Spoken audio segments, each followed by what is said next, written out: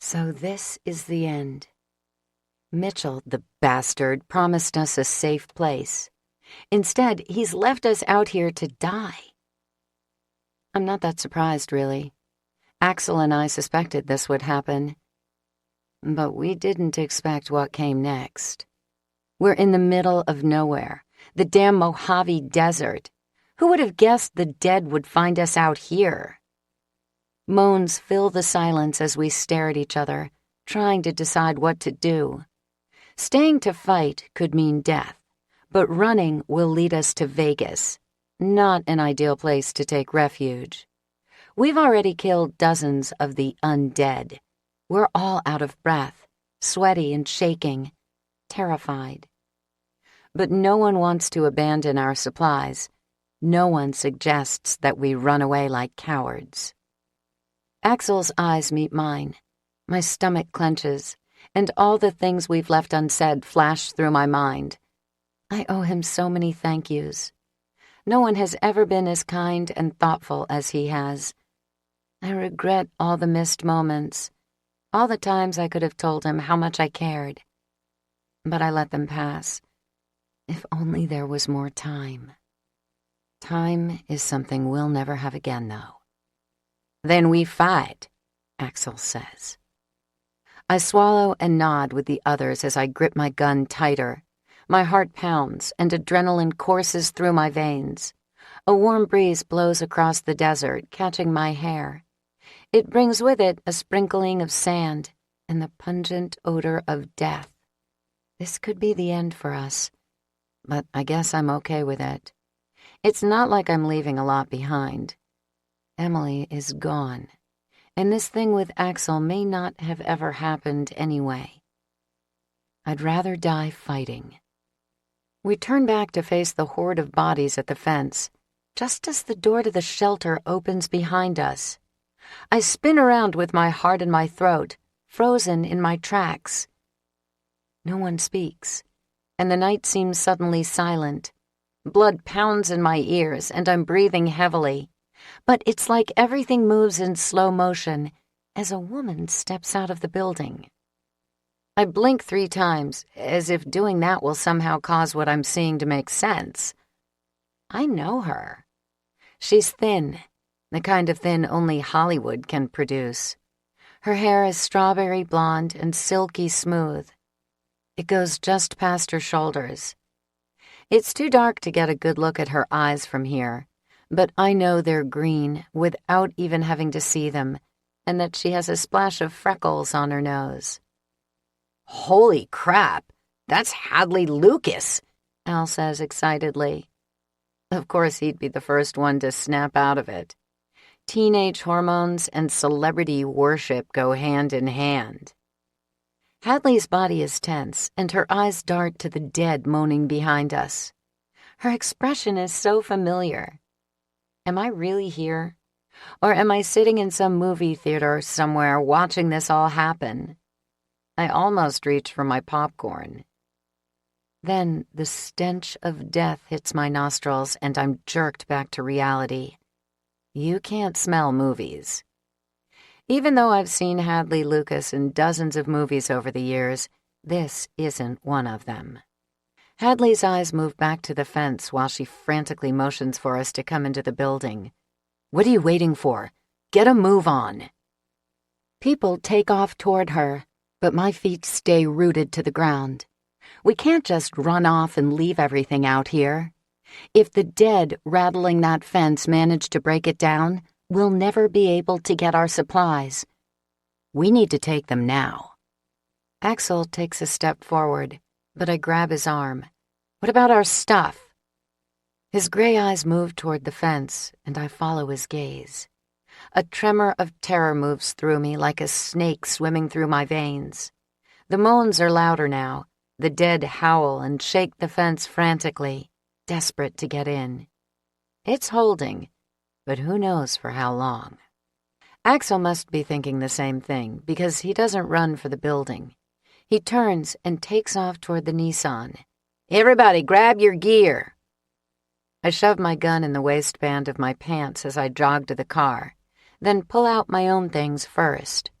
I toss them over my shoulder to free up my hands. I want to be able to carry more. The bags I grab are full of weapons, so they're awkward and heavy. The nylon straps dig into my arms, but I do my best to ignore it. We need to get as much in as possible before that fence collapses.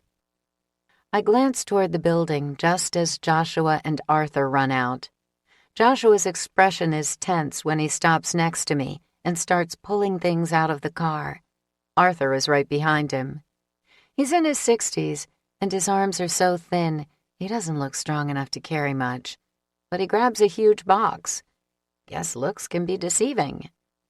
Joshua flicks his brown hair out of his face, and his eyes meet mine. He gives me a smile that doesn't reach his eyes, then grabs a few bags out of the Nissan. Sorry it took so long. The smile I give him is strained but genuine. I'm too relieved the door is actually open to complain. Does he really think any of us could blame him? When Joshua went inside with that asshole, we had no reason to think he would be able to get the door open. But he did. Whether it took minutes or hours, he worked a miracle in my book. Don't apologize. I grimace when the nylon straps shift on my arm. It's like getting rug burn. I'm so happy to see you that I'd kiss you if my arms weren't full. Joshua flashes me a real smile, and we head for the shelter. Moans from the dead follow us into the small concrete building. Everyone huffs and puffs from exertion, like the big bad wolf trying to blow the house down. We all barely fit with our bodies loaded down with boxes and bags of supplies, and we bump into one another as we try to squeeze in. I should be relieved when the door shuts, cutting off the sounds and smells of the dead. But it's stiflingly hot and a tight fit. So many people bang into my arms and legs that I'm sure I'm going to be covered in bruises. I'll be alive, though. That's the important part. The door leading into the shelter is wide open, and Hadley Lucas stands next to it. I'm one of the closest people to her. She smiles, revealing those famous dimples, and actually takes 2 bags out of my hands before heading down the stairs. I didn't expect a Hollywood star to come to my rescue today, or ever for that matter. The stairwell is narrow and awkward to maneuver with an armful of bags. I'm right behind Hadley, and the footsteps of the others echo on the stairs at my back. No one talks. The panic and exhaustion from before hangs over us like a mushroom cloud. I haven't been able to completely relax yet. Maybe I'll never be able to relax.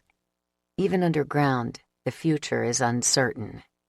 We'll always feel trapped and cornered as long as those things are out there, waiting to rip into us.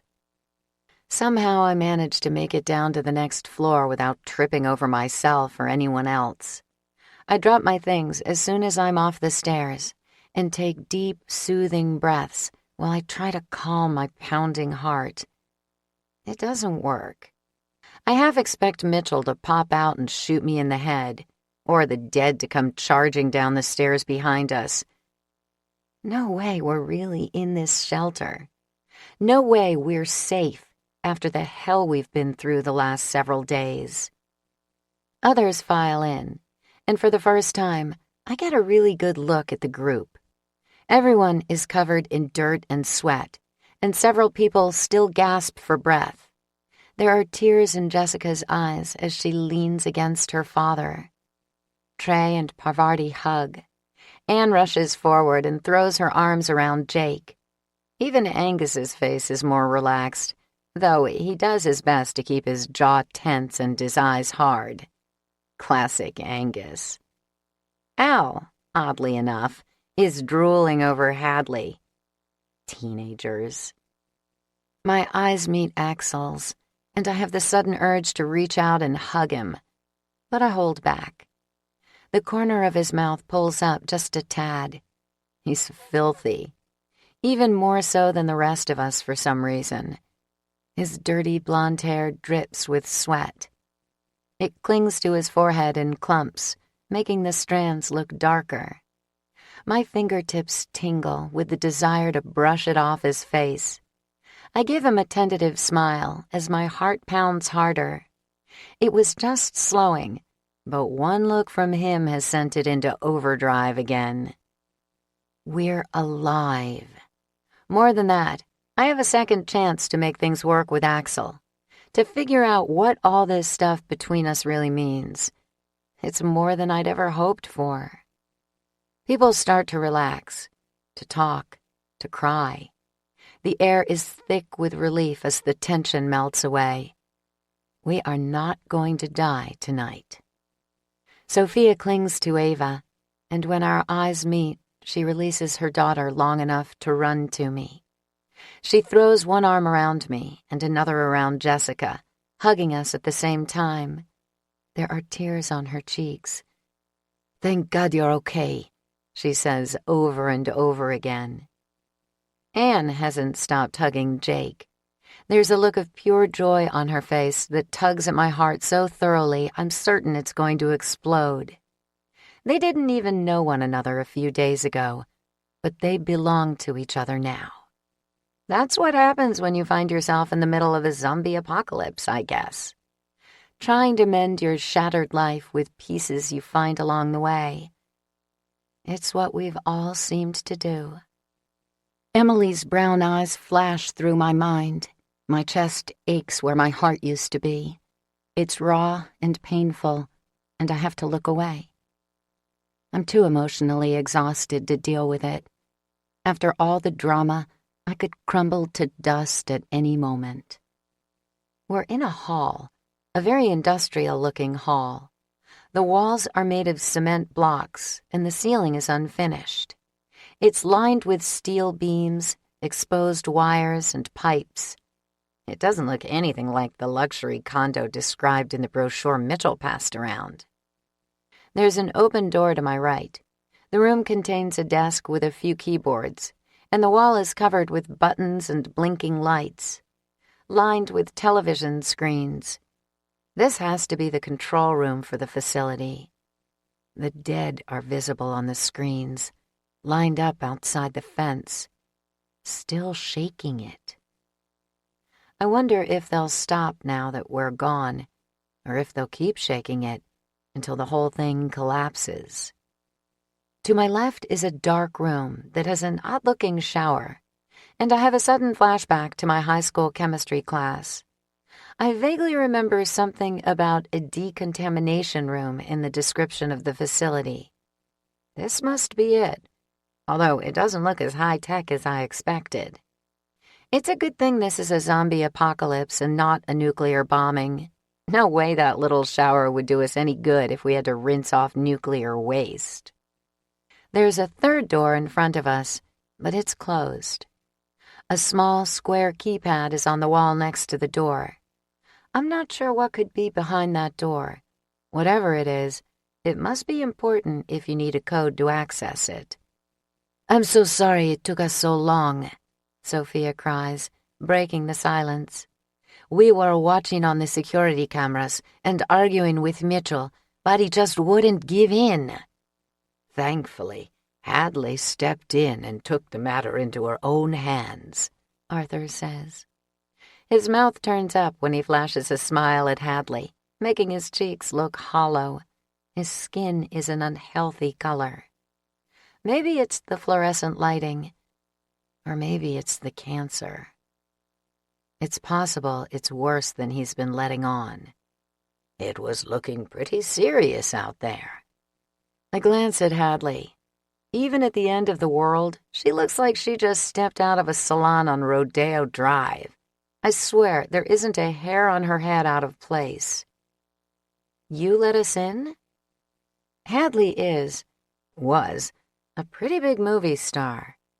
I never would have pegged someone from Hollywood as being all that compassionate, especially not her. To be honest, I was never a big fan of her or her movies. Something about Hadley always rubbed me the wrong way. It's odd being face to face with her, now that the world as we knew it has come to an end. I'm not going to just stand by while people get killed. she says flatly, arching a perfectly sculpted brow at me. Her sparkling green eyes narrow on my face, and I squirm. It's like she can read my mind. What about Mitchell? Winston asks. Hadley rolls her eyes and cracks her knuckles like she'd love nothing more than to punch him in the face. That prick can go screw himself. This place was made to sustain 50 people for 5 years. There were 4 of us before he got here. I think we're going to be just fine. Her tone is blunt. Oddly enough, it reminds me of Axl. Maybe she isn't the entitled bitch I've always imagined her to be. He around? Angus asks, trying to sound casual. His face is hard and his jaw tightens. He cracks his knuckles just like Hadley did, and I find myself smiling. When it comes to Angus, I feel bipolar, constantly going back and forth between hating him and finding him amusing. I guess he's the kind of guy that grows on you. Of course, he's such a prick, there's no way those old feelings will ever go away. I can't imagine being with him for more than an hour and not wanting to kick him in the balls. Hadley's laugh is an oddly familiar sound. It takes me back, and once again, I feel like I'm in a movie theater. That's something I'll never get to experience again, though. He ran to his condo to hide. I think he was a little scared of what would happen when you guys got in here. Angus runs his hand over his short brown hair and grunts. I'm 100% positive Mitchell was right to hide. Angus would beat the shit out of him if he were here right now. Mitchell better hope he doesn't bump into Angus when the 2 of them are alone. A man steps out of the control room to my left. He leans against the doorframe while somehow managing to stand tall, shoulders back, head raised. He's average all around. Average looks, average height, middle-aged, brown hair and brown eyes that leave little to no impression. The kind of person you meet and forget in 10 minutes' time. He doesn't appear high class like Mitchell and Hadley. Before I even see the company logo on his polo shirt, I know he's an employee. Something about the authoritative way he carries himself. This is James, Hadley says. He worked for the company that built this place, hitched a ride here with the helicopter pilot right at the end to make sure everything was ready for inhabitants. Of course, the pilot got sick and couldn't get him back out. She shrugs like it's no big deal, but her eyes give her away. They're full of sadness and pain. She's not that great of an actress. Well, I guess I should give you all a tour. Feel free to leave your things here and come back for it later, or take it with you, whichever you feel more comfortable with. I can't fight back the smile that spreads across my face when I grab my stuff and sling it over my shoulder. I don't bother with the guns and other supplies I carried down. We can fool with them later, after we've all had a shower and a little rest. Hadley leads the way, talking over her shoulder as she heads toward a set of stairs that descend even further underground. There's plenty of space for everyone since most of the condos are empty. There are 1, 2, and 3-bedroom units, so we'll just split people up as we go down. Luckily, James was able to locate the master key. They're all stocked with food from the company and clothing from the owners, so I guess it's finders keepers now. She pauses for a moment and shrugs without looking back. I'm right behind her, and even though her voice is even and steady, there's a slight droop in her shoulders. This is affecting her more than she wants to let on. Al's right on Hadley's tail, and I'd be shocked if his eyes weren't glued to her ass. But when we step into a much nicer room that has a few desks and computers, Al actually manages to rip his eyes away from the walking wet dream in front of him. The kid was a computer nerd or something in his school, so he's been dying to get his hands on one. Looks like he's in luck. Hadley pauses long enough to point toward one of the computers. It looks expensive. Not that I would know anything about that. The trailer park I grew up in didn't have Wi-Fi, and when I ran out on my dad, a computer wasn't really a priority. This is the media center that has all the computers and stuff, Hadley said. Not that it matters much anymore. There's no internet or anything. Al's face falls, and he stares at the computers like his puppy just died. He doesn't even move when Hadley starts walking again. Poor kid. Guess I'll have to find something else to occupy his time. Maybe Angus can give him one of his penthouse magazines. Hadley heads down a poorly lit hallway that ends in a decked-out common area. There's a fully stocked bar to the right and a pool table in the center of the room. Couches and chairs are arranged on the other side, gathered around a few coffee tables. Everything is sleek and modern, expensive. It's decorated in bright reds and blues that were probably intended to combat the gloom of being underground. Here's one of the shared spaces. The theater is through that door over there. She waves across the room to a set of double doors. They're open, and the room is dark, but I can just make out a few cushy-looking leather chairs. There's a pretty decent selection of movies, it looks like. Plus, I'm sure you'll find more in the individual condos. People brought all the necessities for the end of the world. Her tone is biting, and she rolls her eyes just a little when she says it. Hadley sounds oddly sarcastic for someone who bought one of the condos. Maybe she's just bitter? Or maybe she never really thought she'd need the place, and reality is a lot scarier than she'd expected it would be. It could be dozens of things. The end of the world brings about a whole range of emotions. It's not like I can really blame her for being upset about the turn of events. She shakes her head and turns toward the stairs. There's an elevator, but no way we'd all fit inside. I follow her without a word. Not that I could get one in. She doesn't stop talking for even a second. The next level is split in two. Half is a clinic and the other half is set up as a classroom. You'll be able to find books there, too, if you need something to read. Levels 3 through 11 are living quarters. You'll find the pool and gym on 12.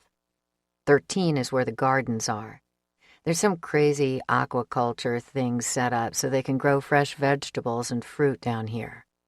I'm not even going to pretend to understand it. She reaches the next level and stops, then turns to face us.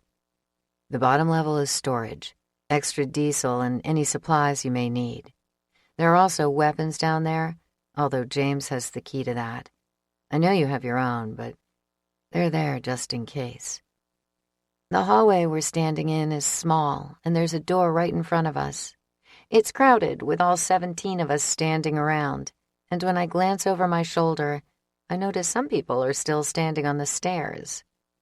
Okay, so I'm on this level, and I'm all alone in a 3-bedroom condo. It's ridiculous and lonely, and I think a roommate would be great. Any volunteers? I look around, and my eye catches Axl's. It hadn't occurred to me that we wouldn't be together until now. We've been sleeping side by side for what seems like years. Would it be presumptuous to think he wanted things that way? We've only kissed once, back in San Francisco when Emily was with us. He wasn't too thrilled about it the next day, though. He even said some harsh things about women attaching themselves to him just to get through a rough patch. I don't want to be that woman. I'm stronger than that. At least, I always thought I was. I tear my eyes away from Axl and step forward. I'm alone. A roommate sounds nice. Hadley smiles, and my stomach does a flip-flop. Yikes. I'm going to be living with a movie star. No, she's not a movie star anymore. She's just like me now. Only she may not know it. What if she's a bitch? Guess I can always move out. With Axl. Great. You can go on inside and make yourself at home if you want. I'll be back as soon as everyone is settled in. The smile lights up her green eyes, and her shoulders ease a little, like she's relieved. Maybe living with her will be okay. How bad could it be? She seems friendly enough, and she sure stuck out her neck for us with Mitchell. My insides settle just a tad. That sounds great. The words come out in a whoosh, along with a relieved exhale. She gives me one last smile before heading further underground. Almost as an afterthought, she calls over her shoulder. The door's unlocked. My stuff is in the first bedroom. Take any of the other two. People smile as they walk by and pat me on the back and the arm. Everyone is so much more relaxed than we've been since we met. All the tension is gone, replaced by exhaustion. We're all going to sleep soundly tonight. Axl hangs back, and I shift from foot to foot while the others disappear down the stairs. My heart is in my throat as I wait for him to talk. Is he going to ask why I'm not coming with him? Doesn't seem like something he would do, but it's possible. Do I want him to? Yes. Yes, I do. I want him to admit he has feelings for me so I can finally get mine out in the open. You doing all right? He says once we're alone. He's referring to Emily. My stomach tightens and the hole where my heart used to be aches. I have to look away for a second. Talking about this sucks. Why can't we just forget the past? My daughter. She was such a brief part of my life, in and out almost before I could adjust to her being here. Why does it hurt so badly then? Oh, yeah, because I failed to protect her when she needed me the most. She was the first casualty in our group, the first one to get bitten by one of the dead and turn. Axl held me back while his brother, Angus, shot her in the head. He had to do it. I know he did. If he hadn't shot her, she would have attacked us. Knowing that didn't make it any easier to watch, though. No, I whisper, trying to blink away the tears that sting at the back of my eyes. Maybe I'll never be, but I'm going to try. He purses his lips like he always does when he's thinking things through. The fluorescent lights are bright, and the scar on his face is more visible than usual. It goes from the bottom of his chin almost all the way to his bottom lip, a mark left behind by his abusive mother. One of the many things we have in common. Trailer parks and abuse, abandonment and rough lives. We're so alike, he and I. Get some sleep, he finally says, drawing the words out. There are miles and miles of space between those words. I nod and swallow against the lump in my throat. It isn't easy, and it reminds me of when I was sick not that long ago. My throat was so swollen from strep. Axl was so gentle when he took care of me. My body aches for him.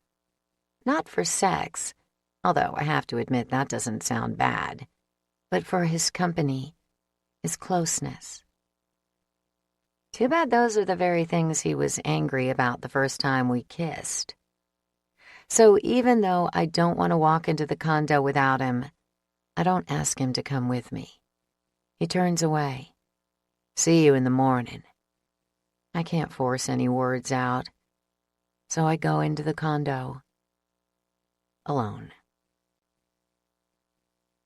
2. The condo is the most luxurious place I've ever set foot in. Odd how it took the end of civilization to get me out of the low-class life I've always lived. Away from trailer parks and run-down apartments. It doesn't seem right or fair. Of course, I was never under any delusion that life was fair. My curiosity wins out over my exhaustion, and I walk through the condo to check it out. The entire building is circular, so the outside walls are rounded. It almost feels like a dream, like the tunnel vision that sometimes accompanied my dreams of Emily. Just like the common area, the furnishings are fashionable and modern, but the decor in here isn't as bright. The condo's decorated in warm, neutral colors. Hardwood floors run throughout the living room and kitchen, which is equipped with stainless steel appliances and granite countertops, something I've only seen on TV. I find the first bedroom and peek inside. Hadley's stuff is strewn about the room. She's clearly not a neat person. But it still looks rich and expensive. The second bedroom is just as nice, but much smaller. I don't care, though. I'm exhausted, and all I want to do at this point is shower and crawl into bed. I strip down right in the middle of the bedroom and stand there naked for a moment while I try to decide what to do. All my clothes are dirty. Hadley's comment about clothes in the condo comes back to me, and I open the dresser. It's full, and everything still has the tags on. Bras, underwear, and silky pajamas that no one could possibly need when the dead are banging on your front door. All there just waiting for me. Will Hadley mind? My fingers brush against the elegant lace thongs, and I shrug. Who cares? I'm filthy, and all I want is to put on a clean pair of underwear and get in bed. So I grab a pair, along with a pink nightie that is a lot less over the top than the other stuff in the drawer, and head to the bathroom to get clean. When I open the bathroom door after my shower, I almost bump into Hadley. "Hey," she says with a friendly smile. "I realize I didn't even get your name earlier." "Vivian," I say, playing with the lace hem of the nightie. Is she upset I took it? She doesn't seem to be. The smile on her face is warm and open, and she's barely even glanced at the clothes. "I'm sorry, I borrowed some things from the dresser. I hope it's okay. All my stuff was dirty."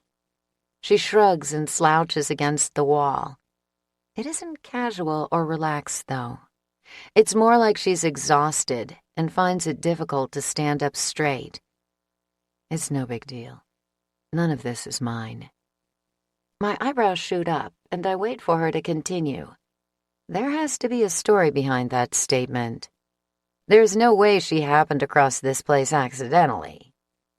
For a few seconds, she's silent. She leans against the wall and stares at the floor. Her lips are pulled into a hard line, and her eyes blink rapidly. Jennifer Swanson was my best friend. The name has a familiar ring to it, but I can't quite figure out why. Swanson. Right. The blonde, curvy actress who was constantly on the cover of tabloids. She was a paparazzi favorite. She bought this place, and this is all her stuff. Hadley laughs a little, but it isn't a happy sound. It's sad and strained. She was convinced the world was going to be destroyed by global warming. Damn zombies. Anyway, when she got sick, I stayed and took care of her. My family was already gone by then. Ohio got hit pretty early on, so I didn't have anywhere else to go. When she got close to the end and realized I was going to make it and she wasn't, she told me the code and who to call for a ride. I was the last one here. The helicopter pilot was already sick when he picked me up. I was terrified he'd die before we made it.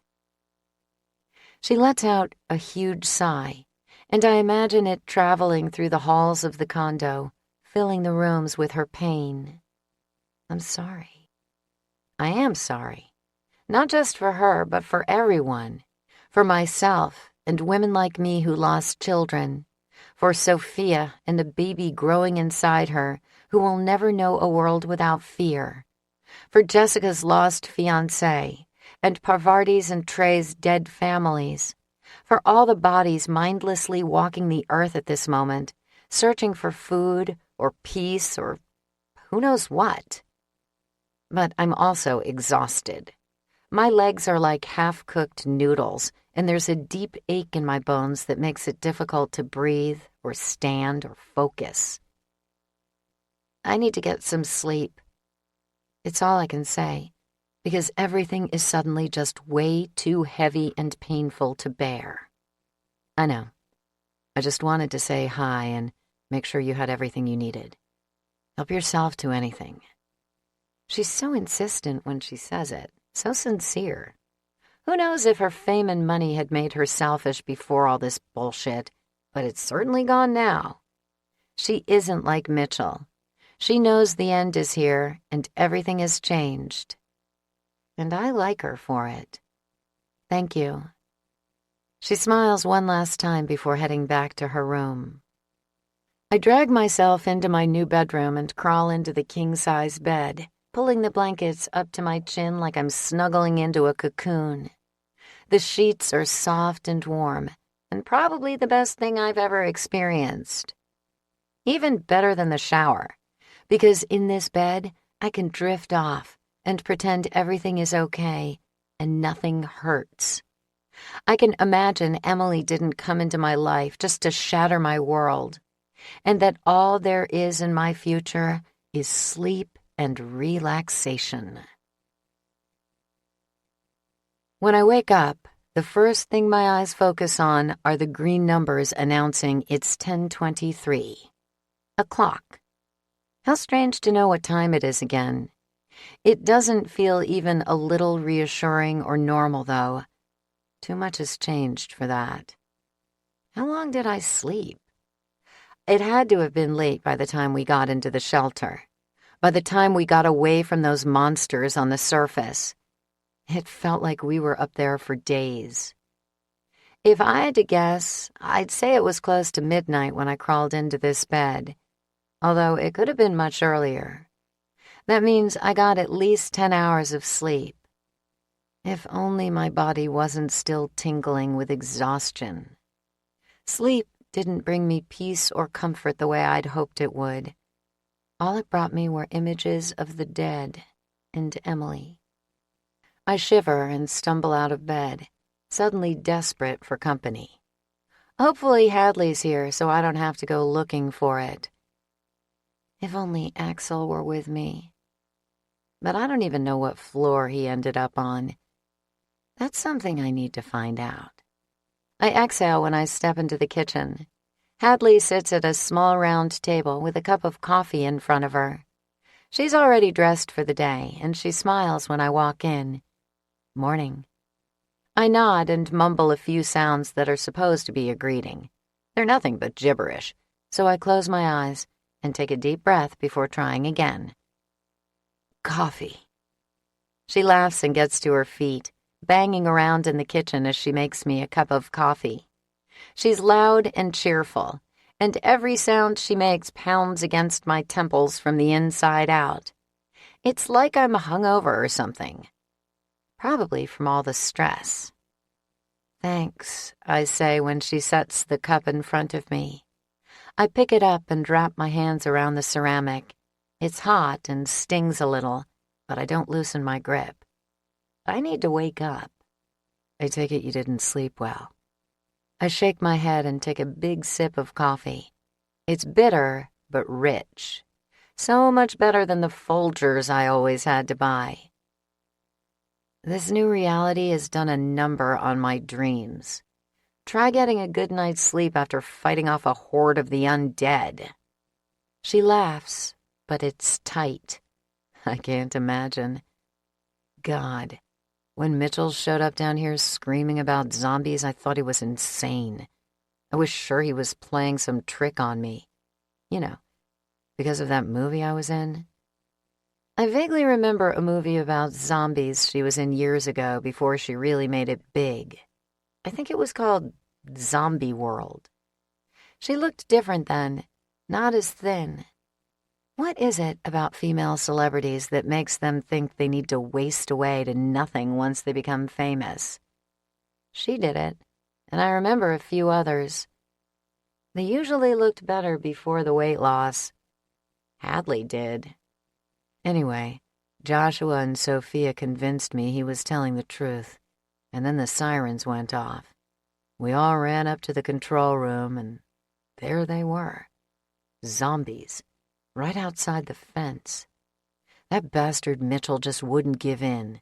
What kind of a person leaves others to die when they have the ability to save them? You'd be surprised, I mutter. I grew up with a mom who abandoned me, and a father who beat the shit out of me whenever things didn't go his way.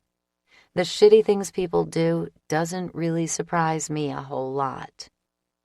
Hadley's mouth pops open in surprise. She's going to ask questions.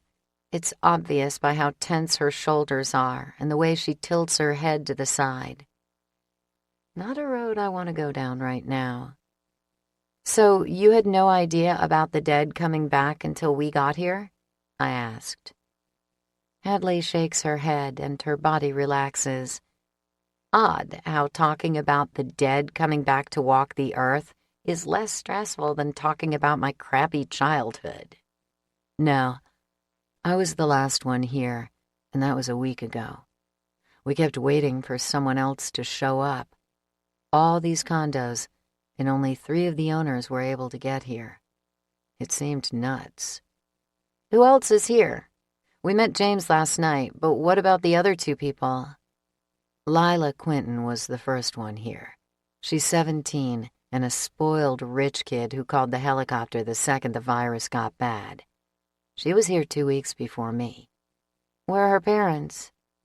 They were in Europe and couldn't get a flight home since all travel was suspended. The last time she talked to them, the virus had just broken out there. That was right before I got here, before the internet went down.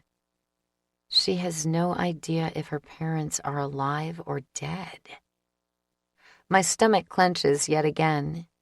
Must be awful to be a teenager at the end of the world and have no idea where your parents are. Nope.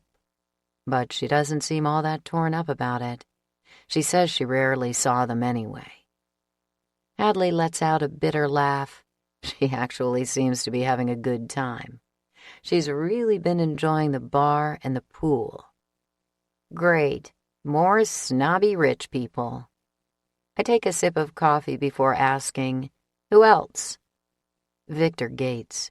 He's a doctor from Beverly Hills, only not the useful kind like Joshua. A plastic surgeon to the stars. He's the person everyone went to when they needed a little Botox or a facelift. He's a nice enough guy, but his wife died, and I think he's a little depressed. Who isn't? She lets out another big sigh. I'm glad you all showed up, to be honest. I would have let you in regardless, but the thought of being stuck down here with these people for the next 5 years was starting to make me depressed. I laugh and shake my head in amusement. Just give her a few days with Angus and we'll see what she has to say then. Maybe you should get to know us before you say that. We've got some interesting people. Hadley leans forward like she's telling me a secret. Like the Redneck brothers. The older one offered to keep me company if I got lonely. I'm not going to lie, it wasn't even a little tempting.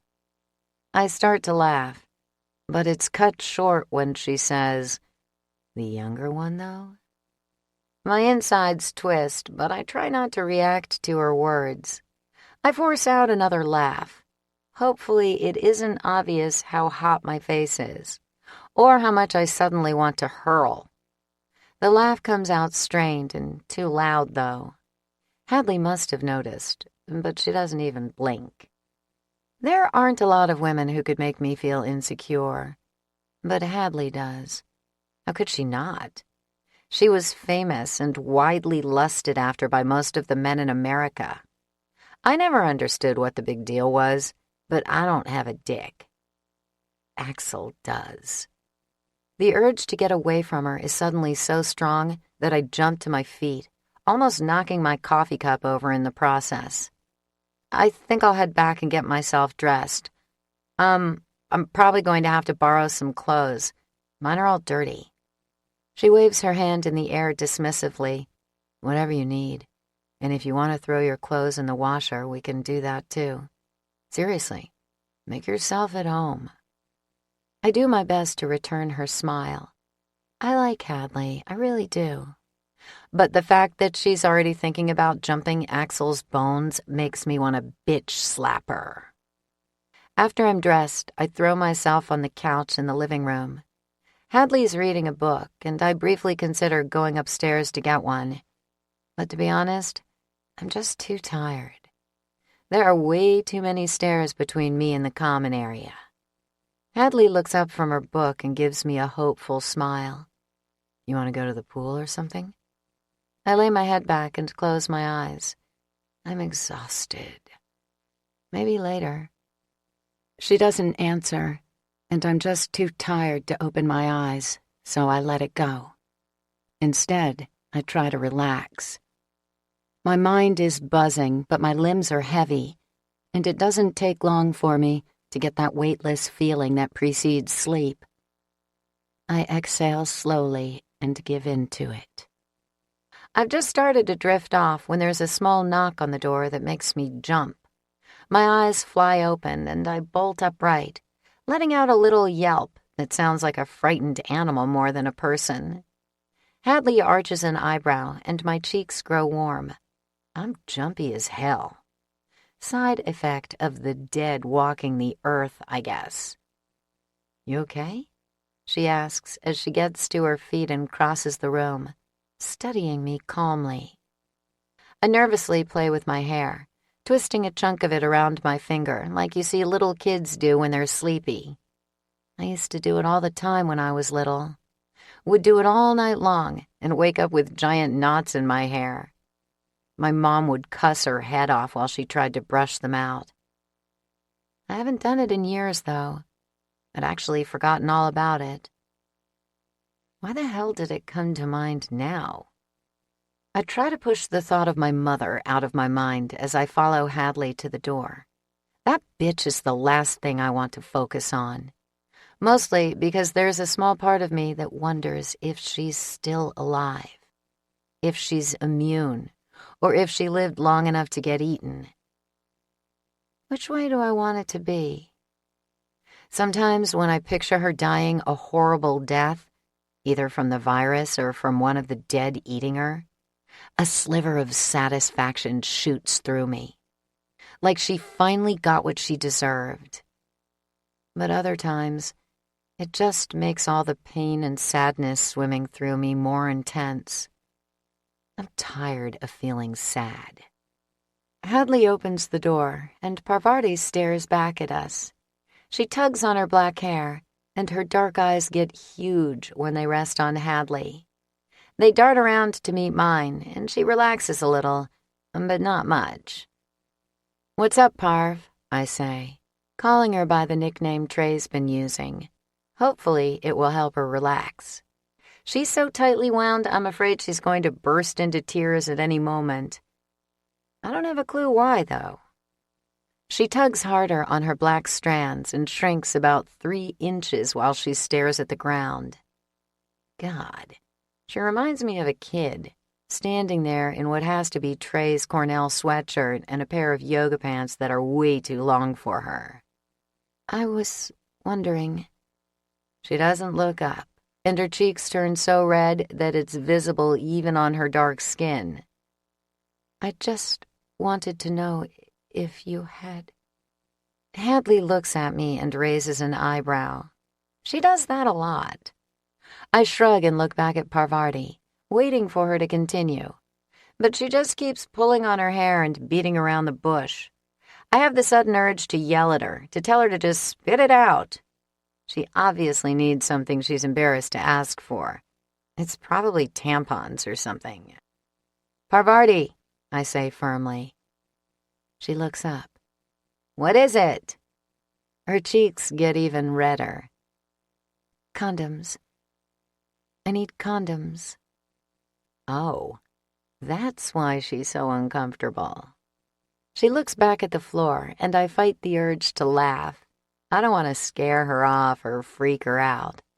I take a deep breath and work on keeping my voice level. You don't have to be embarrassed to ask for condoms, Parv. It's not a big deal. She looks up and finally smiles. It's still strained. I just hate announcing to the world that I'm going to have sex. It's not really how I imagined my first time. My mouth drops open, and her cheeks get even redder. I'm not sure if it's because of my shocked expression or the little sound of surprise that popped out of Hadley's mouth. I force my mouth shut and take a deep breath. First time? You mean for you and Trey, or... She shrugs and kicks at an invisible ball on the floor, making her look even more like a child. Both. Trey and I. We didn't really get much of a chance before now. Sleeping in the motel with Angus, being on the road with you guys, just finding out our families had died. It never really seemed like the right time, you know? I do know. Axl and I actually had the chance, more than once, but the timing sucked. I'm not really surprised she never did it before either. She always struck me as the type of girl you'd find at the library on a Friday night, more than the type you'd catch doing keg stands at a frat party. Don't sweat it. You don't need to be embarrassed. We're not going to tell anyone. I look over my shoulder at Hadley, who nods in agreement. You got any condoms? She shakes her head but turns toward the bathroom. I doubt it, but I'll check. She walks away, and I cringe inwardly. There's one place I can find condoms for sure, but I don't want to go down that road if I can avoid it. Hopefully, Hadley finds some. I want to help Parvati out. Lord knows the girl deserves to get laid after surviving the end of the world. But asking Angus for condoms would really suck. Hadley's back in less than a minute, empty-handed and frowning. I turn back to Parvati, who looks like someone just killed her dog. Shit.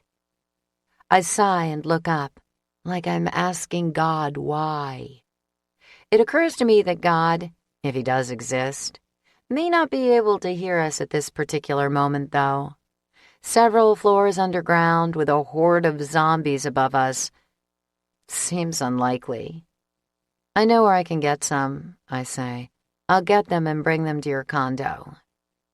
When I look back, Parvati is actually smiling. The first genuine smile I've seen on her face since we met. It almost makes the task of going to see Angus endurable. Almost. What floor are the redneck brothers on? I ask Hadley. 11. I return Parvati's smile as I head to the elevator. She's right on my heels. I'll bring it to you. What floor are you guys on? There's no way in hell I want her going with me to ask for condoms. Exposing her to Angus right now could scar her for life, and she may never end up losing her virginity. We're on 5. I tense up the second we step into the elevator. What's causing me more anxiety? Asking Angus for condoms or seeing Axl? After Hadley's comment and my insane reaction, I really wanted some time to figure out what to say before I see him again. Guess that isn't going to happen. Parvati hops out at 5, practically skipping, and I ride the elevator down to 11. It seems to take forever. Being claustrophobic down here would suck. Normally, I'm not even a little concerned about tight spaces. But even I get a little antsy when I think about being so far underground. When the elevator stops, I step out. There are 2 doors on this level, one to my right and one to my left. I have no idea which one the brothers are in or who might be in the other, so I decide to play eeny, meeny, miny, mo. My finger stops on the door to my right. I knock and cross my fingers. Angus answers, and I let out a sigh of relief, even though my body tenses at the smile on his face. I don't remember asking for a booty call, Blondie, but if you insist. He wiggles his eyebrows, and his smile widens. Of course, he's staring at my chest. Damn fake boobs. They were an asset in the club, but now that the world is over, they may end up being a liability. In your dreams, Angus. He opens his mouth to say something that I'm sure would make me gag, but I don't give him a chance. I came to get some condoms. I know you have them. Angus purses his lips and leans against the door frame. You hooking up with somebody? Irritation prickles up my spine, and I press my lips together, fully intent on not answering him. I don't want to give him the satisfaction. But my eyes go past him to where Axl is standing, his shoulder resting casually against the door frame. His gray eyes are expressionless as he watches me, waiting for me to answer. The words come out before I even have a chance to think about it. They're not for me. Who they for? Angus doesn't make a move to get them. Even though we both know he has some, we took them when we were at Walmart stocking up on supplies, before we even knew about all this undead nonsense. None of your business. Someone was looking for them, and I said I knew where I could get them. Angus frowns, and his eyes narrow. Can't help ya. Lost 'em, he replies, just as Axl pushes himself off the wall and says, I'll get 'em. Angus spins around and glares at his brother, but Axl just shrugs and turns away. He heads through the doorway he was just leaning against. I smile at Angus when he turns back to me. He glares at me, like he's ready to wrestle me for the condoms. He'd just love that. Axl comes back with the box and holds it out. Before I can take it, Angus rips it out of his hand. Don't give 'em all to her. He tears the box open and pulls out the string of packets, ripping a few off and tossing them my way. They hit my fingertips and bounce off, almost falling to the floor. I managed to save them, though. Once they're safely in my hand, I look down. 3. He gave me 3 condoms. I look up at Angus with a teasing smile on my face. I can't resist. Seriously? 3 condoms out of 24? You must really think the end of the world is going to get you lucky. He isn't one to be deterred, though. He smiles right back and stuffs the remaining condoms in the box, puffing his chest out as he raises his head. Never know. Women might start getting desperate real soon here. Want to be prepared. He wiggles his eyebrows again. I laugh, despite myself.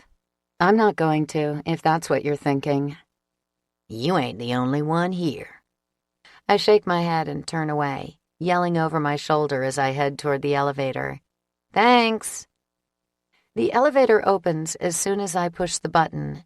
I walk in and push the button for 5 before leaning back against the wall. Just as the door starts to slide shut, Axl ducks in, casually. His expression is blank, and he's just as laid back as always as he pushes the button for the pool. Going swimming? He nods while his eyes sweep over the numbers. They focus on the small number 5, lit up on the control panel. He clears his throat, trying to act more casual than usual. Trey and Parvati? Did you think I was lying? He looks down, and something flashes in his stormy eyes. That's it. I hit the nail right on the head. He got in the elevator so he could see where I was going, because he didn't believe me. An odd sense of pleasure surges through me, and I have to resist the urge to smile. It takes a lot of effort to maintain a straight face. The muscles in my mouth twitch. You going to swim in your clothes? He looks down, and his cheeks turn a little red. I caught him. I almost laugh. He clears his throat and meets my gaze, just as cool as always. Don't like to swim. Just thought I'd check it out. The elevator dings and the door slides open on the 5th floor. I step out. Sounds good. Maybe I'll head down there after I drop these off. I hold up the condoms and give him a flirty smile. If you decide to make use of the ones Angus kept... I time it so the door shuts before I can finish the sentence. I didn't get to see the expression on Axl's face, but I laugh anyway. I pause outside the condo door and stare at the 3 condoms in my hand. 2 should be good, right? We can find more.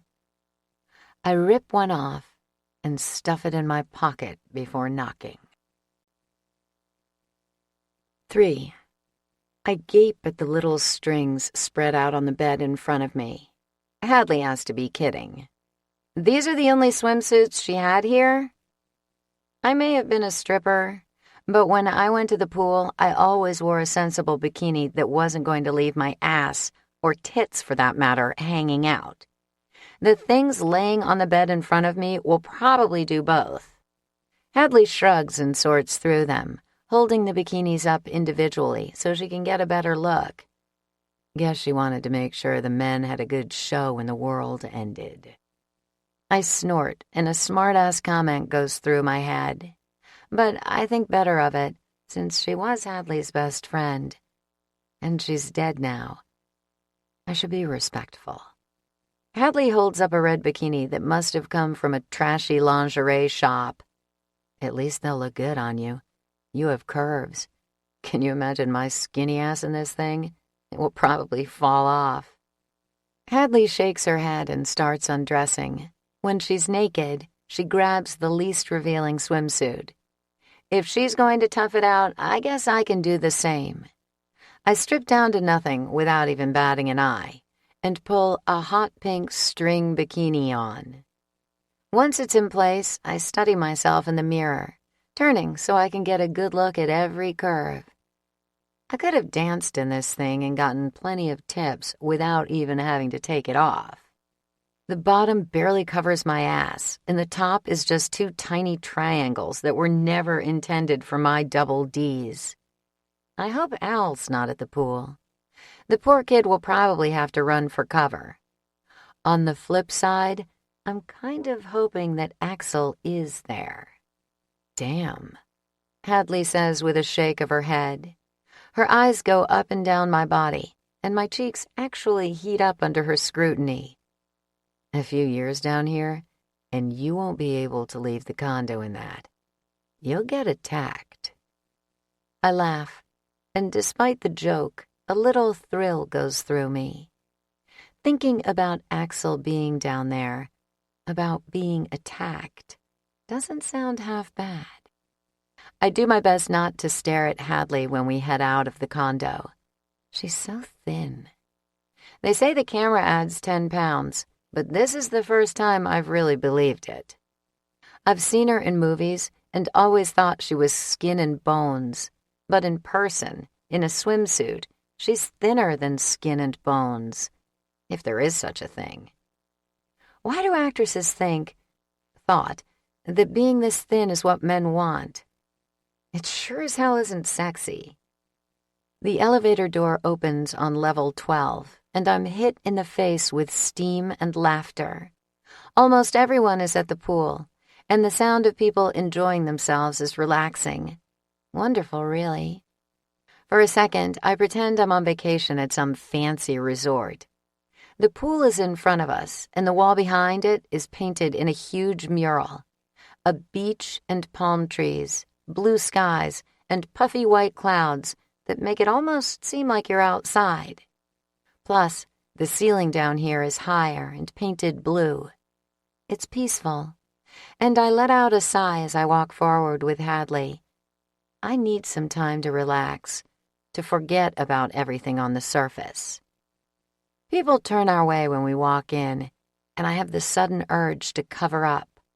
Their eyes bore into me, and it makes me want to run back to the elevator. I'm not used to being self-conscious like this. Why am I embarrassed? Being naked in front of other people was what I did for a living.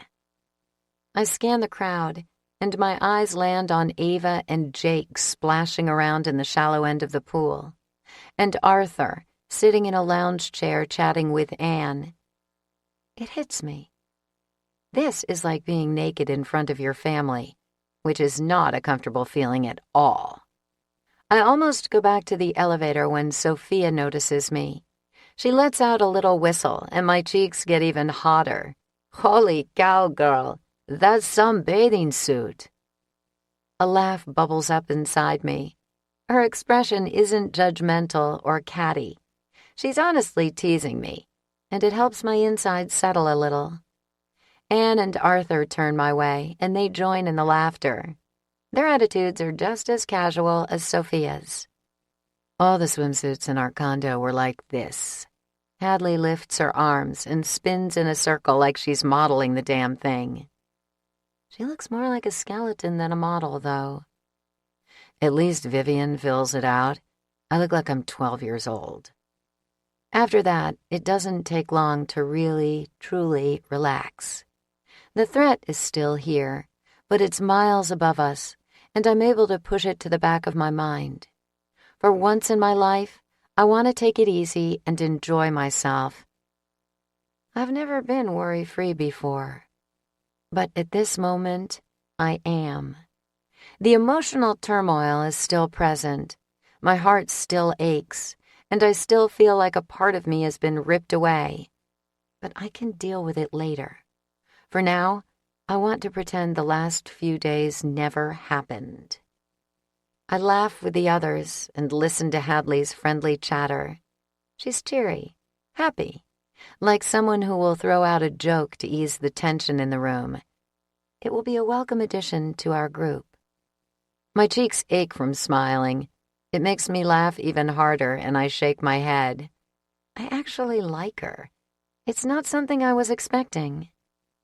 Everyone else seems to like her, too. Sophia and Anne ask her about her life like she's a regular person, and she describes in detail growing up in a middle-class family in Ohio. Then she starts telling us about moving to Hollywood and auditioning for movies, about eating crackers and bologna for dinner while she was waiting for her big break. She makes it all sound light and casual. I constantly have to remind myself that she was rich and famous just a few short weeks ago. It isn't uncomfortable being around her at all. A high-pitched squeal of delight breaks through the air. I look toward the pool to find Eva being thrown around by Jessica and Winston. The little girl giggles and squeals with delight. Jake is next to them. He jumps up and down excitedly with a huge smile on his face. The sight of the kids tears at my heart just a little more. If things had turned out differently, Emily would be here now. She would be splashing around the pool with the other two kids. It hurts too much to think about, and I have to look away. I do my best to tune out the children's laughter as I study the room. There's a teenage girl, who I can only assume is Lila, on the other side of the pool, lying on a lounge chair like she's getting a tan. She's beautiful, even from a distance. Her long dark hair is silky and shimmers under the lights. She has olive skin and the perfect body of a girl who grew up with money, and probably a personal trainer. Al sits in a chair next to her, desperately vying for her attention. I guess he found something to distract him from the lack of computers. Lila plays at being annoyed. She gives him smoldering looks from time to time, but I know teenage girls. She's loving the attention. If she didn't, she wouldn't arch her back the way she is, or adjust her bikini top quite so often. And Al is playing right into her hands, hanging on to every look she gives him. I laugh quietly to myself and turn back to the others. That girl is trouble, and Al is already caught in her web. "What's so funny?" Sophia asks. I tilt my head toward Al and Lila. He's a goner. "She's something else," Arthur says. He looks even unhealthier in this light, like he's inches from death's door. "He's been drooling over her since she came down." Someone needs to teach him how to play it cool. Hadley glances at me and arches a brow. Her eyes sweep over my too small bikini. You should go over and talk to him. I throw my head back and laugh. I can just imagine Al running off toward the elevator, holding a towel over his crotch. He turned about 6 shades redder just from hearing that my boobs were fake. It seems like such a mean thing to do, though. Poor Al, Anne says. If you walked over in that tiny little thing, he'd probably have a heart attack. It would distract him from the she-demon, at least, Arthur says. Even he's grinning at the idea, so it must not be too mean. In fact, getting him away from Lila and talking a little sense into him might actually be nice. He's going to make a fool of himself if he keeps acting like that. I watch Al for almost a full minute, and he doesn't take his eyes off Lila once. At this point, she could probably snap her fingers and he'd do anything she wanted. And she knows it, too. Yes, it would be a very nice thing to distract him from that girl. I'm going for it. Sophia starts to protest, but I shake my head. Just to get him away from her for a few minutes. Someone needs to have a serious talk with him about playing it cool. If he keeps throwing himself at her like that, she's never going to respect him. I like Al too much to let him make a fool of himself. I adjust my teeny bikini as I head to the other side of the pool where Al sits fawning over Leela. When I get closer, I have to resist the urge to roll my eyes. Al is talking about computer stuff, rambling on and on without even pausing to take a breath. He must be a nervous talker, because nervous he is. He keeps biting his lower lip and reaching up to rub the back of his neck awkwardly. He's clearly smart and comes from a nice family, but he must have no experience with girls whatsoever. Al, I call out cheerfully when I'm about 3 feet away from them. Both teens' heads snap up.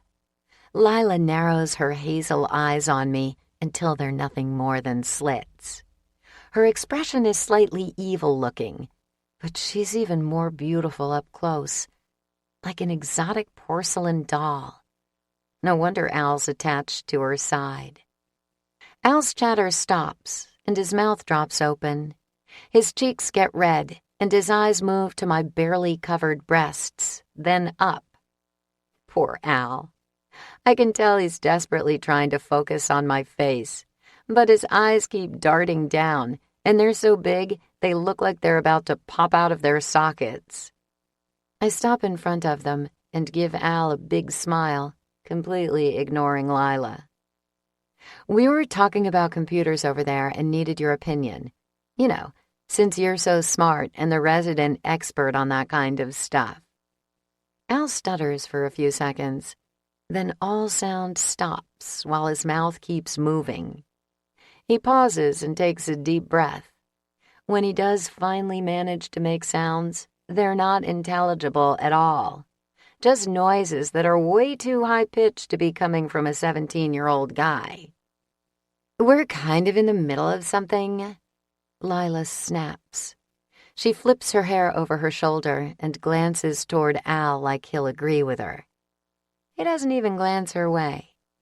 I still don't look at her. I just smile at Al and hold my hand out to him. Come on, you can come right back after you help us. Al reaches out and takes my hand, and I pull him to his feet. From the way he's staring at his hand in mine, I'd guess he has no idea how it happened. He mumbles something to Lila that sounds a little bit like, "I'll be right back," and I pull him toward the others. Kid, you need to play it cool with that girl, I hiss, as soon as I'm sure we're far enough away that she can't hear me. He looks at me with eyes as big as saucers, but still can't manage to get a sound out. Someone else is going to have to talk some sense into him, because he's become a mute around me and this ridiculous swimsuit. I shake my head when we reach everyone else and push him forward. His hand falls out of mine, and I force him into a lounge chair next to Sophia. Tell this kid that drooling all over his snooty pants isn't going to do him any favors. He's speechless around me. Hadley throws herself into lecturing Al on how to get a girl's attention, just as the elevator dings behind me. I turn in time to see Axl and Angus step out. I'd be lying if I said my heart didn't jump a little. Angus isn't in a swimsuit, but Axl seems to be. A red and blue floral thing that doesn't fit his laid-back personality at all. It's so comical and out of place on him that I actually giggle. Angus frowns. Clearly, he isn't thrilled to be here. As usual, Axl's face is expressionless. They stand by the elevator doors for a few seconds, scanning the area, and their eyes land on me at the same moment. Their reactions are totally different, though. Angus grins, and as usual, I can read him like a book. And the story within those pages is a pretty nasty one. Just thinking about it sends a shudder through me. Axl, on the other hand, barely reacts. Something that could be called a smile tugs at the corner of his mouth, but it's so brief, I have a hard time convincing myself it's real. I want it to be. So desperately, it actually physically hurts. But I'm not sure if it is. I walk toward them just as they head my way. My heart kicks up a few notches, pounding against my ribcage like a drum. Angus's eyes move over me like he's trying to memorize every curve, probably storing it away for later. His gaze never quite makes it to my face, but I do my best to pretend I don't notice. When I stop in front of them, a slow smile spreads across Angus's face. His eyes are glued to my tits. If that ain't a fuck-me swimsuit, I don't know what is. I fight the urge to cross my arms over my chest. If I could somehow block Angus from being able to see me while ensuring Axl still could, I'd do it. I didn't pick it, Angus, I say flatly. I had no control over what was in the dresser. And I ain't got no control over the pictures in my head neither, he growls. His voice is thick with so much lust and nastiness it makes my stomach turn. Shut up, Angus, Axl says. He watches me, calmly, quietly. No matter how hard he tries to cover it up, the storm in his eyes is unmistakable. Angus mutters something under his breath and stomps off. I'm not sure where he's going, and I don't care even a little bit, because right now I'm in a safe shelter and Axl is in front of me. I'm half naked, more than half really, and it's obvious by the desire in his eyes that he only has one thing on his mind. Lucky for me, I'm thinking the same thing. The corner of his mouth pulls up a little more, and he tilts his head to the side. So, you was interested in using them condoms? My body ignites from that grin, and his words make the fire rage even stronger. I return his smile and try desperately to hide my eagerness, to play it cool. He can tell, though. I know he can, because he takes a step closer to me.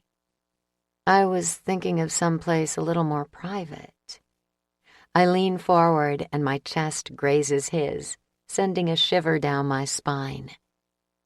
But I don't want to rush things. I want to draw out the anticipation and have him begging for it before I give in. We've waited too long and been through too much to rush through this. We need to savor it.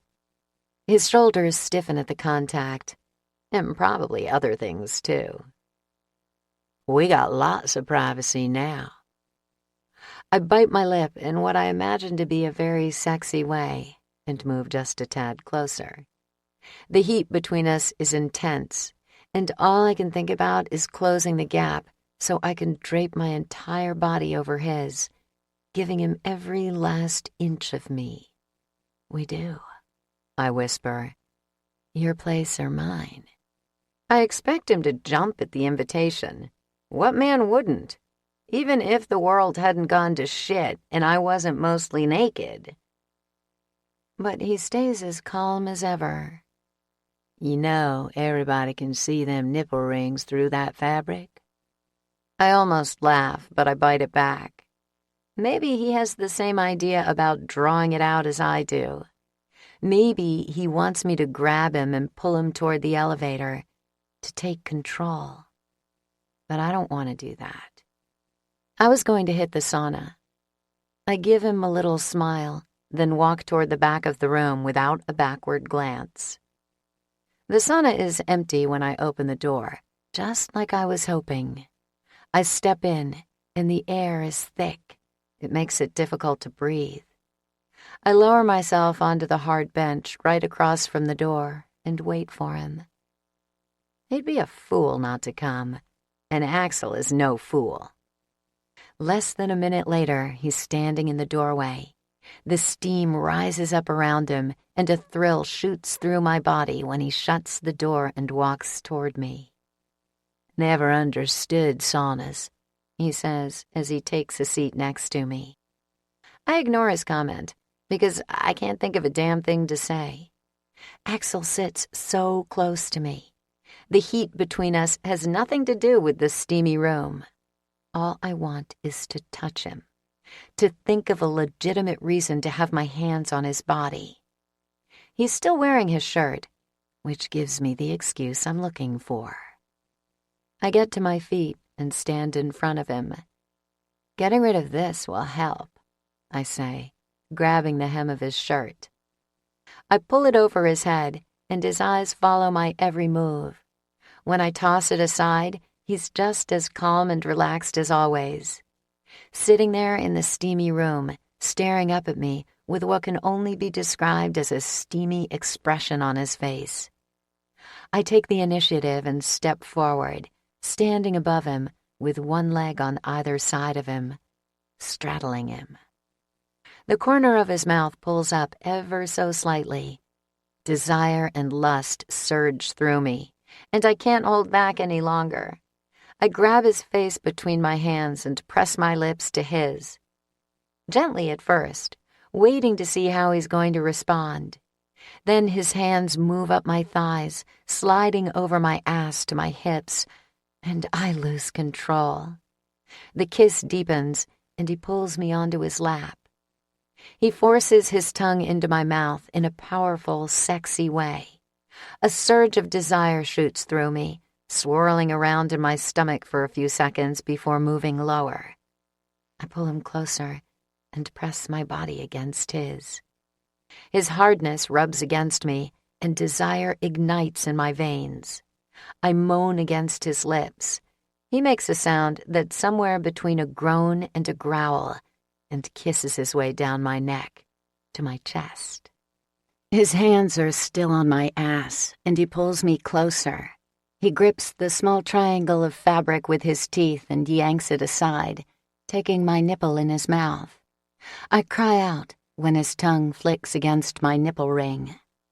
I rake my fingers down his back, just as the door to the sauna opens.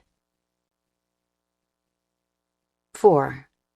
Fuck, Angus growls. We got a room, you know.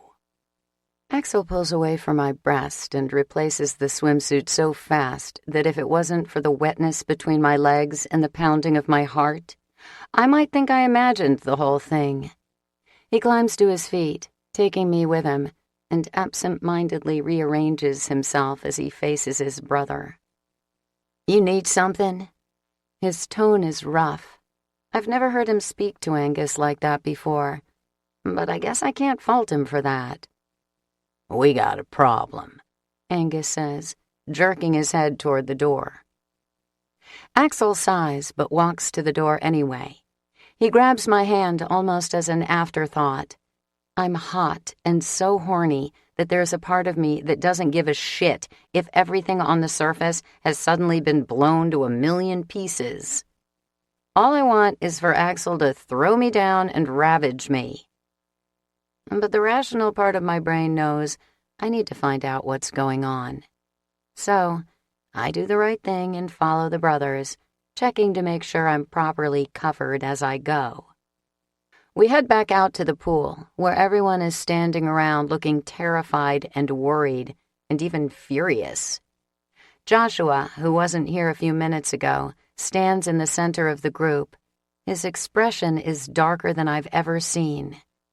There's talking, but it's scattered, clipped and anxious, angry but quiet. Everyone is tense. So tense that my heart suddenly starts pounding for reasons that have nothing to do with Axl's body being so close to mine. "What's wrong?" Axl asks before I have a chance. The muscles in Joshua's face tighten, and he runs his hand through his already messy hair. "I was in the clinic. I wanted to check things out, see if there were prenatal vitamins for Sophia and what kind of meds they had stocked the place with. But I couldn't find anything, not even a bottle of Tylenol." I want to shrug his words off, tell him it's okay, because we took all that stuff from Walmart before the dead even came back. But I can't, because it's obvious by the expression on his face more is coming. And it's worse than a few missing drugs. Axl's body tenses, and he squeezes my hand so tight I wince. I want to tell him to stop, but I'm afraid if he does, I'll start to panic. "What else?" Axl asks. He must realize more bad news is coming. Joshua sighs and pinches the bridge of his nose like he has a headache or something. His shoulders slump, and it makes him look shorter than his actual 6'7". "It got me thinking. The cabinet I got food out of in my kitchen this morning only had a few meals in it. I figured it was no big deal, that there were more in a pantry or closet, or in a storage area in another part of the shelter." He shakes his head, and my heart almost stops. "I searched the entire condo, and then went down to the storage area on the bottom level. Nothing. No extras anywhere. So I came down here to check with everyone else, and found out the other condos are all the same. Almost no food." "He's right," Sophia says. "I noticed it this morning when I grabbed one of the prepackaged meals for breakfast." My stomach tightens, and I grip Axl's hand harder. "How much do we have?" I manage to get out. I'm sure they've talked this through before Axl and I got here, but I need to know how long we have before we starve. "If we gather all the packaged food and ration it, cutting down to 1 or 2 meals a day, we'll have enough for about 2 weeks. Joshua can't even look anyone in the eye when he says it, as if it's somehow his fault. "Okay, but we still have the gardens," Hadley says calmly. "At least we'll have some fresh fruit and vegetables." Joshua nods, but his face is still tense. He's still having trouble meeting our eyes, and my stomach sinks even lower, all the way to the bottom level of the shelter, like it's trying to reach the pits of hell. That's stupid, though, because I'm pretty sure this is hell, or something like it at least. Axl purses his lips, then lets out a deep breath. "But there's more?" This time, I'm the one squeezing his hand so hard that I grind the bones together. Of course there's more bad news. Why wouldn't there be? "The fuel for the generator." Joshua keeps his eyes on his feet. "I don't know without looking at it closely, but there's no way it's enough for 5 years. "What about the wind turbine?" Anne asks. We all saw it when we arrived at the concrete building above ground. A huge white wind turbine about a football field's length away from the fence. It has to be for the shelter. There's nothing else out here. Joshua shakes his head and finally looks up. "No idea. I don't know enough about this thing to even venture a guess, but I do know that the diesel is low. I mean, really low." Fuck! My whole body jerks when Angus yells.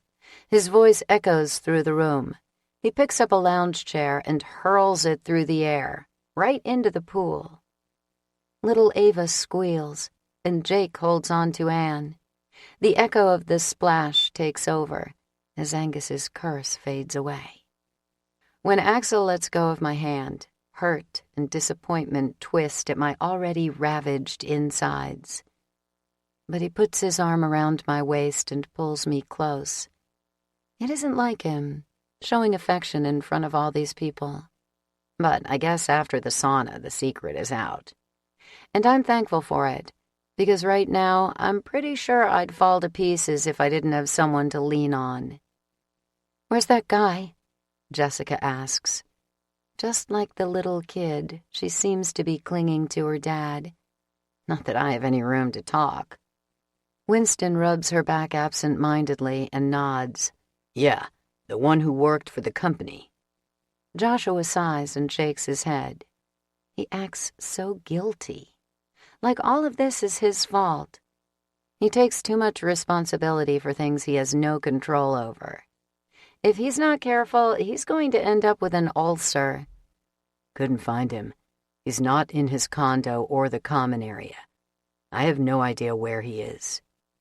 "Did you check the control room?" Hadley asks. Her features are relaxed, unlike anyone else. But she is an actress. Anything could be going through her head. "That's where he usually hangs out. I think it's a comfort to him, feeling he still has a job to do." Joshua shakes his head and people immediately head to the elevator. But we can't all fit. Only 6 or 7 of us will be able to squeeze in there at a time. We're 12 levels down and I don't want to take the stairs. Or get left behind. I pull away from Axl and grab his hand so we get to the elevator at the front of the pack. We make it in, and I find myself squeezed in the back corner, with Axl pressed firmly against me. Angus is here, along with Hadley, Winston, and Joshua. None of us talk as the elevator moves up. I'm not even positive any of us are breathing. We find James in the control room with his eyes focused on the screens. There are bodies outside still, hanging around the fence. They aren't shaking it anymore, but they haven't given up completely. Their presence suddenly makes me feel even more claustrophobic than being 12 stories underground did.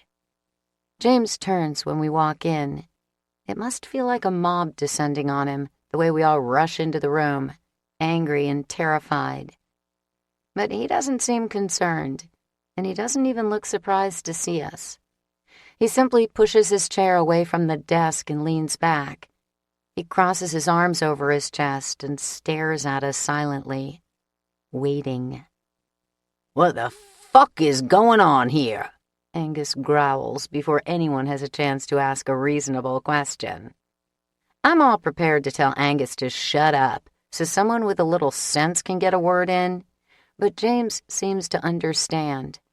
He sighs and shakes his head, then glances at the monitor before turning back to us. "I was waiting for this. Obviously, I knew it wouldn't be long before you all noticed things weren't quite right." He's so calm and laid back, which blows me away. We're facing starvation and being trapped underground with no power, but he doesn't even seem worried about it. Maybe he's already dealt with it, already faced the fact that this is the end for him. It sure was nice of him to let us in on the secret. I hate that I got my hopes up for nothing. Seems luck will never be on my side. Winston walks forward, actually daring to step in front of Angus. He always seems to be the voice of reason. "You think you can tell us what exactly is going on here? Give us some clue as to where we might find more provisions?" James shakes his head and lets out a long breath that sends my stomach plummeting all over again. "You can't. They're long gone." "What do you mean, long gone?" Winston asks between clenched teeth. "The people who started this company were members of a society that believed the world was actually going to end on December 21st, 2012. James answers calmly. Joshua sighs and slumps against the wall like he knows what James is talking about and where this whole thing is going. I have no clue what's going on, though. I catch his eye and shake my head slightly. The Mayan calendar, he says before James can speak again. It ended on December 21st, 2012. So a lot of people thought the world was going to end that day. That's right. It inspired a crappy movie, and there was a bunch of stuff on the news about it that December. I'd forgotten all about it. I'm still not sure what any of this has to do with the lack of supplies, so I look back at James and wait for an explanation. Yeah, James says with another big sigh, bigger than the one before. Well, these guys were fanatics. They preached it like it was the Bible, and recruited members and built these shelters and filled them with all the people they talked into believing that nonsense. They were all here that day, sitting in their condos, waiting for the world above them to come to an end in a big fiery ball. But it didn't, Winston says. He sounds defeated and tired. I can't blame him, because we all know where this story goes and what it means for us. No, it didn't. Unfortunately, the company was in the middle of renovating a fourth silo shelter. When the world didn't end, a lot of their investors pulled out of the project. People who had been talked into spending millions on a shelter filed a lawsuit, and the company started to struggle financially. The lawsuits had no basis, everyone knew that. No one forced these people to purchase condos. But fighting it cost money, and things were already tight. James stops talking and studies the back of his hand intently, like there's something on it he's never seen before. So they sold off the supplies? Hadley asks. James sighs again and flexes his fingers. That's what I heard. He looks up and shakes his head a little. I'm nobody important, so I don't know all the details. I only know what I overheard, really. From what I understand, the medical supplies went first. They knew the condo residents would be less likely to notice that, and they were really hoping that would be all they had to sell, that things would get better and they'd be able to replace them. They started talking about global warming in their sales pitches, changed the websites, and kept moving forward. Things got a little better, but not enough. So they started selling off other things. Let's just get down to it, Winston finally says. What are we looking at here? We already know we're low on prepackaged food, but we have the gardens. James laughs and finally looks up, narrowing his eyes on Winston. Have you been to that floor? Have you really looked things over? My stomach lurches, and I'm suddenly in real danger of hurling, which would suck because I can't afford to lose any nourishment. Food is going to be tough to come by real soon here. I swallow and glance around the room. Everyone is shaking their heads. Of course, no one has been down to check out the gardens. Why would we? So, you're saying there are no gardens? I managed to get out. It isn't easy. There's a lump the size of Mount Everest in my throat. There are, but maintaining gardens takes money.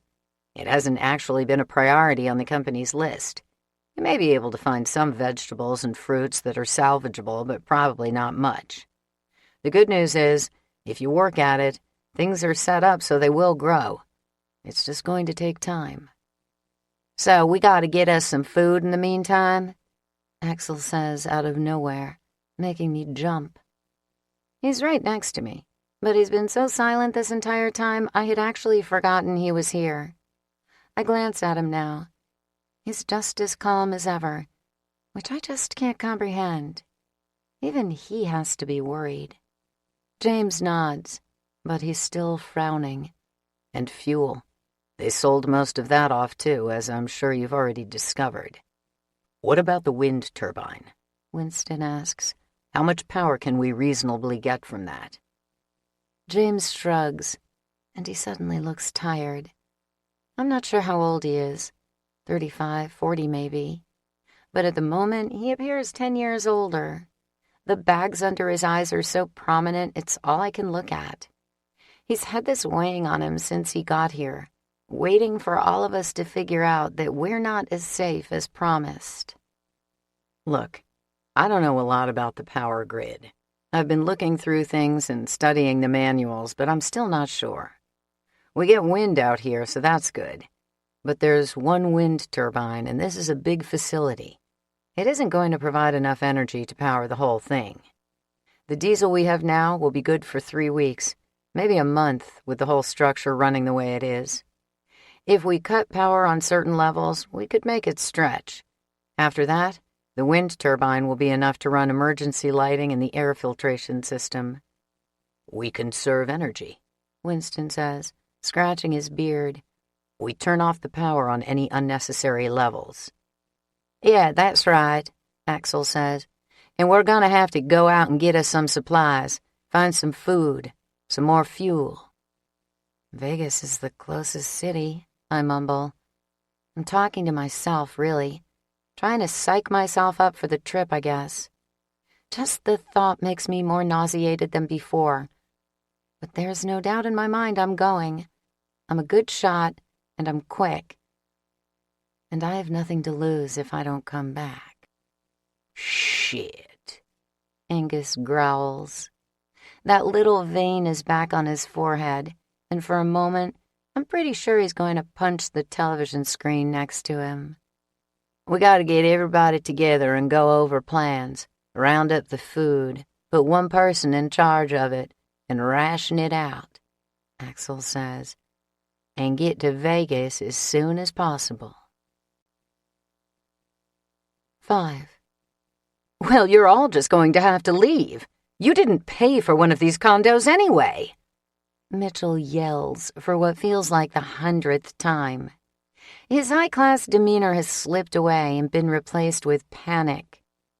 We're in the common area, and he won't sit still. He paces frantically, like a caged animal, and his eyes are wild. We've been trying to get him to listen to reason for almost 20 minutes, but no matter what we say, it just comes down to one thing for him. He doesn't care what happens to anyone else, as long as he's safe. He just doesn't seem to get that even if we leave, he's not going to be okay. That he'll eventually run out of food, even if he doesn't have anyone to share it with, and the fuel won't last forever. He's too self-involved to be able to understand. Just shut up, Hadley suddenly screams. She's been silent this entire time, letting Winston and Axl try to talk some sense into Mitchell. I guess she finally reached her boiling point. She stands up and crosses the space between her and Mitchell in 2 quick strides. She's right in his face when she pokes him in the chest with her fingernail. It's perfectly manicured and red, sharp like a weapon. You listen here, asshole. You're not better than anyone else. You never were before all this. And now that the world has gone to shit, you're about the least useful person here. So if I were you, I'd sit back and keep my mouth shut before everyone here decides to drag your ass to the surface and chuck you over the fence. You hear me? Mitchell's eyes get huge and his face turns red. His cheeks puff up like he wants to argue. Then his eyes dart around the room to everyone else. No one is happy right now. No one is giving him anything but disgusted, angry looks. He presses his lips together more firmly and throws himself into a chair. There, Hadley says, stepping back. Now we can make some real goddamn plans. The corner of Axl's mouth twitches a little. He looks like he's impressed with Hadley. Despite the tense situation, a pang of jealousy shoots through me like a bullet. Axl's eyes follow her across the room, and my insides tighten. No, this is no time to be jealous. No time for thinking about how close Axl and I came to having sex. Right now, we need to focus on surviving. This thing with Axl is pointless unless we can figure out a way to survive. Okay, Winston says, getting to his feet. First off, the food. He turns toward the 3 boxes on the floor behind him. They contain all the prepackaged meals we could find in the condos. There isn't a lot, especially not for 21 people.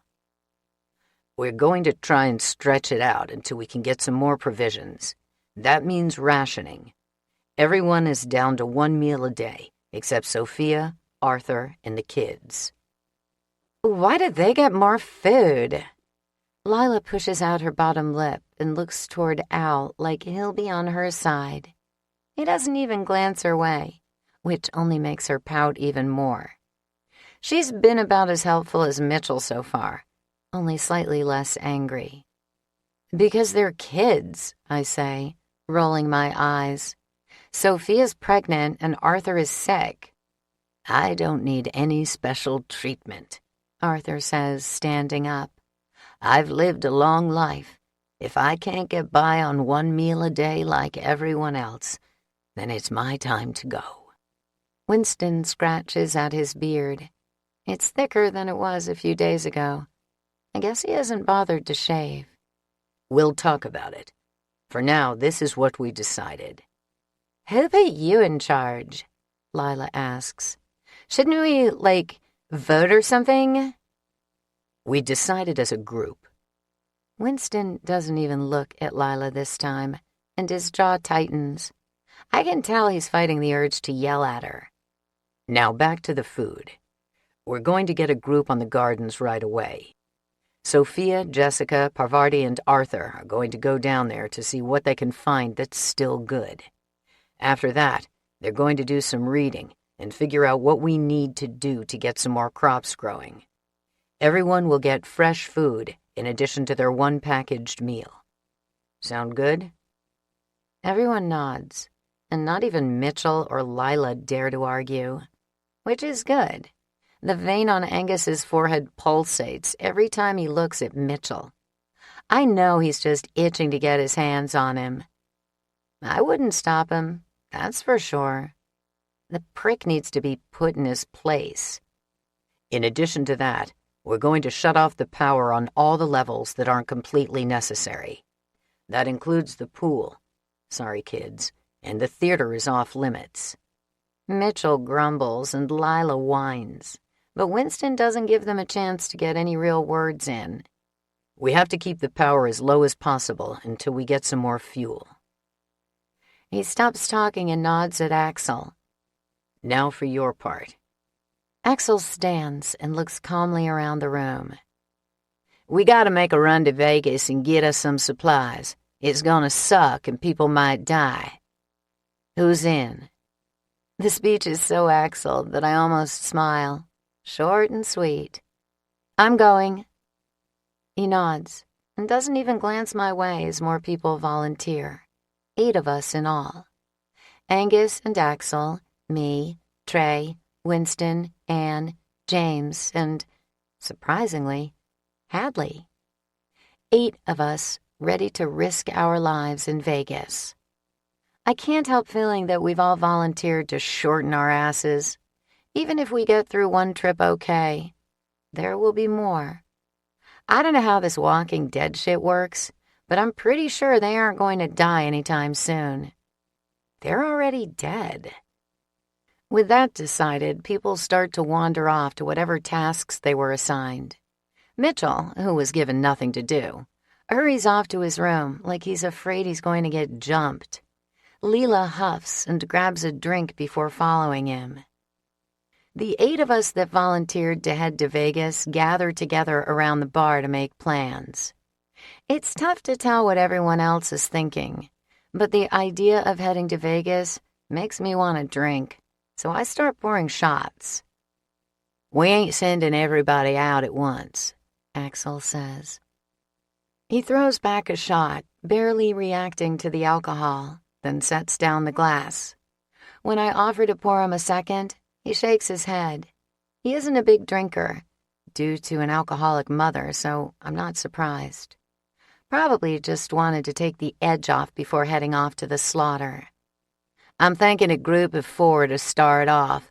That way, if they don't make it back, We can send more people out later." "Makes sense," Winston says. "Who's going out first?" Axl looks everyone over while he drums his fingers on the counter. "Not Hadley. She's got to learn to shoot before heading out. Angus, you're going to have to stay behind to teach her." Axl purses his lips when his eyes land on Anne. It's obvious why. She's a good shot, used to be a cop, and she'd be useful. But she's got Jake. He's not her kid. She found him wandering the streets after his parents died from the virus, but he's her responsibility now. Axl doesn't want to put her in danger, and I can't blame him. "I'll take Trey and Winston with me, and Vivian." He winces when he says my name, like he doesn't want me to go, probably just being protective. It has a strange effect on me. I have the urge to tell him to shove his overprotective bullshit up his ass and rip his clothes off at the same time. "Sounds like a plan," Winston says. "When do we leave?" "In the morning, I suppose. Better get our shit together and figure out how we're gonna get past them bastards outside the gate." "We still have plenty of ammo up here, or do we need to see what they have in storage?" I ask. "They don't have anything there," James says. "They sold that off." I can't even look at him. I just pour myself another drink and throw it back. Of course they sold off the weapons. Anne's frown is so deep that it makes her look more like she's in her 40s than her mid-30s.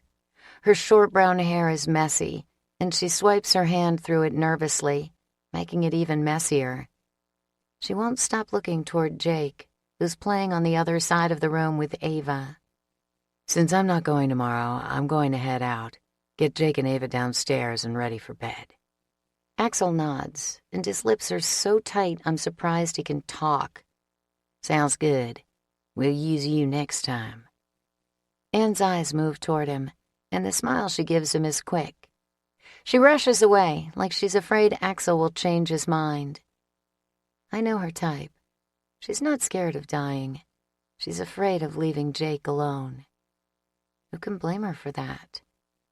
Hadley exhales and clinks her glass against Trey's before doing a second shot. I can't help wondering if it's a good idea. As skinny as she is, her tolerance can't be that high. She pushes her strawberry blonde hair off her forehead and closes her eyes. I guess it's a good thing the pilot died before he could get more people. It doesn't seem like we're much safer here than we would be out there. I nod and throw back a shot of vodka. It burns going down, and I squeeze my eyes shut. When I open them, my gaze focuses on Axl. His lips are pursed, and the expression on his face is confused. I stand up straighter. "What?" "The pilot died." It isn't a question, so I'm not sure how to respond. Hadley nods slowly. She looks as confused as I feel, but Winston's eyes are big and round. Even Trey looks like he just saw a ghost.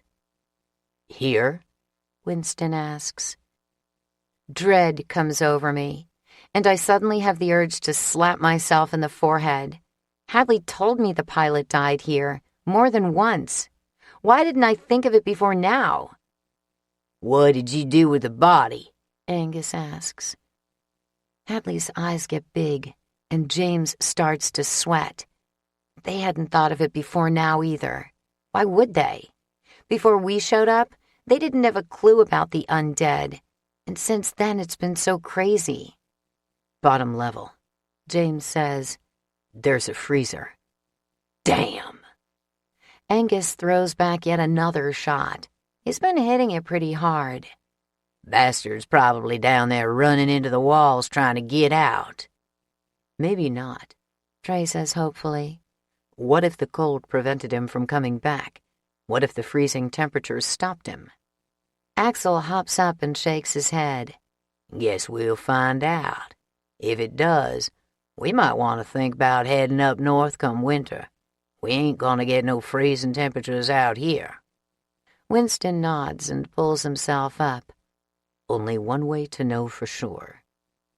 All 7 of us head to the elevator, even though it isn't necessary. I'm unarmed, but Angus flips a giant knife between his fingers like it's his favorite toy. It reminds me of the one from Crocodile Dundee. Axl has a knife, too. The same one he always carries. The blade is smooth and shiny, and the handle is brown. It kind of looks like it's carved from wood. He's had it since before the dead came back. He cleans it every night religiously, like it's a prized possession. Maybe it is. We're silent as we squeeze into the elevator, and no one utters a word on the way down. I find myself leaning against Axl like he's some kind of support, a pillar of strength holding me up, keeping me from collapsing in on myself. Maybe he is. I don't know if I would have wanted to go on after Emily's death if he wasn't here. I lace my fingers through his, and the lower we go, the firmer my grip becomes on Axl's hand. Winston's face is tense, like being so far underground is uncomfortable for him. I hope not. If so, the next few years are going to be rough. The door opens on the 12th floor, and my legs turn to stone. Everyone else moves forward, but I can't make myself move. Axl's hand is still wrapped around mine, and when I don't follow, he looks back. You okay? Yeah. I nod and swallow when the words get stuck in my throat. It's just, I know what we're going to find down here. I didn't expect it, you know? Not in the shelter. We were supposed to be safe. Ain't no place safe no more, Angus says. He spits on the floor. James glares at him, but Angus meets the angry look with one of his own. It's a hell of a lot more intimidating than the one James gave him. Axl ignores his brother and gives my hand a little squeeze. This ain't nothing we can't take care of, right? I nod. We've been through worse. I nod again. He's right. A body locked in a freezer? It's child's play compared to what we faced in San Francisco. To what we'll face in Vegas. You're right. I squeeze his hand and step out of the elevator. Everyone is standing in front of the freezer now, like they're waiting for us. I feel like I should thank them, except it would be the most awkward thank you in the history of the world. Thank you guys for waiting until I'm next to you to let the dead man out of the freezer. Right. Axl drops my hand as we move closer. His grip tightens on the knife. Why don't I have a weapon? How stupid. It's one of those industrial freezers you see in restaurants. It reminds me of watching Hell's Kitchen. Stainless steel with a thick door. Walk in. We'd never be able to hear it if something was banging around inside. Hadley takes a step back to stand at my side, just as Winston reaches for the handle. He looks over his shoulder at the rest of us. No one nods, but no one tells him to stop. I guess he takes that as a signal to go ahead, because he pulls the door open. Every muscle in my body tenses. Angus and Axl step forward since they're the only two who are armed. The door slowly eases open, and a mist of frozen air puffs out. I hold my breath. But nothing happens. It's dark in the freezer, so it's difficult to see in. But as far as I can tell, there's no movement. Hadley lets out a sigh of relief, just as Trey shrugs and says, maybe he didn't turn. Winston mimics his shrug. James shakes his head like he thinks we're all a bunch of morons prone to overreacting. Who knows? Maybe we are. Axl's arm relaxes. Guess not. A high-pitched scream fills the room, and every hair on my body stands on end. Something runs toward us faster than any of us can react. James jumps back 3 feet, and Winston's hand slips off the handle when the door bursts toward him. Axl steps in front of me and Hadley while bringing his knife forward. He ends up pushing me to the side, and I stumble back, tripping over my own 2 feet. The smell hits me just as I slam against the floor. It's muted thanks to the freezer, but it's still death. Like an animal rotting on the side of the road as you drive by in a car. The pilot rushes forward. He's coated in a layer of ice, like the first frost that covers your grass in the fall. His skin is blue instead of the usual gray, and the rotting is minimal. But his eyes are still milky and wild as he charges at Angus. Luckily, Angus is ready, and for once his rage is useful. He actually has a smile on his face. The dead pilot runs toward him with his mouth wide and his arms reaching, and Angus steps forward to meet him. He brings the blade of his knife down so hard that the crack of bone vibrates through the room. The body drops to the ground, and black goo oozes from the cut. The smell is so rank that my stomach lurches uncontrollably. Hadley coughs and covers her nose, and for a moment she looks like she's going to hurl. I crawl back a few inches to get out of the way. "Guess cold don't stop 'em," Angus says. He spits, and a drop of brown liquid lands on the pilot's back. His clothes are crisp from the freezer, making the circle of saliva stand out. "At least we know," Winston says, and Trey nods. James stands to the side with his mouth hanging open. He doesn't even blink. The expression on his face reminds me of the way I felt when I realized the dead were walking the earth. This was his first opportunity to get up close and personal with one of the bodies. He looks like he might be a little in shock. I'm glad he isn't going with us tomorrow. I'm still on the floor, and when Angus turns, he flashes me one of his signature monkey grins. "While you're down there, Blondie." He motions toward his crotch while my insides convulse. I blow the hair off my forehead and push myself up. "Keep dreaming, Angus." "I plan on it." He shoves the knife back in its sheath. I feel like I need to wash my brain out with soap and water. Axl glances at his brother, then focuses on me. "You okay? Other than the giant bruise that I'm sure to have on my ass?" "Yep." "Sorry. Instinct." He shrugs and doesn't look very apologetic. "Don't worry about it." Trey cracks his neck and I cringe. I hate that sound.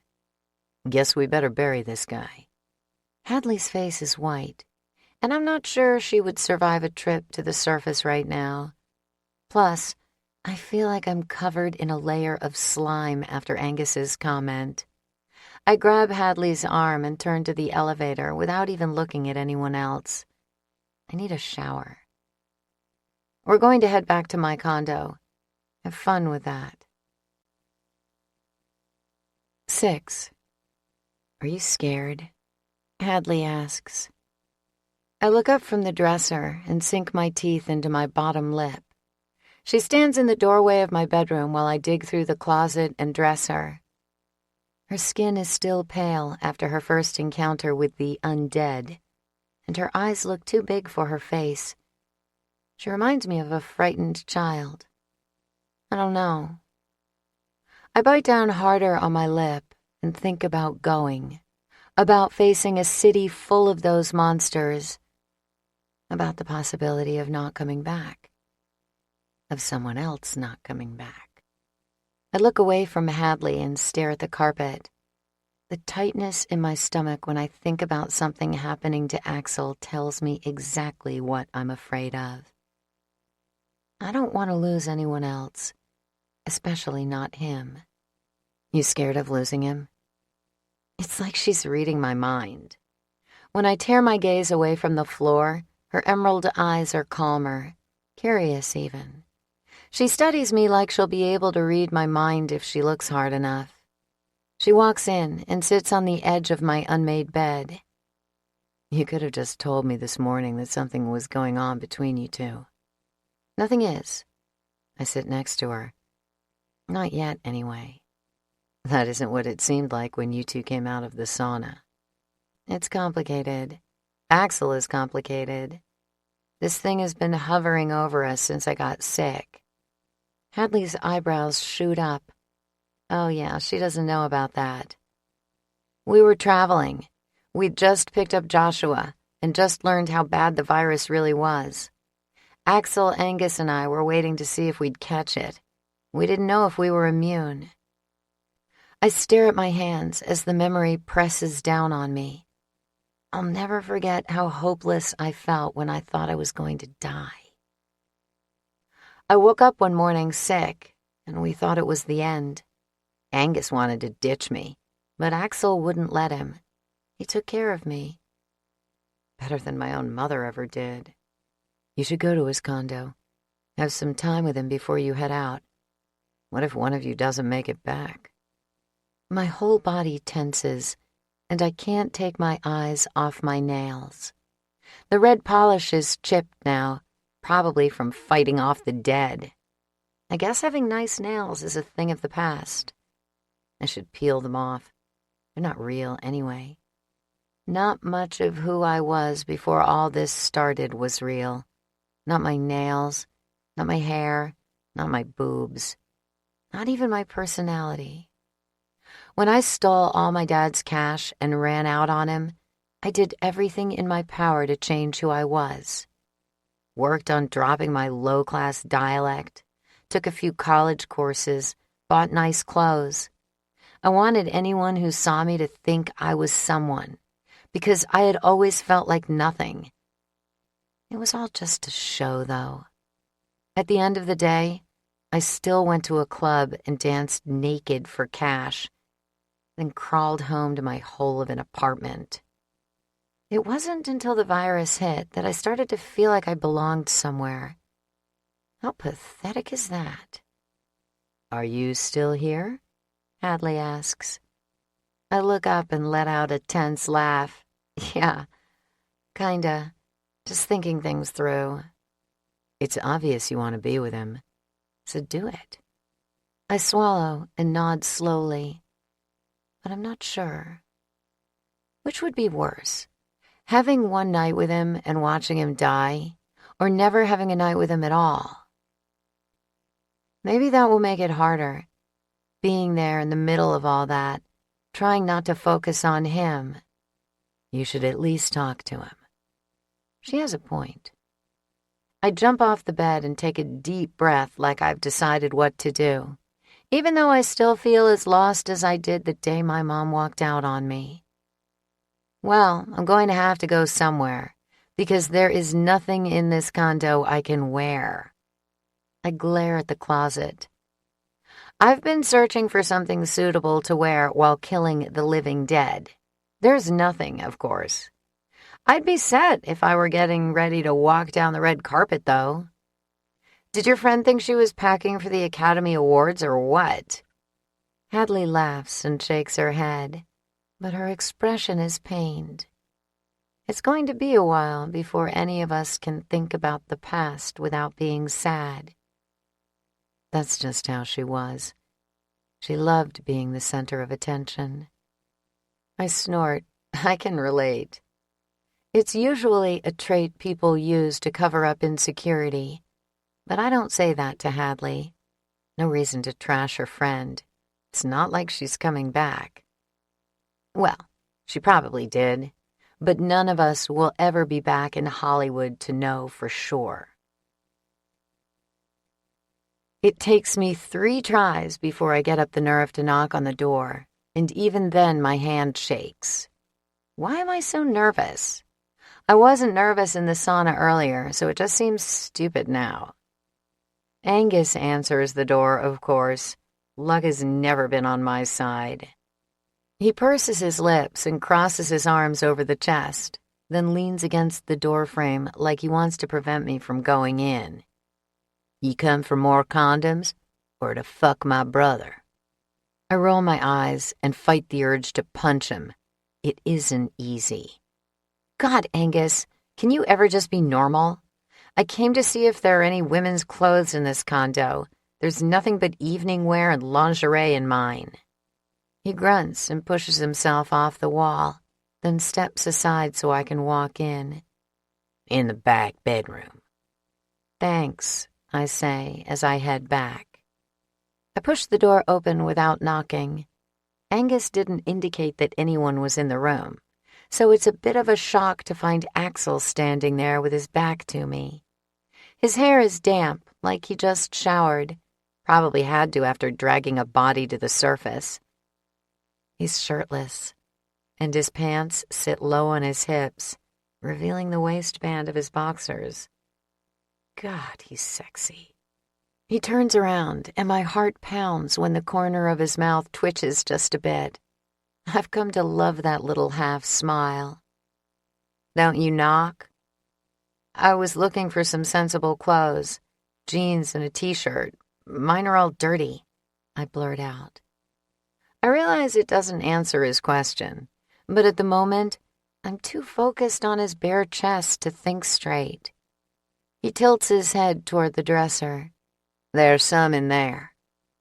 He's as laid back as usual, but I don't get how he can be after that moment in the sauna. It doesn't make sense. My legs wobble as I walk across the room, and my heart races whenever I look at him. But he just watches me, as calm as always. I open the dresser and dig through it, doing my best not to look back at him. It doesn't really work, though. He hasn't put a shirt on, and I'm distracted by it. I'm having a difficult time holding back. Even with the distraction, it only takes a moment to find a pair of jeans and a t-shirt that will work. Nothing warm, though. No sweatshirts or jackets. That may be a problem. It's warm now, but this is the desert. The nights will be chilly, and who knows how long we'll be out there. I want to be prepared for anything. I jump when Axl's hands touch my shoulders. He brushes my hair aside and runs his fingers down my arms. When his lips skim the back of my neck, my legs almost give out. It's so soft and tender, so sensual. I turn to face him, and his stormy eyes search mine. Then he kisses me. I close my eyes, and it takes 2 seconds for me to forget all my doubts and worries. I run my nails down his bare back while his mouth attacks mine hungrily, like he's trying to devour me. I run my tongue over his lips. The subtle taste of vodka is still there from his earlier shot. He nips at my bottom lip, then kisses his way down my neck. Thanks to the ridiculous wardrobe Hadley's friend left behind, I'm braless, and the dress I'm wearing is low cut. He takes advantage of it. I gasp when his hands cup my breasts, and he runs his tongue between them. He pinches my nipples, and I gasp again. I open my eyes, and my gaze lands on the pile of clothes sitting on top of the dresser. The clothes I'm going to wear to Vegas. To kill the dead. No. This is a bad idea. I step back on wobbly legs. My dress is pulled down, exposing my breasts. I cover myself and shake my head. I'm not sure if this is such a good idea. It takes everything in me to get the words out because I want to be with him. I really do. But I'm afraid it might make things too difficult when we're in danger. He swallows and stretches his neck like he's in pain. I almost give in when the muscles in his shoulders flex. I love strong shoulders. They make me feel safe, like he can handle anything. Sure would complicate things, he whispers. I swallow and try to take a step back before I attack him, but the dresser is behind me. I end up bumping into it. He's so close, and his shirt is still off, and he looks so amazing, and my brain is still fuzzy from kissing him. I need to focus on something else. I take a deep breath. Why did you pick the 3 of us to go with you? He frowns and steps back, then scratches his chest and sighs. I didn't think it'd be such a great idea to have Angus out there with Winston and Trey. Winston and Trey are both black, and Angus has a history of being racist. Makes sense. And me? He winces, and his eyes flit away. Wanted to keep an eye on you. My heart constricts, and the urge to attack him returns full force. I've never had anyone want to look after me, not my parents or the endless line of losers I dated. Only Axl. He looks up, and we stare at each other for a few seconds. There are a million things I could say, but I don't speak. After what seems like forever, he says, "It was brave of Hadley to volunteer. She's something." My insides tighten. That look on his face when Hadley yelled at Mitchell, was it just admiration? Men do seem to love her. His gray eyes search my face, and he presses his lips together. Not his usual expression, something different. "Not me," he says slowly. "She ain't my type. I'd be afraid she'd break in half." I laugh, and my muscles unravel like a ball of yarn. "So, what's your type?" "I always liked curvy girls myself." He takes a step closer. His hands rest on my hips for a second before moving up. They caress every curve, and my cheeks heat up. My blood still simmers from a few seconds ago, and now that his hands are on me again, it starts to boil. His hands stop on my cheeks, and he pulls me forward. Then his lips are on mine, and everything fades away. The kiss is softer this time, sensual and slow. I want him so bad that my body hums at his nearness. But waiting would be better, wouldn't it?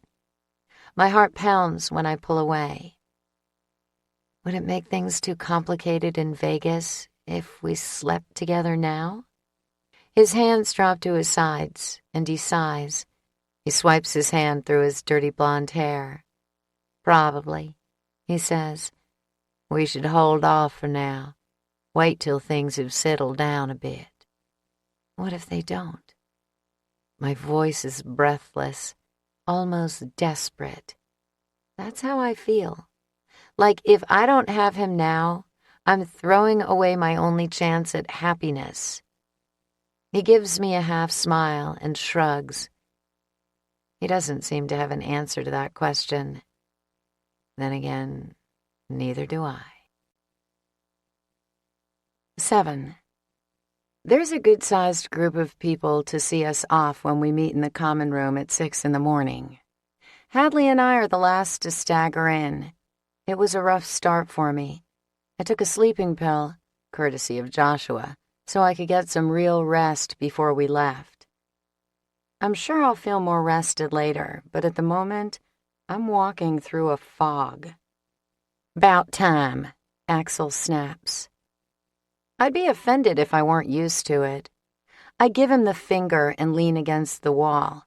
Hopefully, the dead trying to get at me through the fence will wake me up. The coffee and cold shower sure as hell didn't work. "You going to be okay?" Hadley gnaws on her lip like she's trying to chew it off, her green eyes swimming with worry. I wave a hand at her and nod. "I'll be fine. I just need some time to snap out of it." "If you say so," she mumbles. "Let's head out," Axl calls. We walk as a group to the hall outside the control room. James is already there, watching the monitors closely. It's stupid, but I look away. I can't focus on the dead, or I'm afraid it will make me too nervous. Like seeing them will make them more aggressive or dangerous. "What's the plan?" I ask Axl as he studies the screens.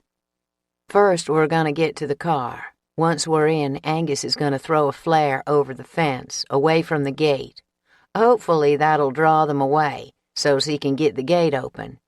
Ann and James are gonna cover him." His voice is tighter than usual. and when he turns to face me, his jaw twitches. You ready? I nod and try to hide the fear that creeps up inside me. When those doors shut behind us just 2 days ago, I really thought we were safe.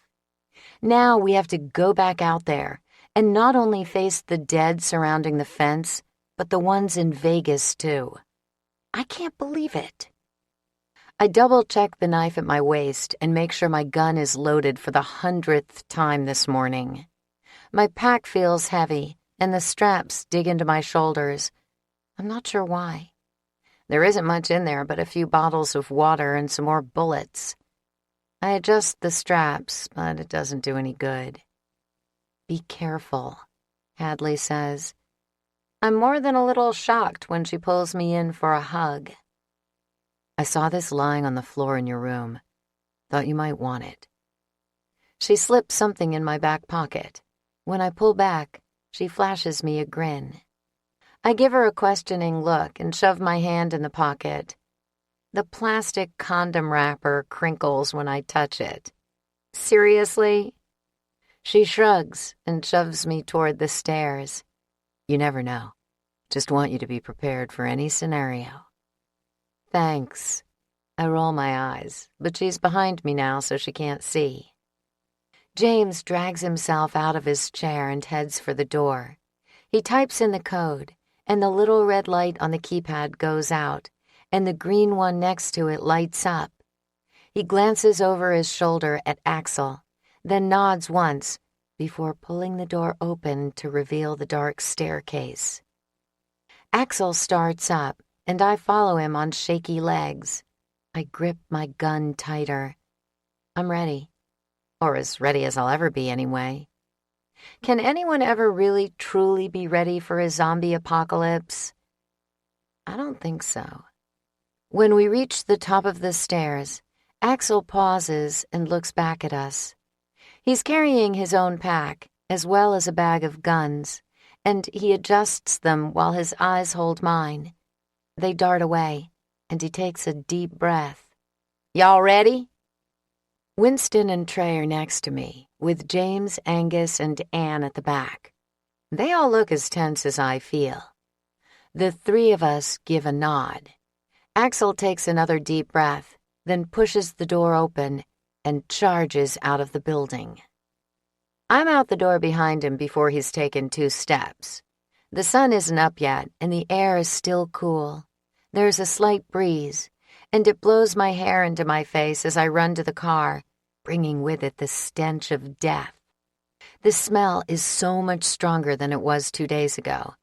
I gag, but I can't afford to waste any time throwing up. I swallow down the bile and focus on Axl's strong shoulders.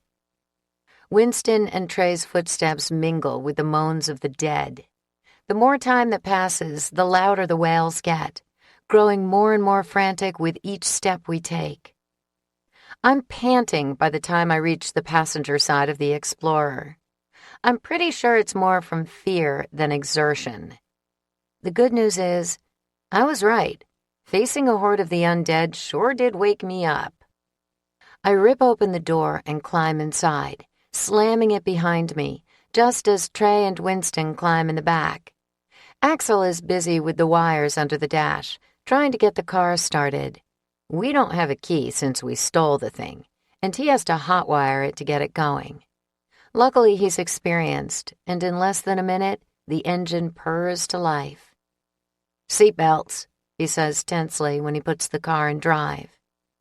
He can't move since the fence surrounding the small building is shut tight, and we all wait in silence as Angus runs toward the fence with a flare held tightly in his hand. He hurls it over, and I let out a sigh of relief when the dead actually go for it. Once they've moved a safe distance, Angus runs to the gate with Anne and James right behind him. It takes him a few seconds to cut the zip tie holding the gate shut, and as soon as he does, he throws the gate open, and Axl hits the gas. We fly through the gate, and Axl doesn't slow down for even a second. I twist around in my seat and stare through the back window. Angus has the gate shut and is working on getting it secured, while Anne and James shoot the approaching dead. The flare didn't distract them for long. When he's gotten it shut, the three of them run back toward the building. "They made it," I tell Axl when I turn back around. "Knew he would," he says. Every inch of his body is tense, so I put my hand on his leg and lean closer. "Relax," I whisper in his ear. The corner of his mouth twitches, and he puts a hand on top of mine. Slowly, he starts to relax. "So what's the plan?" Trey calls from the back. "If the stores we looked up are no good." "No idea till we get there. Like to avoid the strip if possible. Maybe find a more residential area. Have to wait and see what we can find." We're about an hour from Vegas. Probably less with the way Axl is driving. The sun is just now coming up, and the horizon is painted a brilliant shade of yellow and orange in the distance. It will be early morning by the time we reach the city, which will be convenient. I want to be able to see when a body tries to eat me. The city's going to be crawling with them. There's no doubt about it in my mind. Vegas was a vacation hotspot, virus or not. I can't imagine how many people were crowded into those hotels when martial law was declared and travel was cut off. They stopped air travel pretty early on, too. Thousands of people were probably stranded, 85% of which died from the virus and rose again. It's staggering. But what about the others? People who were immune, people who have managed to stay alive. Some are going to be dangerous, but some are going to be like us, just looking for a way to survive. "So what happens when we come across other survivors?" I ask suddenly. "Who says we will?" Trey says from the back. I glance over my shoulder. Is he kidding? He's the one who thought we were overreacting to the virus in the beginning, who pointed out that 4 million people surviving a deadly virus is still a lot. Now he thinks we won't find any other survivors? You think we're the only ones who've managed to make it? He shakes his head, but his eyes are flat. "No, I think others survived the virus, but I think they either got eaten by the zombies or got the hell out of the city. Who would be stupid enough to hang around?" "There are bound to be people trapped in the city," Winston says. "Vivian brings up a good point. How's everyone going to feel if another group comes back to the shelter with us? We barely have enough to live on as it is. Are people going to be mad if we bring someone else back? 5 someones? It's something we should have discussed before we left." Axl snorts and shakes his head. "No need to discuss it. We ain't leaving people to die if we can help 'em. Hadley could have left our asses in the desert to get eaten by the fucking zombies, but she let us in. Same goes for us. If we can do something, then we're gonna." It never occurred to me that we might abandon people, so I'm glad to know Axl's on board. I glance back at Winston and Trey, and they're both nodding in agreement. I guess they feel the same way Axl and I do. "Okay, then. If we see people, we save them," I say. We reach the outskirts of Vegas just after the sky is fully lit by the sun. It's totally residential, though. No stores, no gas stations, nothing but cookie-cutter houses in neat rows, and the dead walking the streets. There's plenty of that. The bodies react to the sound of the car the same way a dog would react to a canine whistle. They can hear us coming from a mile away. They're ready for us before we even turn onto a street, waiting for us to show up. It's eerie and terrifying, and I have no idea how we're going to get out of this car alive, let alone make it through the city. I'm on map duty, and the further we get into the city, the more I struggle to find us on the atlas. "Where do I go?" Axl asks me for the millionth time. I don't know. Let me see, Winston says, reaching forward and yanking it out of my hand. We'd looked up a few addresses the night before, courtesy of a Las Vegas phone book in the control room, and found several addresses for Sam's Club warehouses in the area. They seemed like the perfect places to stock up on supplies and possibly gas up, since most have gas stations these days. Only I apparently can't read a map. It only takes Winston a minute of searching to figure out where we are and tell Axl where to go. Before I know it, a sign for the warehouse is looming in the distance. Everybody grab your shit and be ready, Axl says through clenched teeth. I get my pack and sling it over my shoulder, hitting my head on the dashboard as we roll over more bodies. This is insane and beyond dangerous and hopeless. Did I mention hopeless? We aren't going to make it out of this car alive. Why the hell didn't I just go ahead and screw Axl last night like I wanted to? This isn't going to work. I grip the oh shit bar as the wheels of the car thump over more of the dead. There's just no way to avoid them. They charge us, completely oblivious to the fact that they're no match for the Explorer. The terrifying thing about it is that there's nowhere we can stop to be completely free of them. They hear the car, they want the car, and they are more than willing to throw themselves in front of the car. They'll be on us the second we stop, and then there will be no escape. We need a distraction, Axl mutters as the wheels bounce over yet another body. He purses his lips, and his gray eyes search the road in front of us. He's thinking, and there's no doubt in my mind he'll find a way to get us the hell out of this situation. Axl is smart. Just as we're passing a car parked on the side of the road, a BMW that looks brand new despite the thick layer of desert sand settled over it, he swerves to the right. He barely touches it, really. Just a tiny ding that probably did minimal damage to either car. But it's enough to set off the alarm on the Beamer. Even in the Explorer, we can hear the high-pitched alarm that goes off. It's the same annoying pattern I've heard hundreds of times throughout my life, but this time, it's like music to my ears.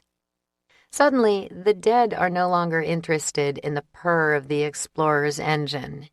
They hear a much tastier sound treat coming from the Beamer. Every last body in sight heads in the direction of the car alarm, mindlessly walking toward the sound of the dinner bell that shrieks through the air. It's amazing and wonderful, and so much of a relief that I'd lean over and kiss Axl if the situation still wasn't so dire. Are they going? I nod and reach over to squeeze his leg. They are going. He smiles, an actual real smile, right before he jerks the wheel hard to the left and pulls into the parking lot of the Sam's Club, skidding to a stop in front of the door. Axl turns the car off, but none of us move. There are still bodies milling around the store. But just like the others, they're on their way to the BMW wailing down the street. You're a genius, I whisper.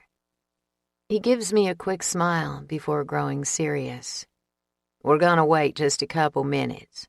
When I say go, I want you to get out and run toward them doors as fast as you can. Stay close, keep your weapons out, and try to make as little noise as possible. Once we're inside, we gotta get that door secured, but stay alert. There are bound to be some of them fuckers inside, too. He pauses and glances out the window, scanning the parking lot. My right hand is on the handle, and I clasp my knife tightly in my left. They shake from anticipation, nerves, fear. I chew on the inside of my cheek while I wait for Axl to give us the go-ahead. There's a raw spot, like I bit it in my sleep or something. The more I gnaw on it, the more it hurts. I bite down so hard that the sharp, coppery taste of blood fills my mouth. The parking lot is pretty clear. There are a few stragglers left, but the alarm is still blaring in the distance, and they're slowly making their way toward it. It's amazing how decayed they look at this point. Their skin is so dark gray that there'd be no way to mistake them for the living, and it hangs on the bodies like tissue paper. It's probably just as thin. They have open sores and cuts and tears on every visible part of their bodies. And the black goo that flows through them in the absence of blood seeps out of every opening, from cuts, from their eyes, from their ears. They're covered in this stuff. "Now," Axl hisses, breaking through my thoughts. I was so intent on watching the lumbering bodies closest to us that it almost catches me off guard. But my hand was already on the handle, and it only takes a second to collect myself. I shove the door open so I can hop down. The smell hits me as soon as I'm out. The rancid scent of decay is so strong that my eyes water and my stomach lurches.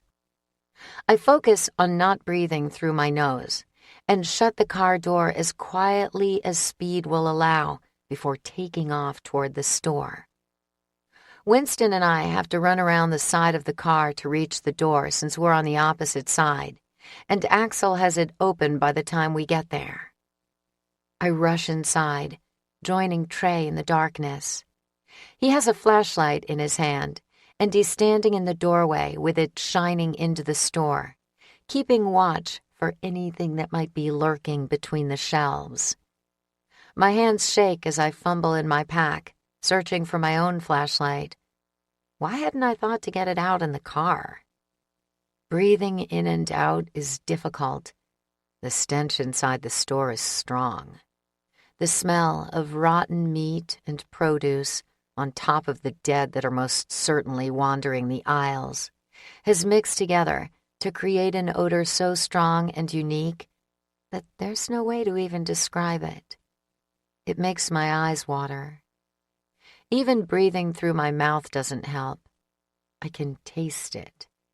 It leaves a film in my mouth that feels thick and sticky, rotten.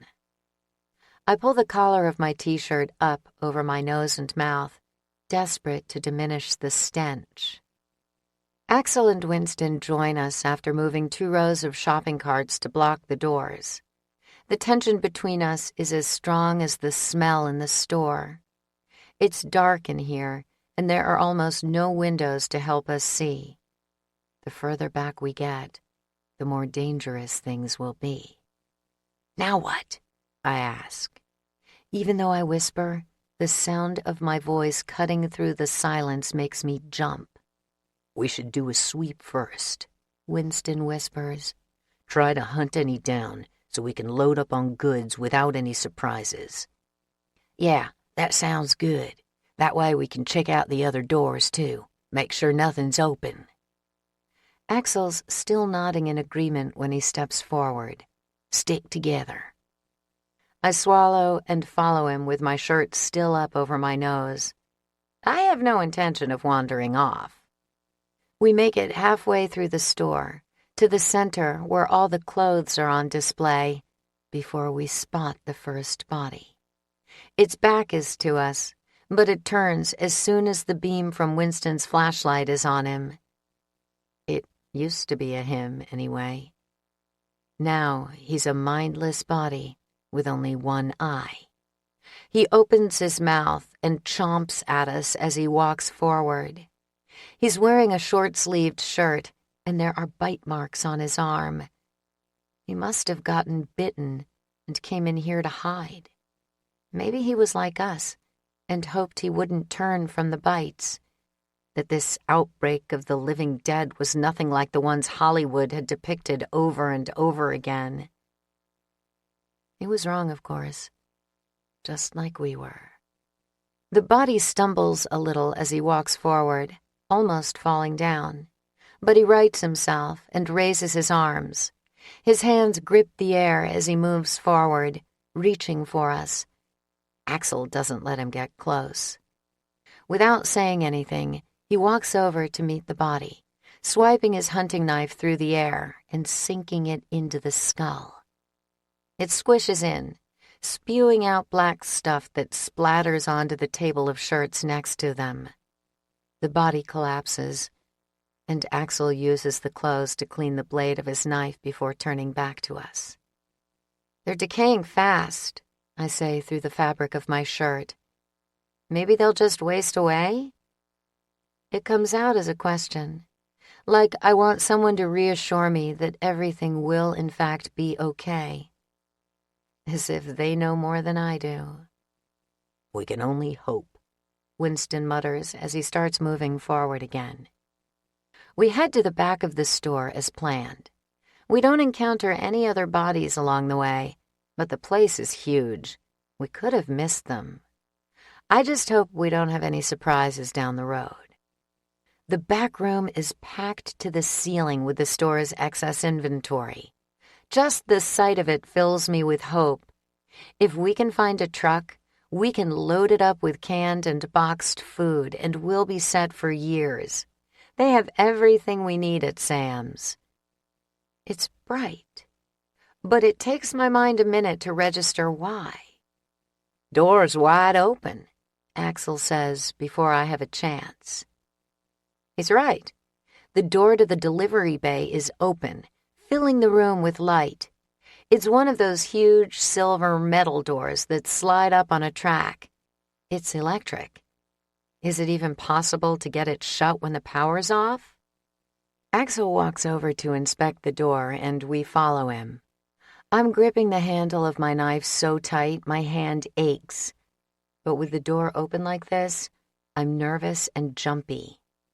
Every little sound makes my heart race even faster, and right now there are a lot of them. Birds outside chirp, and a can blows across the empty parking lot. What sounds like a flag flaps in the distance. It's all causing my anxiety level to shoot through the roof. "Shit! Take a look at this," Axl calls out. I almost jump out of my skin, and I swear my heart actually stops beating for a second, but I tell myself to cool it and walk closer to him. He isn't looking at the doors anymore. He's staring outside, and when I get next to him, I see why. There's a truck, a delivery truck with its doors wide open. It's already half full. "What do you think the odds are that it has gas and keys?" Winston asks with a huge smile on his face. "Don't know," Axl says as he jumps down. "Only one way to find out." We all follow him, and I glance around nervously once we're outside. We're at the back of the store, and it seems clear. No bodies, and very little stench. I rip my shirt off my nose and take a deep breath. There's still a hint of decay in the air, but it's faint. A hell of a lot better than it was inside. I follow Axl to the front of the truck while Winston climbs in the back to check it out. Trey hangs back, scanning the area with a tense expression on his face. The driver's side door is wide open. Axl pulls himself inside while I stay below to keep a lookout. It would be too good to be true if this thing was gassed and ready for us to drive back to the shelter. Much too good. I wait for Axl to tell me what's going on, nervously shifting from foot to foot. My eyes never stop moving, never stop scanning the area. I find myself sniffing the air. If they're coming, the smell will give them away. "Somebody's looking out for us," Axl says. I look up at him, and he's got a huge smile on his face. He holds up a set of keys, and I want to jump for joy. "And the tank's full," he says, hopping down. Can we drive it? I mean, don't you have to take a special class to drive a truck like this? "We'll figure it out. Not like we're gonna hit traffic." He has an excellent point. Right now, I'd try to fly a rocket if I thought it would get us to safety. We head back toward the store and find Trey and Winston waiting for us. Keys and gas, I tell them. Axl jingles the keys. Don't suppose either of you knows how to drive a semi? Winston nods, and I feel like kissing him. I worked for the San Francisco Fire Department for over 20 years. I drove the truck. Told you somebody was looking out for us, Axl says, winking at me. 8. I shove a mass of damp hair out of my face and wipe my brow. My body is covered in sweat. At this point, I probably smell as bad as the store. It's late morning now, and the Las Vegas sun is sweltering, despite the fact that it's fall. The smell in the store gets more intense as the minutes tick by. More than once, I've had to stop because my stomach keeps threatening to empty all its contents onto the floor. We're moving as fast as we can, working in teams of 2, filling wheeled flatbeds with boxes of cereal and cans of soup. We've gotten everything from huge bags of flour to packs of toilet paper, anything we may need in the near future. We've been at it for hours, although it feels more like days. The truck is nearly full now. My arms ache from loading the carts and pulling the flatbeds, and my neck is tense from constantly looking over my shoulder. Amazingly, we haven't come across any other bodies. I pull the cart toward the dock, trying to ignore the sweat that trickles down my back. The cart is loaded down with stuff I found in the baby aisle. It reminded me of Sophia when I saw it. Wipes and boxes of diapers in every size are crammed on. After this, I'm going for the clothes. She'll need all of it in about 6 months. Axl is right next to me, lugging a cart full of canned goods. It probably weighs twice as much as mine. Truck's getting pretty full, Winston says when we finally get to the back. We can still get more, Axl says. He's so determined. I admire it. I shift from foot to foot while the men unload the flatbeds. I can go get more. We should stick together, though. It's stupid to wander off. But we've been in the store for hours. If there were other bodies walking around, we'd have seen them by now, right? I'm going for clothes, I say. For the baby and the kids, they'll need new stuff. And the condos don't seem to have a whole lot. You shouldn't go alone, Axl says, but he barely pauses. He's dripping with sweat, and his face is streaked with dirt from handling all the boxes. I probably look the same. I'll be okay. This place seems pretty clear. Axl shakes his head, but he keeps unloading the cart. Trey's on the ground, and he takes the box from Axl before handing it to Winston, who is in the truck. They have a nice rhythm going, and it's pointless for me to just stand here watching. I'll be careful, I whisper. He pauses for just a second and purses his lips. Promise me. The words wrap around my heart and squeeze it so hard that I almost have to gasp for air. I have the sudden urge to kiss him, but he's back to unloading the cart before I can even respond. His eyes are still on me, though, waiting for my response. I promise. He nods, and I head back out into the store. I find a shopping cart sitting in an aisle, full of food from the refrigerators and freezers that went bad a week ago. I pick them up, and the boxes squish in my hands. They're soft from when the frozen food thawed out, and the cheese is almost completely green. I gag as I toss them aside. When the cart is empty, I head to the center of the store where the clothes are. They don't have a lot, but I grab as many pairs of infant sleepers as I can in every size they have. They're Carter's brand, covered in things like frogs and hearts, ducks and princesses. They have some other infant clothing, too, so I load up on those, both boys' and girls' clothes, since I have no idea what she'll need. The other side of the rack has clothes for older kids, so I get some things for Ava before heading to the table next to it, and pulling out jeans and shirts I think will fit Jake. If only I could do more. I move my flashlight around, and the beam stops on a huge swing set. Toys. They have toys here, too.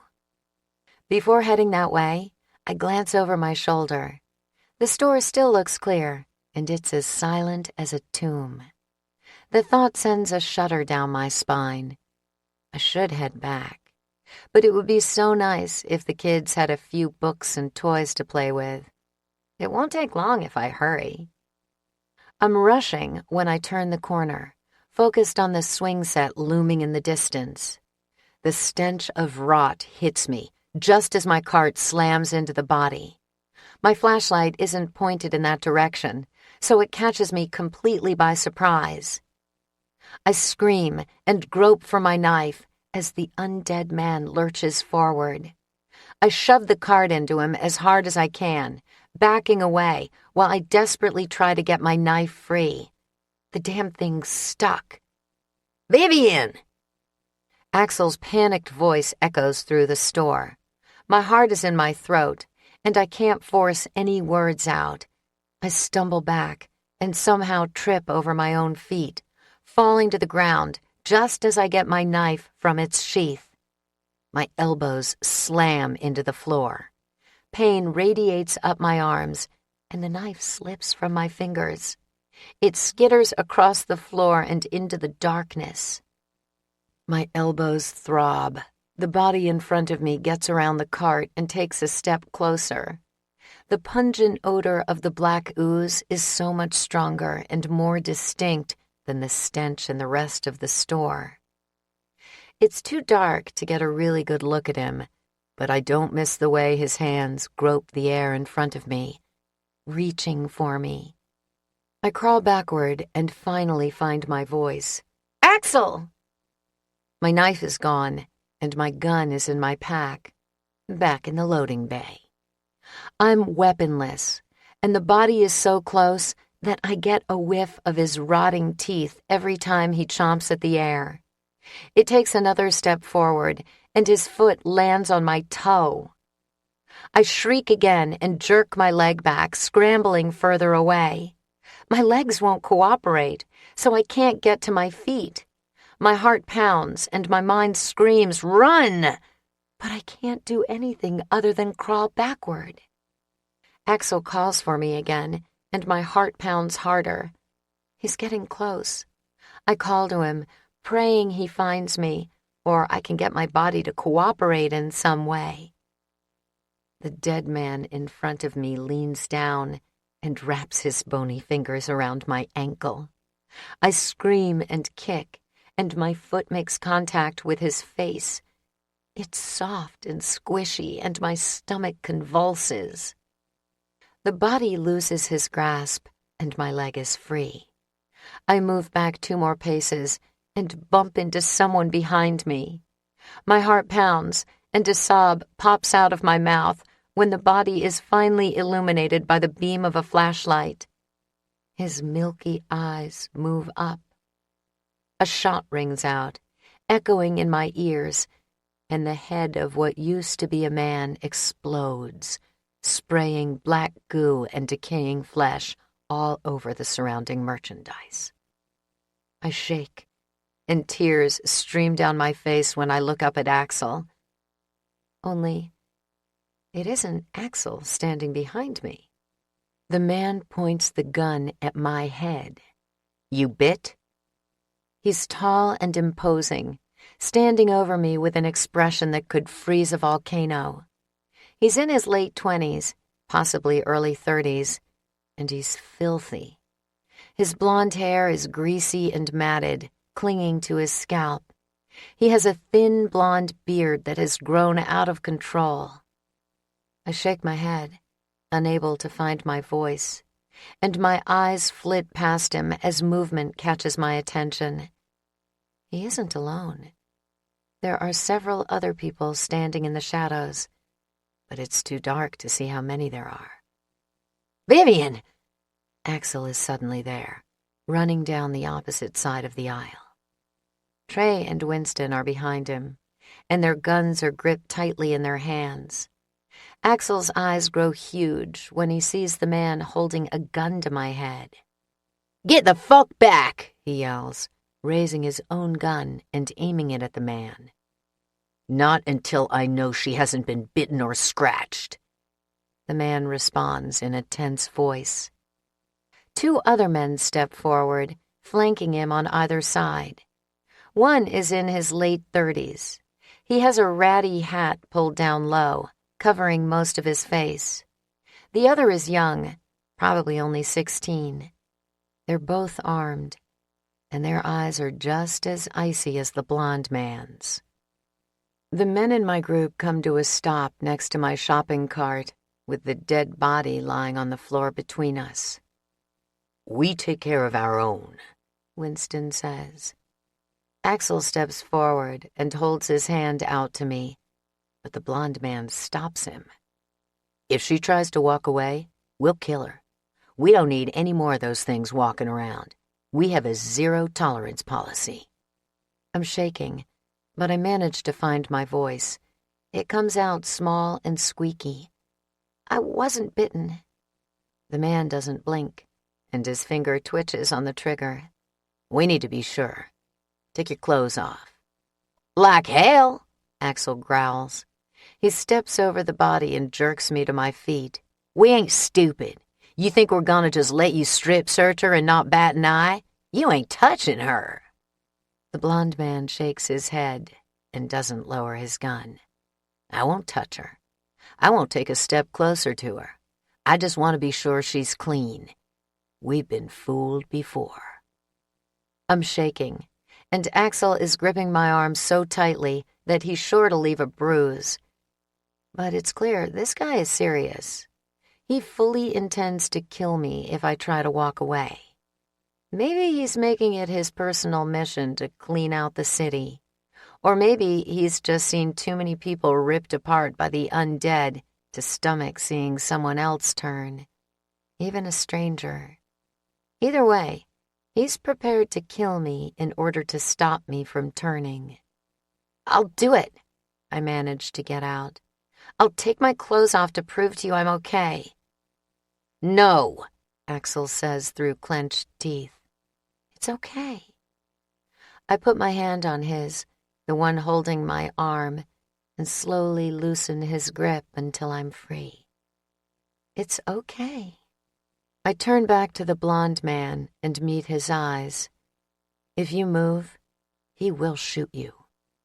The man nods, but doesn't say anything. This isn't some crazy guy out trying to get his jollies. I've seen that type a lot in my line of work. They flock to strip clubs in hordes. This guy just wants to protect his people, and probably me. Maybe he's going about it in a crazy way, but I can't fault him for that. This world is crazy now. I pull my shoes off with shaky hands and toss them aside so I can remove my pants. Once they're off, I pull my shirt over my head and drop it on the ground next to me. "Put your arms over your head and spin around so we can see you," the blonde man says. I nod and do what he says, raising my arms and turning slowly, giving him the chance to check for any injuries. When my back is to the man, my eyes meet Axl's. They're hard, and his jaw is tense. Anger is visible in every muscle of his body, and the hand holding his gun shakes just a little. I keep spinning until I'm facing the man again. When I stop, he nods and lowers his gun. He averts his eyes like he hates he had to put me through that. I believe he did. "Put your clothes on," he mutters, still looking away.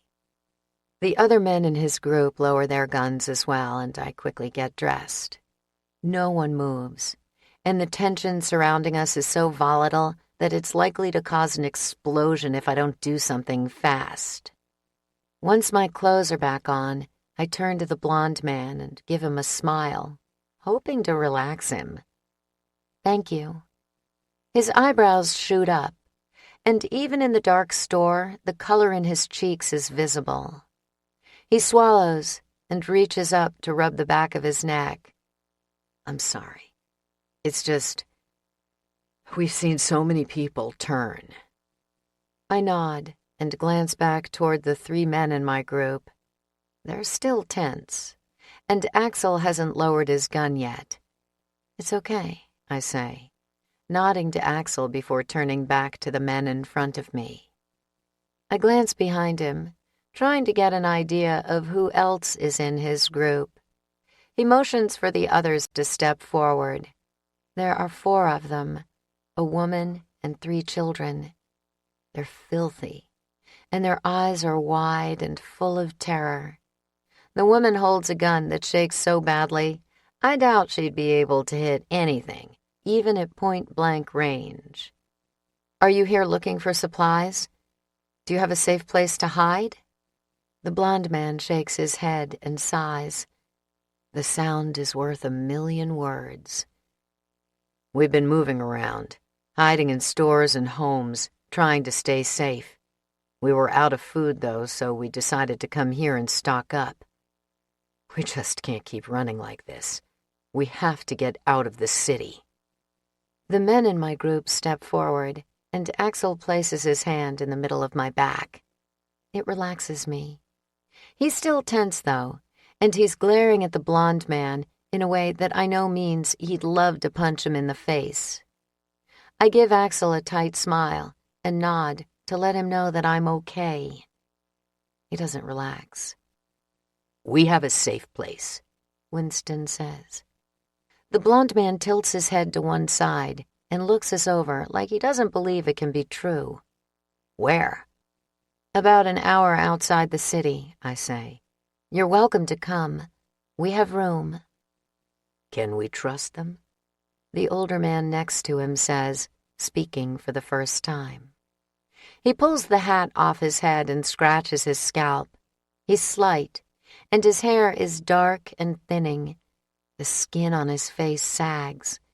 He looks weary and exhausted, like he hasn't slept in weeks. The blond guy runs a filthy hand through his hair and sighs again. Do we have a choice?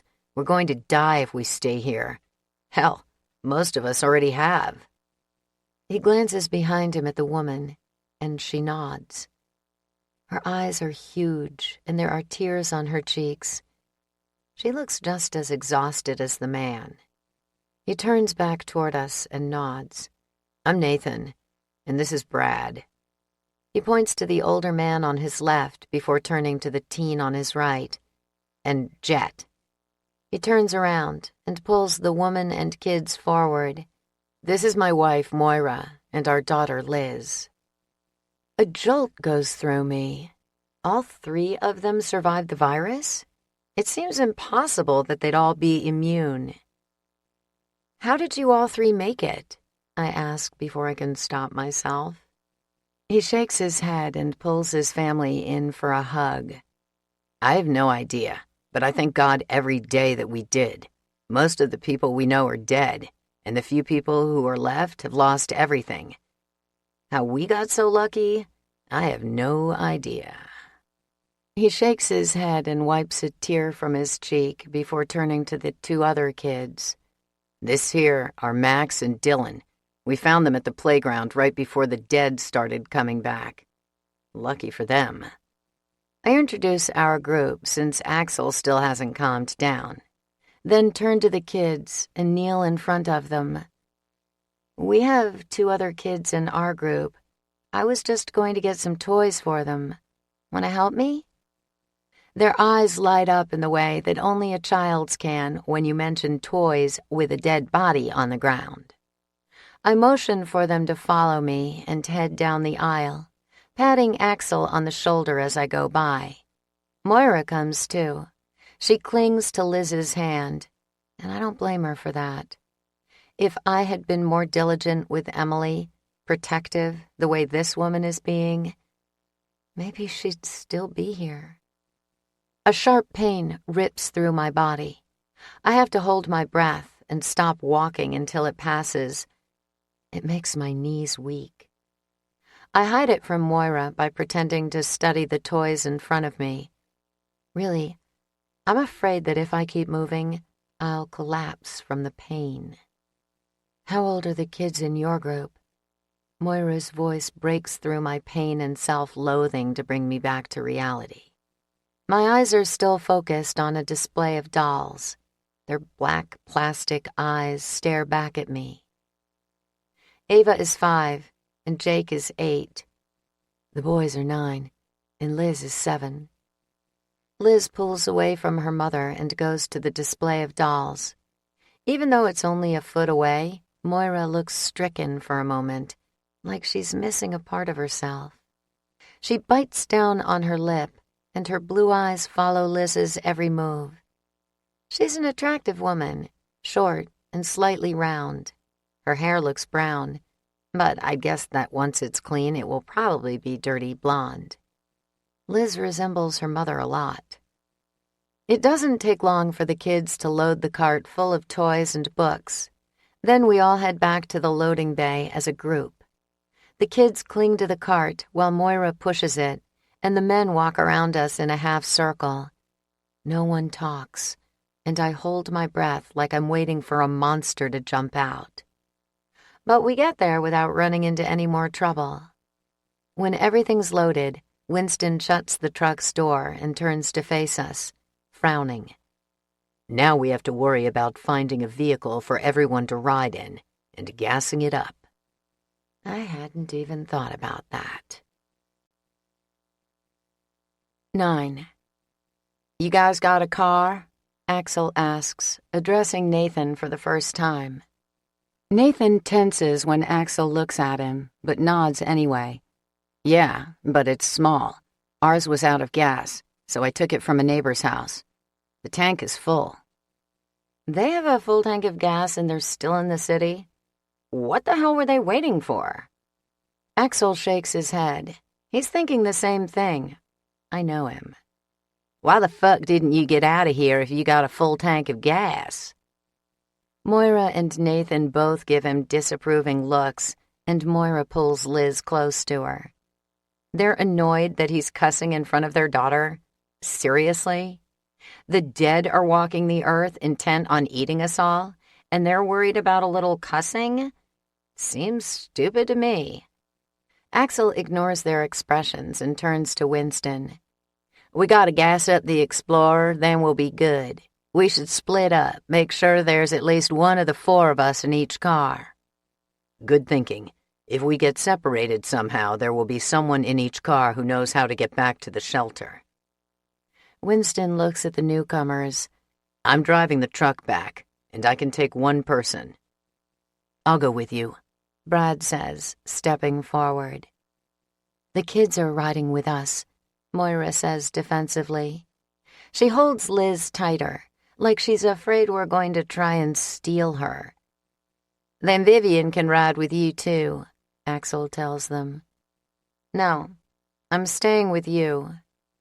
Axl shakes his head and turns to look at me, his gray eyes intense. They got a full tank already. They can get out of here even if I don't got time to siphon the gas. I don't care, I say firmly. Trey can ride with them. I'm staying with you. Axl sighs and runs his hand through his hair, but he nods in agreement. All right, then. What about Jet? Nathan asks. We can't take him if Trey's with us, and he's just a kid. Jet doesn't really look like a kid with the way he handles that gun, but he's young. His face is marred by acne, and his dark shaggy hair is so greasy it sticks to his scalp. His teeth are crooked when he grins at me. His parents should have gotten him braces. We can fit 3, Winston says. It'll be tight, but it's no problem. I expect Brad to step forward and say he'll give his seat up for the kid, but he doesn't. He just stands back and presses his lips together, letting everyone else decide what's going to happen now that he has a seat to the shelter. Something about the look on his face bugs me. He seems like an ass, to be honest. It's just you and me then, I say tensely. Axl glares at Brad. He's probably thinking the same thing I am. We always seem to be on the same page.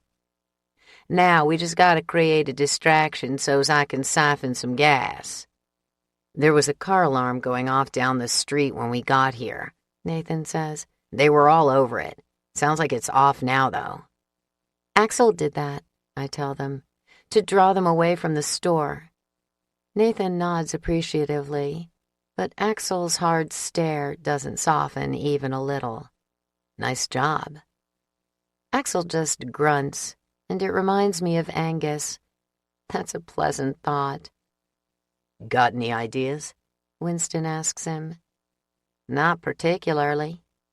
Winston looks over toward the truck. How about you try to sneak out nice and quiet and siphon some gas? I'll pull the truck out and keep watch, and if things get hairy, we can fire some bullets in the air, draw them our way. That thing's huge. Even if they surround us, we'll be able to get out. Axl purses his lips. It's better than anything I can come up with. He turns and looks at Nathan and Moira. You parked out front? Nathan nods. Why don't you come on out with Vivian and me and pull the car around here? That way the kids don't gotta go out there at all. Nathan nods again, but Moira grabs his arm. You can't leave us. I'm not leaving you. I'll be right back, I promise. He pulls her against his chest, hugging her tightly for a brief moment. He kisses the top of her head before he lets her go. I throw on my pack and tuck my gun into my belt. I'm not making the mistake of leaving it behind ever again. My hand brushes my sheath. It's empty. Shit. I never found my knife. I'll have to get a new one. Axl had a whole bag of weapons in the car. There has to be one or two in there.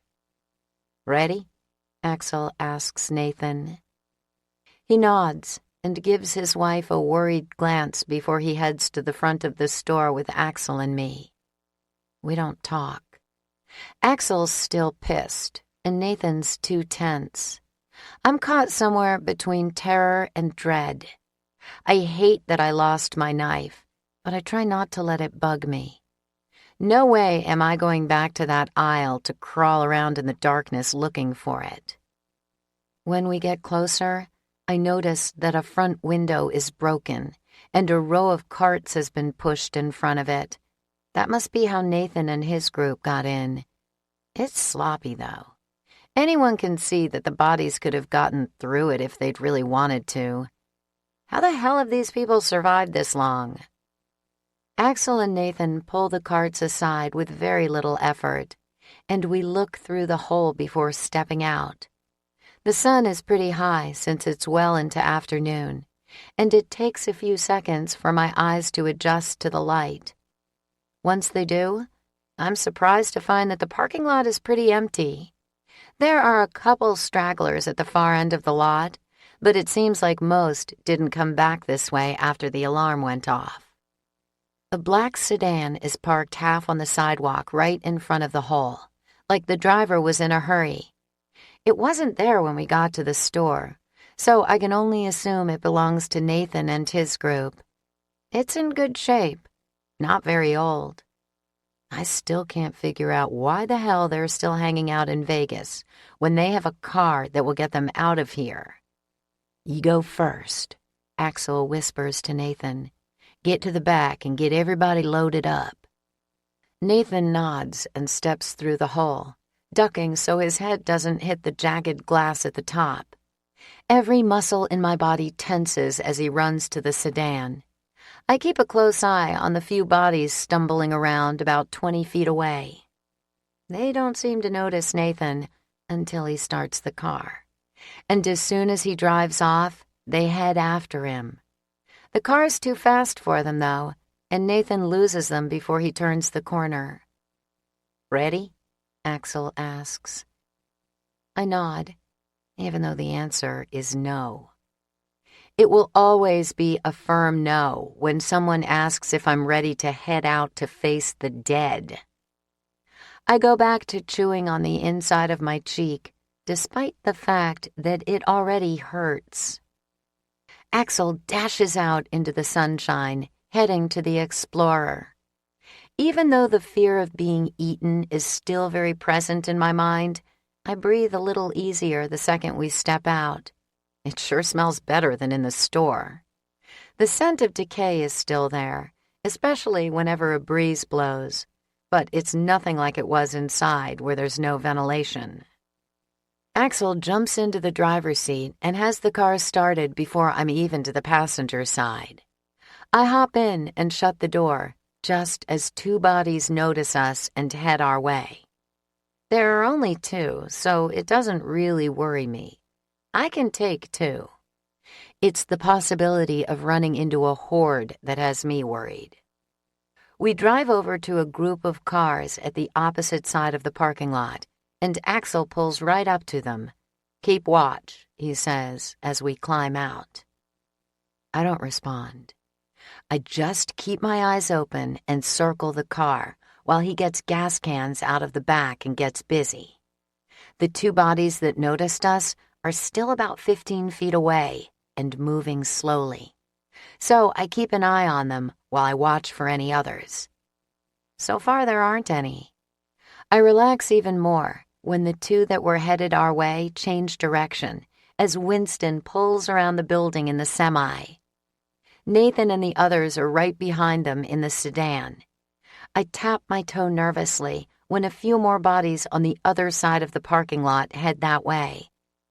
They need to keep back. The semi can withstand a horde, but I doubt the smaller car could.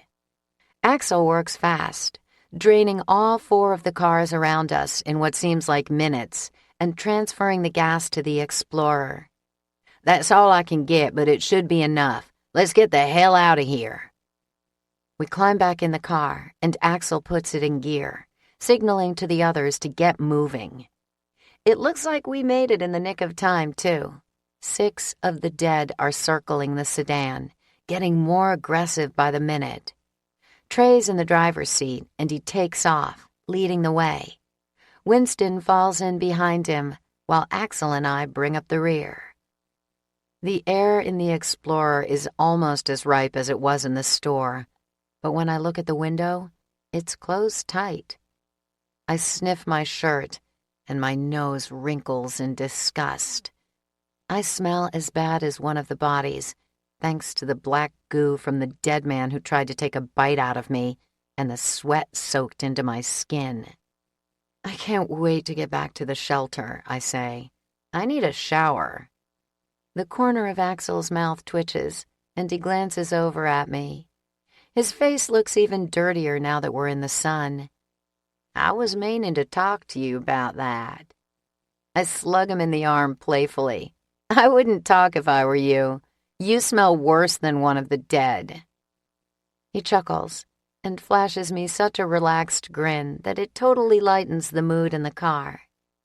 I lean back in the seat and close my eyes, then let out a big sigh as tension rolls off me in waves. I won't feel really comfortable again until we're out of the city, but at least we're on the road, and with a full truck, too. This should tide us over for a while. "Shit," Axl mutters a few minutes later. "Why the hell's he going this way?" My heart jumps to my throat at the panic in Axl's voice. I bolt upright and my eyes fly open. Axl rarely loses his cool, so whatever it is, it must be important. At first look, nothing seems different, though. We're still in Vegas. The street is clogged with zombies. Normal. Or as close to normal as we can come these days. Then I catch sight of a few casinos in the distance, and the sheer number of bodies in front of us hits full force, like a tidal wave. It must be thousands. Are we on the main strip? Axl's hands ring the steering wheel. Never been to Vegas, but that's what it looks like. All the tension that had just disappeared is suddenly back, and my shoulders are in knots all over again. The streets are so crowded with the walking dead that it reminds me of Times Square on New Year's Eve. The truck in front of us slows down, probably because the sedan is having a difficult time getting through the throng of bodies, and Axl is forced to slow too. I glance at the speedometer nervously. We're not even going 30 miles an hour. "This was a bad idea," Axl mutters, gripping the wheel even tighter than before and leaning forward. The bodies swarm us and slam into the sides of the car. Their rotting fingers rake against the glass, scratching at the windows. I swear one loses a couple nails. A few bang their heads against the car, leaving splatters of black goo on the glass. Axl has to slow even more until we're down to 15 miles an hour. It doesn't even feel like we're moving at this point. "Shit!" Axl slams his hand against the dashboard. It startles me more than the dead trying to break into our car, and I almost jump out of my skin. The fact that Axl's worried makes all of this so much more frighteningly real that I start to sweat all over again. My heart kicks up about 10 notches, and I dig my nails into the palms of my hands to stop them from shaking. It doesn't help. Nothing can. Because when you face thousands of bodies intent on eating you, you're pretty much in a helpless situation. I do my best to shove the fear down as I lean forward and try to get a good look at the sedan through the massive bodies in front of us. That's who we should be more concerned about right now, Trey, with Nathan and Moira and the kids. They're vulnerable in that small vehicle, while we may be able to take a beating and squeeze out of this alive. I strain my neck and twist in my seat, but no matter which way I turn, I can't see a thing. My eyes land on the moonroof, and I climb to my feet. Axl watches me push the button that opens the small window above us. "What are you doing?" "I want to see what's going on." I pull myself through the window and into the blinding Vegas sun. The stench is so strong it singes the hairs in my nose. It's like thousands of rotting corpses baking in the sun, which is exactly what's happening. But it's so bright that it takes a moment for my eyes to adjust. When they do, I wish I'd stayed inside. Bodies rush toward us like a tsunami, ready to wipe us off the face of the earth.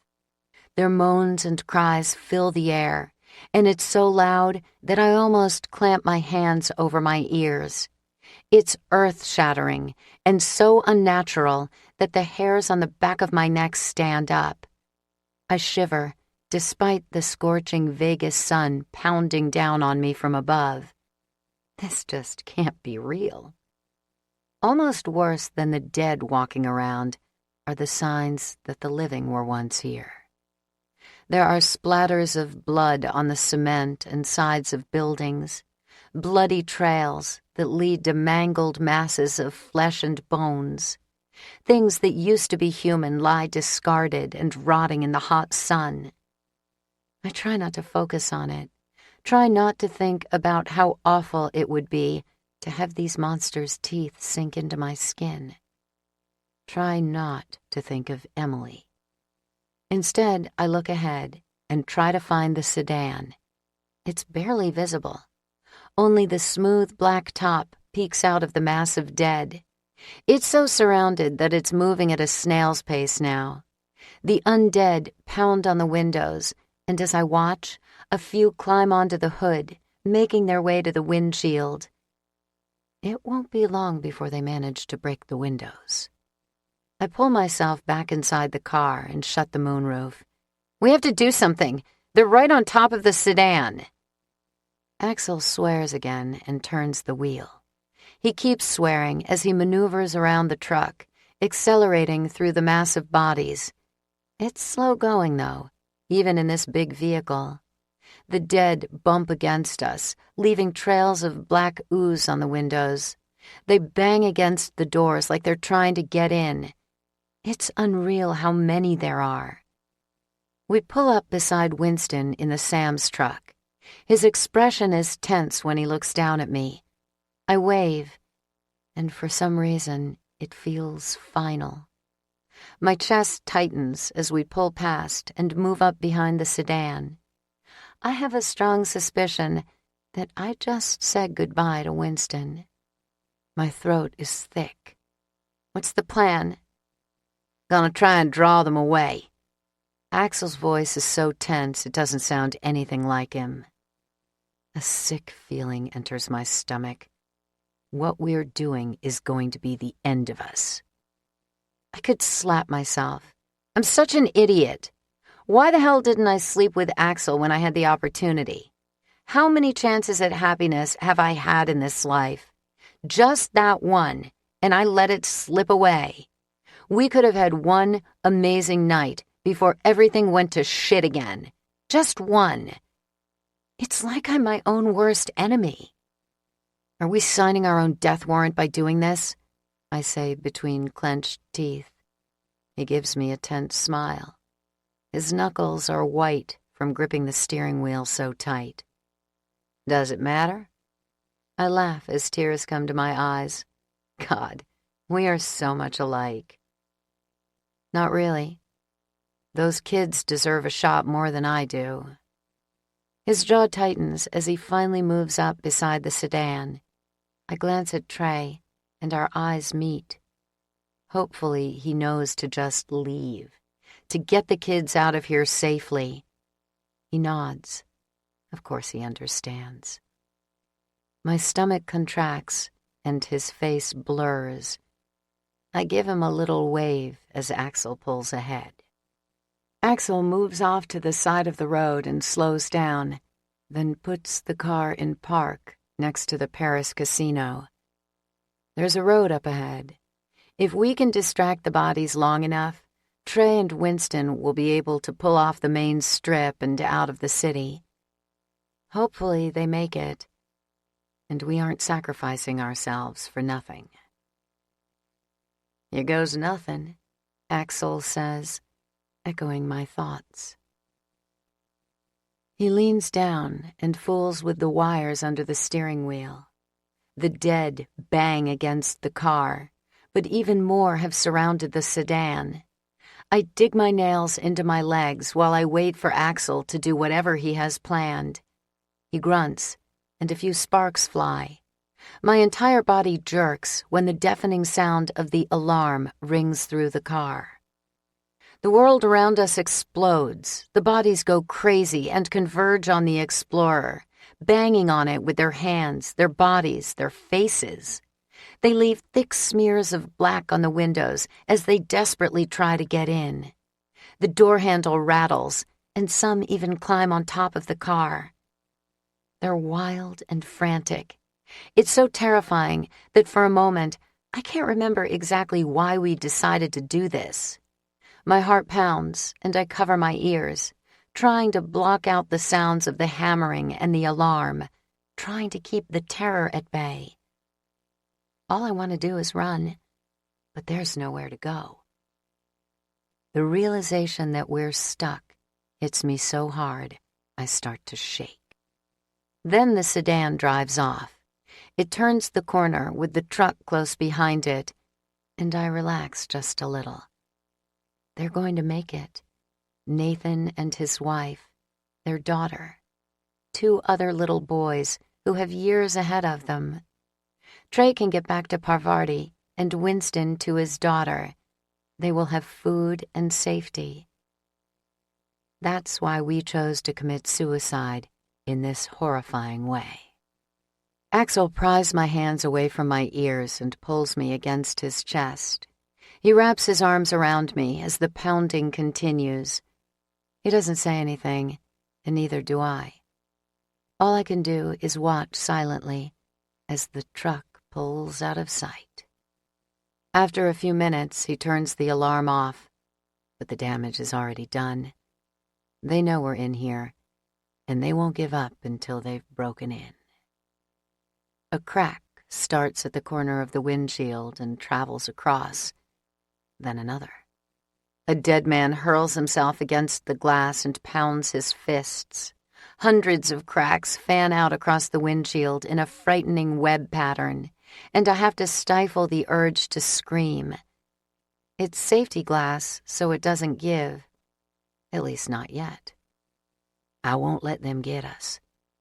Axl's lips brush against my head, and strands of hair fall into my face.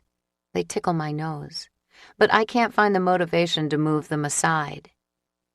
I nod and swallow against the lump in my throat. He doesn't mean he won't let them get in, because we both know there's nothing we can do about that now. Surprisingly, though, I'm okay with it. A bullet to the brain sounds a lot better than being ripped apart by the undead. The glass behind us shatters. Axl's arms loosen. We both turn to see the first body pull itself through the back window. He's so thin he resembles a skeleton, and the skin on his face and scalp is ripped to shreds. His face is streaked in black goo. He howls at us as he pulls himself forward. His fingers are black, and 2 are missing. More pull themselves through the opening behind him. They're crawling over one another as they try to get at us. Their high-pitched screams and rancid smell are even more intense in the small space, and more terrifying. My hand shakes as I pull out my gun and face the screaming bodies. Axl pulls the trigger first, and the gunshot is so loud that it makes my ears ring. He takes the closest one out, and I aim for the one behind it. Black liquid sprays the inside of the car when my bullet pierces his skull, coating everything in its rancid scent. I gag when bile rises in my throat, but I have to swallow it down as more and more bodies find the opening and pull themselves in, crawling over their fallen brethren, reaching out to us with decaying hands. We continue to fire, but no matter how many we take down, more find their way in. I blink and clear my throat and focus on the dead. But nothing I do can stop the tears that stream down my cheeks. "Save 1 bullet!" Axl yells over the screams and pounding of the dead. His words are like a knife in my stomach, a dose of reality. We are really and truly screwed. I pause to check my ammo anyway, because he's right. I need to save one if I don't want to end up being eaten alive. My hands shake when I pull out the clip. 4 bullets left. 3 for the undead, and 1 for me. "I'm down to 4, I say, as I take out another. 3. Axl fires twice in quick succession, taking out 2 more. "I got 2. He fires one last time, then puts the gun down. Seeing the gun in his lap is so final that a sob forces its way out of me. My whole body shakes. I take my time with my final shots, partly because my hands are unsteady, and partly because the bodies are moving slower than before. They've piled up. New ones have trouble getting through the back. They've stopped pounding on the other windows and are now focused on just the one small opening. My hand trembles so much when I fire my last shot that I'm surprised it hits something. It rips through the temple of a putrid man. His head explodes and the car vibrates. Or maybe that's my body. I lower my gun. This is it. I have nothing left. Not even my knife, because I lost it in the store. We have more weapons, but they're in the back of the car where they do us no good at all. One body makes his way toward us, a chubby man who was almost bald in life. His scalp is torn now, probably from the broken glass of the back window. Black goo seeps from the wounds, flowing down his face, into his eyes and mouth. He moans and grabs at us, stopping every few inches to reach toward us before moving forward again. My heart pounds, and my body quivers. This is the end. Axl pulls me against him. His eyes look stormier than the clouds that follow a tornado, and my own eyes are filled with tears, making his face blurry. I wipe them away so I can focus on him in my final moments. "Should have slept with you last night," he says. My heart leaps, then twists painfully.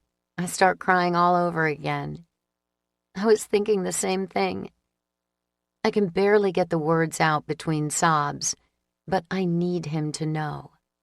He lets me go and raises his gun, pointing it at his head. "You ready?" I nod and lift my own gun, trying to block out the moans coming from the back of the car and the smell of decay surrounding us, trying to focus only on him. On 3, he nods, and his Adam's apple bobs like he's trying to swallow down the tears. 1. 2, I say between sobs. He opens his mouth, and my body trembles. My finger moves to the trigger. Do I close my eyes or focus on him? His lips move again before I've had time to decide, and he must say 3. But the word is cut off by an explosion so loud it vibrates through the car. 10. My heart stutters, and my finger twitches on the trigger. Axl's eyes hold mine. We're both frozen with our guns held to our heads. My breathing slows, and I blink. Am I going nuts, or has the pounding on the car lessened? Another explosion rips through the air, followed closely by a third. The car shakes again. My hand drops to my side, just as Axl lowers his gun. The pounding has stopped almost completely now. Are they leaving? I ask, trying to get a glimpse of the strip through the black goo smeared across the shattered windshield. Axl shakes his head. The dead man crawling toward us moans. Without blinking, Axl rips out his knife and slashes it toward the body. The blade strikes the man in the side of the head, and the body collapses. Axl pulls the knife out and wipes it on the seat. It's quiet. You think Winston or Trey did that? Blew something up to try and draw them away from us? It's a good guess. I know I would have done something to help out if the situation was reversed. His eyes dart to the back of the car, but no other bodies have crawled inside. He takes a deep breath and says, "I'm gonna check it out." He reaches for the button to open the moonroof, and my heart pounds. We might be okay. I exhale and say a silent prayer as he pulls himself through the window. Religion has never really been my thing, but if there's ever a time to ask God for a break, this has to be it. Axl ducks back inside the car seconds later. His face is still tense, and I can't read his expression. My heart pounds, and I grab his arm. My nails dig into his flesh. "What?" He shakes me off and starts gathering his things. "There's still a few around, but there ain't many. There's a fire 1 street over, and they've hauled ass in that direction." "What do we do? We can't drive this thing. We can't even see out the window." Axl reaches back and rips his pack out from under a few bodies. He shoves his things inside. It's covered in the rank black liquid. "Get your shit. We're making a run for it." I do my best to ignore my pounding heart as I throw my pack over my shoulder. It doesn't work. Where the hell does Axl plan on going? I'm all for getting out of this car, but the uncertainty scares the shit out of me. He presses a button on the door, and the locks click. "Ready?" I take a deep breath and shove the door open, stumbling down and running around the front of the car. The strip is amazingly empty, considering how full it was just a few minutes ago. There are still a few bodies milling around nearby, and masses in the distance, but it seems like most of the dead that were trying to get to us a few minutes ago have headed toward the fire. There's a huge black pillar of smoke floating up toward the sky in the distance. I reach the other side, and Axl grabs my hand. He pulls me toward the front door of a casino as the few bodies still lingering around shuffle our way. A replica of the Eiffel Tower looms over us, blocking out the sun. It's the Paris casino. We dodge a rotting cocktail waitress as we duck inside. The interior is dark, and the outline of slot machines lined up throughout the room reminds me of headstones in a cemetery. In the distance, something moans, but it isn't close. "Where are we going?" I ask as he pulls me through the dark. We dodge slot machines and stools that have toppled over, not slowing for even a second. A body lurches toward us, and Axl swipes at it without pausing. The blade cuts into its skull, and the dead man hits the ground right at my feet, almost tripping me. I manage to jump over it at the last second. "Stairs," Axl says between breaths. The stairwell is right in front of us, and the green sign above it still glows despite the lack of electricity. It must run on batteries. Axl shoves the door open and rushes into the stairwell. The door slams behind us, and he drops my hand. I can hear him fumble around in the dark, but I'm not sure what he's doing until he flips the flashlight on and shines it up the stairs. We don't need it to know the stairwell is clear, though. The air lacks the stench of decay everything else in the world now seems to have. I lean against the wall and take a few slow, deep breaths. "Do you have a plan?" Axl nods, but he's breathing heavily. It takes him a few seconds to gather himself. "Roof," he finally says. Is he nuts? "Roof? That's your plan?" He grabs my hand and pulls me with him as he starts up the stairs. "Gotta get a better look at what's going on out there. Try and figure out where to go from here." It makes sense. Just taking off down the strip is a bad idea, and not something I even want to attempt. At least from the roof, we'll be able to see if there's a car we can use and the best way to approach it. When we reach the end of the staircase, Axl shoves the door open. We burst out onto the roof, and the sun almost blinds me. We're not all the way at the top, though. It takes my eyes a moment to adjust because it's so bright, so much brighter than the strip, thanks to the sunlight reflecting off the shimmering water of a pool. Axl chuckles and drops my hand. He brushes the sweaty hair off his forehead. "Didn't expect that." I laugh too. Even though it feels out of place, it eases something inside me. Dread, maybe? No kidding. I had no idea there was a pool up here. I exhale and slump against the wall. The wind blows, and the sun beats down on my head like it's trying to burn me alive. My skin is moist, and even though the air on the roof is clear, all I can smell is death. It's like the stench has coated my skin and seeped into my pores. I'm not sure I'll ever be able to smell anything else. "What now?" I ask. "Let's get this door blocked off just in case, then do a quick sweep of the area. Make sure nothing else is up here." I only have one bullet, and I lost my knife at Sam's. Axl curses and pulls his backpack off. "Think I got an extra knife." He digs for it while I nervously study our surroundings. There's nothing moving, and it's amazingly quiet up here. Still, I won't be able to relax until I'm armed again. There are cabanas and a few other structures on the other side of the courtyard where dead things could be lurking. Thankfully, Axl finds me a knife. He hands it to me, and I tuck it in my sheath. It's smaller than the one I lost, which isn't great, but it's better than nothing. One bullet isn't going to get me far when a horde charges us.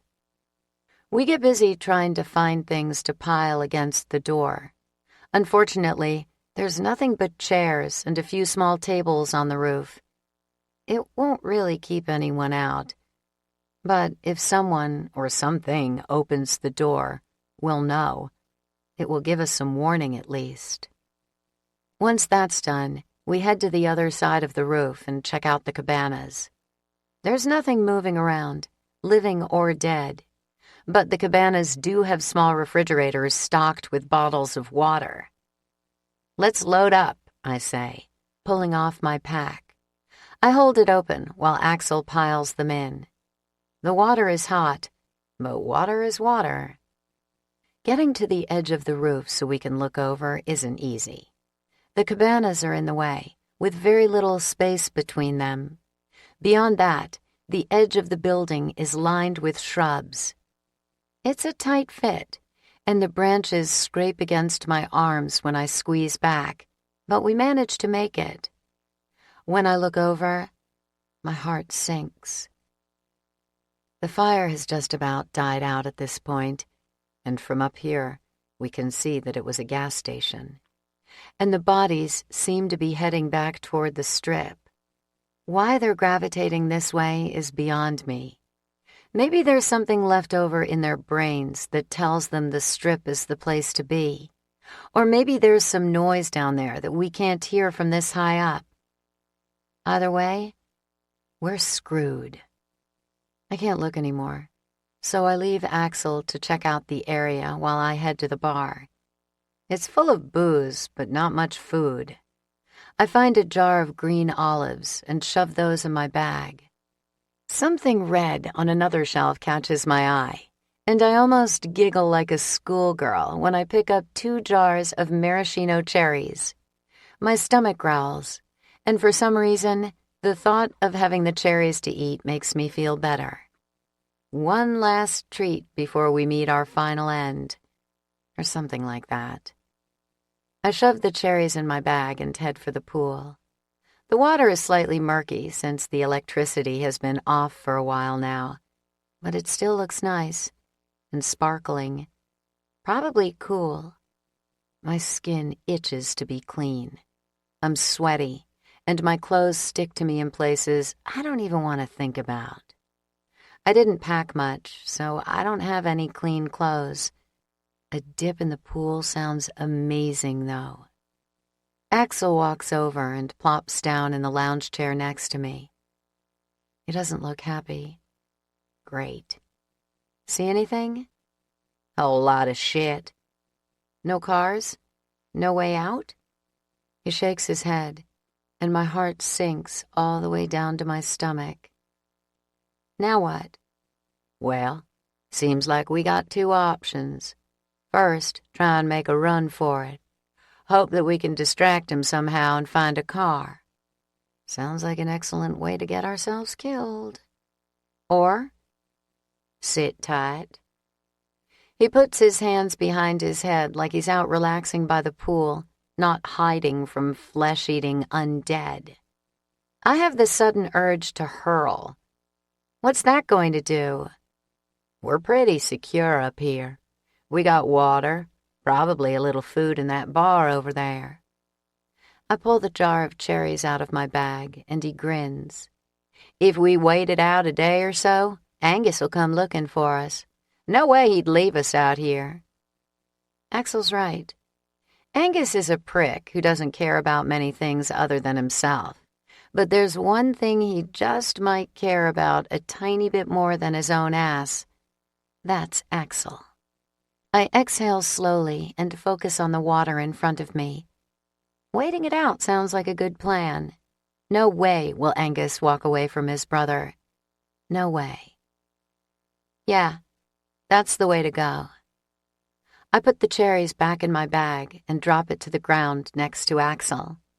Then I flash him a big smile and tilt my head toward the pool. Is it bad to worry about being filthy in the middle of all this? Nah, only natural. Go ahead, jump in. There's still a little uncertainty in me, though. It isn't easy to relax when there are bodies walking the earth, but Axl knows what he's talking about. The roof does seem secure. The stairwell was empty, and I can't think of a single reason the undead would come up here looking for food. Not when they've had such good luck down on the strip. Plus, the water looks so nice, and being clean would feel so good. I'm going for it. I pull my shirt over my head, and Axl sits up straighter. The way his gray eyes follow my every move makes my legs quiver. My bra is soaked with sweat, so it comes off next. I undo the hook, then slide the straps down. Axl's lips twitch. The filthy bra falls to the ground, and my shorts go next. I pull them down nice and slow. Finally, my experience as a stripper comes in handy at the end of the world. I leave my underwear on. Red and lacy, there's barely anything to them anyway. Axl purses his lips, but I just smile. My eyes move to the water. I'm already imagining how nice it's going to feel on my skin. You going to get in? I'm just gonna sit here and enjoy the view. I glance over my shoulder. Axl's grin stretches from ear to ear. He reminds me of a little boy in a toy store. It's cute, and it makes my stomach do a little flip-flop. You need it, I say. You're dirty. He winks at me and smiles even bigger. You got no idea. I laugh, then throw myself into the pool. The water swallows me whole. My eyes are squeezed shut, and my lungs are full of air, and I stay under. It feels amazing, like a hot bath at the end of a really hard day. I stay down until my lungs burn for relief, then blow the air out as I swim up. I dip my head back just as I break the surface. The water runs down over my face and back. It isn't particularly clean, and I don't have any soap, but my skin already feels less grimy. I swim to a more shallow area, where the water only comes up to my waist. The sun is warm against my skin, and I can almost imagine I'm on vacation as I scoop up handfuls of water and scrub my face and arms, making sure all the dirt and stench of death is washed off. Axl doesn't take his gray eyes off me for a second. They caress me from 6 feet away as he takes in every move I make, every curve of my body. You really should get in. I run my hand down my chest, and Axl squirms in his chair. I have several reasons for wanting him in here, only one of which is getting him clean. He slips off his shoes, then stands up. My pulse quickens when he pulls his shirt over his head. His muscled chest is filthy and covered in little beads of sweat, but that only makes my heart beat faster. His eyes hold mine as he unzips his pants, and my throat tightens when they fall to the ground. He's wearing nothing but boxers that sit low on his hips. My eyes trace every muscle, then move down, stopping on his happy trail peeking out from the top of his boxers. Axl heads down the stairs and into the pool. My body is already on fire, and my heart beats like a jackhammer. He's as laid back as always, though. He dives under and swims across the pool, resurfacing about 10 feet away from me. The water glistens on the planes of his muscled chest, and my heart skips a beat. I'm on a roof with Axl, possibly stuck here for the night, and we are both almost naked. I've come a long way from 10 minutes ago when I thought we were about to die. I swim to the edge of the pool and climb out, laying on the lounge chair so I can watch Axl better. Done already? He asks. Disappointed? Whatever. Long as you don't put clothes on, I'm good. He swims to the edge, clean, and climbs out. His eyes move up my body as he walks over, sending a little thrill down my spine. What he said to me in the car comes screaming back, and that thrill turns into an ache. For as long as I live, I will never be able to forget how I felt when I thought I was saying goodbye to him. He sits in the chair next to mine. I stand up, and he scoots over so that I can sit with him. His eyes are serious, like he can read my mind. It wouldn't really surprise me. He always seems to know what I'm thinking. What you said in the car... The words catch in my throat. I have to pause so I can pull myself together. Facing death isn't an easy thing to talk about, but I need to sort out how I feel about him and how he feels about me. He purses his lips, and a storm like I've never seen before rages in his eyes. I meant it. I swallow and force the words out.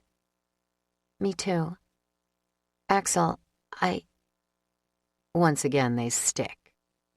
Before I have a chance to try again, Axl grabs me and pulls me to him. He presses his mouth to mine, and all the air leaves my lungs. I run my hand through his wet hair and pull myself closer as his tongue explores my mouth. His hands run down my back, burning my skin. They stop at my hips, and he lifts me up, moving me over so I'm on top, straddling him. When he kisses me again, it's more passionate than before, more urgent. Every nerve in my body comes alive, tingling, begging for more. I move my hands over his chest, exploring every muscle and dip. My lips brush against the scar on his chin, then move lower. His neck, his collar, his chest, his stomach. Teasing his skin with my tongue.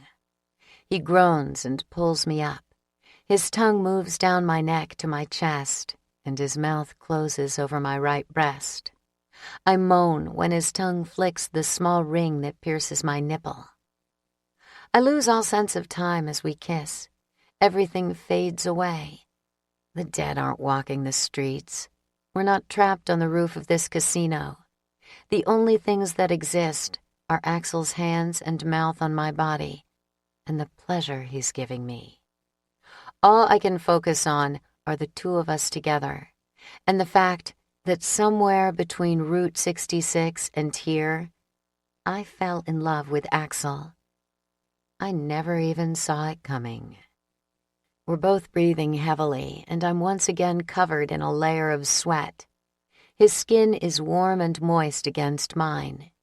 My hand creeps down his stomach, under the waistband of his boxers. I tug on them, trying to remove the last bit of clothing that either one of us is wearing. But his hand pushes me back and he pulls away. Seriously? He's stopping me? After all this, he's going to stop? What are you doing? He sits up and runs his hand through his hair. No condoms. Thank you, Hadley. Is that so? I say, flashing him a mischievous smile. You plan ahead? My jeans are crumpled on the floor next to the lounge chair. I scoop them up and dig in the back pocket. Hopefully it didn't fall out somewhere between Sam's Club and here. My fingers brush against plastic, and my grin widens. I got lucky, for once. I pull the condom out and flash it at Axl. His smile gets so big it makes him look 5 years younger. He snatches it out of my hand and pulls me down on top of him. His mouth covers mine, and heat moves through me. I reach for the waistband of his boxers while he rips the foil packet open. I can't get his clothes off fast enough. I toss his boxers aside, and he slides the condom on. His eyes search my face. You're sure? I've never been more sure of anything in my life. If we die tomorrow, I know I'll die happy because I had you. He pushes me onto my back and leans over me. His lips move against mine as he slides inside me, and I raise my hips to meet his. I dig my nails into his back as he pushes deeper. "We ain't gonna die tomorrow," he says against my lips. 11. Axl and I huddled together in a cabana as darkness descends on Vegas. With the sun no longer up, the air has turned chilly, and my body is covered in goosebumps. We've gathered every hotel towel we could find to try and keep warm, but it isn't working. I shiver so hard my teeth rattle together.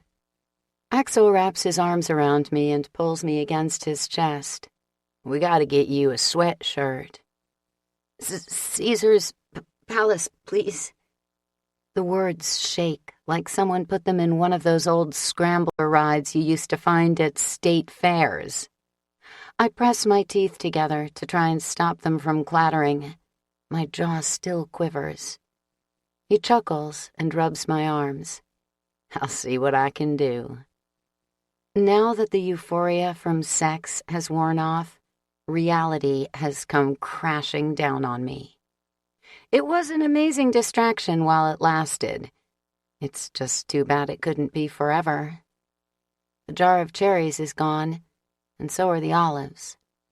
All we have left to eat is a handful of nuts. I'm not dressed for cool weather, and we're pretty exposed to the sun during the day. We lost almost all our weapons in the car. Things are not looking good. Who knows how long we'll be stuck in Vegas? It's eerily quiet on the roof of the hotel, and being up here makes it seem like Axl and I are the last two people on the planet. Of course, that would probably be a welcome alternative to what's really happening. The undead walking the streets below us is much more terrifying than Axl and I being alone for all of eternity. I shiver, but this time it's not because I'm cold. All those bodies walking all over the city, maybe forever. It's so depressing. Axl presses his lips to my forehead. I sigh when his warm breath caresses my hair. "You never call 'em zombies, just bodies, or the dead." My chest tightens. He's right. I try to keep myself from even thinking the word. It's too scary. The word's just too crazy. I can't even bring myself to think it, let alone say it. Like saying it will make it more real or something. I sigh and lean my head against his shoulder. I don't want all this to be real. "It's plenty real without saying the word." "True," I whisper, shivering again. "When do you think Angus will show up?" He sighs, and I can picture him pursing his lips. I've gotten to know him so well. It's like we've been together for years, not weeks. "He probably wanted to run out soon as they got back without us. He ain't one to really think things through." "If I had to guess, I'd say Winston or somebody talked some sense into him. Got him to agree to go in the morning so they had time to plan. We'll just have to keep our ears open come sunup. They'll come back to the casino to look for us. I'm sure of it." My chest is tight.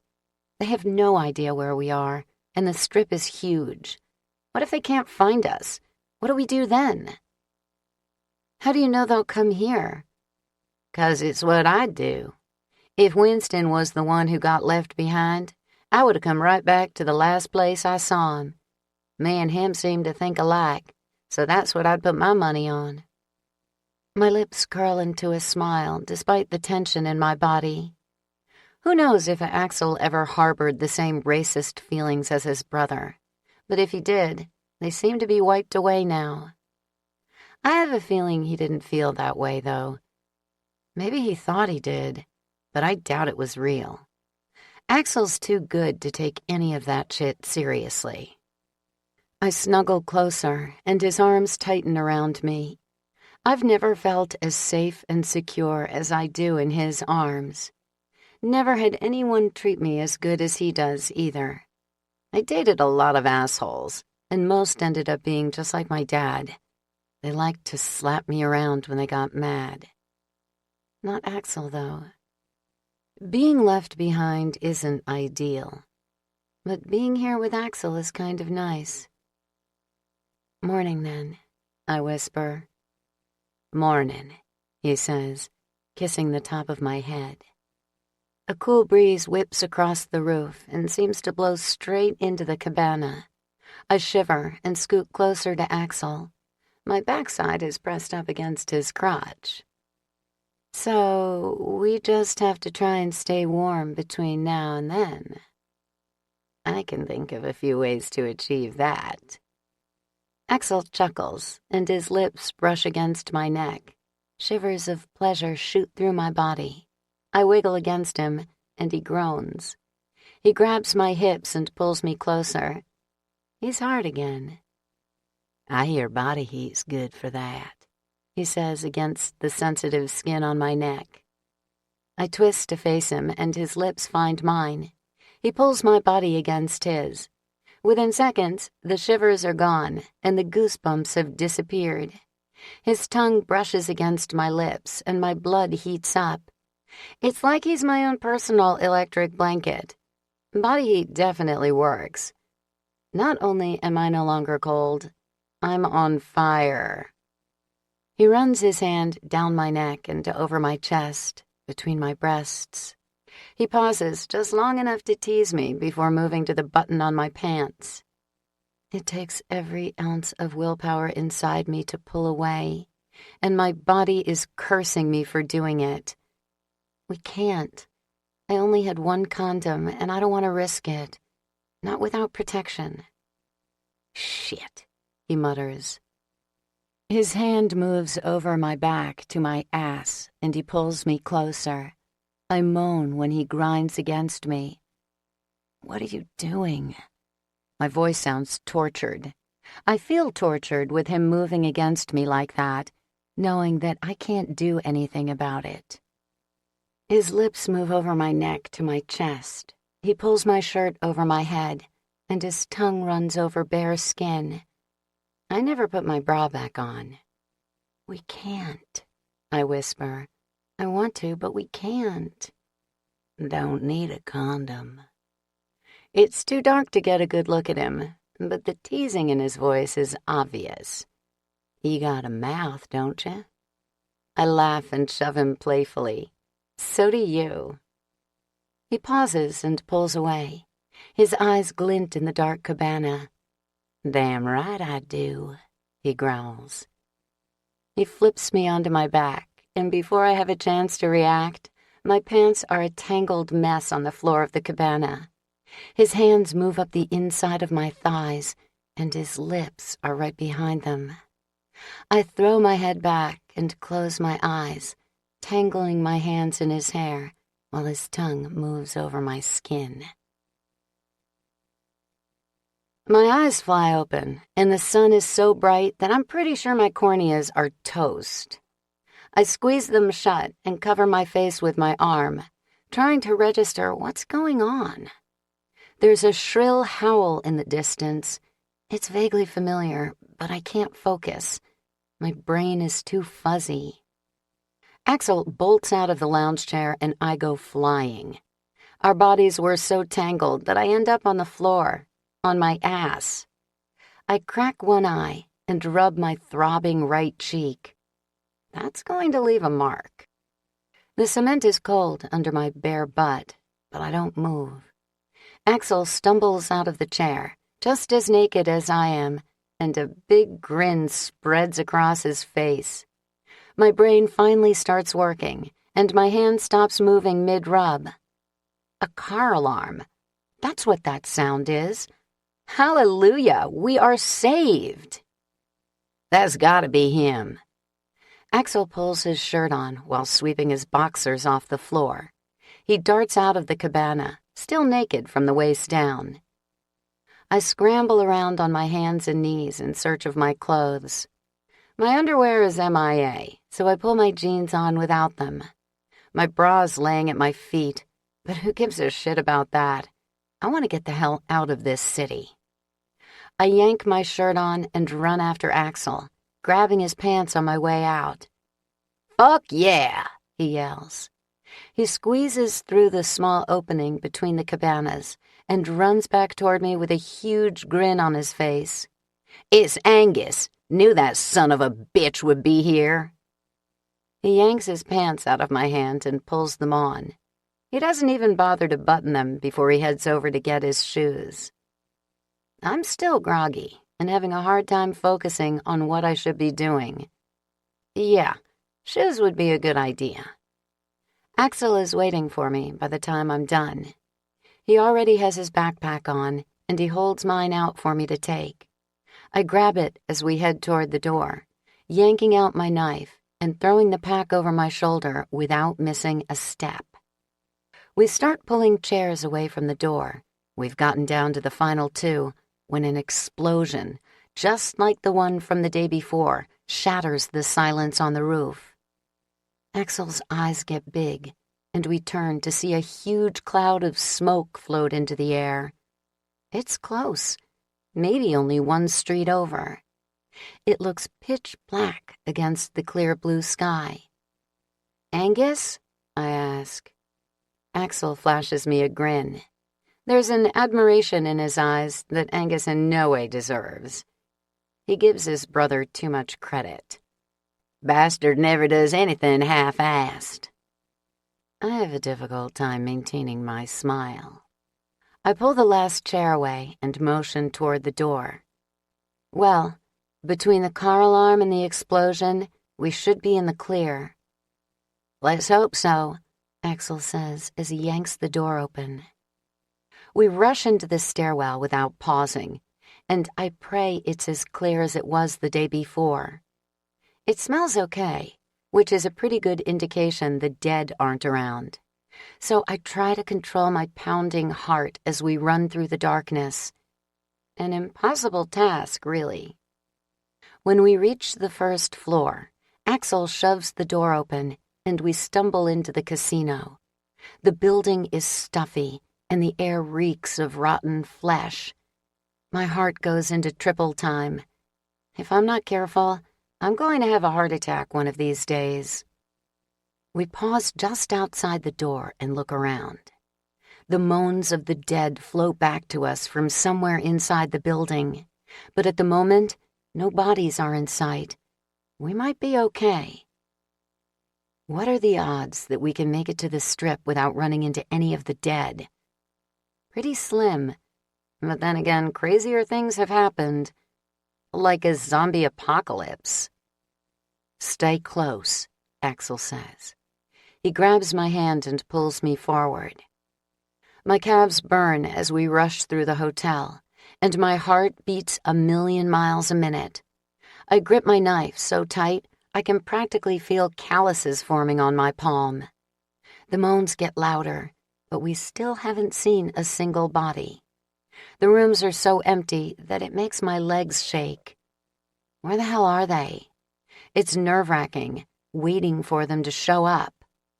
We pass the casino, just as dark as yesterday, and head toward the front. The floors and walls are marble and ornate, but dirty from neglect. Splatters of blood add a foreboding feeling to the room. I glance into the bar as we pass it, and my legs stop moving. There's a lone woman in the room, and she's surrounded by bodies. 7 or 8 of them moan and howl as they try to get at her. They can't quite reach her, though. She's behind a grand piano, wedged between it and the wall, holding an aluminum baseball bat. She swings it at them, warding them off. Her face is red and streaked with dirt, and her bleached blonde hair is a tangled mess. Her brown eyes are huge and wild with fear. My heart pounds, and I blink a few times. My eyes are playing tricks on me. They have to be, but they aren't. She's 10 years older than the last time I saw her, and looks every day of it, but I'd recognize that face anywhere. My dad never got rid of her pictures when she ran off. I looked at her face every day of my young life, missing her at first and cursing her later. My hand tightens around Axl's. "We gonna help her?" he asks. It makes me jump. He's breathing heavily, and when his eyes focus on me, he frowns. He isn't thrilled about the idea of running to her rescue. I pull my pack up higher on my shoulder. It's weighed down from the water bottles we took and getting heavier by the second. Plus, Angus is outside waiting for us, and we have a very short window of opportunity. It'd be a tough decision to make, even if it wasn't the mother who abandoned me. She makes a face as she swings the bat. Her mouth scrunches up and her eyes grow hard. It transports me back in time and almost knocks me on my ass. That's exactly how she looked when she'd tell me to get lost. My heart turns to stone, just like it did when she ran out on me. Bitterness fills my mouth, so intense I have to fight the urge to spit. I shake my head and turn away from her. There are too many. It's a lost cause. Axl nods and pulls me toward the exit, away from my mother and my past. 12. I've only taken 2 steps when she screams. The sound goes straight through me, breaking through the bitterness and piercing my already shattered insides.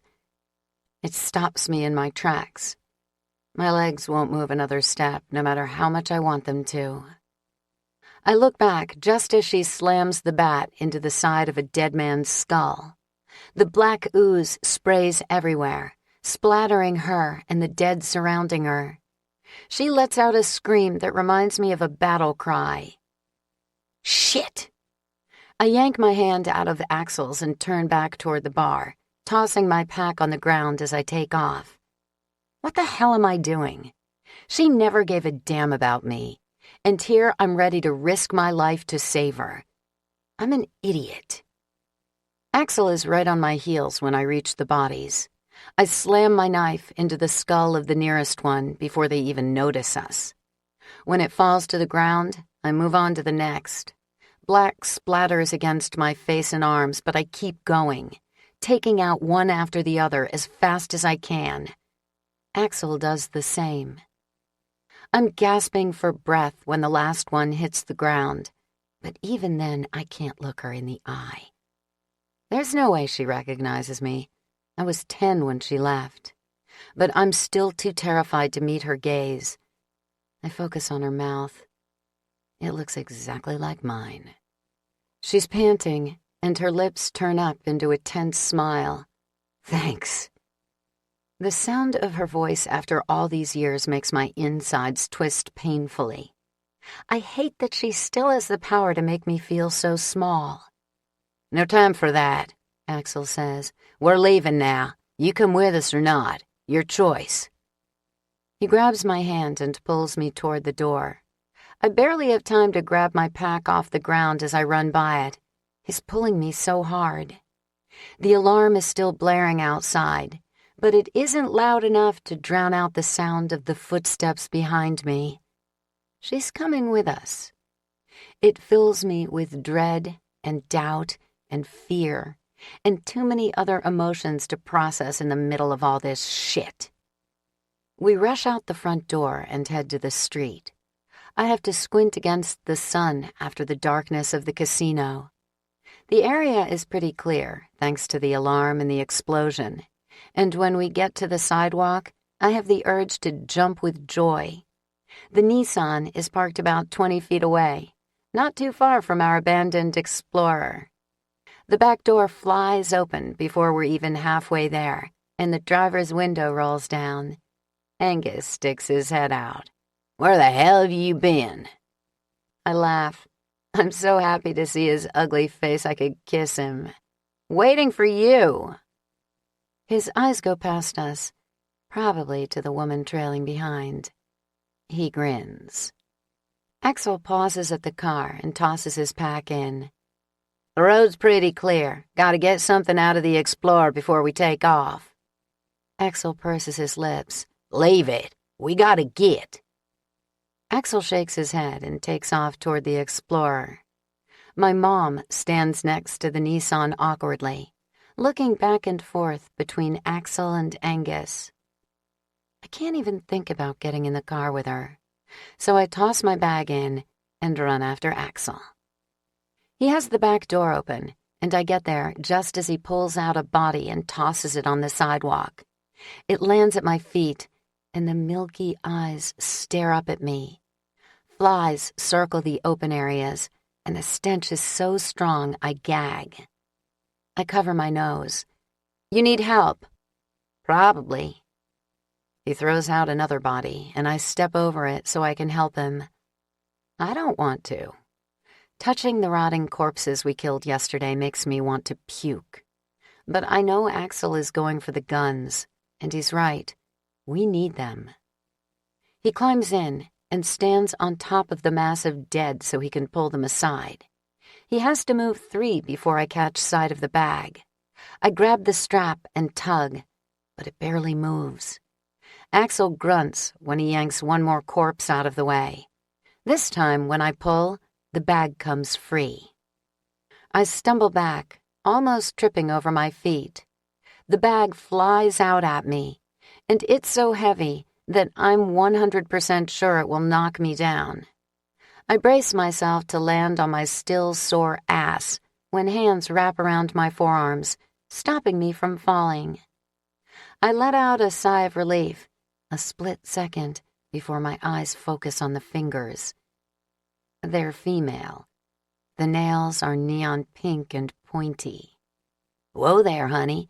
You almost ate it. I cringe and shake her hands off. Thanks. I push my matted hair out of my face as Axl jumps out. He lugs the bag up and jerks his head toward the car. Let's get a move on.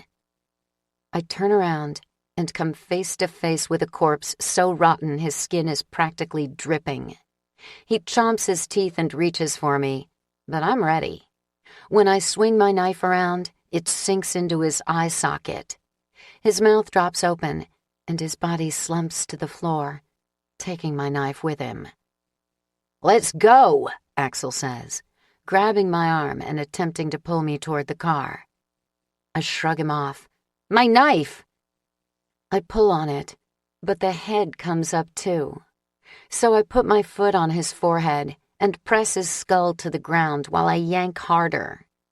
The blade slides out, and what looks like brain matter is stuck to the knife. I wipe it on the zombie's clothes before turning to follow Axl. More bodies stumble our way. My mom swings her bat, and it connects with the nearest head. Black goo sprays out like a sprinkler, dotting us all in the foul-smelling liquid. Axl steps in front of me when a woman in a lace nightie lurches for us. He stabs her in the head, then grunts when he pulls the knife back out. Let's go, he yells, shoving me toward the car. I jog toward the Nissan with sweat dripping down my back. Angus's face is bright red, and the vein on his forehead is visible through the windshield. The door is still open, and Axl pushes me in the back seat of the car before climbing in after me. He tosses the bag of guns in the back and scoots over to make room for our new addition.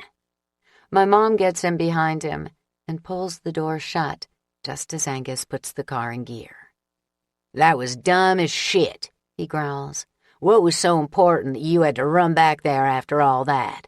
You barely made it out one night, and you think you gotta throw your life away? Axl rolls his eyes. Guns, Angus. Just drop it. He exhales, then a big smile curls up his lips. Damn, it's good to see you. I knew you'd come.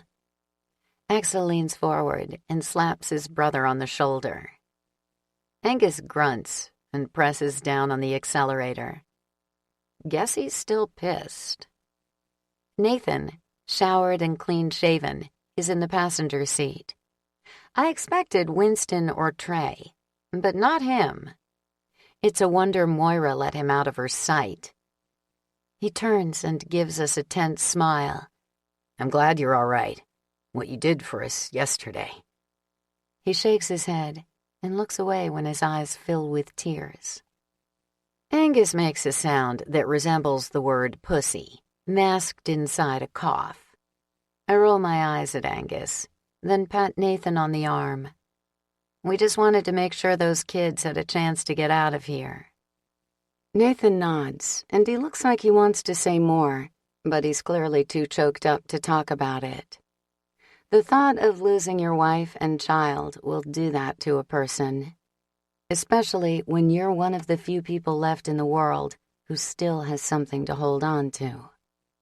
You guys caused that explosion yesterday? Axl asks. Nathan clears his throat and nods. Winston pulled over as soon as we were on a less crowded street. Trey, Jet, and I held them off while he got a fire going at a gas station. It took out the station and a couple of cars parked by the pumps. It saved our asses, that's what it did, Axl says. Couple seconds later, and we would have been nothing more than blood splatters on the inside of that car. You pick up a straggler? Angus asks, looking over his shoulder. His jaw is tight, and that little vein on his forehead pulsates. Guess he doesn't like talking about how close his little brother came to death. It's moments like these when I find myself almost liking the guy. Almost. Grabbed her on the way out, Axl says. He twists in his seat so he's facing my mom. Didn't even catch your name.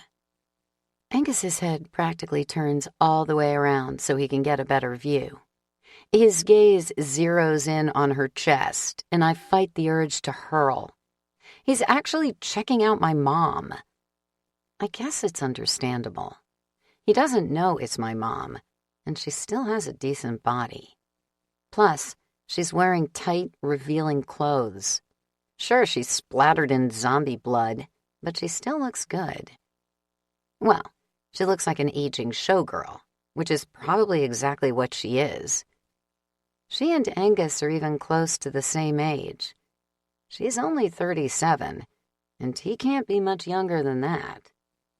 I shudder. The thought is just too disturbing to entertain. Darla, she says, and thanks for helping me out. I thought that there was the end for sure. Couldn't just leave you, Axl says, glancing my way. He introduces himself and Angus and gives her a brief rundown of where they came from. Fear prickles up my spine after he's introduced Nathan. My turn is next. Will she make the connection? It's not really something I want to deal with right now. Or ever, really. I wish she'd stayed behind. No way I could have walked away and let the zombies get her. But I don't want her here.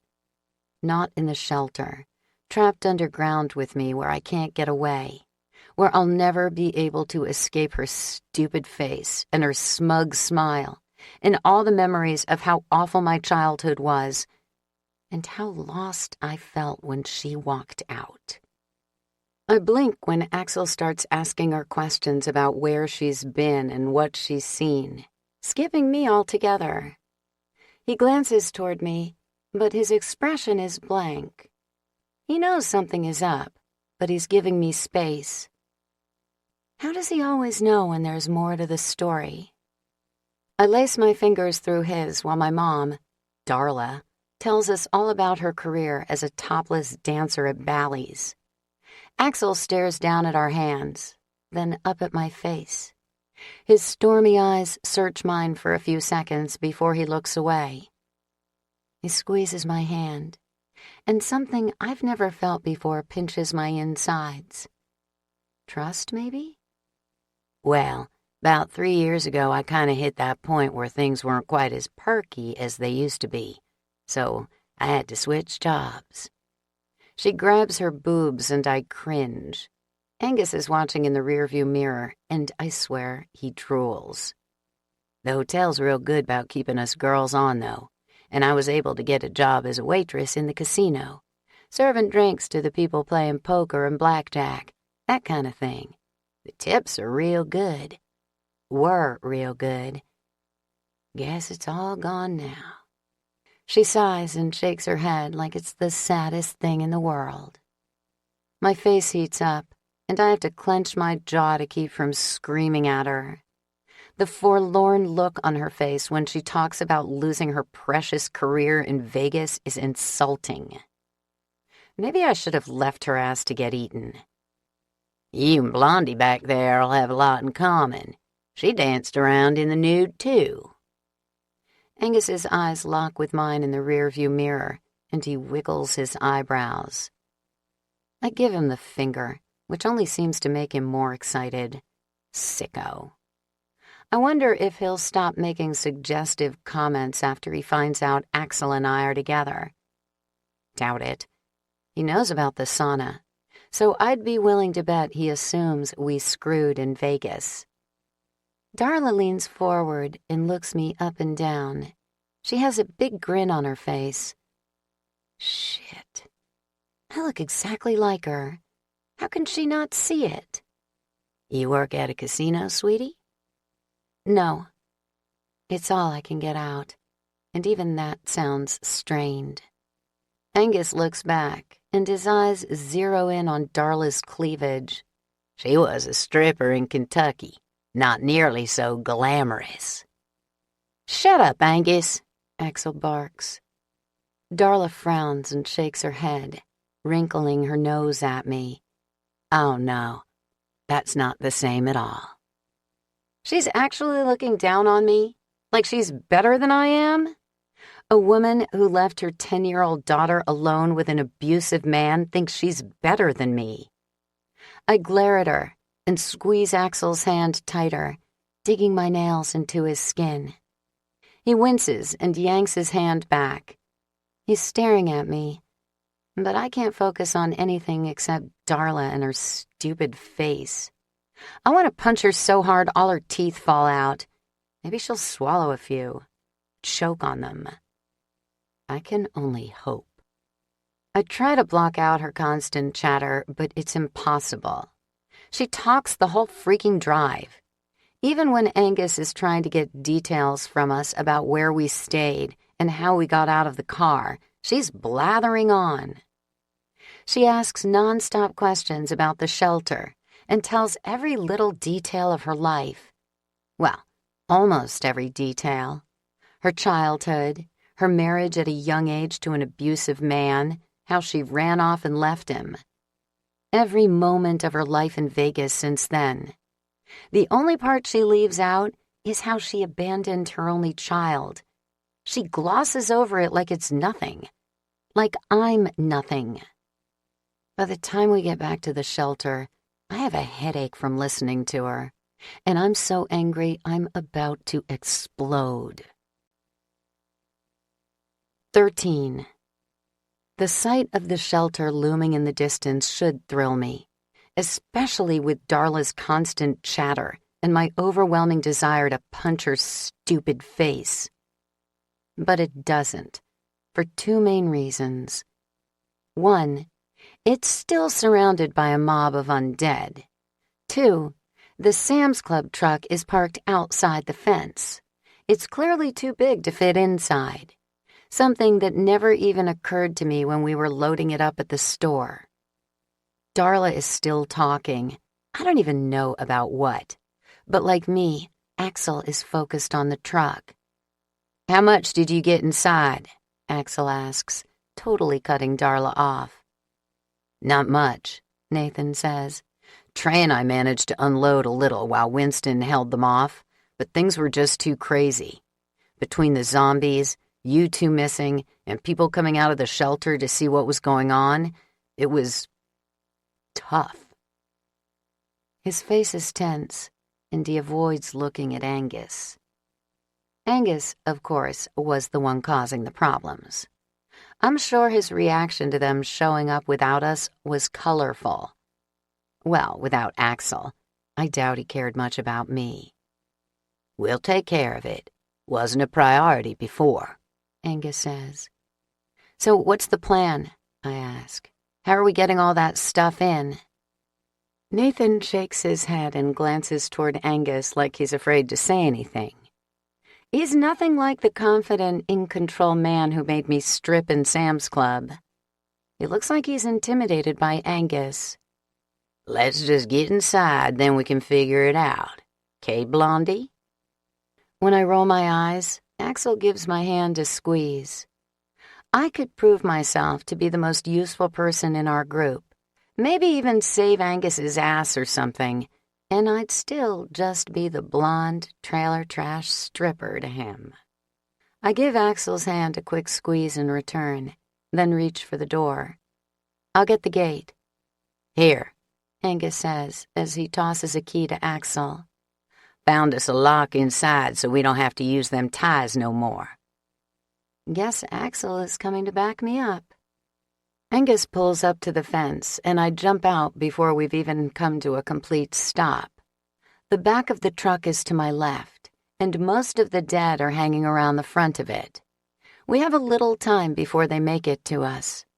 Axl hands me the key, and I head over to unlatch the gate while he stands guard. The dead come at us within seconds. They don't run, but they're not exactly slow either. It's more like they stagger toward us. The movements aren't fluid, and there's nothing about the way they walk that could be mistaken for human. Their arms hang loosely at their sides, as if they have a mind of their own. They occasionally reach out mindlessly, their hands clasping at the air while they walk. They claw their fingers and chomp their mouths, letting out moans and shrieks. Sounds I'm sure no human has ever made. My heart pounds and beads of sweat break out on my forehead, but I do my best not to pay attention to them. I focus solely on the fence and getting that lock open. My hands shake just a little, not making it easy in the least. But the fear isn't for me. With my eyes focused on the lock, I have no idea what Axl's doing. But I can hear and smell the dead getting closer. Their presence invades my senses, and my entire body tingles and screams at me to turn around and help Axl. I don't like having my back to him, not knowing if he's okay. Everything is different now that I've admitted to myself that I'm in love with him. After what feels like an eternity, the lock comes undone, and I shove the gate open so Angus can drive through. He looks pissed. The vein is even bigger than before. He was probably cursing my slowness the entire time I was trying to get the gate open. Axl and I jog in behind the Nissan. He helps me push the gate shut, then takes out a body that gets too close for comfort, with the last bullet in his gun, the one he had saved for himself. The realization hits me so hard, I have a difficult time filling my lungs. My legs shake, and if it wasn't so damn hot and smelly out here, I'd lay down on the ground. But at least we're safe, both of us. Without thinking, I throw my arms around Axl and kiss him. "Guess you two have more fun up on that roof than you're letting on," Angus says when he climbs out of the car.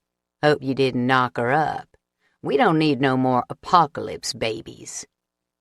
Axl leaves his arm around my waist and pulls me close as we walk toward the shelter. I bury my face in his chest. I don't want to give Angus the satisfaction of replying. It doesn't matter to me what he says or what he thinks. I'm just happy Axl and I are alive. "You're an ass, Angus," Axl says. There's something light in his tone that makes me look up. The corner of his mouth is pulled up just a bit, and his face is softer than usual. I glance toward Angus. His expression is almost exactly the same. God, it's crazy how alike they look sometimes. I guess that was just playful banter between brothers? It's hard to tell with these two sometimes. Nathan has already disappeared inside the shelter, probably in a hurry to get back to Moira. Darla stands by the door awkwardly. She looks suddenly scared, Like it just occurred to her she got in the car with 4 people she doesn't know and let them take her out in the middle of nowhere. Her uncertainty doesn't help lessen the bitterness eating away at my insides, that's for sure. "Come on," Angus says, waving her over. "I'd call you Blondie, but we already got us one. Gonna have to think of something better to call you." He stares right at her tits. I'd be willing to bet he has a few dozen things going through his head that he'd like to call her, all of which would make me vomit. We head down, and the second we reach the first level, we're surrounded by people. Everyone must have been waiting in the control room for us to get back. Hadley swoops in before anyone else has a chance, giving me a big hug. I pat her back awkwardly. I'm not much of a hugger, and we don't know one another that well, and this is our second hug since we met. She steps back and swipes her hand across her face. She isn't crying, but her expression is pinched, like she's trying to hold back the tears. She must have been really worried about us.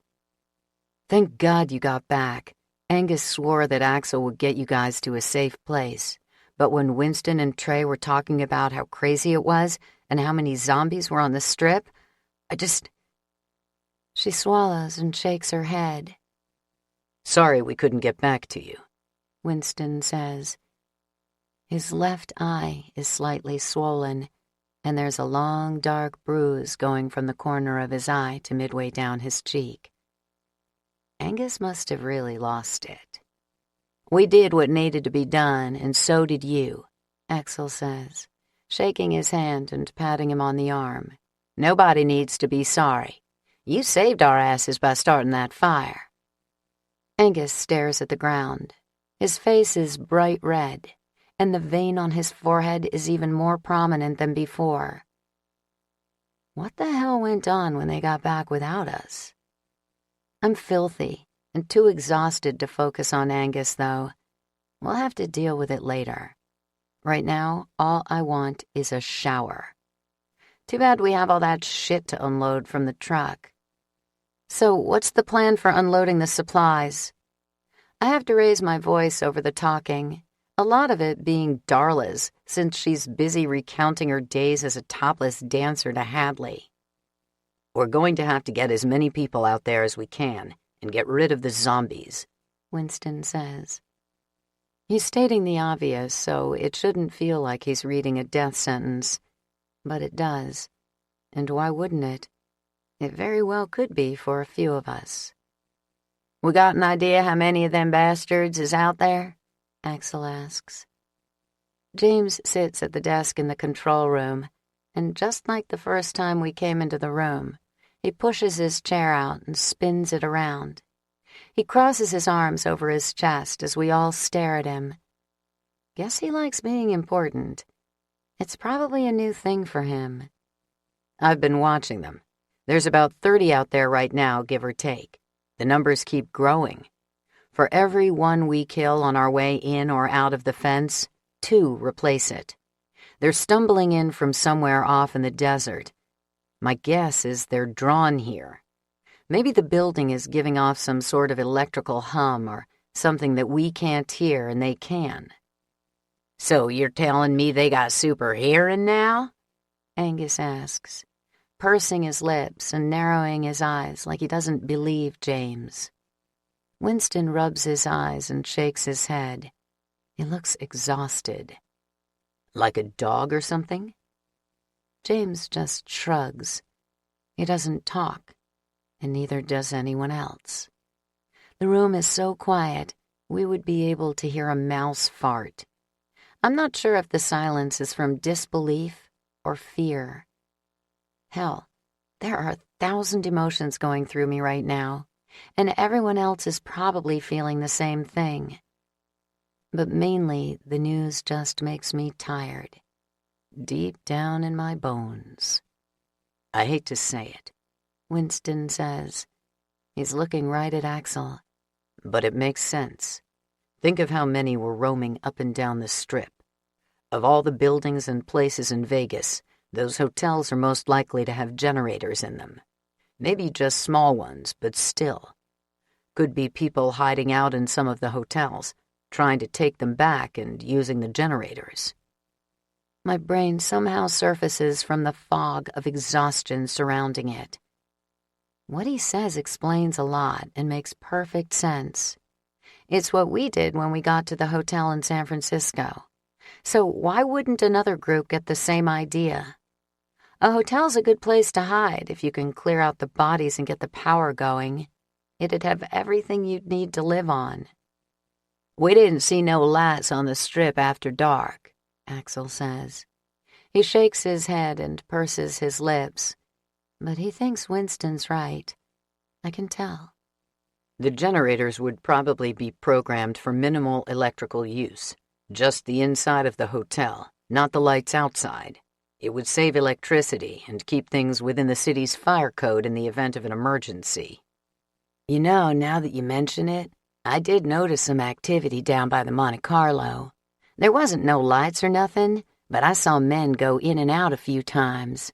Darla says, I thought about going over to see who it was, but you just can't trust people these days. They'll leave you high and dry first chance they get. I let out a bitter laugh and then quickly cover my mouth.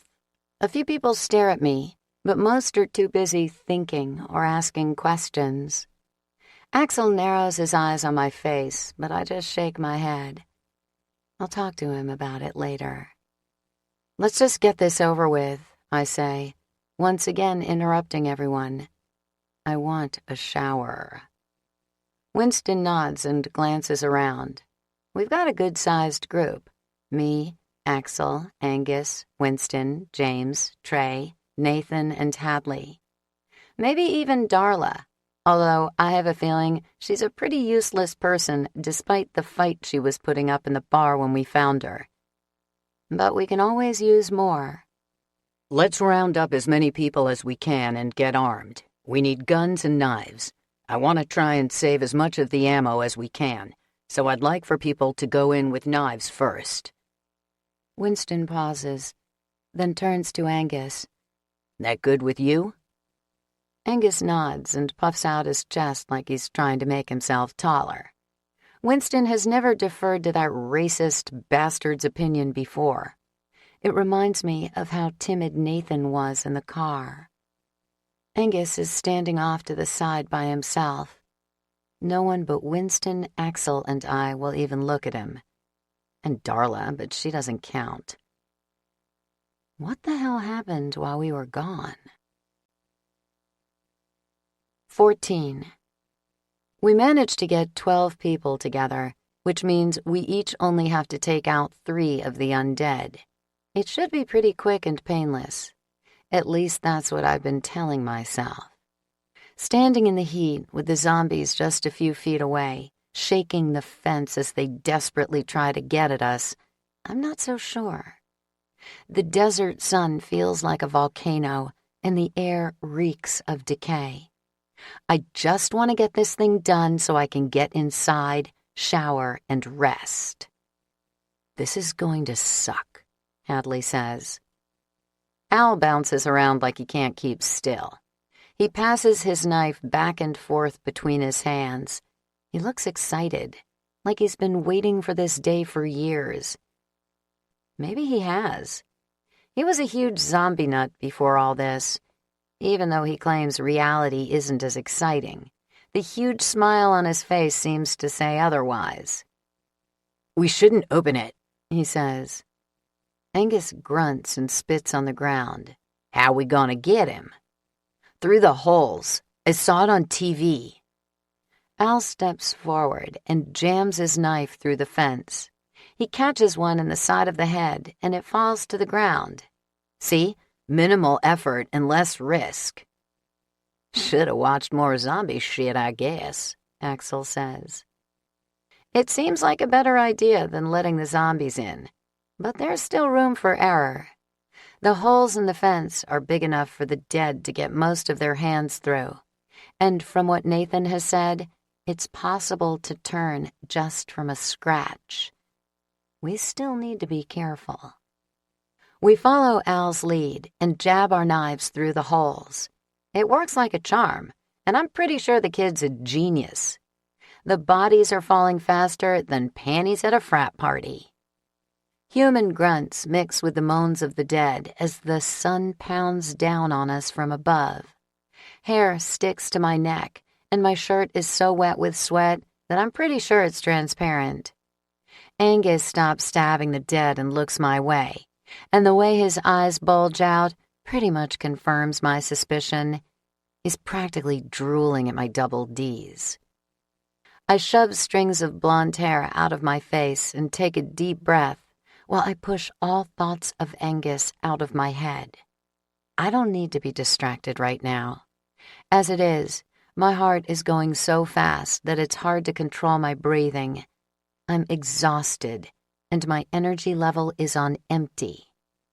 But we're almost done. I can hold out just a little bit longer. I stab my blade through the fence, and it sinks into a monster's eye socket. The dead man starts to fall, almost taking my knife with him.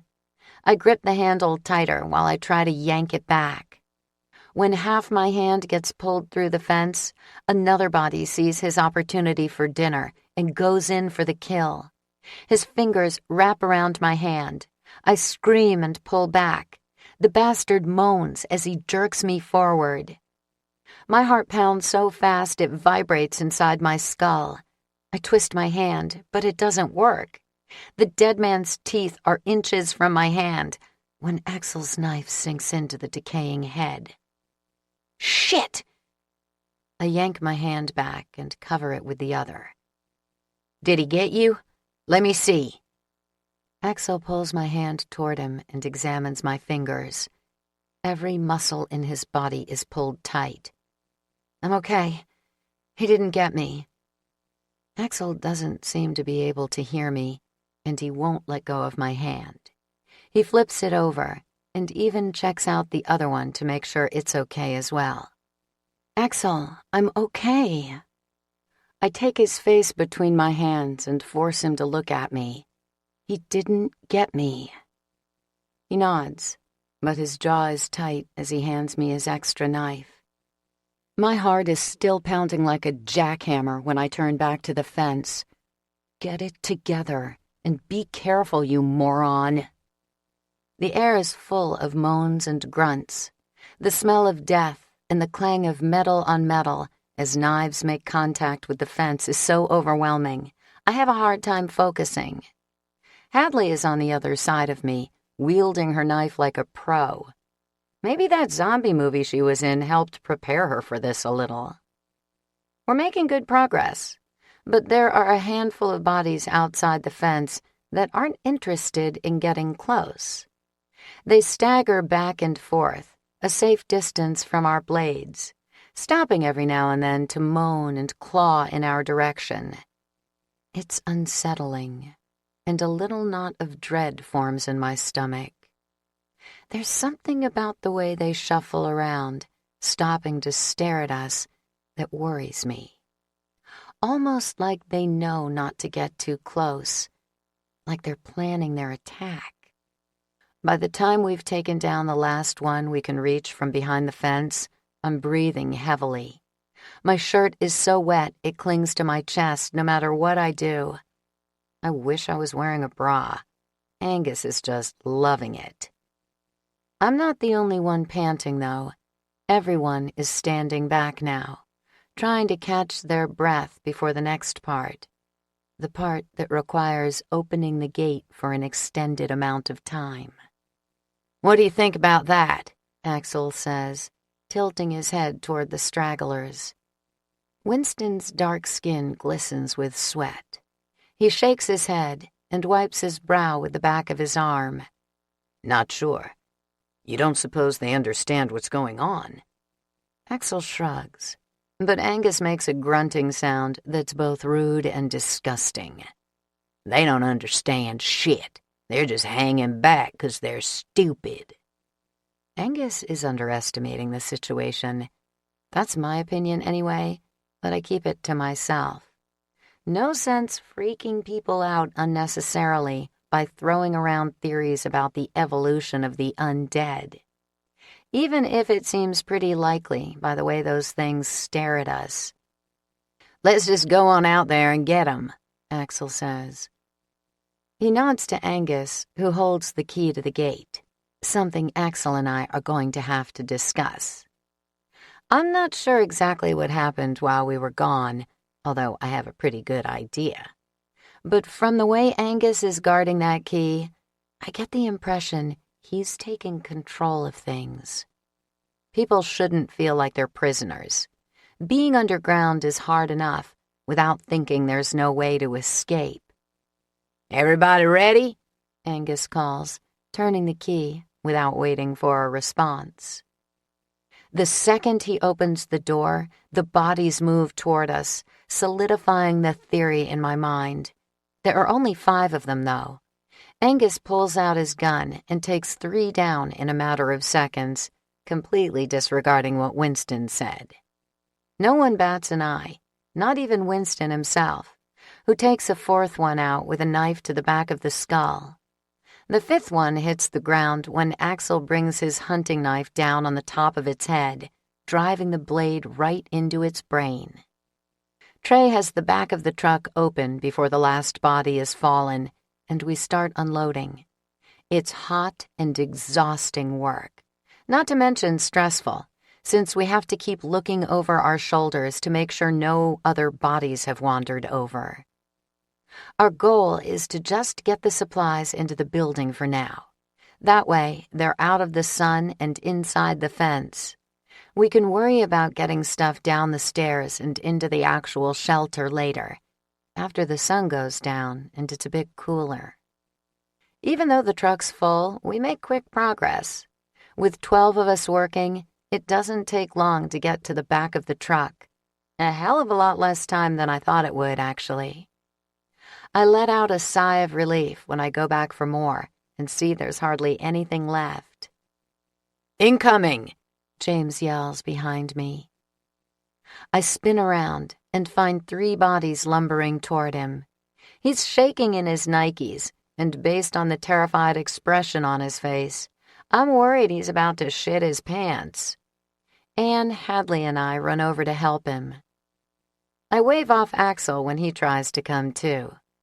"You big, strong men, get the rest of that stuff inside," I yell, winking at him as I head off. James swings his knife at the first one just as we run up, but his aim is too low, and he ends up hitting the thing in the cheek instead of the head. It reels away from him, taking the knife with it. The monster has his hands around James' neck before I can react. I take my own knife and stab it into his skull. The hands go slack, and the body sinks to the ground, releasing James. I turn to help Anne and Hadley, not even bothering to check on James.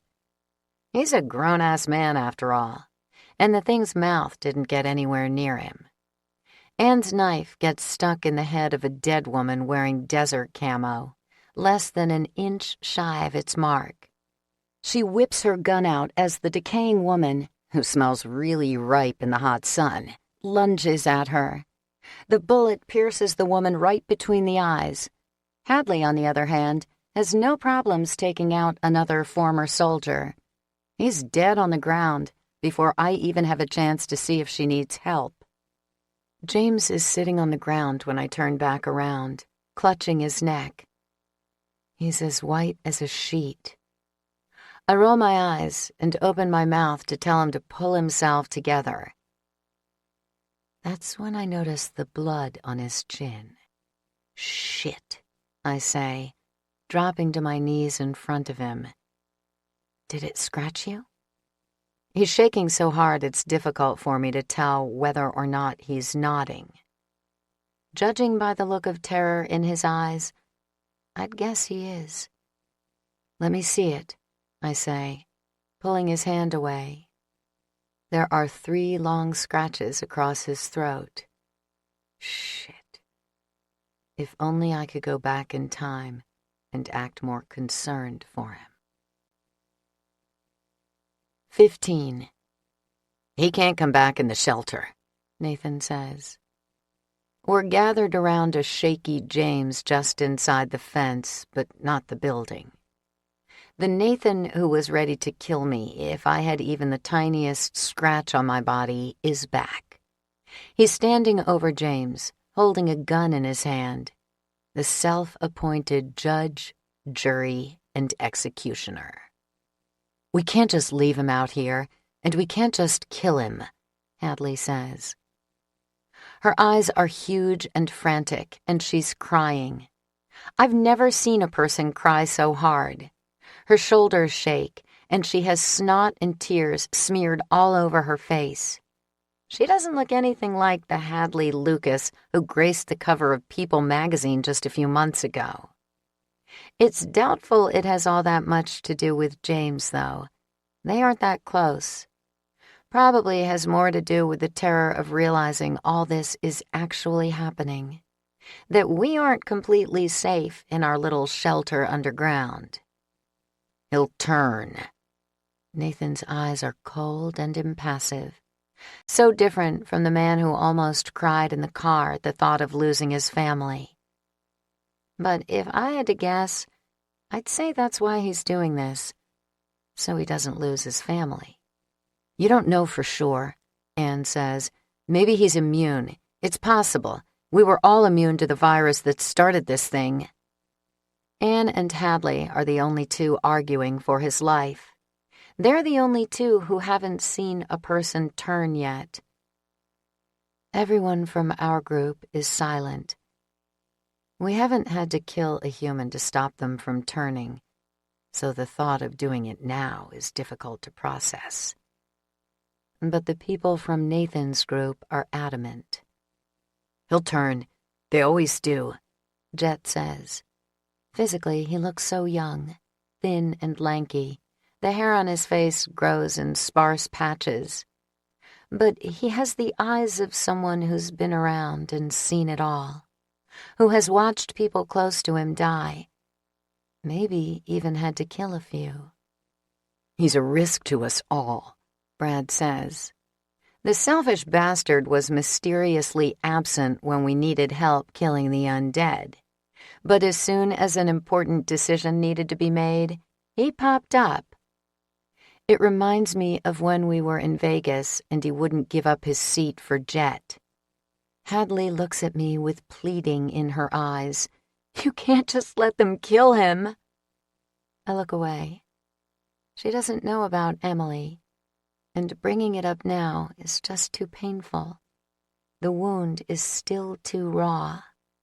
Just thinking about it makes my chest tighten like it's going to collapse in on itself. Talking about it would surely bring the walls of my world crashing down around me. We've seen it happen, Nathan says. Please, James sobs. Please. He can't seem to get anything else out. It's all he's said since we dragged his trembling body inside the fence. Nathan presses his lips together and shakes his head. He steps closer to James and raises the gun. The barrel presses into the terrified man's forehead. James flinches and quivers harder. Before Nathan can pull the trigger, Hadley steps between them, pushing the gun aside. There's a holding cell.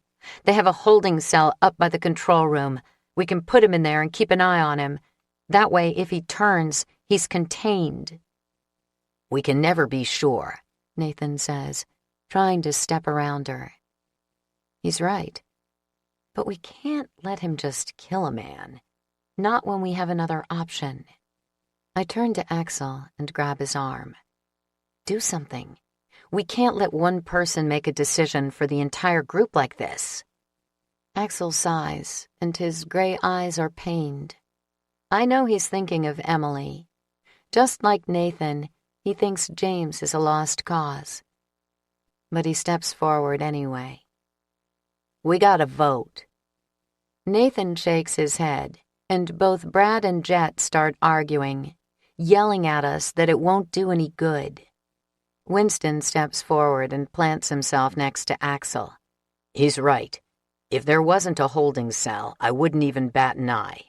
Taking him in would be too dangerous, but there is, so we need to think this through before we just rush off and kill a man. We aren't taking him in, Nathan says. He won't take his eyes off James. You ain't in charge, Angus growls. Nathan's eyes flicker up, briefly meeting Angus's gaze before he looks away. He wavers just a little. We go in and give everyone a chance to vote, Hadley says. How can it hurt you if he's in a cell, if he's locked up? Nathan's face relaxes, and he finally nods. He seems to know he can't win. Not with Angus against him. He's not going inside, though. I'll stay out and guard him. If the group decides he gets a chance, I'll abide by it. If not, I'll take care of it. I'm not leaving you alone with him. Hadley's expression is conflicted. She wants to go inside and plead his case, but she's worried what will happen if she leaves. I'll stay and make sure Nathan doesn't kill him. I pull my gun out and give Nathan a hard stare. Hadley relaxes and flashes me a tense smile before running to the shelter. Let's get this over with, Axl mutters. He gives me a quick look, like he can't stand the thought of leaving me, or he thinks this is useless. I'm not sure. Then he follows Hadley. In a matter of seconds, Nathan, James, and I are alone under the hot desert sun. My body is sticky with sweat. Every time the wind blows, it brings with it a sprinkling of sand that clings to my skin. The dead have really started to pile up, and the heat has made them even ranker than they were in their short, undead existence. A few giant black birds fly above us, and their shadows dance in circles on the desert floor, teasing us. You know this is pointless. I can see it on your face, Nathan says. He hasn't lowered the gun since he raised it. His hand is steady, despite how long he's been holding it in the same position. Doesn't mean we don't give him a chance. Hadley's right. If he's in a holding cell, he can't hurt us. Nathan shrugs. Still pointless. James doesn't talk. He's lapsed into what seems to be a slightly catatonic state, staring at the sandy ground silently, no expression on his face. If I hadn't seen this before, I'd think he was in shock. But this is too similar to how Emily acted after she was bitten. He'll go fast, Nathan says. The closer it is to the brain, the faster they go. His expression is still blank, but his voice is strained, like he's trying to control his emotions. How many? How many people did you lose before we found you? He swallows, and the gun wavers a tiny bit. 10. Would have been less if we had been smarter, taken care of the problem right away. But we were stupid. The first person in our group to get bitten was an older lady. We didn't know for sure how it worked, if it was like the movies or not. She wasn't sick, didn't have a fever or anything, but she was really quiet, didn't do anything but lay around. We thought she was in shock. Then she just snapped out of it and seemed better. It gave us hope that maybe this thing wouldn't spread. But out of nowhere, she collapsed and died. 1 minute she was talking, and the next she was laying on the ground, dead. At least we were prepared when she turned. She came back less than 10 minutes later, and we took care of her before she hurt anyone. The second time it happened, we weren't so lucky. Alex and I were out looking for food when we got overrun. We lost 2 guys, and he got bit. We made it back to the house, but he wasn't in good shape. We talked about killing him right away. Alex was even okay with it. But we thought the same thing Anne does. Maybe some people are immune, like the virus. He turned faster than Mrs. Johnson did. We didn't know at the time that where you're bitten determines how long it takes. She was bitten in the ankle, but Alex's bite was in the shoulder. Nathan pauses and glances at James, leaning over just a bit so he can get a better look at his face. He's worried. It's there in his eyes. Can a person really change this fast? He's acting like it can happen at any second. He turned when we were sleeping and attacked a few others. By the time I got a bullet in his head, he'd bitten 3 more people. 2 kids. He swallows and looks away. I didn't want to kill them, but it was just too hard. So we waited it out again, hoping they might be immune. They weren't. But at least they didn't get anyone else. We had 5 more people get bitten or scratched at random times. The scratches were a surprise. We treated them, but never dreamed they would turn from something so small. We recognized the signs by that point, though, and as soon as the people lapsed into a lethargic state, we put a bullet in their brains. Ended it before they could do any damage. He looks up, taking his eyes off James for the first time. You've seen it. I can tell. My throat tightens and I turn away. My insides are so torn up that I ache from the inside out. There's no way the damage is contained to my insides. It has to have seeped out. I look down and blink. I can't believe I'm still in one piece, not shattered and broken like I expected. Why hasn't the pain destroyed my exterior as thoroughly as my interior? Once. It's all I can get out before the pain rises to my throat and threatens to choke me. He doesn't say anything, and I try to pull myself together. If he makes a move for James now, I'm useless. I can't even bring myself to move my head, let alone save a man from getting shot. He doesn't shoot, though. When I look up, he's just staring at James. Nathan's face is still hard, and his eyes are just as cold. Was he always this tough? Or is it a result of everything he's seen? It seems so at odds with the emotional man from the car that I'm inclined to think it's the latter. I shudder. Just a few weeks ago, our lives were normal. It seems like a long way to fall in such a short time. If he can change from a family man to a hardened mercy killer in just a matter of weeks, what can we expect the world to be like a year from now? I don't want to think about it. We don't talk. I'm too emotionally exhausted to hear more, and I'm afraid if I open the floodgates, he'll never shut up. That he'll keep talking and talking until my brain explodes from overload. Luckily, he's too busy keeping an eye on James. Nathan probably doesn't even remember I'm here. When Hadley, Axl, and Winston come back, I can tell right away by the look on Hadley's face what they've decided. She's not smiling. That would be too much to expect at a time like this. But she does look satisfied. We're taking him down to the holding cell, Winston says. Nathan shakes his head but doesn't argue. He even helps Winston pull James to his feet and lead him toward the shelter.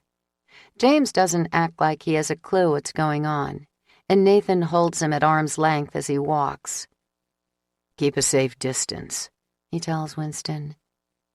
Winston frowns and steps back. He shakes his head a little. I get the impression he didn't vote to give James a chance. Hadley follows them inside, and Axl puts his arm around me wordlessly, leading me toward the door. All I want to do right now is get to my condo and shower so we can crawl in bed. I'm so tired that instead of following the others to the holding cell, I steer Axl toward the stairs. When we walk into the common area, I stop dead in my tracks. In the wake of James's attack, I completely forgot about the other complication. Now it all comes screaming back as her shrill laugh pierces the air. My insides twist, and I clench my fist. Angus is flirting with Darla by the bar. She has a drink in her hand, of course, and she gives Axl and me a big smile. "Come on over and have a drink with me, for saving my life." "I'm tired," I say, turning away from her.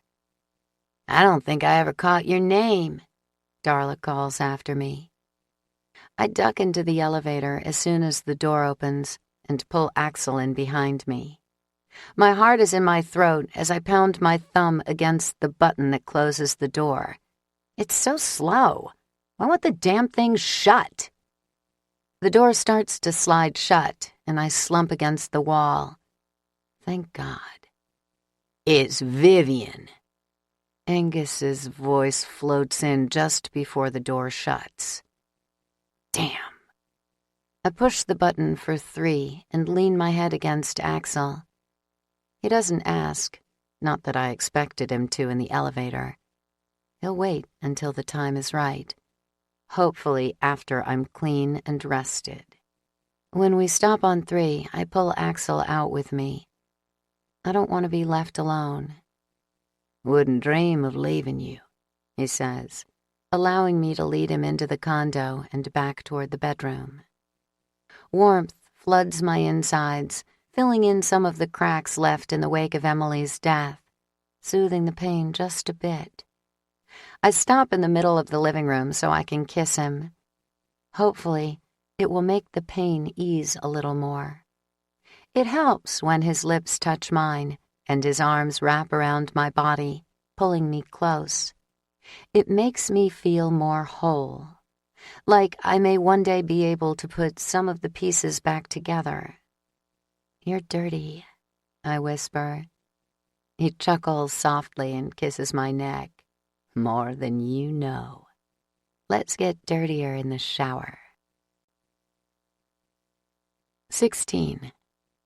When I wake, I'm curled up in my bed, all snuggled up against Axl. He's wide awake, staring up into the darkness. He seems to sleep so little. According to the clock on the bedside table, it's almost midnight. It was late afternoon by the time I drifted off.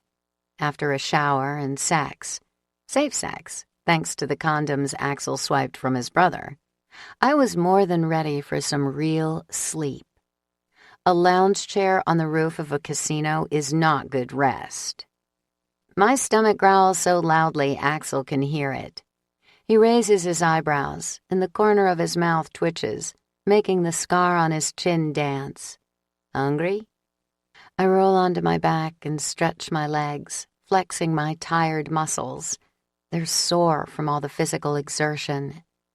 "Of course. We've barely eaten a thing in the last 24 hours. The words are muffled by a yawn, but he gets the point. I'm actually surprised it didn't occur to me earlier how hungry I was. He smiles again, and there's a teasing glint in his eyes. It makes him look younger. "I think you had other things on your mind." I try to smile because I know he's referring to the sex, but it isn't easy. Yes, that was on my mind, and it was good. It wasn't what had distracted me from my hunger, though. The appearance of my mother, unloading the supplies and killing the undead. The situation with James. I need some food. I climb out of the bed and rummage around in the dresser for some clothes. This friend of Hadley's brought such impractical stuff that it takes me a while to find anything.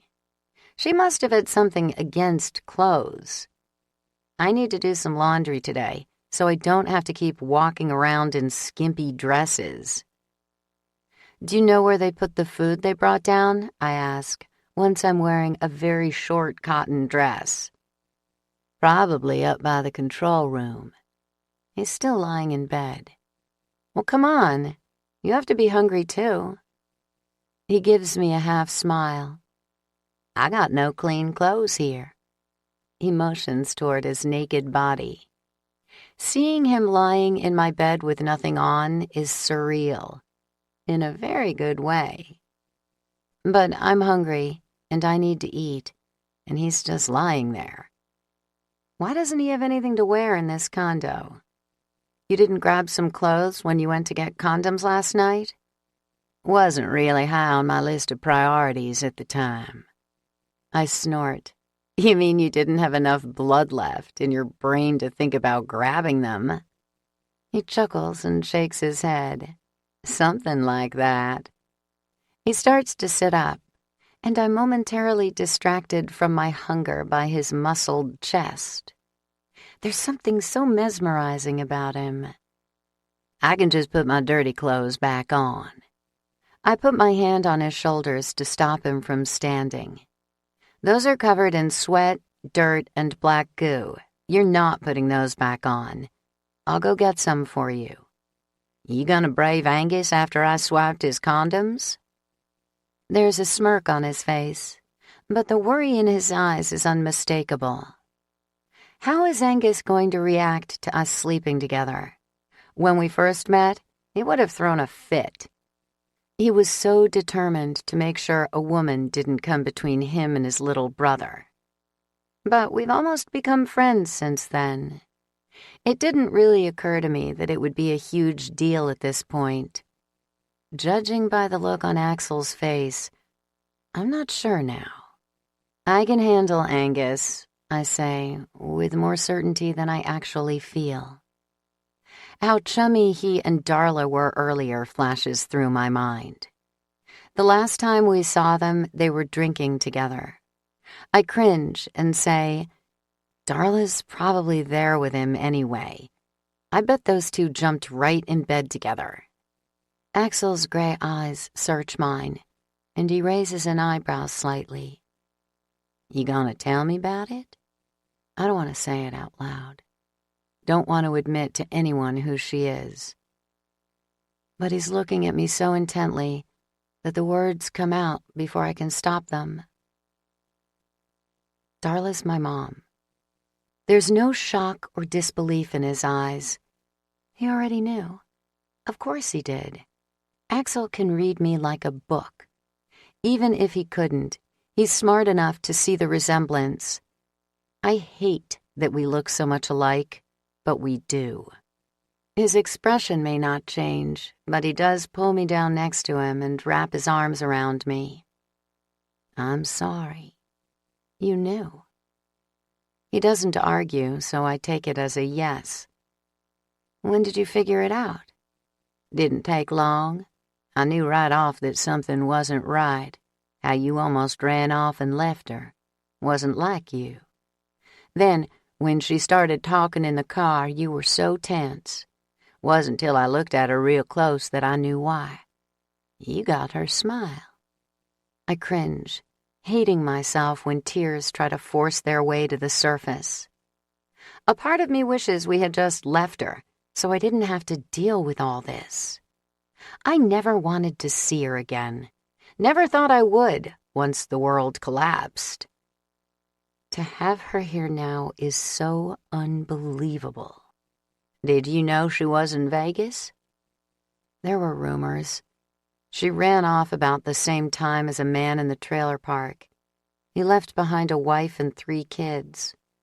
About a year later, he came crawling back to his wife, saying that he'd left my mom in Vegas. My dad swore up and down she'd never run off with that piece of shit. Of course, he and I both knew it wasn't about who she was running off with, but who she was running from. I have to pause before I say the next word, because it hurts too much. Me. She didn't run from you. She ran from your dad. She ran from me a little bit, otherwise she would have taken me with her, would have at least checked on me, but she didn't. She ran off and never looked back. A tear forces its way from my eye and trickles down my cheek, leaving a hot trail behind. You gonna tell her? I shake my head and stand up, wiping my face with the back of my hand. No, I'm not telling anyone. I don't want people thinking that trash is in any way a part of me. Axl flinches just a bit. You think she's trash? What about me? She and I, we ain't that different. I step closer and tilt his face up so he's looking me in the eye. You are nothing like her.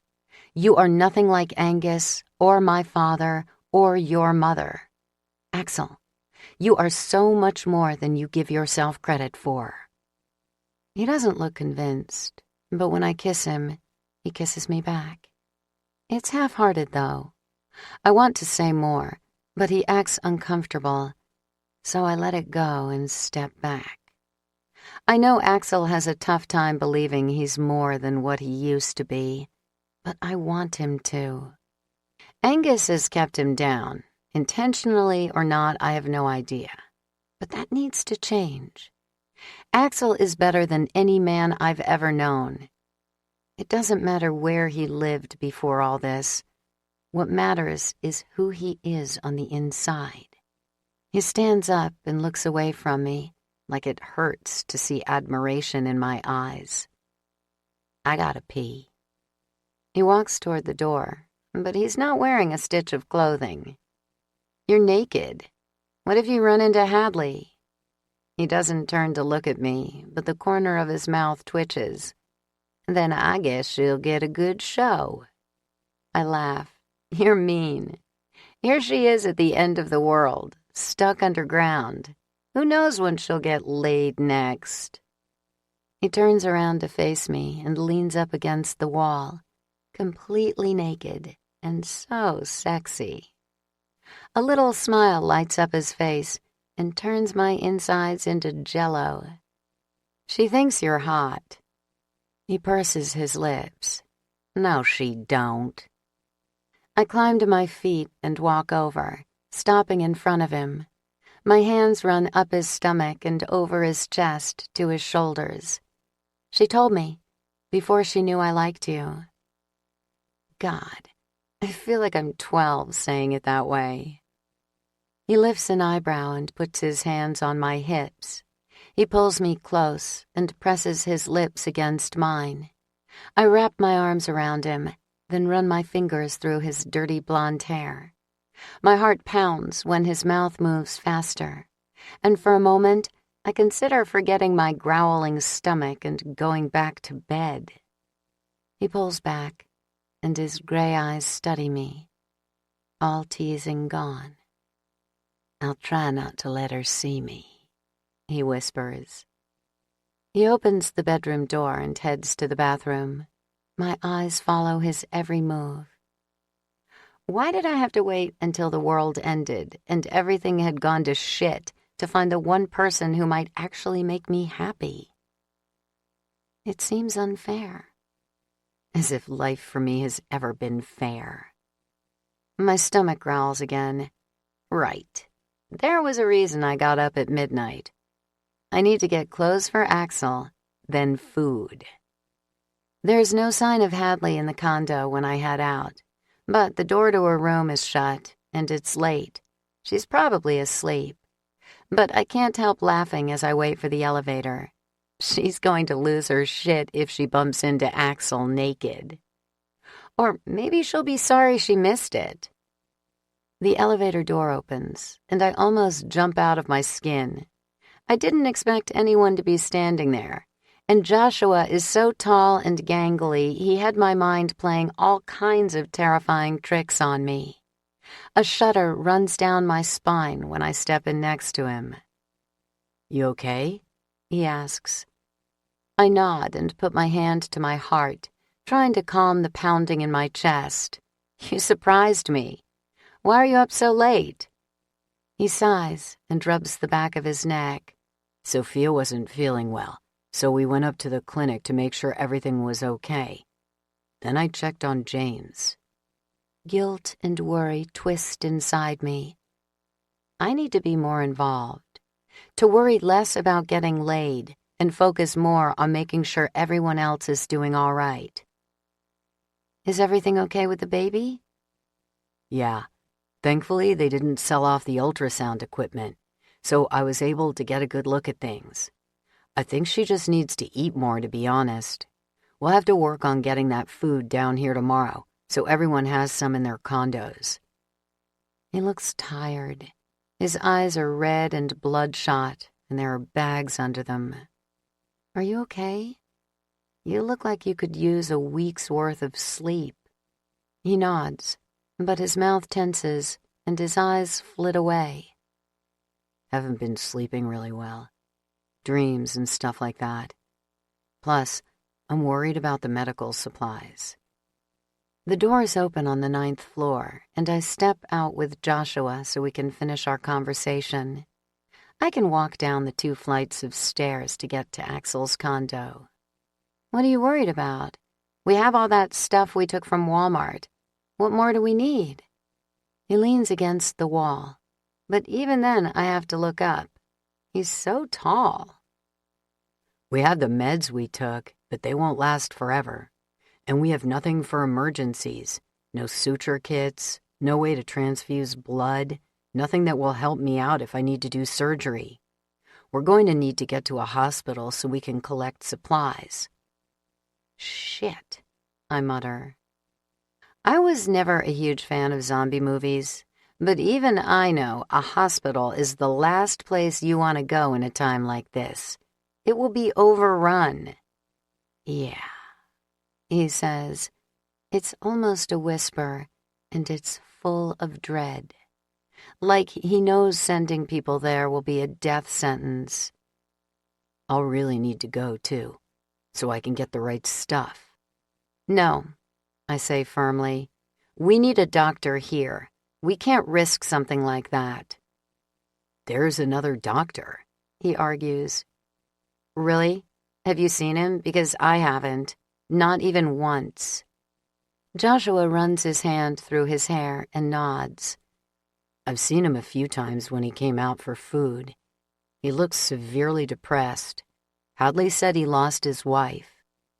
Who hasn't lost someone? I mutter.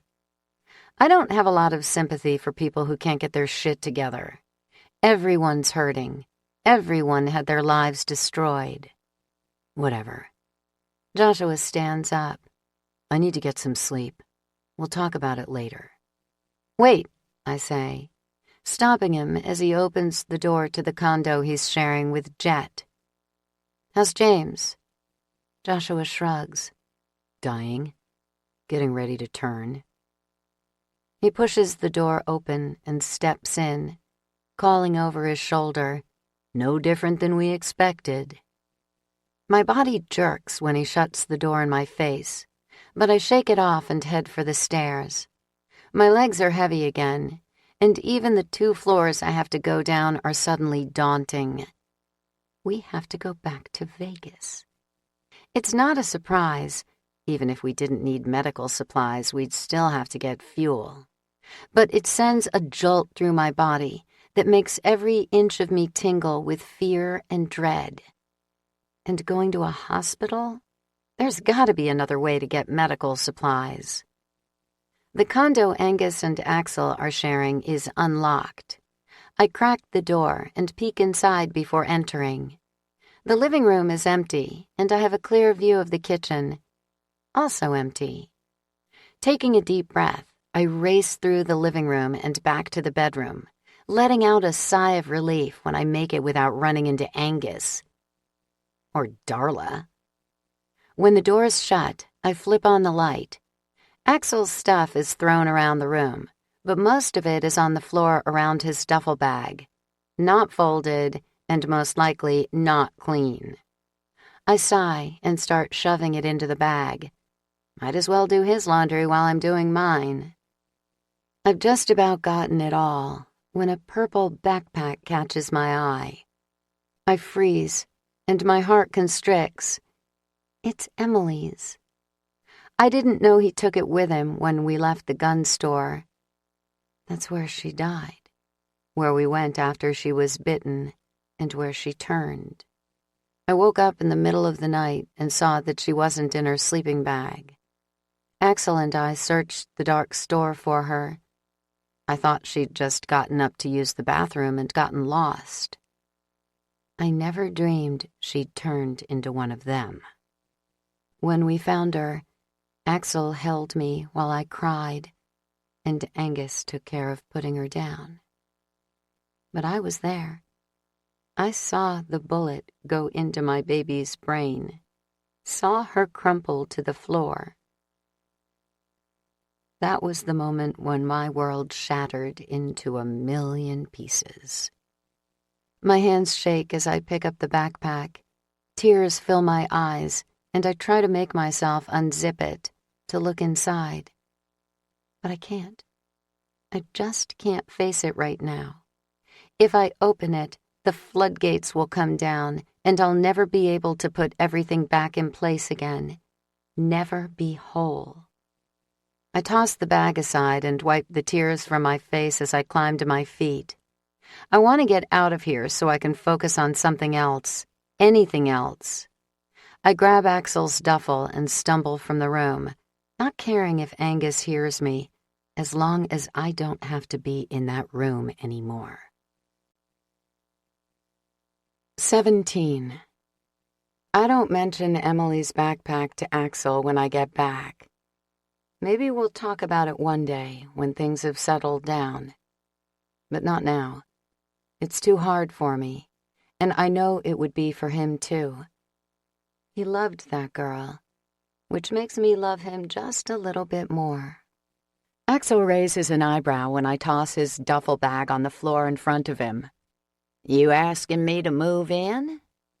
My smile doesn't quite feel genuine. Your clothes need to be washed. I was going to do laundry later anyway. Figured I'd do yours too. He nods and starts digging through the duffel for clothes. His body is stiff and he won't meet my eyes. He's uncomfortable too. Why? What's wrong? Nothing. Let's just get some food. He gets dressed without looking at me. He has something on his mind, but I let it go. Axl typically says what he's thinking. He'll tell me when he's ready. I have no doubt about that. The common area isn't empty like I expected it to be. Winston, Nathan, and Hadley sit on one side of the room, talking quietly. Angus and Darla are on the other side, still at the bar. Axl stops when we walk in, and his eyes go back and forth between the two groups. Angus looks up. He purses his lips as his eyes grow hard. His face is flushed and his eyes bloodshot. He's drunk. No way I'm going near him when he's like that. Especially not when I have no idea how he's going to react to Axl and me. Go on over and sit with Hadley, Axl says. I'll get us some food. I don't argue. He obviously doesn't want me near Angus right now either. I join the group on the other side of the room, but it isn't any more relaxing than being with Angus would be. They're all worried, Hadley especially. What's going on? I ask when I sit next to her on the couch. Just keeping an eye on James. Her voice is tense, and she glares at Nathan. She really doesn't believe James is going to turn. If only I could muster up even a shred of hope that he'll pull through this. But I can't. There probably isn't going to be much to hope for in this life from here on out. Not being eaten alive by the undead, that's about as much as a person can wish for these days. I glance toward Axl, standing on the other side of the room talking to Angus. Love. That's another thing to hope for. Just a little bit of love, if you're lucky. Hadley doesn't think he's going to change, Nathan says. I tear my eyes away from Axl. It isn't easy. He and Angus seem to be having a very heated discussion about something. I just think we shouldn't make any decisions until we know for sure, Hadley says defensively. You yourself said you've never seen it take this long for someone to turn, not when the infected area is so close to the brain. Maybe some of us are immune. It's possible. Nathan shakes his head. He's still holding his gun, and his hand flexes around it. But we killed the last several people in our group before it got this far. It could have taken this long for them to turn, but we didn't wait to see. and they could have been immune. Hadley's voice is firm and stubborn. Does she really believe it? Or does she just need it to be true so she can hold on to her sanity? Either way, she's wrong. I don't understand this virus any more than the others, but I do know James is going to end up just like Emily. We were all immune when this thing killed most of the population. But whatever is in our bodies that fought off the infection when it was only airborne can't protect us from the virus once it enters our bloodstream. We're just as susceptible now as all those other people were before. When's the last time you checked on him? I asked Hadley. About 30 minutes ago. He didn't have a fever at all, and he didn't even seem that sick anymore. He actually talked to me. Nathan exhales and runs his hand through his blonde hair. I keep telling her that means the end is closer. She won't listen. His words are clipped, like he's getting impatient with her. Because it could also mean he's getting better, she snaps, and her green eyes flash. She looks like she's ready to jump up and punch Nathan in the throat. They glare at each other for a few seconds. Then Hadley gets to her feet in a huff. I'm going to get something to eat. She stomps off just as Axl comes over with a box of food. He glances at her briefly as she walks by, and his cheeks turn a little pink. He must be thinking about Hadley saying he was cute. It makes me smile and helps ease the tension in me. He sets the box on the coffee table. It has some canned food and coffee, a big box of granola bars, along with some other snack food. My stomach growls, and I grab a granola bar greedily. I rip open the package and wolf the thing down in 2 bites, like I haven't seen food in a week. It barely makes a dent in my hollow stomach. Damn, I'm hungrier than I originally thought. Axl leans back and opens a bag of chips. So what's up the actress's ass? He says between bites. A few crumbs fly from his mouth and land on his shirt. I snort out a little laugh and wipe them away. Axl's lips pull up into a smile. It's amazing how such a small gesture can turn me into a pile of goo. Winston scratches at his beard like it's bugging him. It's growing out of control. She's still in denial about James. It's the first words he's said since I sat down. He barely batted an eye when Nathan and Hadley were arguing a few minutes ago. But he's thinking things through, I can tell. He must have something else on his mind entirely. You gonna tell me what you're thinking? Axl asks.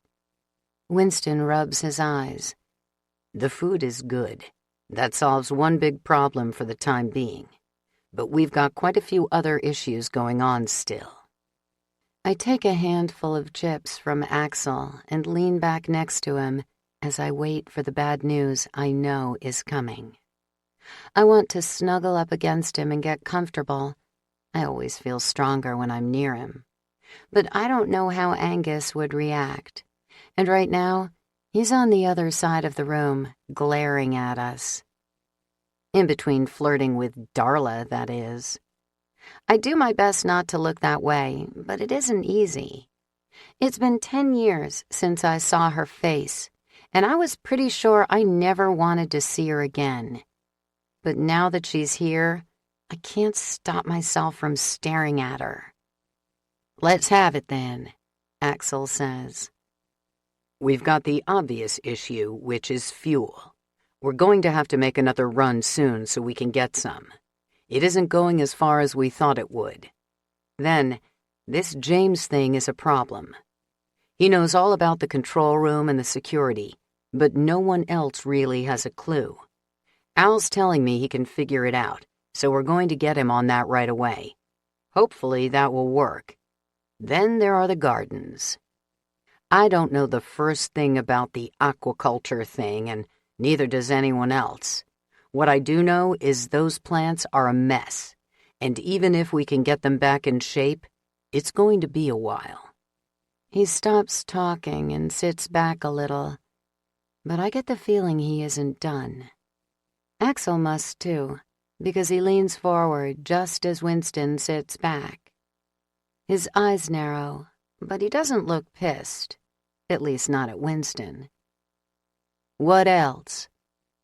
Winston glances toward the bar where Angus and Darla are still at it. Why the hell don't they just grab a few bottles and go to his condo? Angus throws back the last of his drink, then looks our way. He presses his lips into a little sneer.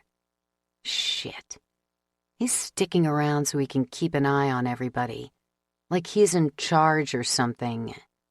We have a problem with your brother. Winston tears his eyes away from Angus and looks down at his hands. I hate to bring it up like this. I know you two are close, but it has to be said. What did he do? He was real mad when we came back without you. Axl purses his lips and tilts his head toward Winston. He give you that shiner? He was out of control, screaming at everyone, trying to leave right away so he could go find you. Wouldn't listen to reason. I took the brunt of his anger. Winston glances up, and I can tell he hates putting Axl in the middle of all this. He wants to be the one calling the shots from here on out. He took the keys to all the cars. I knew Angus was a hothead, but I didn't think he'd risk our safety like this. He's a racist prick, but even he has to know if we don't work together, we're done for. Locking people underground isn't exactly going to help us bond as a group. We need to pull together so we can get through this. Axl purses his lips and shakes his head. He looks like he just tasted something bitter. I'll take care of it. Axl, you're a real good man and an asset to have around.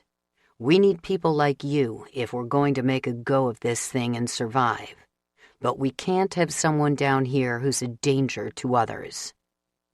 I said I'll take care of it, Axl says again, but this time his voice is hard, angry. Winston doesn't look hurt or even surprised. He just nods. Then he relaxes a bit like he trusts Axl, and he knows it's going to work out now. What we gonna do about the fuel, then? Axl says, changing the subject. Winston shakes his head, but anything he was going to say is cut off by a scream. It's coming from the upper level where the control room and holding area are. It's slightly muffled, but I'd know that scream anywhere. I've heard it in dozens of movies. Hadley, I say, jumping to my feet and dashing toward the stairs. The others follow, even Angus and Darla. Hadley must have gone in to check on James. It's the only logical explanation. If she didn't take proper precautions, he could be attacking her at this very second. I'm halfway there when it hits me that I'm unarmed. Even if I get to the holding cell, I can't do anything to help her. I glance over my shoulder and see Angus right on my heels. He has a gun. Probably had it to intimidate the others. I don't care right now, because it will help Hadley. The door to the holding cell is ajar, just like I knew it would be, and Hadley is nowhere in sight. My heart jumps to my throat, and I have the sudden urge to scream. She has to be inside. Why wouldn't she listen? I reach the door first and jerk it open the rest of the way so we can see what we're dealing with. It's a small room, only about 6 feet by 6 feet, with nothing but a toilet, a sink, and a bed inside. Hadley and James are both in the room. Hadley stands on the bed with a pillow in her hands, pressing it against James while he tries to get at her. It's her only defense as he does his best to bite and claw at her through the pillow. Being weaponless doesn't stop me from running in. I grab James by the hair and jerk him away from Hadley. then shove him to the other side of the room. He's strong, but I caught him off guard. He stumbles back and slams against the toilet. Angus is in the doorway, and I know I don't even have to look to make sure he takes care of James. Angus won't hesitate. He steps forward with his gun raised as James charges again, putting a bullet in his brain before he can even take 2 steps. The gunshot echoes through the room, making my ears ring, but I can still hear Hadley's sobs. I grab Hadley's face between my hands and look her over. She looks okay. Shaken, scared, but not hurt. "Did he get you? Are you bit or scratched?" Her entire body trembles, but she manages to get out a few words. "No, I'm okay." Tears stream down her face as she looks at James's body crumpled on the floor. I'm not a real touchy-feely person, but I hug her anyway. She needs comfort. "I needed him to be okay," she says, sobbing into my shoulder. Her voice and body shake from the devastation. I was right. This wasn't about James, really. Not because Hadley is selfish or callous, but because she needed to believe he could be saved, that all this wasn't hopeless. Now her hope is shattered. "I know," I whisper. "It's all right." She won't stop shaking, so I lead her out of the room, ignoring the others as they show up and begin talking about what to do with the body, trying to block out the pungent odor seeping from the bullet wound in James's head. The smell isn't as intense as it is from the ones that have been dead for a while, but it still makes my stomach lurch. I lead her back to our condo and sit with her on the couch while she cries. She doesn't talk, and I don't either. Sometimes a person just needs to cry it out. Before long, she's fallen asleep. There's a blanket on the back of the couch, so I cover her up. The gesture feels oddly maternal, which just makes me think of Emily again. My throat tightens, but I try to force the pain back down. I'm so tired of feeling tired and lost. With the way things are now, though, I guess I should get used to it. The door to the condo opens, and Axl walks in with the box of food. Angus is with him. Great. He's alone, though, so I can be glad of that. At least he didn't drag my mom in here with him, so I'd have to sit through the 2 of them drooling all over each other. "She okay?" Axl asks. "Are any of us?" She just needed to believe there was some hope for the future. Angus grunts and throws himself in a chair. I don't want him here. He's still drunk, and the images of him and Darla flirting in the common area are still strong in my mind. Not to mention the bruise on Winston's face. He's a tyrant and a prick, and I don't want him near me right now. But I keep my mouth shut. He's still Axl's brother, and loving him means loving all of him. Even Angus. "Thought you might want some soup," Axl says as he carries the box into the kitchen. "I'll heat it up for you." My heart aches with gratitude, and once again tears sting at the back of my eyes. I've never cried this much in my life, but I'm starving still, and soup sounds perfect. And the fact that Axl thought of me with everything else going on makes me feel like someone, like something important, even if I am only important to him. Hadley's limp body weighs me down, and my left butt cheek has started to tingle, like it's on its way to a nap. No way I'll be able to sit like this for long. Slowly, I ease her head off me and onto a pillow. She groans and shifts in her sleep, but doesn't open her eyes. I move to the love seat across from the chair Angus sits in. His gray eyes are hard, and he doesn't look happy.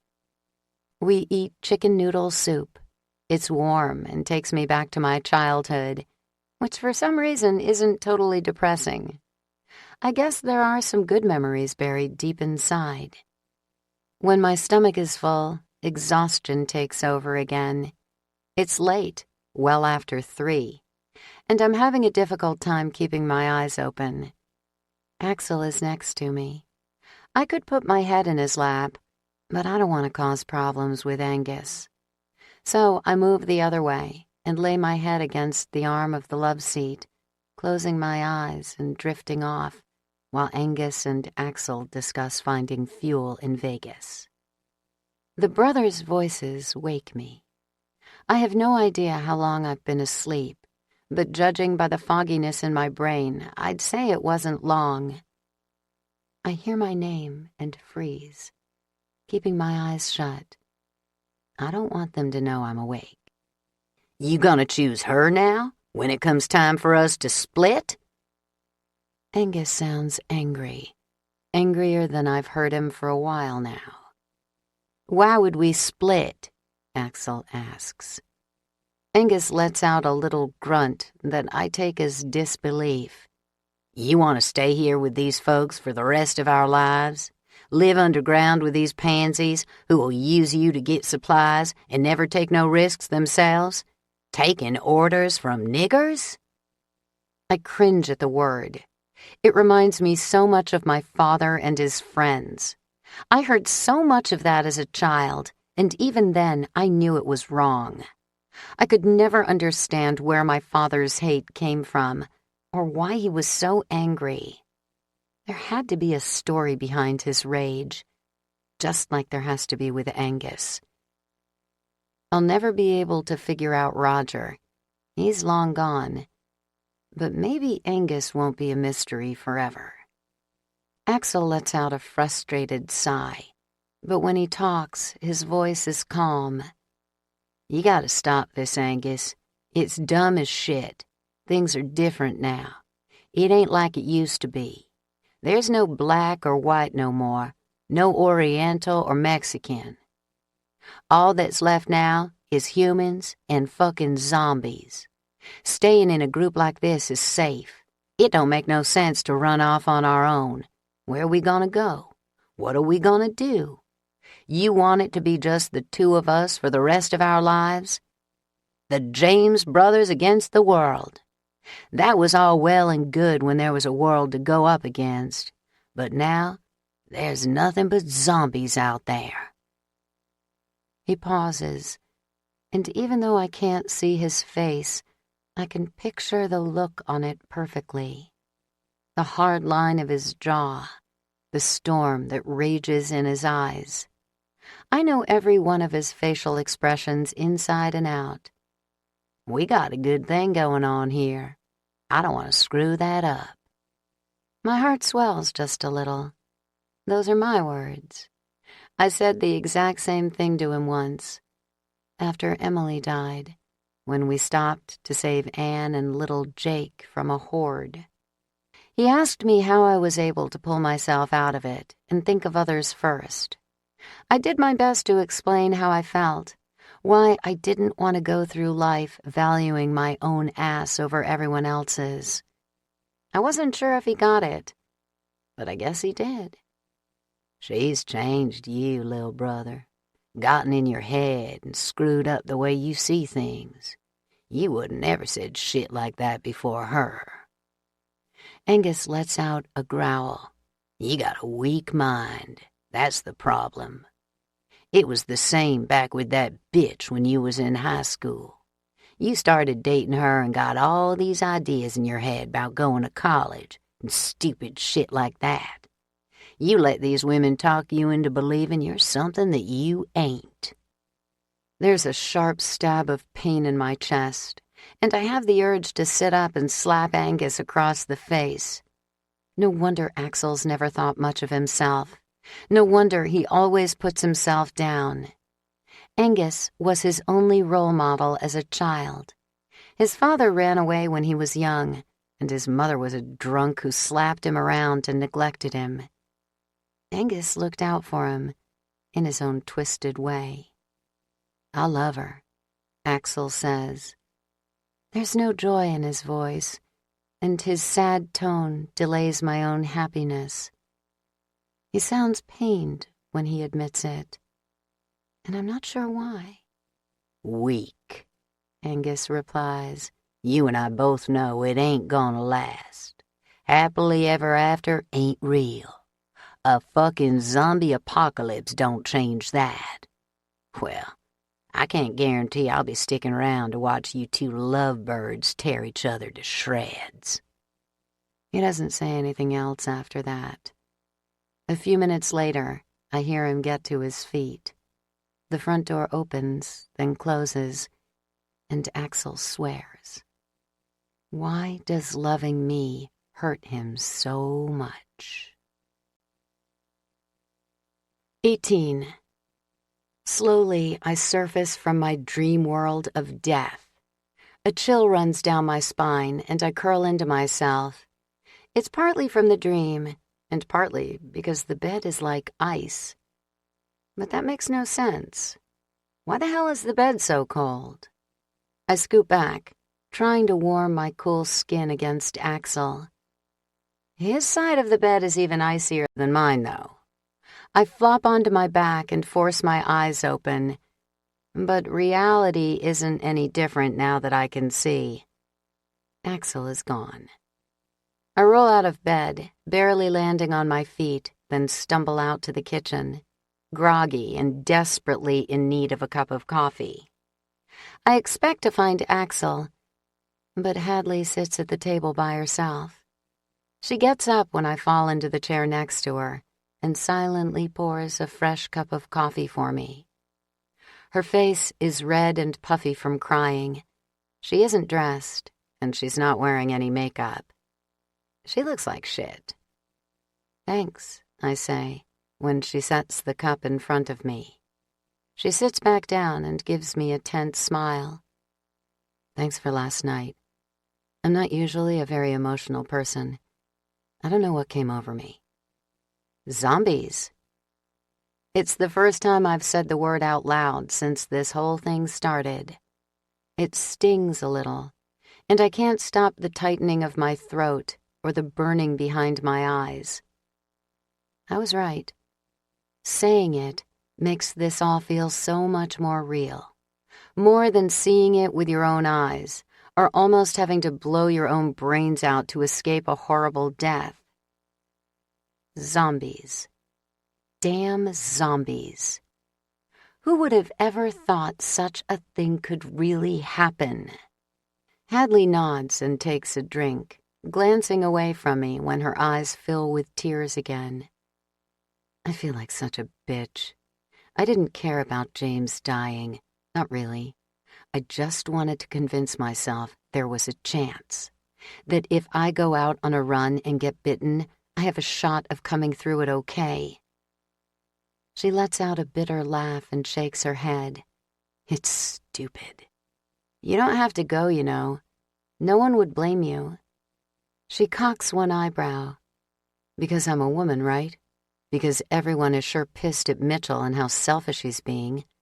Not that I blame them, but still.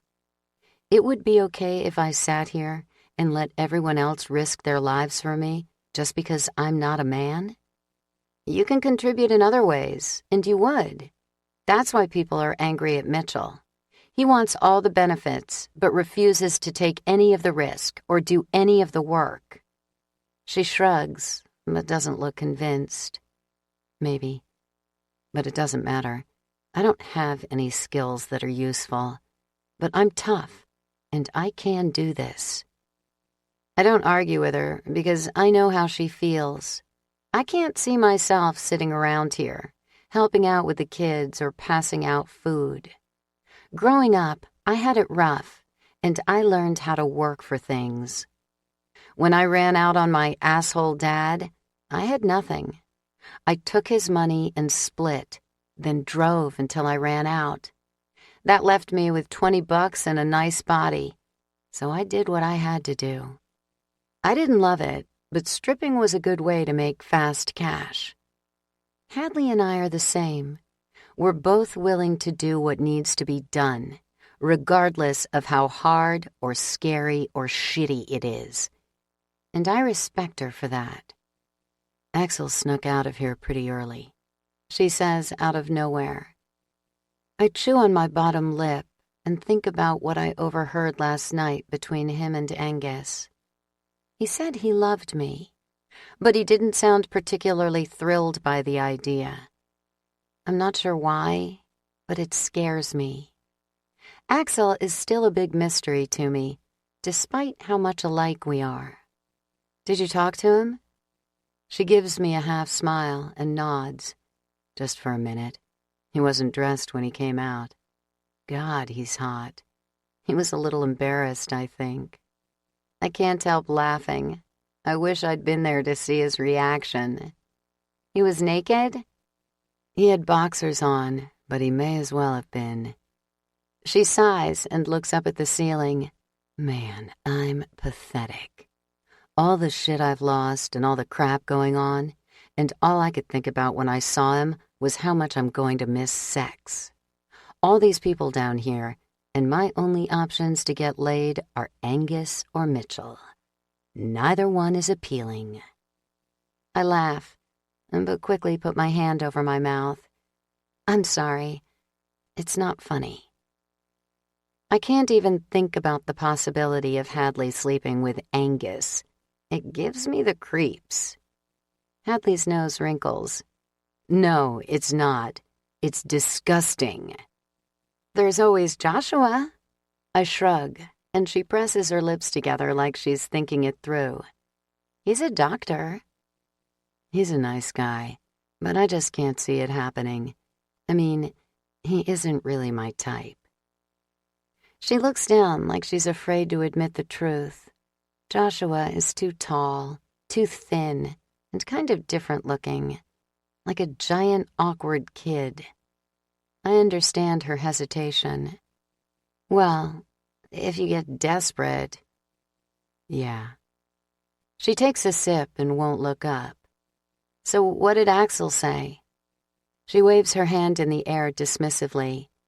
He said something about going to talk to Winston, how they needed to plan or something like that. Then he grabbed some coffee and went back to your room to get dressed. Honestly, I was too busy staring at his abs. She fans her face. He was in a hurry. I think all my drooling made him uncomfortable. I grin into my coffee. Yes, seeing his reaction would have been nice. I don't really understand what's going through his head. But there's nothing to worry about, right? He has other things on his mind, so he got up early. He doesn't sleep much anyway. It doesn't ease the knot in my stomach. I'm going to get dressed and go find him, see if they have a plan yet. I know Winston is concerned about the amount of fuel we have, I say, getting to my feet. Hadley stands too, gulping down the rest of her coffee. Good idea. I'll come with you. We don't have to look very hard for Axl and the others. They're in the common room, just like they were last night. With the power shut off in most of the shared spaces, there aren't a lot of places to go. This morning, though, the place is crawling with people. The kids are in the theater watching a movie, despite Winston's earlier decree that we needed to conserve energy. They probably needed something to do, and between that and the pool, it was the lesser of the two electrical evils. Jessica, Sophia, Moira, and Parvati are busy dividing up the food. It looks like most of the stuff we got from Sam's has been brought down. There are piles of it lining the walls in the common room that weren't here last night. Axl sits on the couch. Winston, Angus, Nathan, Anne, and Trey are also gathered around the sitting area.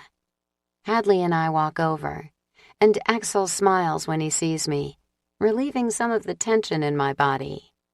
There aren't any seats left, so I sit on the arm of his chair. He puts his hand on my lower back, and my skin tingles from his touch. We have to send people out tomorrow, Winston says. There are a couple of possibilities for fuel, but it's a long shot at best. There's an open phone book in his lap and a map spread out on the table. I lean forward a little so I can get a better view. It's a map of Vegas. There are a few areas circled in red. "So who's going?" Anne asks. Her hands are clasped tightly in her lap. She keeps glancing toward the theater area where Jake plays with the other kids. She volunteered to go, and I know she'd do it if she had to. But I get the impression she'd rather not. I don't blame her either. Jake already lost his parents. It would be awful for him to lose her as well. "I think we need to send more than 4 people out this time," Winston says. "The way we were overrun on the Strip, it was too close. I'd like to send out 6 people. "Angus and me are in," Axl says. Winston nods, and his shoulders relax. Getting Angus away will help out everyone. Sounds good. "I'll go again," I say. Axl tenses, but I don't look at him. I'm not letting him go without me.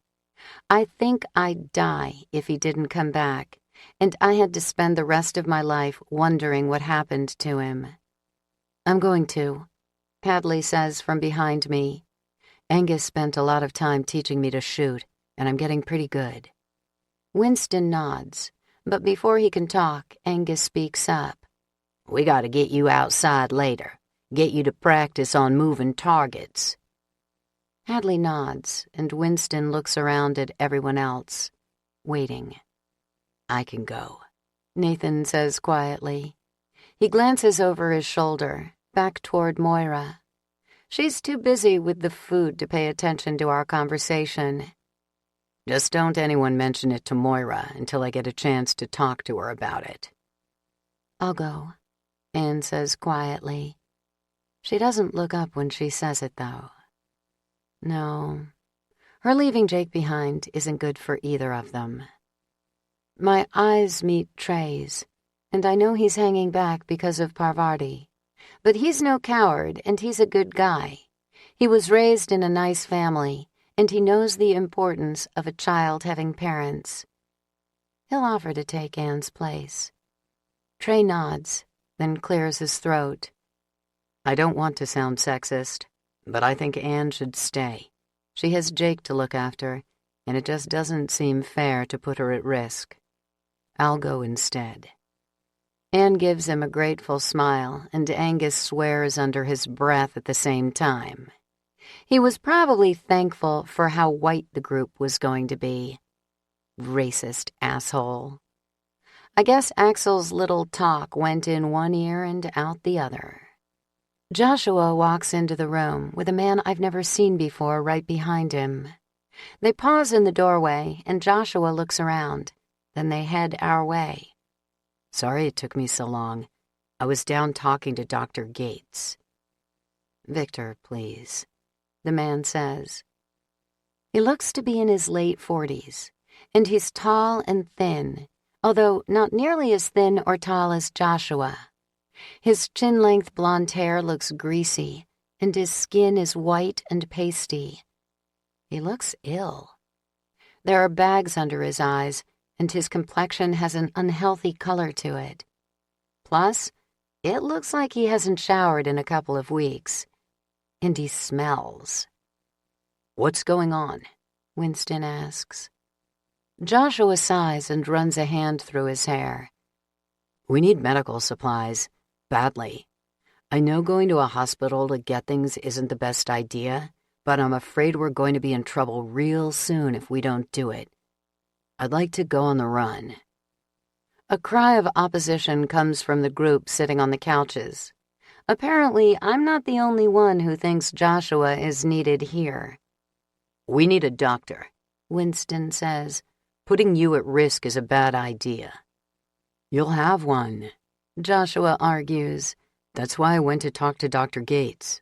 Victor, I knew you'd react this way, and I wanted you to know there's nothing to worry about. Victor is here, and he's more than capable of taking care of patients if something happens to me." "I think you're wrong," Hadley says. "He was here before I got here, and we've barely seen him.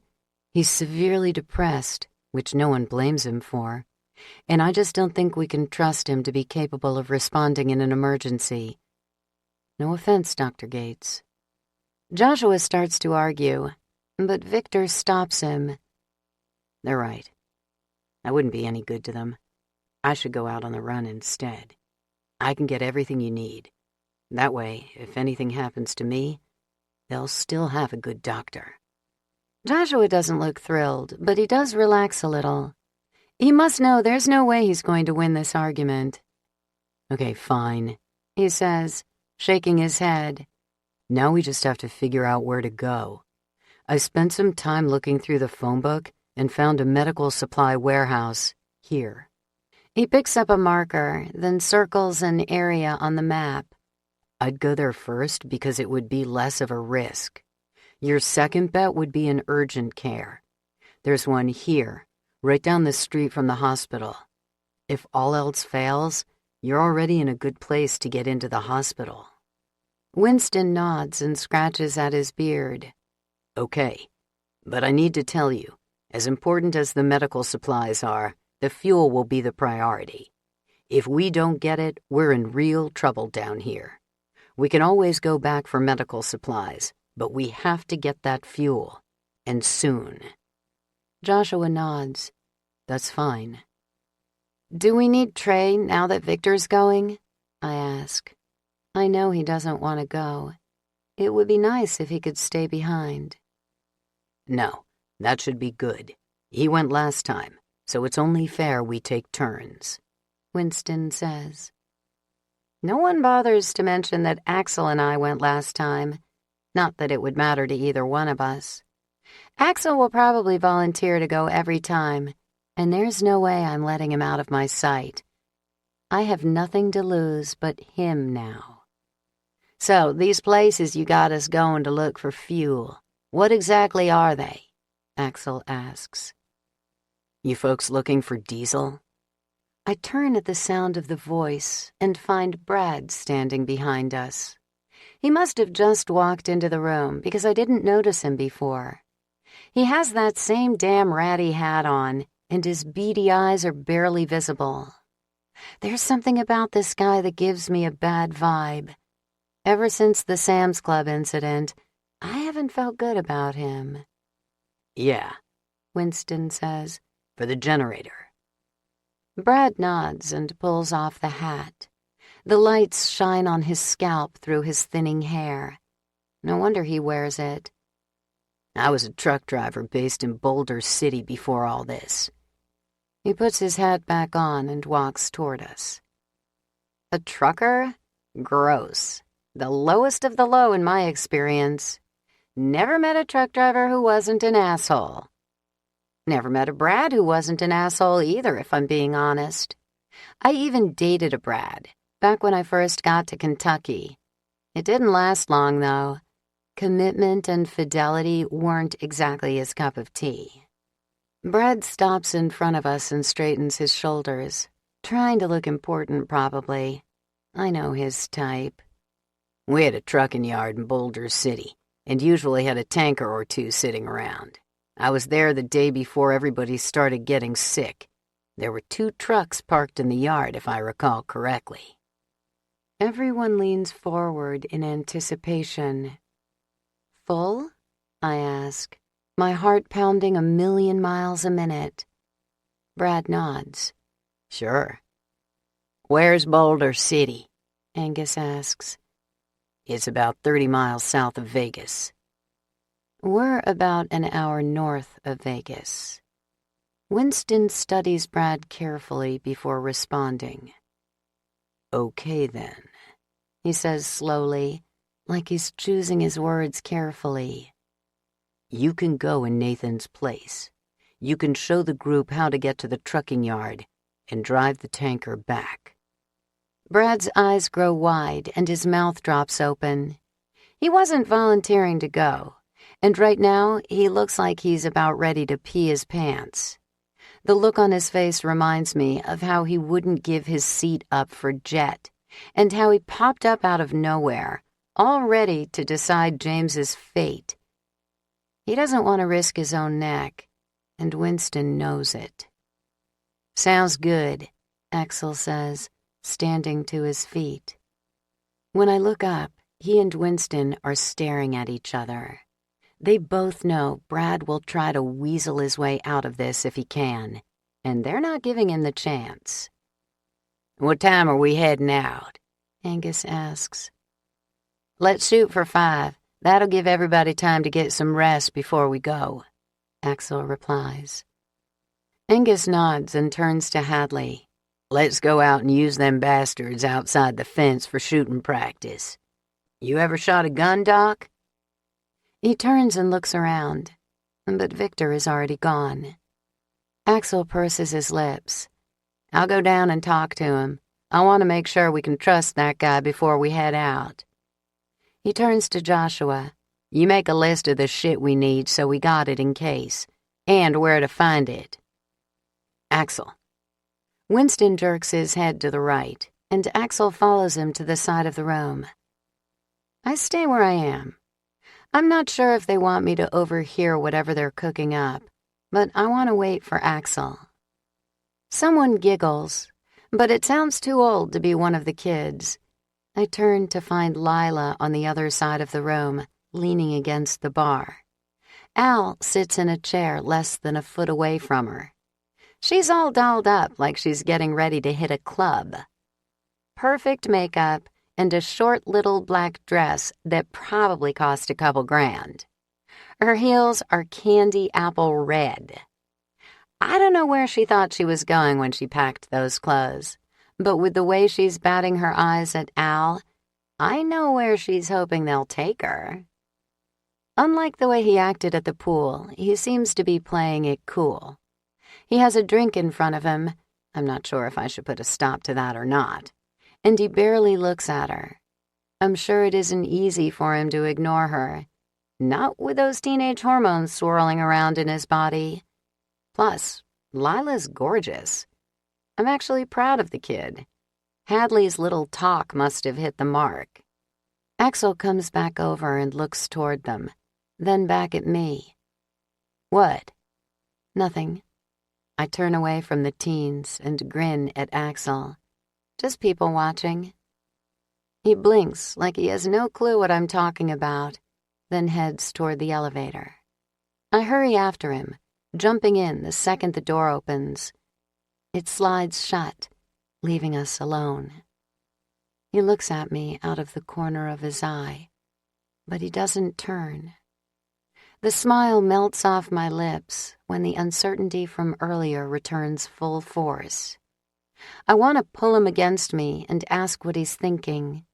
I want him to tell me he loves me and reassure me we'll come out of this okay. But Axl is such a hard person. I need to wait until he's ready. I can't push him. "You didn't get much sleep last night," I finally say. He shrugs like sleep is nothing. "Don't sleep much." "I've noticed." "Why?" Is he going to share? I want him to. I want to know everything about him. He purses his lips and leans against the wall. "No reason." He doesn't want to talk to me about it. It stings, but I let it go. He'll tell me in his own time. I know he will. This is just Axl.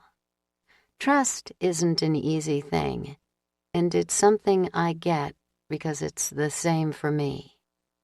"I was sad when I woke up alone," I say instead. I can't stay away from him any longer, so I grab his hips and pull him against me. He bites his bottom lip, and one corner of his mouth turns up. "You miss me?" I lean forward and press my lips against his. He kisses me back and wraps his arms around me. Being near him is like standing in a furnace. But he turns it off like a switch the second the door opens. He steps out of the elevator and nods toward the apartment in front of him. "We got stuff to do." He's right. I exhale slowly as I follow him to Victor's door, trying my best not to feel disappointed. It would be dumb to feel that way. We have more important things going on. 19.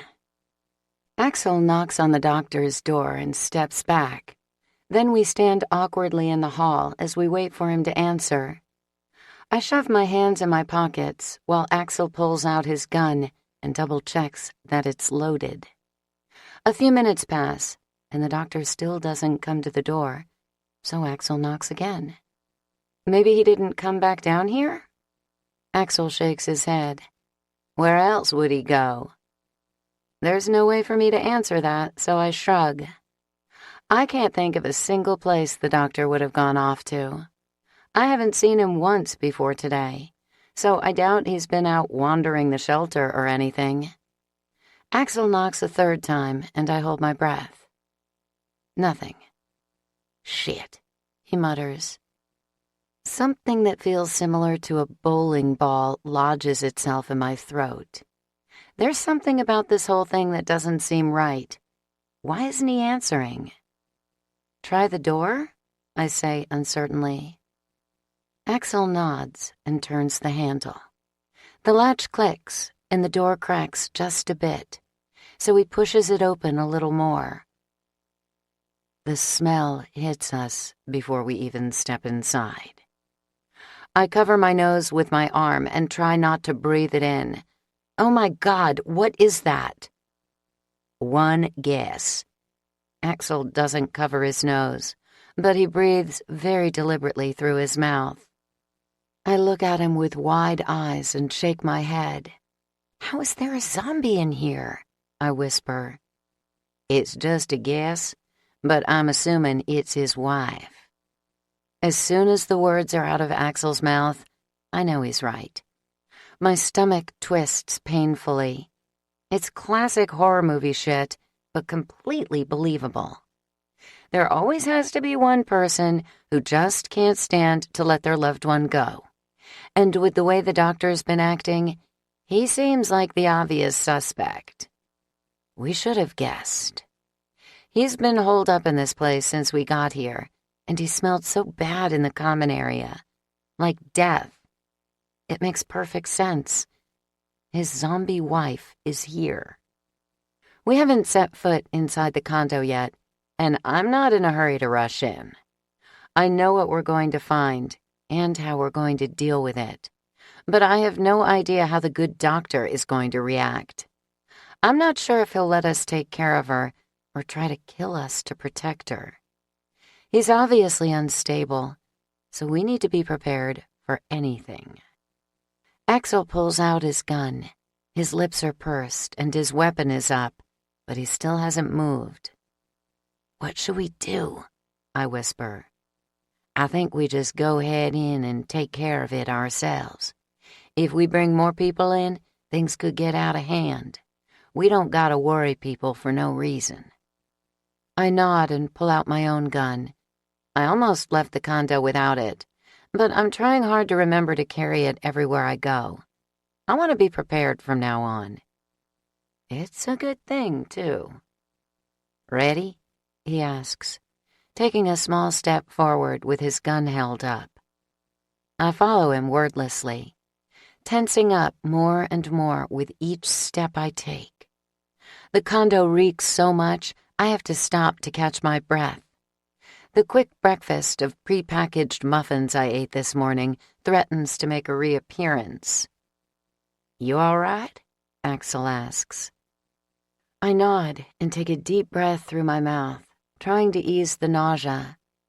It only works a little, though. I can't smell the rot this way, but every time I inhale a mouthful of air, the coating on the inside of my mouth thickens. My tongue feels heavy, like it's covered in layers of decay. And I can taste it, like rotten meat.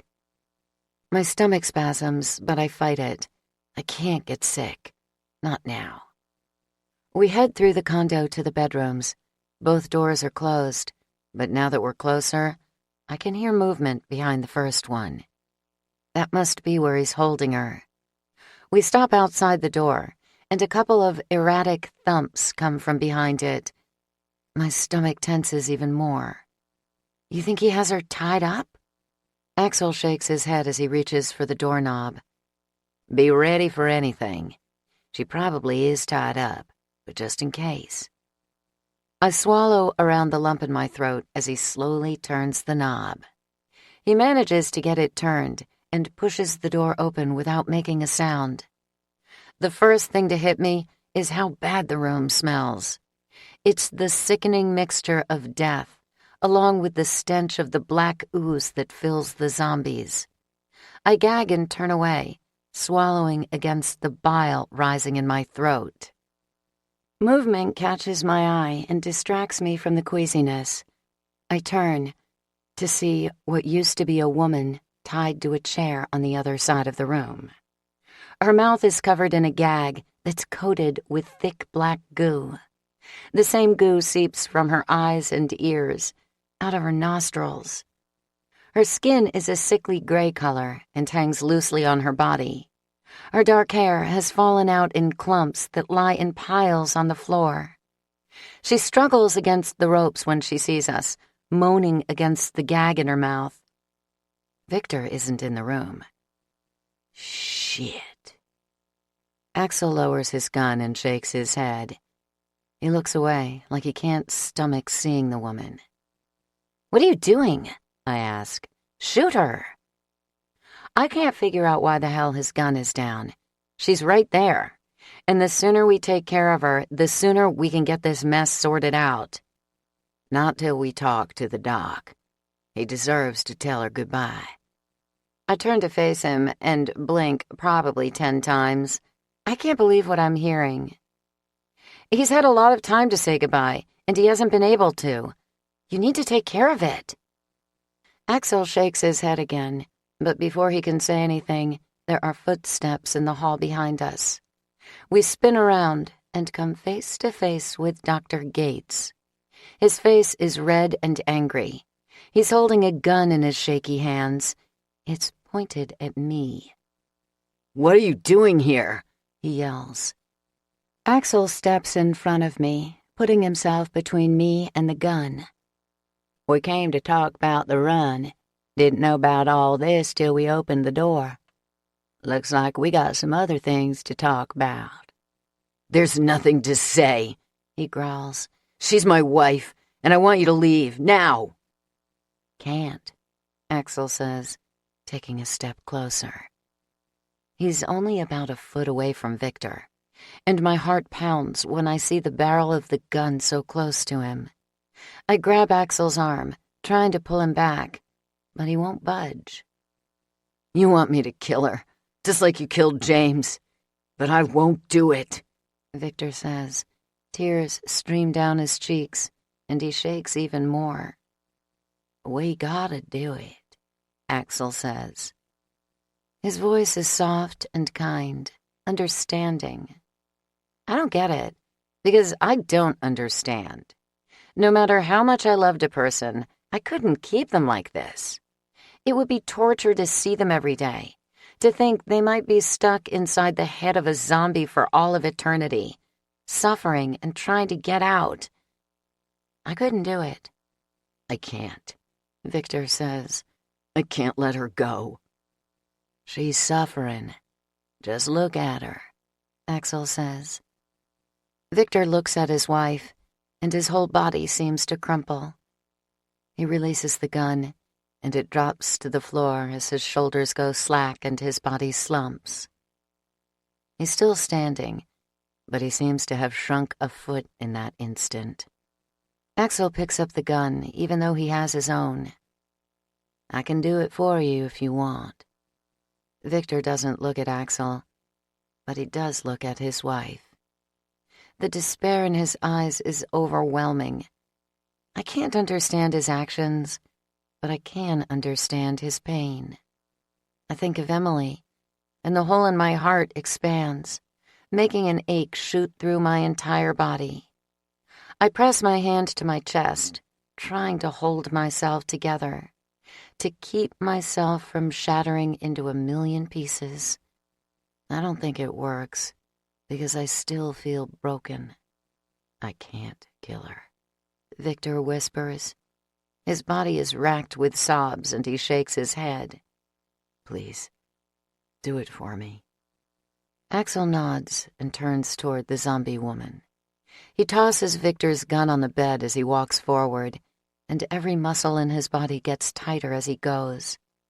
The thing that used to be Dr. Gates' wife thrashes in the chair, growing more and more frantic the closer Axl gets.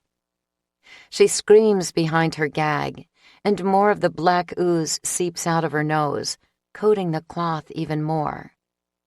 By the time Axl is standing right in front of her, she's so frenzied that the gag has ripped into her skin.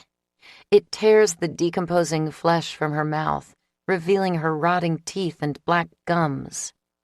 Axl stops in front of her and raises his gun. He glances back toward the doctor. You have anything to say before I put her out of her misery? The doctor shakes his head, and Axl turns back. I'm gonna do it on 3. If you don't want to watch, you have till then to leave. I turn away from the pitiful creature and face Victor.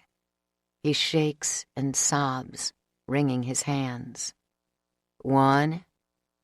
Victor whimpers and takes a small step back toward the door. 2. Victor shakes his head and shuffles forward before backing away even further. 3. Victor turns and rushes from the room just as the gunshot fills the air. Axl walks over to stand next to me, holding both his and Victor's guns in his hands. What are we going to do? Can we trust him to come with us? Axl shakes his head and walks into the hall. Let's go talk to him and find out. I follow him, shutting the door behind me. I don't think it will really help contain the smell, but it's worth a shot. It's going to take a long time for this condo to air out. Maybe never. It's not like we can open a window or anything. Victor's in the living room, sitting on the couch. His elbows are on his knees, and his face is in his hands. He's sobbing. I can't imagine the kind of pain he's going through. The hurt from Emily is so intense it almost cripples me at times, and I only had her for a few days. But this man, he and his wife were together, side by side for years. It must feel like a mountain is crushing him. I'm sorry, Axl says, sitting down in one of the chairs, but we gotta talk about this. Victor nods and looks up. He doesn't bother to wipe his nose or his eyes, and his face is covered in tears and snot, streaked with dirt. It looks awful. We gotta ask if you're gonna be able to handle this trip, Axl says. Victor sniffs. I can do it, he says in a shaky voice. I know it's important. The people need the medicine. You can trust me. I don't know if we can, but Axl seems convinced. He stands up and pats Victor on the back.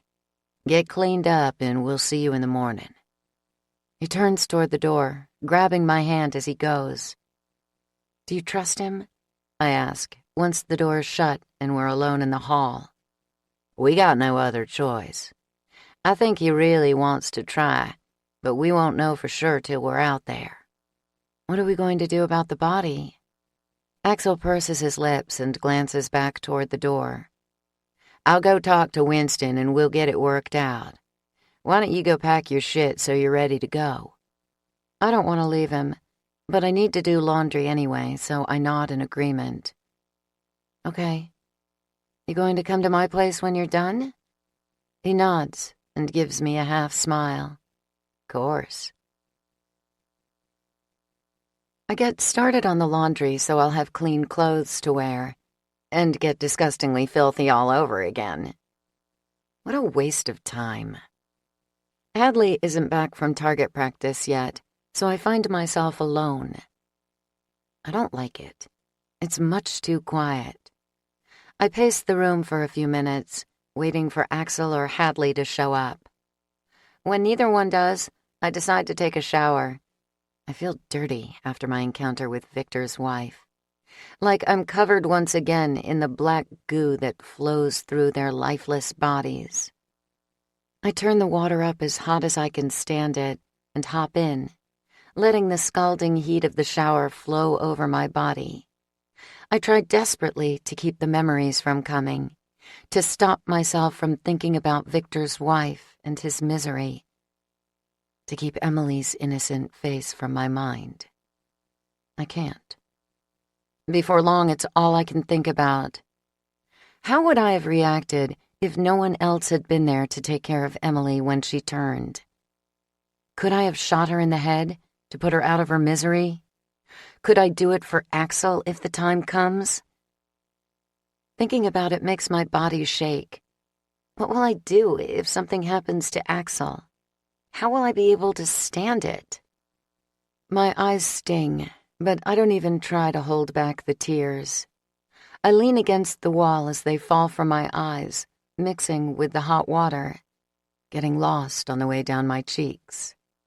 This new reality of zombies and the constant threat of death is so scary and overwhelming.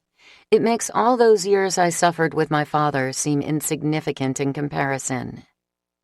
Who would have ever imagined that I would be able to look back on those days and think of them as being anything but miserable?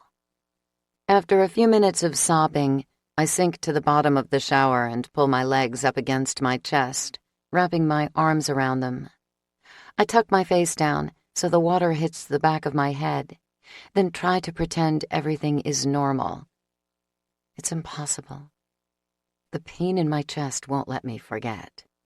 Vivian? Axl's voice is suddenly there. A rush of cool air hits me as he opens the glass door and steps in. He's still dressed when he helps me to my feet. You okay? I shake my head and start to cry again. Axl pulls me out of the shower and wraps me in a towel before lifting me off the ground. He carries me to the bedroom like I'm a small child. He pulls the covers down and lays me in the bed. Then he strips out of his wet clothes and climbs in with me. What's wrong? He whispers, kissing my face gently.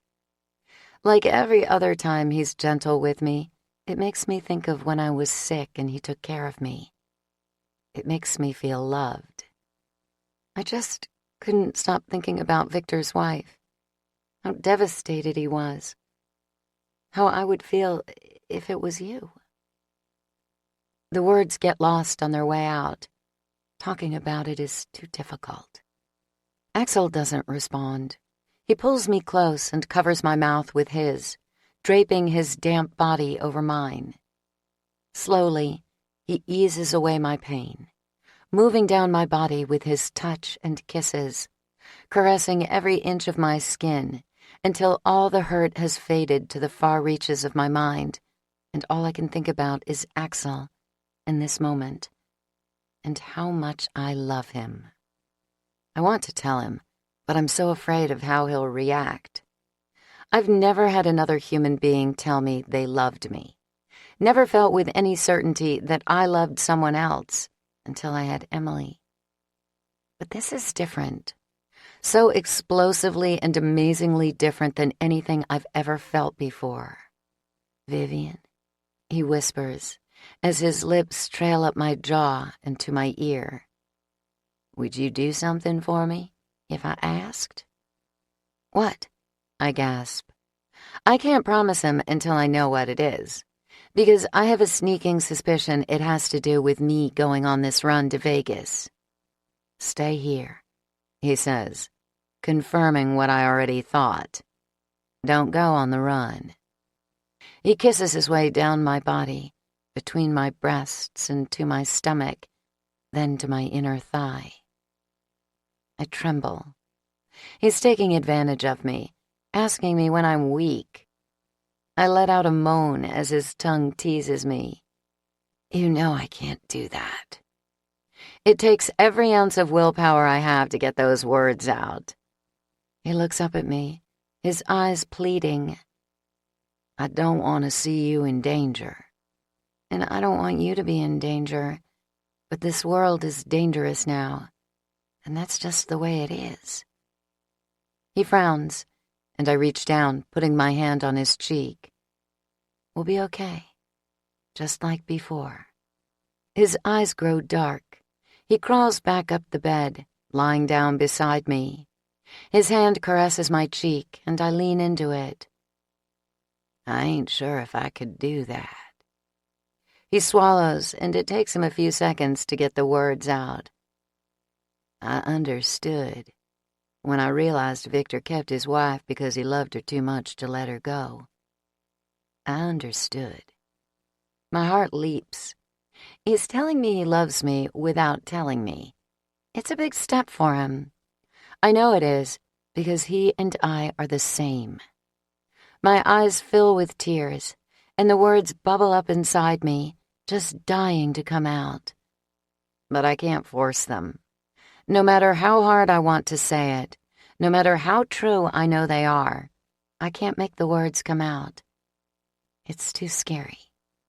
Instead, I pull him to me and kiss him again. He presses himself closer to me, and his body feels hot and muscular against my skin.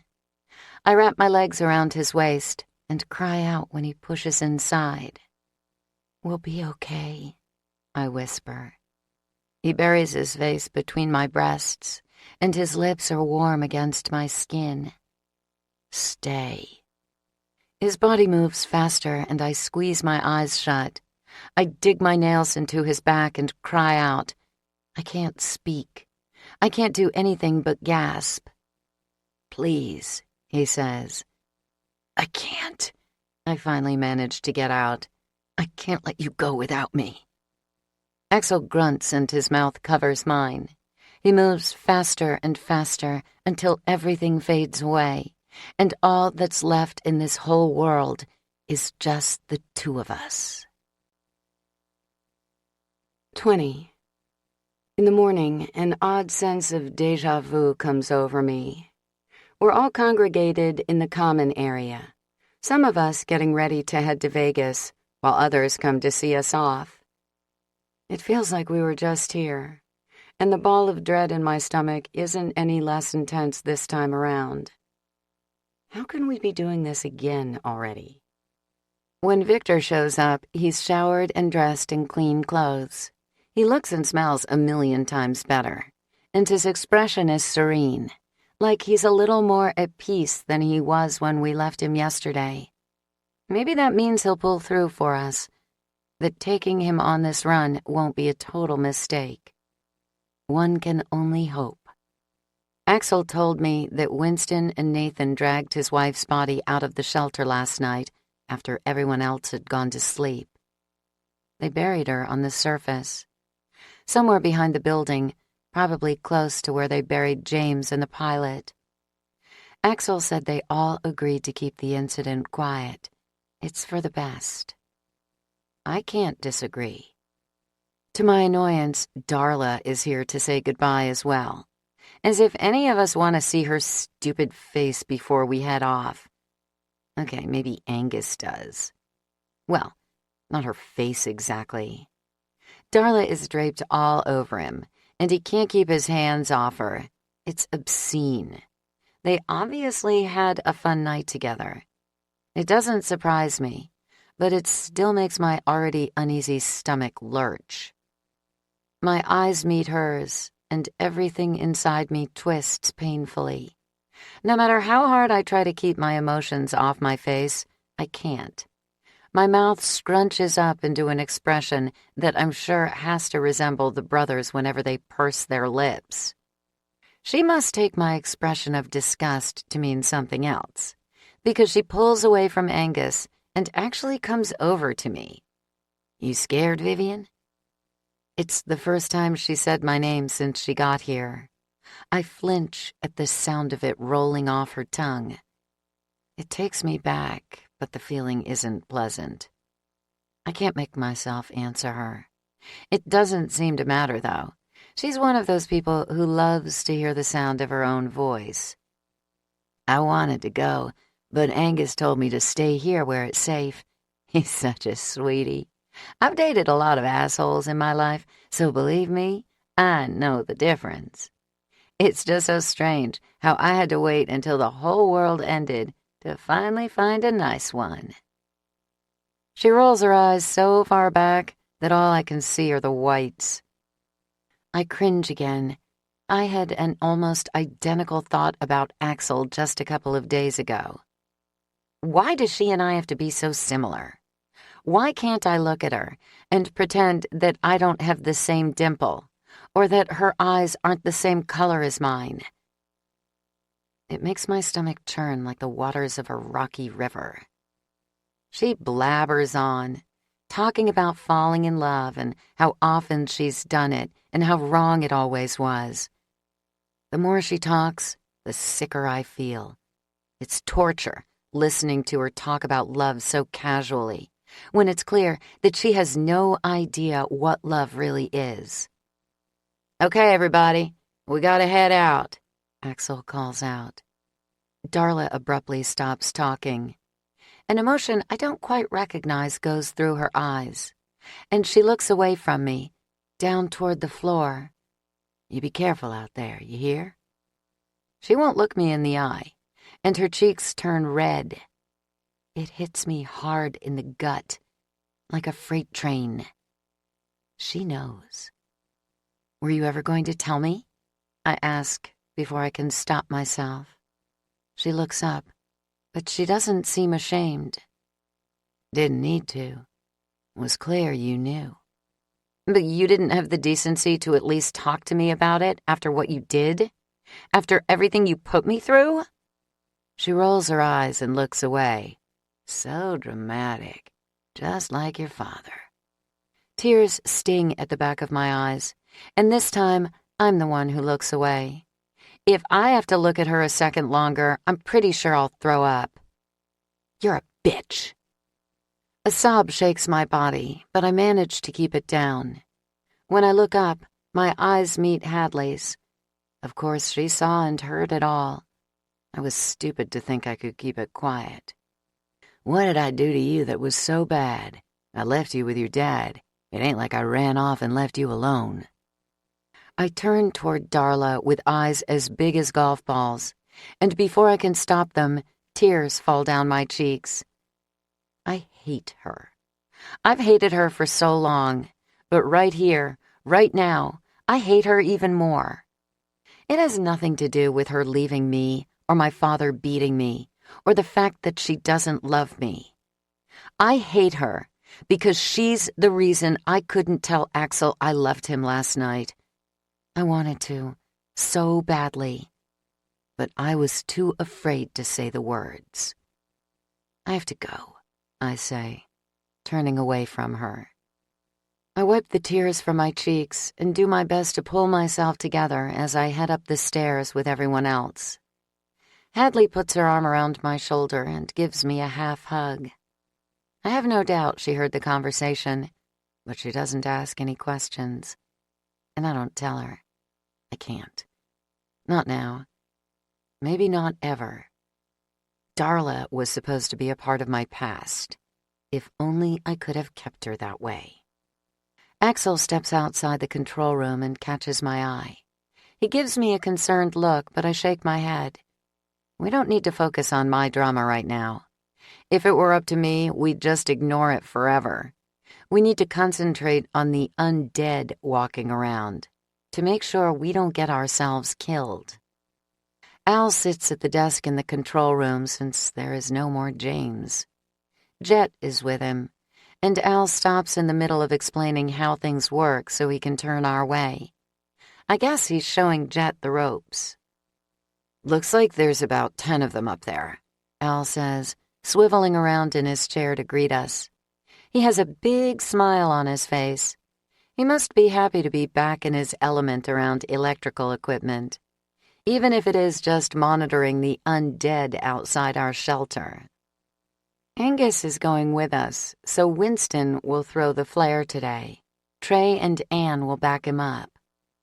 "Let's head out," Winston says tensely. He leads the way to the surface with the rest of us following behind. For some reason, the tension in my stomach lessens the higher we go. We aren't headed to Vegas straight off, so that definitely helps me breathe a little easier. Boulder City will be crawling with them too, but it will be nothing like the numbers we saw in Vegas. Even going into Vegas doesn't concern me as much this time. We know enough to avoid the Strip, and I'm confident we'll be able to find everything we need at the medical supply warehouse or the urgent care clinic.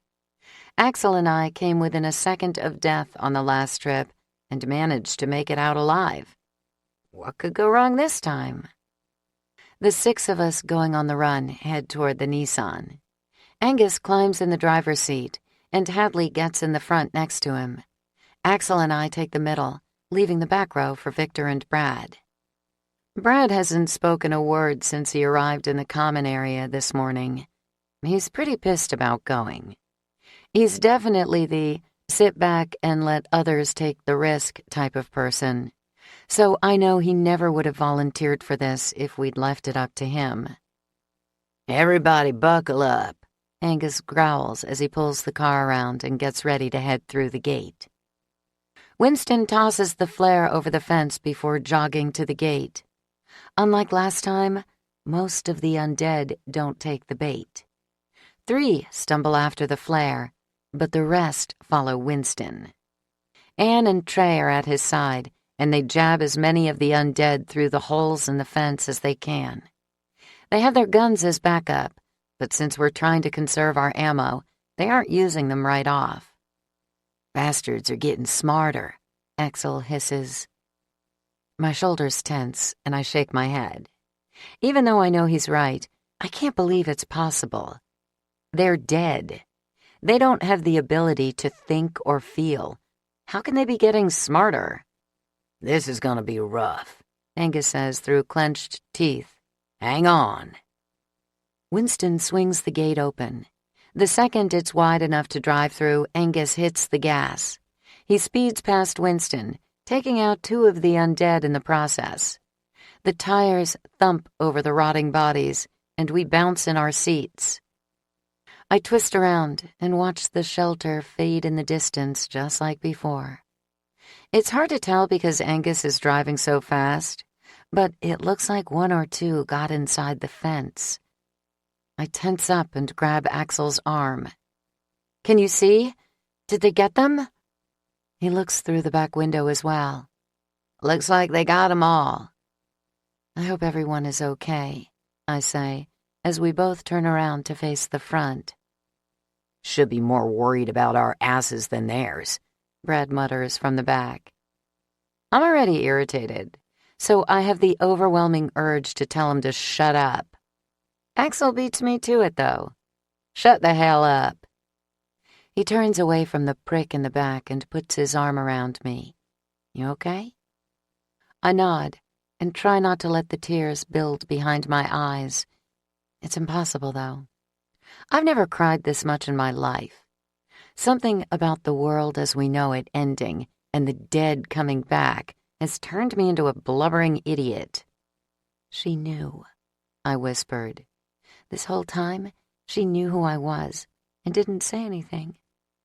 She doesn't care, just like I thought." He squeezes my shoulder and kisses me on the temple. "Hey now, we don't need none of that," Angus says. There's teasing in his voice, but when my eyes meet his in the rearview mirror, they're hard. "Ain't fair to the rest of us." "Seems like you had a pretty good time last night," I say bitterly. I shouldn't be angry at him. He doesn't know Darla is my mom. But I am. I feel like he's betrayed me in some way. Maybe it has more to do with the things he said to Axl than him sleeping with my mother. He chuckles and shakes his head. "That woman's wild, let me tell you. I was pretty pissed off when I found out you 2 swiped all my condoms. Lucky for you, she can't have no kids. Otherwise, I would have been banging on your door in the middle of the night to get me some." I sit up straight. No way she lied to him, right? "You mean she had her tubes tied?" Makes sense after me. It would be the only way to be sure she'd never have another obligation to look after. He shakes his head. "Nope. She said she could never have no kids, that she was born sterile." I roll my eyes and look at Axl. Should I tell Angus the truth? It's just like her to make up a lie that's so easily refutable. Axl shrugs and shakes his head. He's leaving it up to me. Great. Don't trust her, I tell Angus. But that's all I can get out. I just can't go into the whole thing. Not here. Not like this. Hadley looks back at me, and her green eyes quietly study mine. She keeps her mouth shut, though. I don't know what she's thinking, or if she knows about Darla being my mom, but she obviously knows now that we have some kind of history between us. I can tell by the way she's looking at me that she thinks I need to be honest with Angus. But I just can't. So I look away. Angus scoffs. Why would she lie about something like that? Some people just lie. He shakes his head but doesn't say anything else. My gaze meets his in the rearview mirror again. His lips purse and he narrows his eyes. Angus isn't as smart as Axl, but he isn't a total moron. I'm not sure if he'll be able to figure it out, though. The drive to Boulder City is as silent as the outside world. In the back, Victor stares through the window wordlessly. On the surface, he looks better. He's clean, and his hair is combed. But a shower can't wash away the depression. He's struggling. Anyone can see that. Maybe he can pick himself up some antidepressants while we're out. Brad sleeps, or he pretends to sleep anyway. His head rests against the window with his ratty hat pulled down low. But I don't think he's really out. He just doesn't want to talk to any of us. We aren't able to avoid Vegas completely. The interstate we take to Boulder City gives us a great view of the hordes of zombies, the word is getting easier to think, that have taken over Vegas. It's unreal, and the sight of it makes everything inside me feel heavy, like my organs are filled with lead. If only there was some way to avoid going there. But there isn't. We need to get medical supplies. Then again... Maybe we can check out a hospital or something in Boulder City, I say, as we stare out over the masses, see if it's any less overrun. It has to be better than that, Hadley says. Her eyes are huge and full of terror. I feel for her. She was terrified to come. Maybe I should have encouraged her more to stay behind. There's no reason for her to risk herself like this when other people could have done it. She's determined, though. I doubt it would have worked. We'll check it out, Angus says. But we got no idea where any of that shit is. Don't want to be driving all over the city looking for it. I sit back. He's right. We have everything mapped out in Vegas already. To drive around aimlessly in Boulder City doesn't make sense. Not when we already have to drive back through Vegas anyway. Maybe Brad knows where one is, Hadley says. I glance over my shoulder at Brad. His eyes are still shut, but his mouth twitches slightly like he's listening. Asshole. I turn back around. I don't think he's going to be much help. He seems more like the look-out-for-yourself type of person, I say, not caring whether or not he can hear me. Actually, I hope he does hear me. It could help him one day. Axl looks over his shoulder, too, and I know he's saying it in hopes Brad will come to his senses. If he gets sick or hurt, he'll need them supplies, same as everybody else. Axl's right. I just hope Brad realizes it and can think of an easier way to get them. From the way he's curled up ignoring the world, I doubt it. When we reach the outskirts of Boulder City, Angus looks back at us. Wake that son of a bitch up so he can tell us how to get there. Axl turns around and yells at Brad, who makes a good show of pretending to be groggy when he sits up, rubbing his eyes like a little kid and stretching out. It doesn't look real. If we all didn't already know he was faking it, we would now. He gives Angus directions, leading us through the city easily. The undead wander the streets just like in Vegas. They are just as rotten and just as covered in the black ooze. They go for the car like a wild animal trying to attack its prey, throwing themselves in front of us and banging on the side of the car when Angus slows to turn corners. But there aren't nearly as many of them here as there were in Vegas. "You know where the hospital is in Boulder City?" Hadley asks. Brad pulls that ugly hat off and scratches his scalp through his thinning hair. "Can't say I do." He stares out the window and refuses to meet Hadley's eyes. I think he's lying, but it's tough to tell. When we reach the truck yard, my heart leaps. The area is fenced off, and dozens of semis are parked inside. 2 tankers are just visible parked near the back. I only hope they're full of diesel, which is what we need for the generator. Zombies lumber around outside the fence. About a dozen of them are within a 20-foot radius of the gate, meaning we're going to have to fight our way in. Great. Angus does a quick drive-by of the truck yard so we can check things out and decide on the best approach. "It's chained up." Axl nods and leans closer to the window. "We got them bolt cutters and a new lock. We'll have to cut it open and lock it up once we're inside." Angus nods and glances over his shoulder, frowning. "Wish we had some more useful people with us." He shakes his head and looks everyone over. "I guess Blondie and Hollywood are gonna have to cover you while you cut through that chain. It's thick. You're gonna need to put some muscle into it." "You good with that, Hadley?" Axl asks. She nods while she chews on her lip like she's trying to gnaw through it. Her eyes are wild, but she holds her gun determinedly in unshaking hands. "Guns or knives?" "Knives if you can." Angus jerks the wheel to the right and does a U-turn in the middle of the street so he can head back to the truck yard.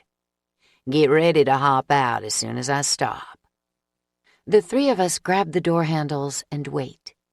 As soon as Angus stops the car in front of the gate, I hop out, not even waiting for the others.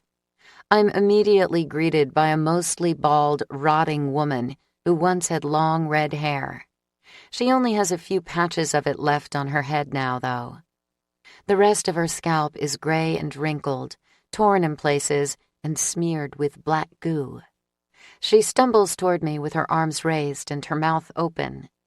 As I swing my knife toward her head, I notice a few of her teeth have fallen out, and her gums are dark gray. She goes down, and I move toward the fence. Hadley's in front of me. She easily takes out a man who's about a foot taller than her by ducking around him and driving the knife up through the back of his skull and into the brain.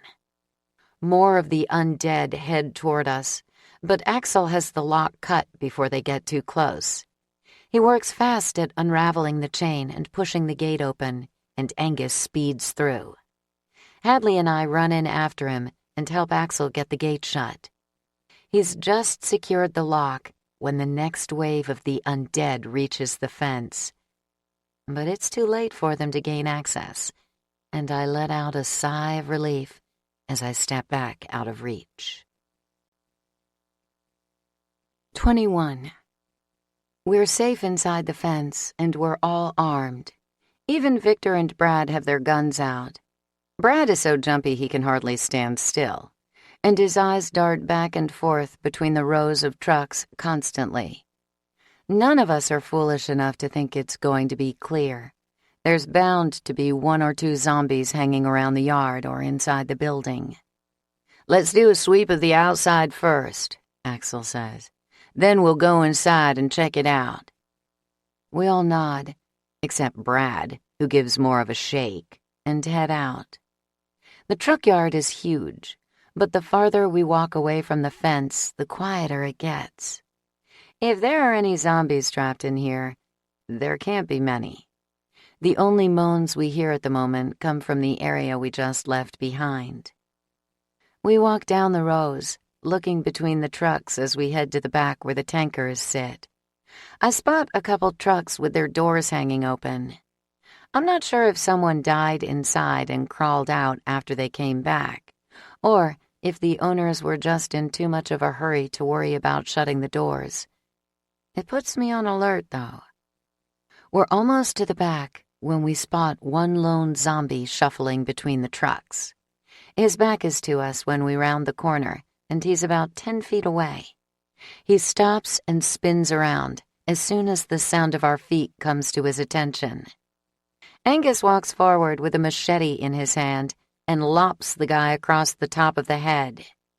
The knife sticks in the guy's skull and goes down with the body. I watch with a sick feeling in my stomach as Angus puts his foot on the man's head to keep him still so he can dislodge his weapon. It comes out covered in goo. Angus swings it toward a truck, and thick splatters of black blood spray everywhere. "Gross," Hadley whispers. I nod as Angus wipes the remaining blood on the dead guy's pants, then heads our way. He grins, like he's proud of himself for having fun. Weirdo. By the time we reach the tankers, I'm afraid Brad is in serious danger of peeing his pants. He jumps at every little sound we hear, even if it's obviously a bird. He's making me nervous and pissing Angus off. Every time Brad freaks out, Angus grunts and squeezes the handle of his machete harder.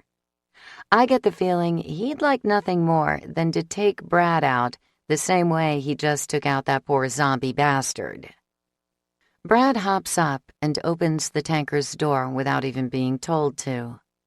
Probably has more to do with wanting to hurry up and get the hell out of here than actually being helpful.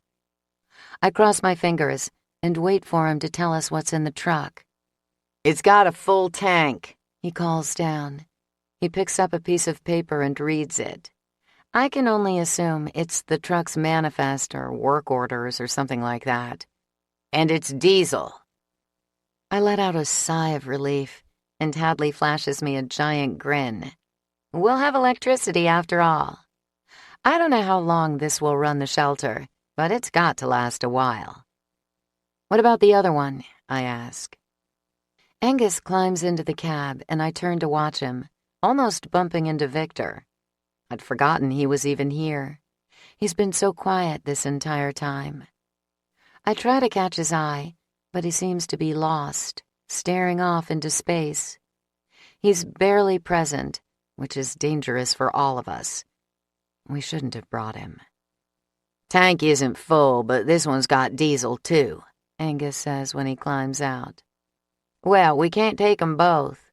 Axl scratches his head and looks back toward the truck Brad still sits in. "You can drive that one today. We'll come back later for the other one." "Sounds like a plan," Angus says. "You want to head on in and find the keys, or try to hotwire the mother?" "Don't know if it would work the same on one of these. It'd be better to have a key." He turns to Brad, who has finally climbed out of the truck. "You know where they keep 'em?" Brad's eyes dart around nervously. "Yeah, I know." His voice shakes. "Let's get this done then," Angus says. Hadley sticks close to me as we make our way to the building. It's small, no bigger than a McDonald's restaurant. There aren't many windows, which means it's going to be pitch black. Good thing we all have flashlights. Axl tries the knob when we reach the side of the building. It turns easily, and he pushes the door open. The stench of death is so strong it makes my eyes water. "Stay alert," Axl whispers as he flips on his flashlight. "Keep your eyes and ears open." More flashlights flick on as we step in, and I press the button on my own.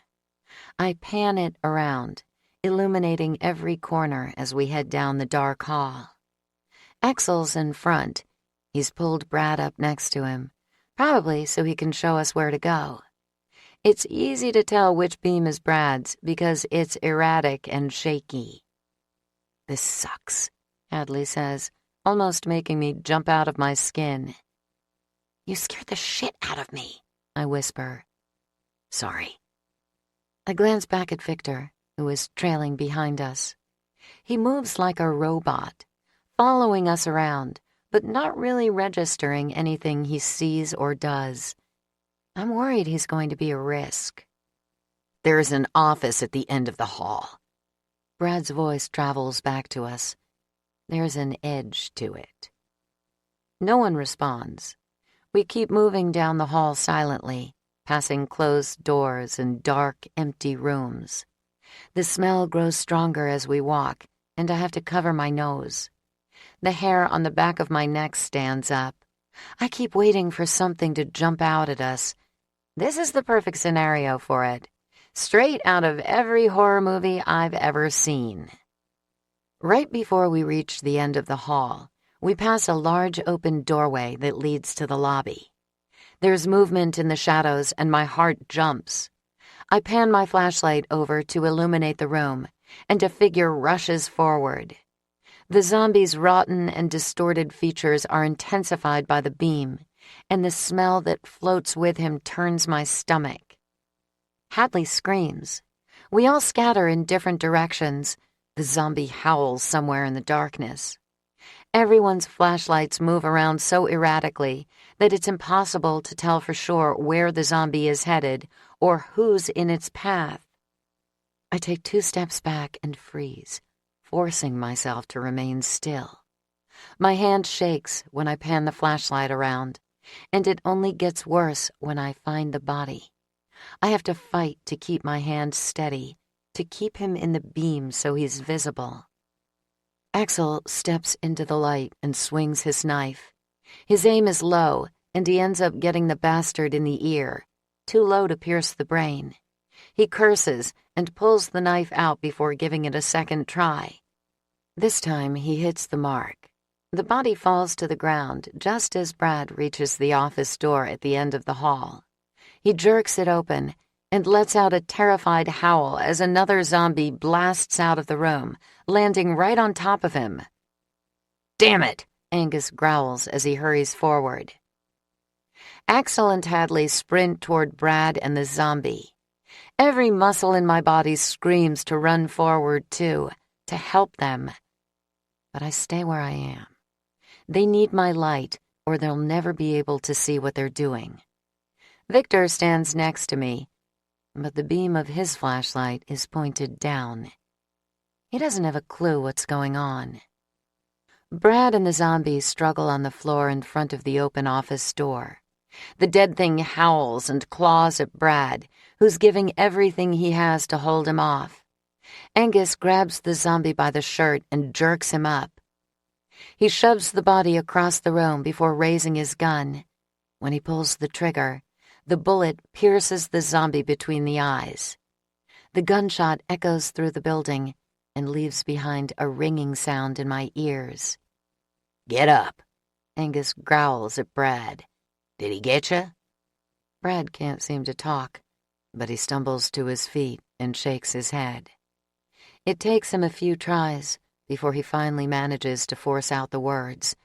"No, he didn't." Angus yanks his flashlight out of his back pocket and puts it on Brad. "Turn around. Let me see." Brad complies, raising his arms and turning in slow circles so everyone can get a good look at him. He looks clean, but I walk closer to get a better view.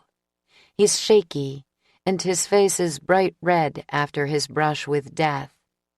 But I can't feel too bad for him. I remember how adamant he was about killing James, and how he wouldn't give up his seat for Jet. Since we met, he hasn't done a single thing that hasn't pissed me off. The longer I'm around this guy, the more I dislike him. Asshole is too nice of a word to describe Brad. "He looks clean," Axl says. "Next time, wait for us. You run off, you get killed." Brad's head bobs up and down a few times, reminding me of a bobblehead. He puts his arms down and takes a few deep breaths, but continues to shake. "Keys are in there?" Angus asks, tilting his head toward the door. "Yeah," Brad replies shakily. "Come on, then." Angus grabs him and hauls him toward the door as the rest of us stay where we are. I head over toward Axl, stopping briefly to check on Hadley, who looks pretty shaken up. You okay? She nods, but even in the beam of my flashlight, I can see how pale her face is. I don't think she's as strong as she wants to believe she is. Maybe she was before she had to face the undead, but I'm not sure if she's cut out for this. I pat her on the arm, then go stand next to Axl. I lace my fingers through his. He leans down and kisses the side of my head while keeping an eye on the lobby and the hall behind us. You doing all right? Yeah. I'm a little worried about Victor, though. He doesn't seem to be all there. Axl purses his lips. In the darkness, his expression looks creepy and evil. Yeah, that guy's messed up. I nod, but I'm not sure if messed up is the right word for it. Got it. Let's get the hell out of here, Angus says as he and Brad come back out of the office. Brad climbs into the tanker's cab and turns the key. The engine roars to life, and a huge smile breaks out across my face. Hadley grabs my hand and squeals like a cheerleader at homecoming. The tanker's engine is the most beautiful sound I've ever heard. Brad looks down at us from the driver's seat, and his expression is like stone. All the fear has been wiped away, and all that's left now is coldness. It reminds me of how Mitchell looked when he refused to let us in the shelter. Pure selfishness. Now, if you'll go on ahead and open up that gate, I'll be on my way. I ain't going to the hospital with y'all. I didn't volunteer for this shit, and one brush with death is enough for me. Son of a bitch, Hadley says. Like hell you are. Angus reaches up and grabs Brad by the shirt, ripping him from the cab. Angus shoves him aside and pushes him to the ground. Brad hits the gravel parking lot on his hands and knees, wincing when the sharp rocks dig into his palms. He doesn't make a move to get up. Angus looms over him, but Brad's expression remains calm, like he holds all the cards, which he kind of does at this point. You're going with us to Vegas, and you're gonna help us get them supplies, Angus says through clenched teeth. Brad shakes his head and stares back at Angus unblinkingly. No, I ain't. The fuel's more important anyways. Since none of you knows how to drive a truck, you don't want to risk my life. I'll take it back, and you can come to the shelter when you're done. Damn. He's right. As much as I hate to admit that anything this selfish prick says has any merit to it, we need that fuel. My only concern is him running off with the truck instead of going back to the shelter. I'll drive that truck myself. Angus pulls out his gun and presses the barrel against Brad's forehead. Axl steps in. He pulls Angus's arm back so the gun is no longer pointing at Brad. Cut it out. The bastard's got a point. He shakes his head and runs his hand through his hair. You swear you're gonna take it back? You ain't gonna run off with the fuel? And go where? Brad asks. I just want to be safe, that's all. I'll take the fuel back and my good deed is done. You can't force me to go out again. If you want that other truck, you can send Winston. He knows how to drive them too. A taste so bitter fills my mouth that I have the urge to spit. Right on Brad. What an ass. But he's just coward enough to be telling the truth. I can't see him running off with the fuel. He wants someone to take care of him while he hides underground. Get up, Axl says gruffly. Angus curses and turns away. He kicks a few rocks across the parking lot. They fly through the air and hit the sides of some of the trucks, making a pinging sound that echoes through the silence. Brad climbs to his feet. He brushes the dirt and rocks from his hands and clothes. I want to be on my way as soon as possible. Get in and shut the hell up. Axl turns away from Brad and heads after Angus, walking toward the front of the parking lot. He grabs my hand as he goes by me, and Hadley trots along after us. I look back to make sure Victor is coming as well. He is, but he looks just as much like a zombie as the things banging on the gate in front of us. "You trust him?" Hadley asks. "He's too much of a pussy to run off on his own. He wants a place where he can hide out and let everybody else do the dirty work." Axl shakes his head and spits on the ground. "He'll go back, all right." Angus is waiting for us by the car. He's so pissed that the vein on his forehead looks like it's going to pop at any second. "Let's get this shit over with." Angus heads toward the fence. "You drive, I'll get the gate." Axl nods and climbs in the driver's seat. "I'll cover you," I call after Angus, who waves over his shoulder like he can't be bothered with even looking at me. Hadley watches Angus for a second, then looks at me. Her eyes look like balls of terror in her pale face. "I can do it, if you want." Her hands are so shaky that I doubt she'd be much help. I have to give her points for volunteering, though. It takes a big person to offer to do something that scares the shit out of you. That's real bravery.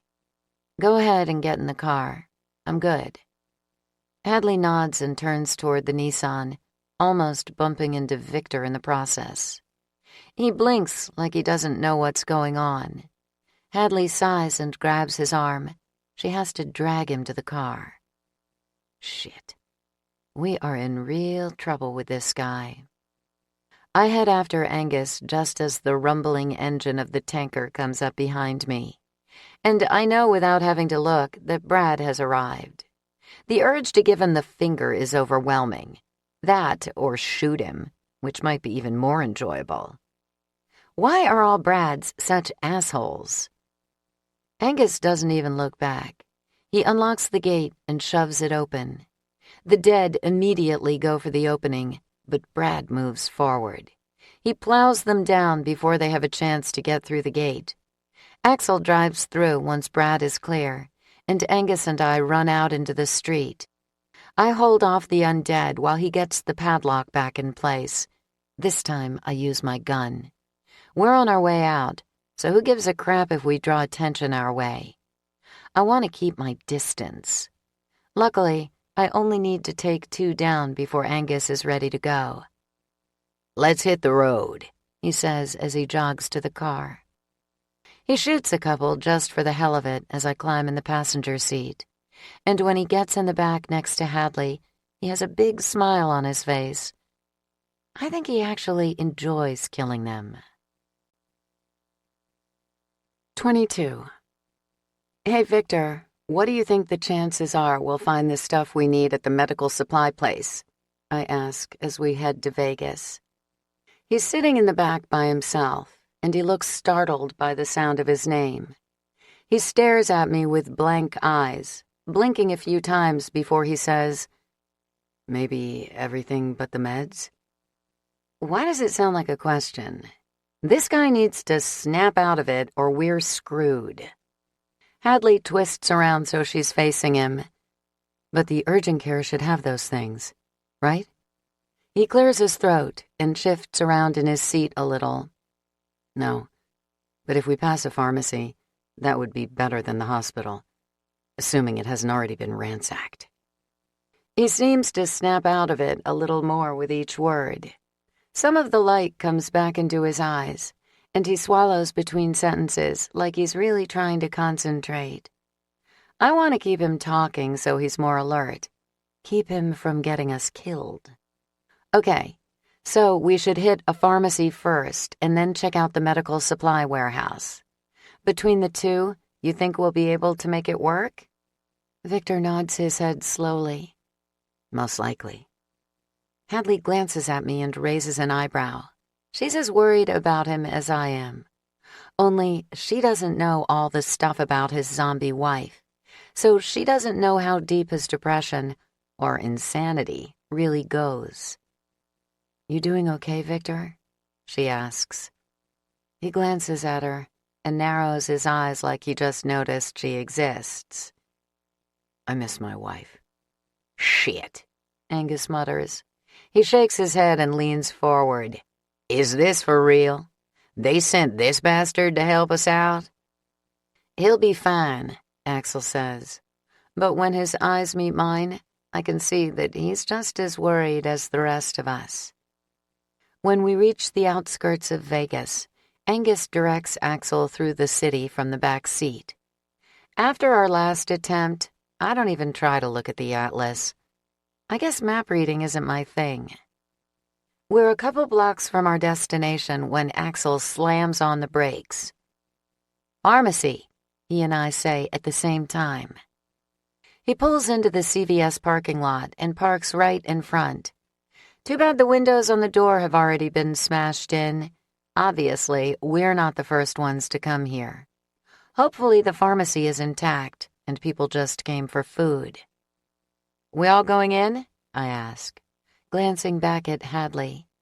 She's shaking so hard she looks like a chihuahua. Better that way, Axl says. We gotta stick together. I know he's right, but I hate to drag her in. Of course, leaving her in the car by herself might be worse. She's pretty jumpy. Nav's first. Axl shoves the door open and hops out of the car. We all climb down, and I help Victor out of the third row, while Angus and Axl head up to the door to stake out the store. Hadley stands next to me with a knife in one hand and her flashlight in the other. She's chewing on her lips so hard that they're bright red. Once Victor's down, we head over to where the brothers stand. They both wear the same tense expression on their faces. It's times like this that I wish Axl didn't look so much like his brother. It's too creepy. You okay? I whisper to Hadley as we walk. She nods, but she doesn't look it. Her skin is pale, and she has beads of sweat on her upper lip. This is Vegas, and the sun is pretty hot, but we were just in an air-conditioned car. There's no reason for her to be sweating, other than fear. The place smells clear, Axl says when we join them by the doors. Stay alert anyways. Angus, you and Hadley head over to the first aid shit and load up. Vivian, the doc, and me'll hit the pharmacy. Angus nods and jerks his head forward as he steps through the broken doorway. Hadley follows, and I go next, being careful to avoid the broken glass that juts out from the metal frame of the door. Victor comes in behind me, and Axl takes up the rear. Victor appears a lot more alert than he was at the trucking yard, more determined. He even holds his flashlight up as he walks, shining it on the merchandise as we go through the store. I don't know what snapped him out of it, but I'm glad. The floor is littered with bottles and trash that we have to be careful to step over as we head back. But Axl was right. It smells clear. There's a faint scent in the air that's sickeningly sweet, but I have the feeling it has more to do with the rotting food on the other side of the store than anything dead. I pass a display of reusable shopping bags and grab a handful. They'll come in handy not only here, but at the warehouse and hospital. It'll be a lot easier to carry the bags than a heavy box full of supplies. Axl and I are tense and silent as Victor leads us toward the pharmacy. Hadley and Angus must not be talking either, because the entire store is as silent as a tomb. I can't see them, but I can follow their progress by the beam of their flashlights. They bounce across the walls as Angus and Hadley make their way through. When we reach the pharmacy, Axl hops over the counter. He doesn't open the door right away, though. He heads back through the shelves, sweeping the area for anything dangerous, while I stand tensely next to Victor. My skin is moist with sweat. The store is stuffy, and I'm nervous as hell. I just want to get this over with. I can't wait to get back to the shelter. When Axl comes back, his knife is in its sheath, and his face is a little more relaxed. It's clear. Axl swings the door open, and Victor heads off. He moves through the rows of pills like a man on a mission. So different from how lethargic he was at the truck yard. I follow behind him and hold open the bag so he has somewhere to put the drugs he finds. It's clear we aren't the first people to come here looking for meds. There are bottles of pills knocked over on the shelves and scattered around on the floor. Shit. My eyes land on a familiar label. Birth control pills. I picked the same ones up when we stopped at Walmart after we first got Emily. They only had a few packets, and even though I haven't really started taking them consistently, it wouldn't hurt to have a few more. There are 4 on the shelf. I grab them and toss them in the bag, then hurry after Victor, who's already on to the next aisle. There isn't a lot left, Victor says. Even though I already knew it, my heart still sinks. I was hoping we'd be able to find everything we needed between here and the medical supply store. But it's clear from the frown on Victor's face and how little he's put in the bag I'm holding that we won't be able to. So we're gonna have to go to the hospital? Axl asks. Victor nods and Axl swears. I squeeze the canvas bag tighter when my hands start to shake. A feeling of dread squeezes my insides. Everything these days feels like it's going to be the end of the line for us. Well, this isn't good at all. I turn at the sound of Victor's voice and find him staring at a tall cart on wheels. It has rows of drawers with locks on them. Most of the drawers are open and now empty.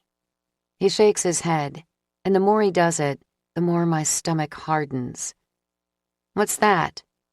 This is where they keep the controlled drugs, the stronger stuff, painkillers and things like that. Whoever came here cleaned them out. Victor shakes his head even harder and looks up at us. We're done here. Unless we want to drive around and find another pharmacy, the hospital is our only option. Shit, Axl says. We could look for a pharmacy, but odds are it's cleaned out too. He spits and looks at me like he's waiting for advice. Hospital? I say meekly. Axl nods and runs his hand down his face. He looks exhausted. Well, let's get the hell out of here then. We find Hadley and Angus strolling through the aisles. They have a few bags, which are overflowing with first aid supplies.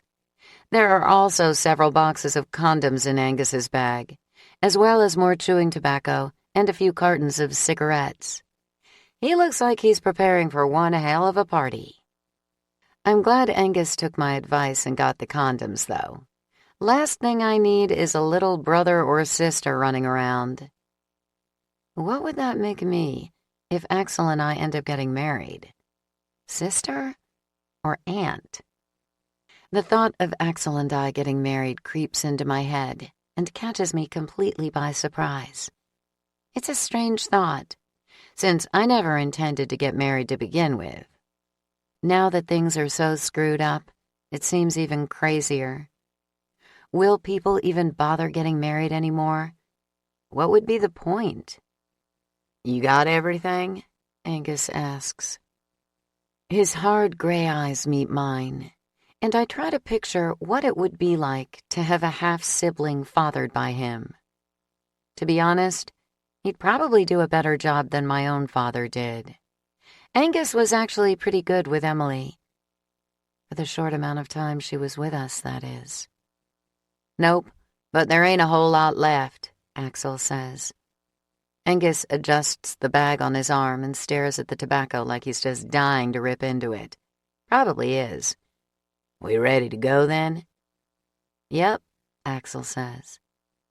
I stare at the bag in Angus's hands, but I don't focus on the tobacco. It's the condoms I'm thinking about. It wouldn't be a bad idea for me to grab some while we're here. Who knows when we'll get the chance again, and I doubt Angus intends to share. I have the birth control pills, but they won't last forever. It doesn't hurt to be prepared. Just a second. I need to grab something. I dash across the store with my reusable bag slung over my arm, panning my flashlight around. Axl doesn't come after me or yell for me to be careful, but I can feel his eyes following my every move. It takes me 2 seconds to find the right aisle, and when I do, I grab a handful of boxes. Enough condoms for everyone. Axl and I aren't the only ones sleeping together, and we've got enough to worry about without a pregnancy epidemic. When I make it back to the group, we head out. Axl only glances down at my bag once. He doesn't talk, and he doesn't ask questions, but he grins. Guess he's looking forward to getting some use out of them when we get back. The parking lot of the medical supply store is crawling with the undead. Dozens of them stagger around the empty parking lot, walking back and forth aimlessly. Seeing it still makes my skin crawl. "Why are there so many?" Hadley asks anxiously. "Who the hell knows?" Angus says. He's armed once again with an empty Coke can. He spits into it, and I cringe.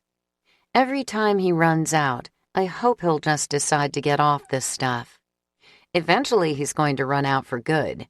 Why not get it over with now? A zombie lurches toward the car as Axl slows in front of the medical supply store. He slams his entire body against the passenger side, right outside my window. The thump echoes through the car and Hadley screams. I almost jump out of my skin. Axl speeds up. "I'm going to drive round back, see if it'll be easier to get in that way." The bodies come alive when we pull into the parking lot. They go from strolling aimlessly to charging the car within seconds. Axl rolls over them without slowing. I grip the door handle and bounce in my seat as the tires thump over the bodies. He takes the turn so fast I slam against the window. "Sorry," Axl mutters. I rub my head. Forget it. He's driving too fast for them to catch up. The tires squeal when he slams on the brakes at the back of the building. There's a door, and it's wide open. Someone's been here, too. "Looks like we weren't the first people to have this idea," Victor says. He's now sitting in the second row with Hadley and me. He's even more clear-headed now than he was at CVS. "A hospital is going to end up being our only option," I say. Shit. The thought of going there makes me sick. "Should we just call this a loss and head to the hospital anyway, or risk it?" Hadley asks. Her eyes are wide and scared-looking, and she's once again chewing on her damn lip. She glances out the window. The bodies haven't made it back here yet, but it won't take long. "We're here," Axl says as he grabs his pack. "And the less we gotta get at the hospital, the better off we are. I don't want to be there any longer than we have to be." I agree, as much as it sucks to have to make an extra trip. "Okay," I say, grabbing my stuff. The first couple zombies round the corner, only 10 or so feet away. We have to move fast. "So what's the plan?" Axl looks out the window and purses his lips. "Gotta make a run for it." "That's your brilliant plan," Angus grumbles. "Can't kill 'em all now. We're gonna have to fight 'em off when we come out. Might as well make it easy on ourselves on the way in," Axl snaps as he opens his door. "Let's fucking go already." Hadley and I look at each other, and I roll my eyes. Brothers. I hop down and run after Axl. Angus grumbles, but follows his brother anyway. We sprint toward the already open door. Axl is inside by the time the rest of us get there, and we manage to make it in without having to kill a single zombie. Of course, Axl is right. We're going to have to fight them to get out. We find ourselves in the back room, where the walls are lined with shelves. The whole place reeks of death. Angus is already checking things out.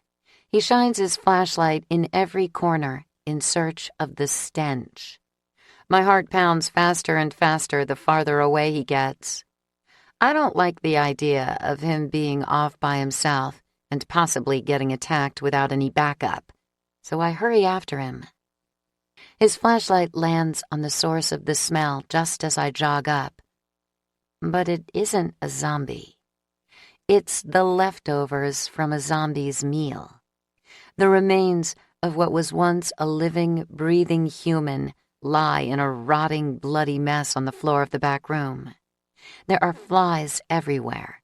They fly in circles and land on the mess, crawling around before taking off again. My stomach churns and bile rises in my throat, making me gag. I turn away, coughing. I think I'm going to be sick. Go ahead if you gotta, Axl says. I bend over and breathe slowly through my mouth, trying to fight off the nausea.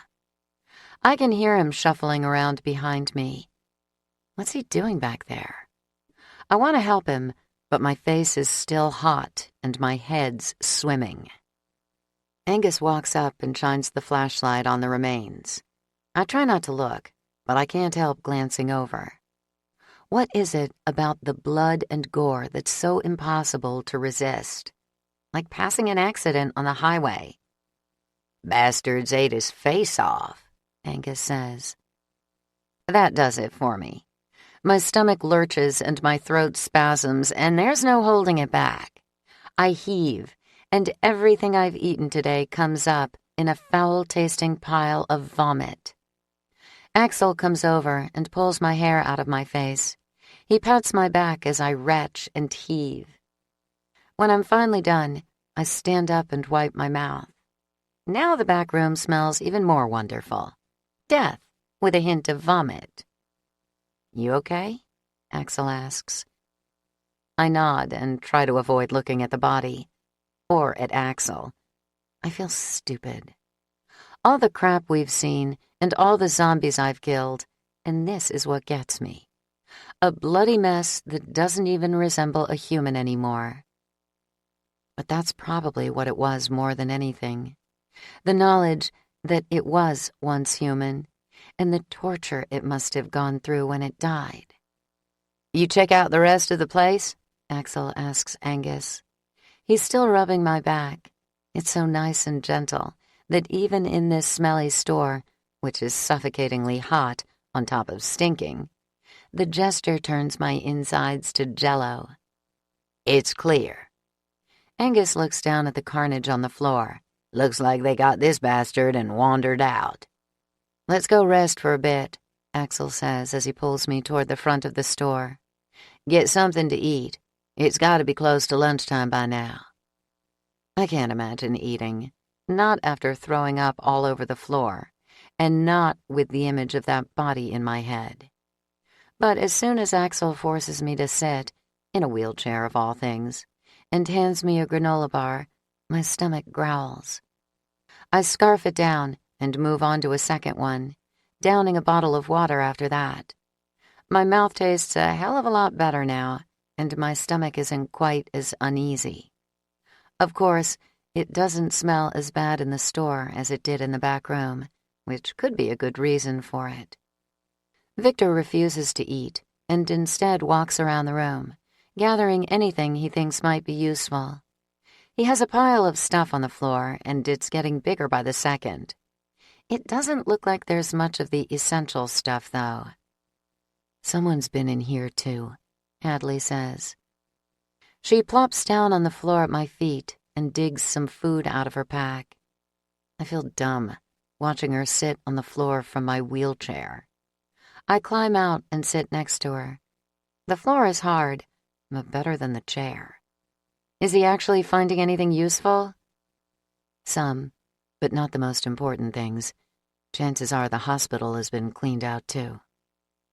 She seems a lot more relaxed now, but I don't know if it's because we're in a building that's clear of zombies, or because she's somehow adjusted to the idea that we may die. Probably the first one. I don't know if it's possible to ever adjust to the realization that you could, at any time, face a horrible death by being eaten alive. Axl sits next to me, and I lean my head against his shoulder. The memory of being in bed with him last night sends a shiver down my spine. He pulls me closer, as if he knows what I'm thinking. He very well could. He seems to always be able to read my mind. "You feeling better?" he asks. His lips are close to my ear. They brush against my skin, making me tingle inside and out, and all I can do is nod. I should have told him I loved him before we left. Now doesn't seem like the right time or place. Hadley is next to us, and Angus stands just a few feet away, looking out the front window at the zombies walking around outside. A little privacy would be better. I get to my feet and grab Axl's hand, pulling him up behind me. He raises his eyebrows questioningly, but doesn't resist when I lead him through the store, away from the others. Once we're alone, I can't get the words out. A lump the size of a baseball forms in my throat, and my stomach does a flip-flop every time I try to open my mouth. Maybe waiting is better. Like it will give me an incentive to get back to the shelter alive. Now, here in the middle of the medical supply warehouse with zombies surrounding us, it just feels wrong. Axl tilts his head and he narrows his eyes. "You all right?" I shake my head and swallow. Yeah, waiting is the right thing to do. "I'm okay."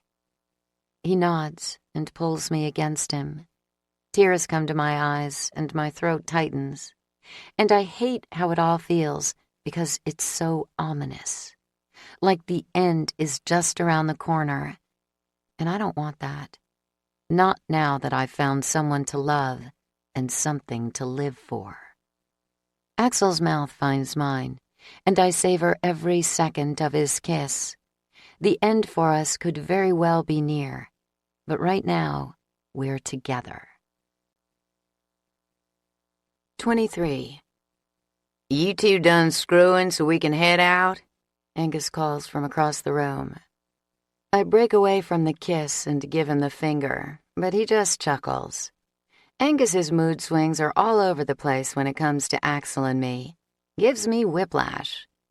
Although he seems less concerned about it now that he's getting some himself. It would be nice if it stays that way, although Darla's track record doesn't give me a whole lot of hope.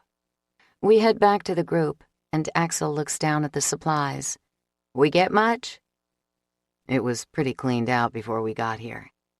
Victor gives Axl an apologetic look.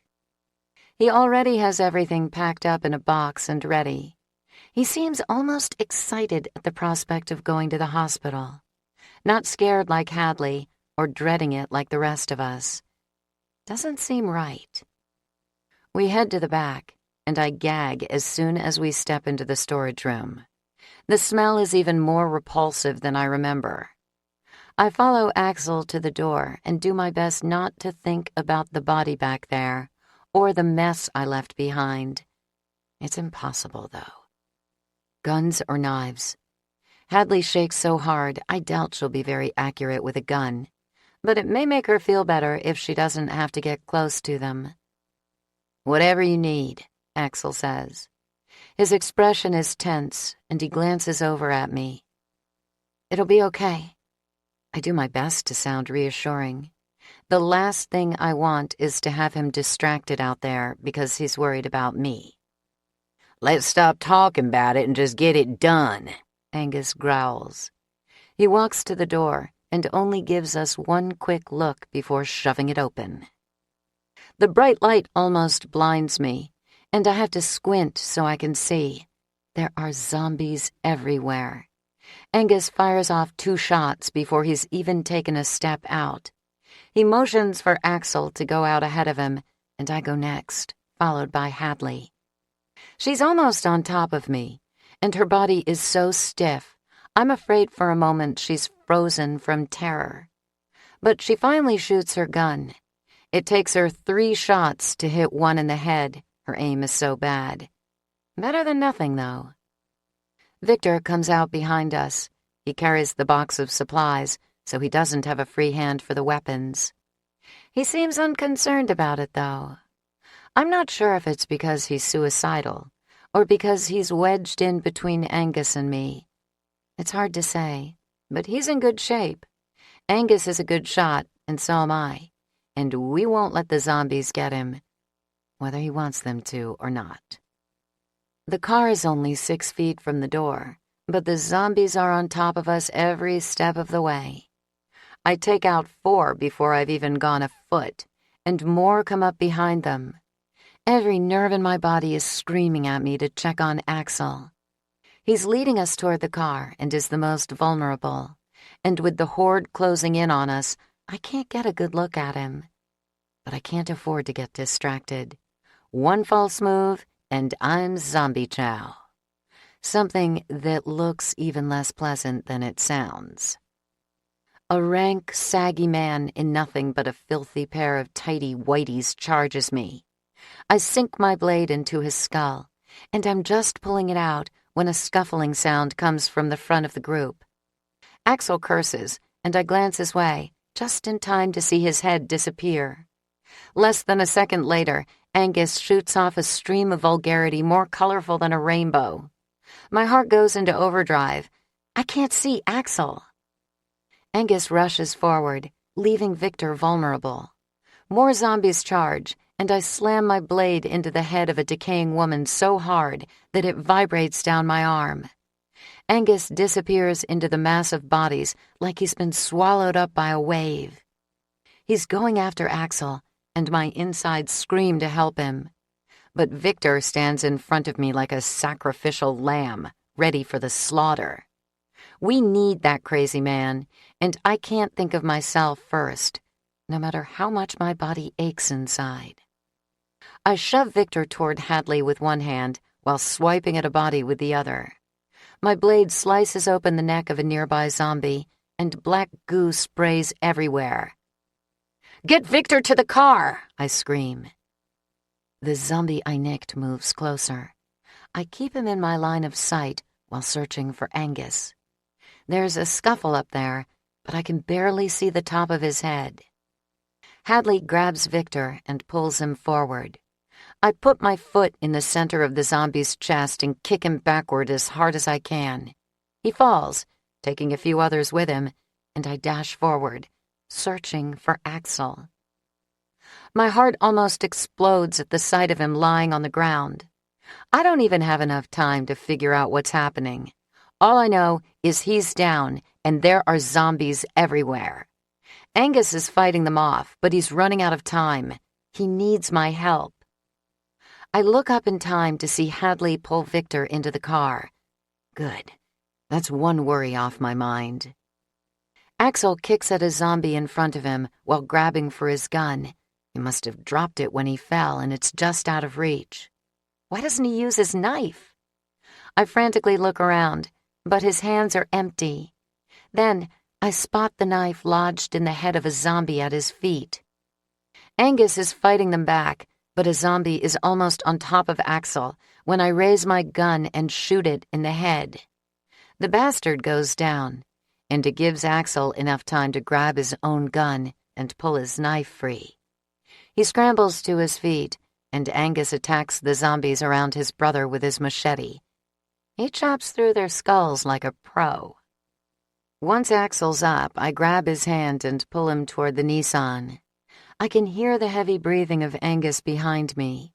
We're at the driver's side, but I climb in first anyway and crawl over the center console to get to my seat. Axl and Angus shut the car doors before I've even had a chance to catch my breath.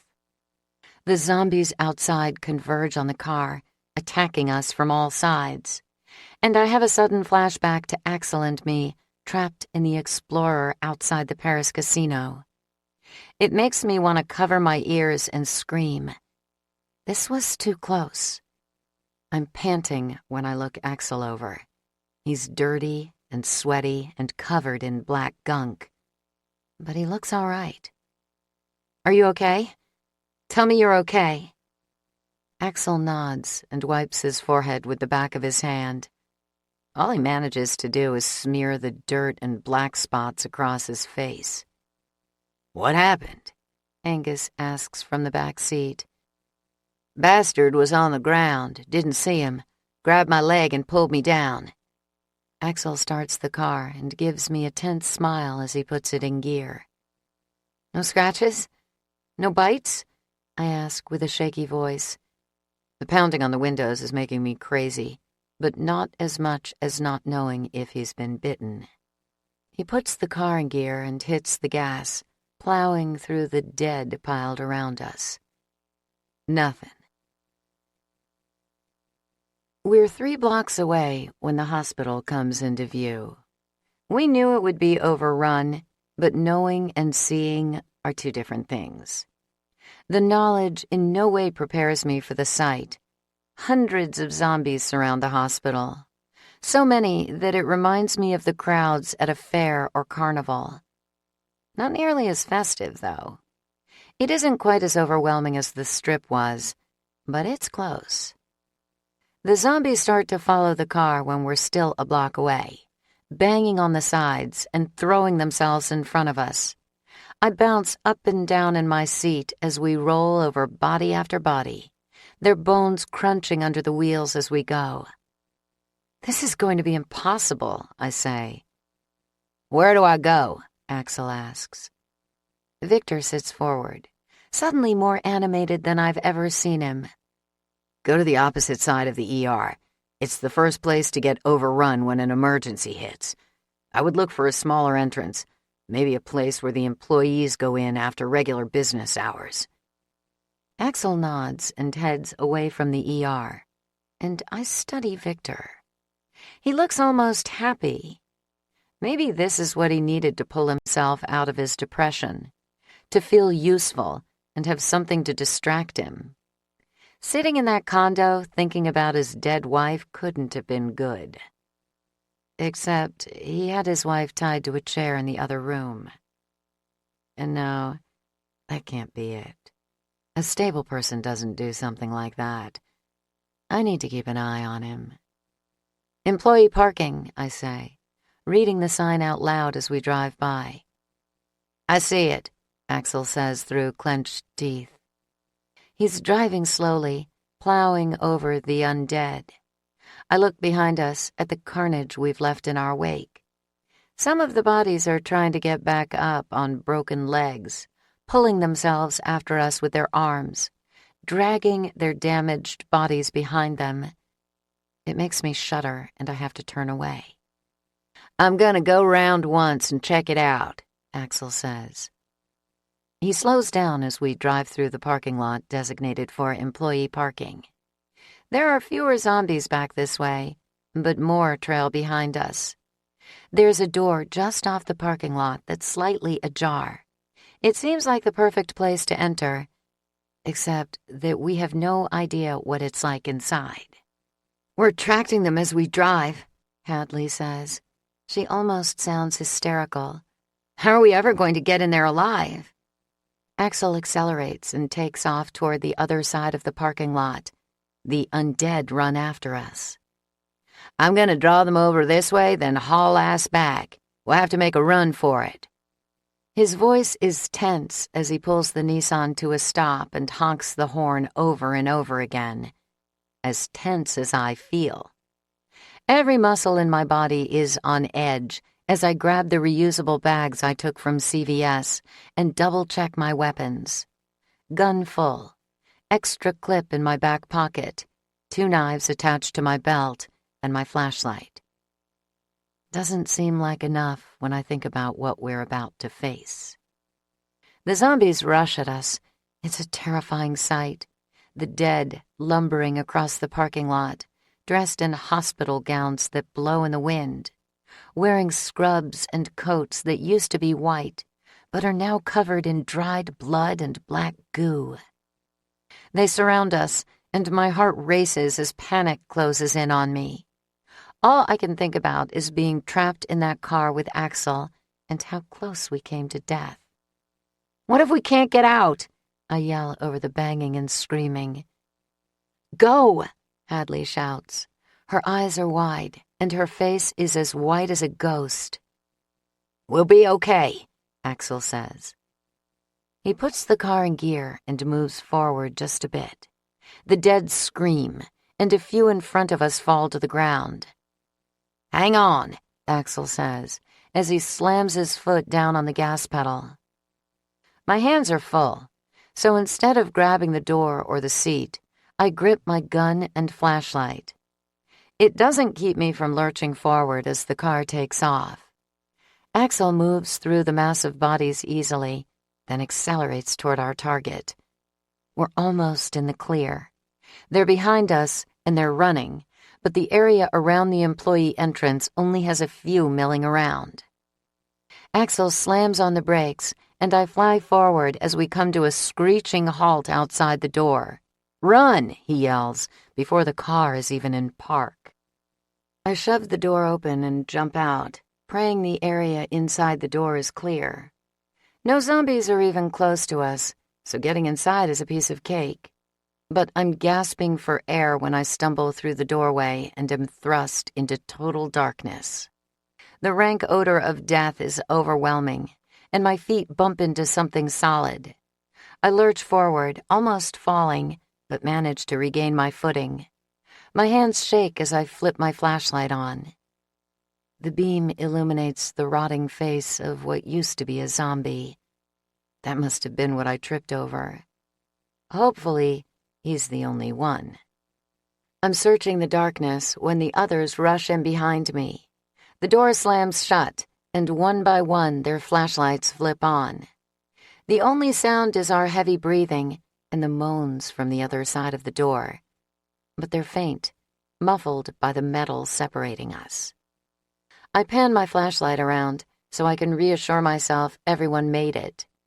Angus swears, and Axl lurches back when I shine it in his eyes.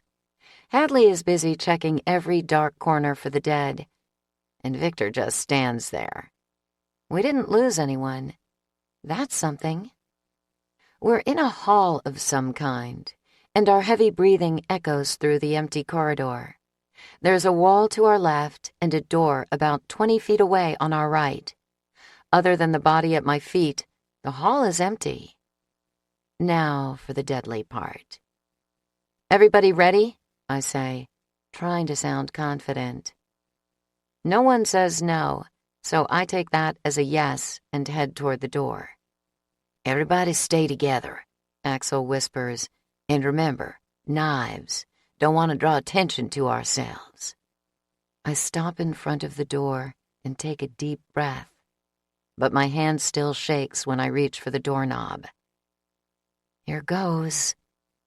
Slowly, I turn the knob and ease the door open. The place is oddly silent, and when I shine the flashlight out into the hospital, no zombies are in sight. The stench of human decay is even stronger than it was in the hallway, though. It chokes me. I don't move while I check out the area. After a few seconds of straining my ears, I make out the sound of moans off in the distance. Dozens and dozens of bodies moaning perfectly in sync. It sends a shudder through me. After determining the coast is clear, I step into the hospital, and the others are right behind me. None of us talk. With the door to our backs, we silently spread out in a semicircle. I pan the flashlight around. We're in a hallway just outside the cafeteria. There's a gift shop to my right and a florist next to it, full of dead and wilted flowers. In the distance, I spot an information desk. That must be where the main entrance to the hospital is. "Which way?" Hadley whispers. I know she's trying to be quiet, but her voice is so shaky that the words come out louder than she probably intended them to. They echo off the walls. The moans that follow sound almost tortured. My heart skips a beat. I frantically move my flashlight around, looking for the source. It isn't here, though. At least not yet. "Victor?" I ask, trying to cover up the panic in my voice. It doesn't work. "Surgery would be a good place to find what we need." His voice sounds perfectly calm, level. I glance over my shoulder. He's standing straight, totally relaxed. He moves his flashlight around, lighting up the walls so he can read the signs. He isn't even holding a weapon. Did he even bring it, or did he leave it in the car? "This way," he says, walking forward without looking to make sure we're following him. I trade nervous looks with Axl before heading off after Victor. He seems to be on a suicide mission. It's his choice. I can't stop him if that's what he wants. But I do want to make sure he at least waits until we have all the supplies we need. "The stairs should be back by the elevators," he calls over his shoulder. He doesn't even bother lowering his voice. "Talk quieter," Hadley hisses. He shrugs and keeps walking. Angus clenches his machete. "Is this bastard insane?" I pick up the pace, trying to keep up with Victor. Depressed. "Fucking nuts is what he is." The moans get louder as we move. Axl keeps level with Victor, and the distance between us feels bigger than the Grand Canyon. As much as I'd like to be closer to him, I stick with Hadley. She seems to be holding up okay right now. Who knows how she'll react if we run into a horde, though. The hospital air is thick and humid. My whole body feels sticky with perspiration. I ignore the beads of sweat on my upper lip and forehead, but it's impossible not to notice the moisture dripping down my back. The scent of decay grows stronger with each step we take. I pull my shirt up over my nose and do my best to breathe as little as possible. My palms are sweaty, making it difficult to grip my knife. It's only partly from the heat. My whole body jerks when a horrifying scream breaks through the air right in front of us. No human has ever made a sound like that. A zombie screeches down the hall, his horrifying face illuminated by Victor's flashlight. He rushes toward us like a banshee, moving faster than any I've seen. His arms are raised and his mouth is open. He lets out a horrifying shriek that makes every hair on my arms stand up. Even in the erratic light, I can see how decayed he is. His flesh hangs from his face in flaps, and in some places, it's missing entirely. He's fast, but not fast enough. Angus swings the machete and takes him out with one powerful blow to the head. 24. The body slams into the floor, and Angus kicks him with the toe of his boot. "You see that? He ran at us like a goddamn bat out of hell." I aim my flashlight at the zombie so we can get a closer look. He's nothing but a rotten mess of gray flesh and bones, but he ran like he was alive. "The stairs are over here," Victor calls. We don't have any more time to look the zombie over. Victor is already on his way, and we have to jog to keep up. He rips the door to the stairwell open and steps inside, without even pausing to make sure it's clear. "Son of a bitch," Axl says as he hurries to get in front of Victor. "What floor, Doc?" 3. Moans come from behind us. I glance back as I hurry up the stairs, only to see that a mass of zombies has entered the stairwell at our backs. They're climbing the stairs, and fast. "Shit!" Hadley cries, taking the stairs 2 at a time. We race up, but the zombies keep pace with us. When we get to the 3rd floor, Victor once again jerks the door open without waiting. It's like he's trying to get us all killed. Axl swears and shoves the doctor aside so he can go first. "They're right behind us," I call as I run through the door after him. The zombies behind us aren't the only problem, though. Axl is surrounded, and there are way too many to be cautious. I shove my knife in its sheath and pull out my gun. Holding it in my right hand, I balance my flashlight next to it with my left hand as I take aim. I squeeze the trigger, firing off 3 quick shots. The 3 zombies closest to Axl fall. Someone behind me shoots.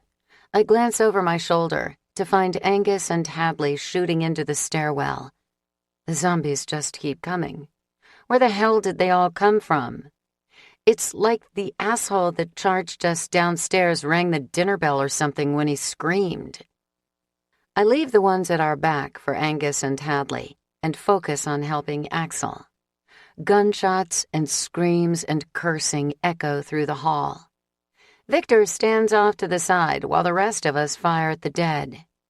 I try not to focus on how useless and reckless he's being. My gun clicks, and I swear. "Tell me you have a plan," I yell as I replace my clip. "Hell no," Axl calls over the gunfire. Angus is suddenly next to me, firing as the zombies lumber forward. He and Hadley must have cleared out the stairwell. I glance over my shoulder and find Hadley talking to Victor, but I can't hear what they're saying over the gunfire. "We're going to make a run for it," Hadley calls. She points to the hallway to my left. Since most of the zombies are coming from the right, I nod in agreement. That way seems to be clear at the moment, and standing here is only going to get us killed. Victor takes off with Hadley at his side, and I follow, grabbing Axl's shirt as I pass him. "Let's go!" Axl fires one more shot before taking off after me. He yells over his shoulder at his brother as he runs. "Come on, Angus!" I follow Hadley and Victor as closely as possible while keeping Axl in my field of vision. He keeps slowing down to check on Angus. The moron is coming, but he keeps pausing to shoot the zombies following us. He's grinning. Hopefully he runs out of ammo soon so he'll stop his insane firing and run. The beams from our flashlights bob around in front of us, illuminating the hall as we go. Victor keeps his aimed at the walls so we can see the signs. I keep mine straight ahead. We can't afford to be taken by surprise. A zombie rushes out in front of us. Hadley lets out a little shriek and slows. Victor charges ahead, not caring that he doesn't have a weapon, and the monster in front of him would like nothing better than to rip him to shreds. I pick up speed, leaving Axl behind as I hurry toward the zombie with my gun raised. It's a woman, or it used to be anyway. She's completely nude. Her former breasts are saggy, and they sway as she rushes toward me. She grasps at the air in front of us like she's trying to dig her nails into my face from 7 feet away.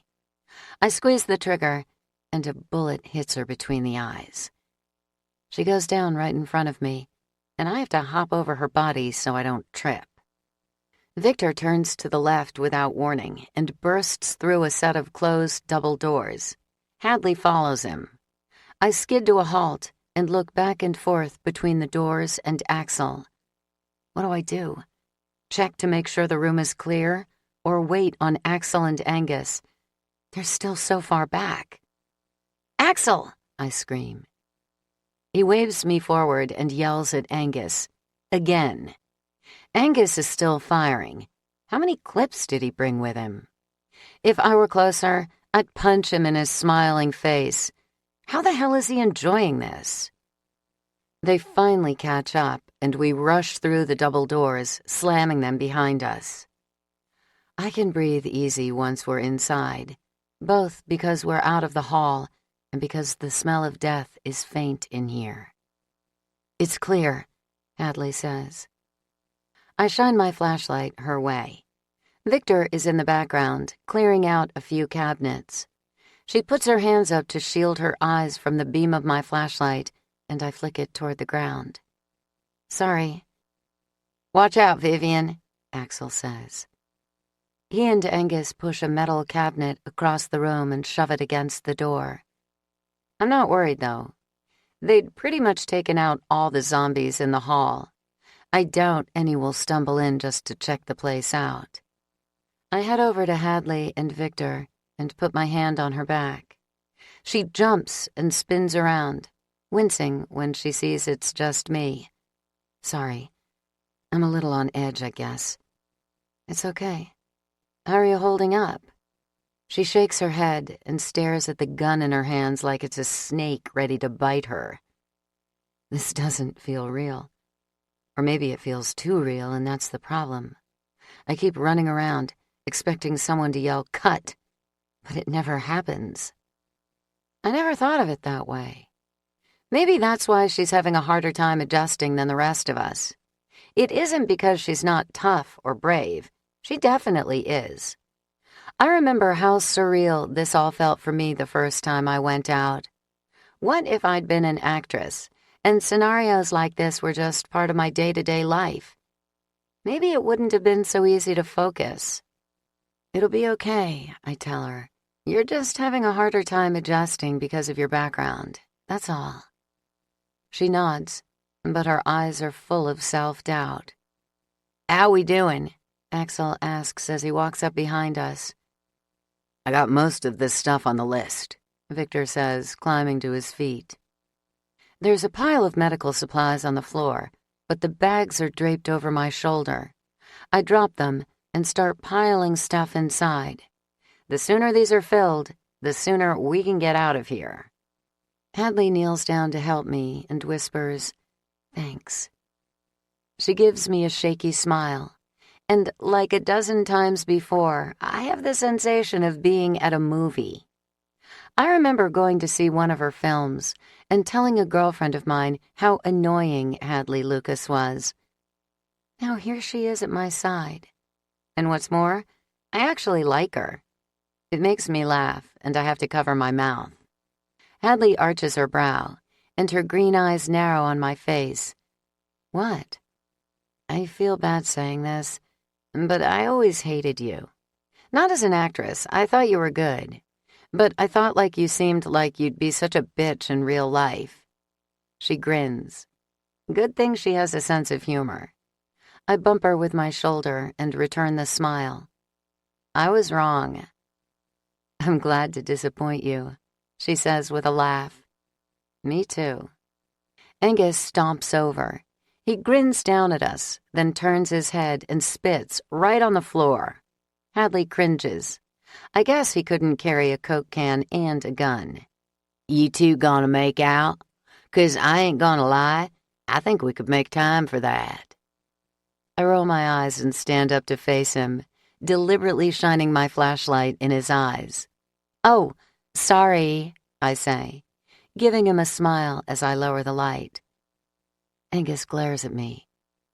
Everybody ready? Axl snaps. I tear my eyes away from Angus and focus on Axl. He's looking my way, and even in the limited light, his body looks tense. I sling the bag over my shoulder and walk across the room. You doing okay? I whisper, wrapping my arms around him. He pulls me close and kisses my neck. He doesn't smell like Axl. He smells like sweat and death. When will this nightmare end? Who knows if there will ever be a time when we can just relax and be together without having to worry about zombies or starving. I'm okay. I just want to get out of here so you're safe. Warmth floods my body, and I stand on my tiptoes so I can look him in his eyes. We're almost done. I pull him close, and his lips brush mine. It's brief and not enough. I'll never have enough of Axl. Let's get to the pharmacy, he says as he steps away. He gives Victor a hard stare. You know what floor it's on? First floor. I saw a sign for it on our way up, but thought it would be better to save it for on the way out. Victor is so relaxed, so casual about the whole thing. He walks to the door and stands off to the side as Angus and Axl pull the metal cabinet back. They open the door. Victor stares straight ahead without blinking while they check the hall. The brothers motion for us to move out, and Victor doesn't even hesitate. It's like he's accepted the end is near, and he's ready. Keep close to Victor, I tell Hadley as we follow the men down the hall. He wants to die, she says flatly. Did he tell you that? She shakes her head and looks around as we walk. She seems more put together since our talk. I hope it helped to have her feelings validated. He just keeps talking about his wife and how much he misses her, how he can't wait to be with her. Should I tell her what Axl and I found? It could freak her out. What? She asks, raising her eyebrow the way she always does. He had her in his condo. Axl and I found her tied to a chair. She was a zombie. Hadley glances toward Victor, and when she turns back, her eyes are filled with tears. That's so sad. Sad isn't exactly the word I'd use for it. More like insane. We round a corner and come face to face with 6 zombies. Angus and Axl are already hacking away at them with knives already, and I hurry forward to help them. Hadley follows, and in a matter of minutes, the zombies are on the ground at our feet. Victor is already hurrying toward the stairs. It's the same stairwell we came up just a few minutes ago. When we left, there were several zombies staggering around the hall, but it's empty now, thankfully. We jump over the zombies we killed earlier and rush into the stairwell behind Victor. He hasn't slowed. Axl hurries after the doctor, and I have to run to keep up. The first floor looks as empty as it did when we left it. Too bad the moaning of the dead is still there. They have to be around. But no matter where I shine my flashlight as I follow Victor down the hall, I don't see them. It's putting me on edge. I keep waiting for them to jump out at us whenever we turn a corner. But we reach the pharmacy with no problem. Victor rushes forward, and we all hurry in, shutting the door behind us. The doctor gets busy searching for meds while the rest of us stand around, impatient and tense. The zombies are out there. We all know it. The scary part is waiting for them to attack. Victor works fast, loading his bag with medicine, syringes, and anything else he can find that might be useful. By the time he's done, Axl, Hadley, Angus, and I are all carrying a bag. Victor's hands are oddly empty. I think I got everything on Joshua's list and then some. You should be set for a while. I don't miss the fact that he says you rather than we. I doubt anyone else does either. He seems almost euphoric now. There's a big smile on his face. So, we're ready to leave? Hadley asks. He nods, and I let out a sigh of relief. We aren't far from the door we came in, and the hall was almost empty. We should be good to go. 25.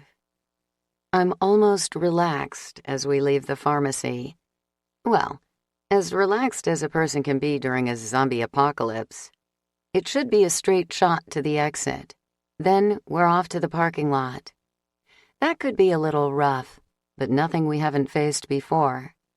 After that, we're in the clear, and we'll be headed back to the safety of the shelter.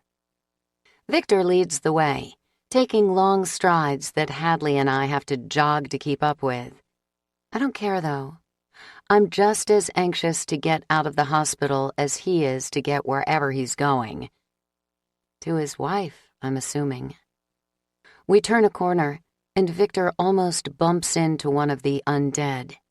It's a massive man who probably weighed over 400 pounds in life. In death, he's become gray and saggy. He's shirtless, and folds of decaying fat hang on his body. His skin is torn and oozing.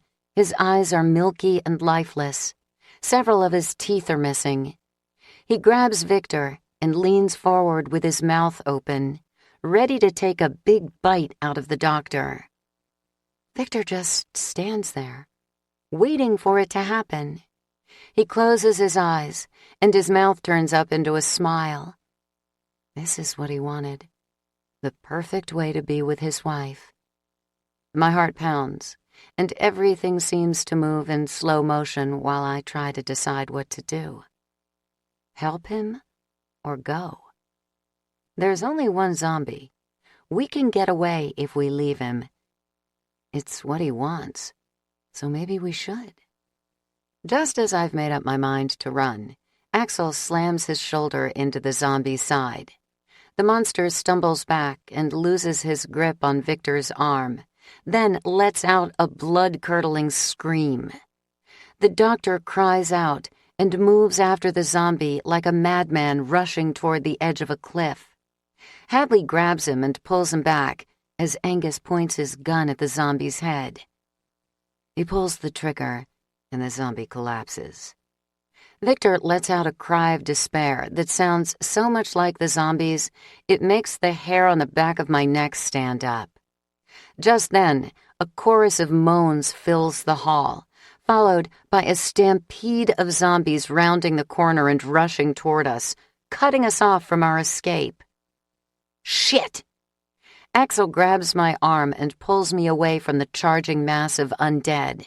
He doesn't even look at anyone else, not even his brother. I can barely keep up with Axl as feet pound down the hall behind us. The strap from the canvas bag slides down my arm. It almost falls. A pill bottle falls to the ground and skitters across the floor.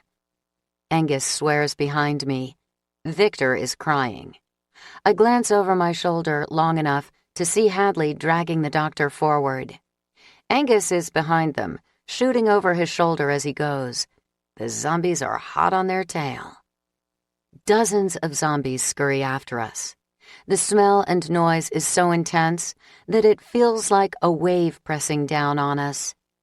Axl yanks on my arm, and his fingers dig into my skin, bruising me. He keeps pulling. We're running back the way we came, toward the pharmacy. I'm panting, and the muscles in my legs ache. Axl's fingers dig deeper, and he pulls harder.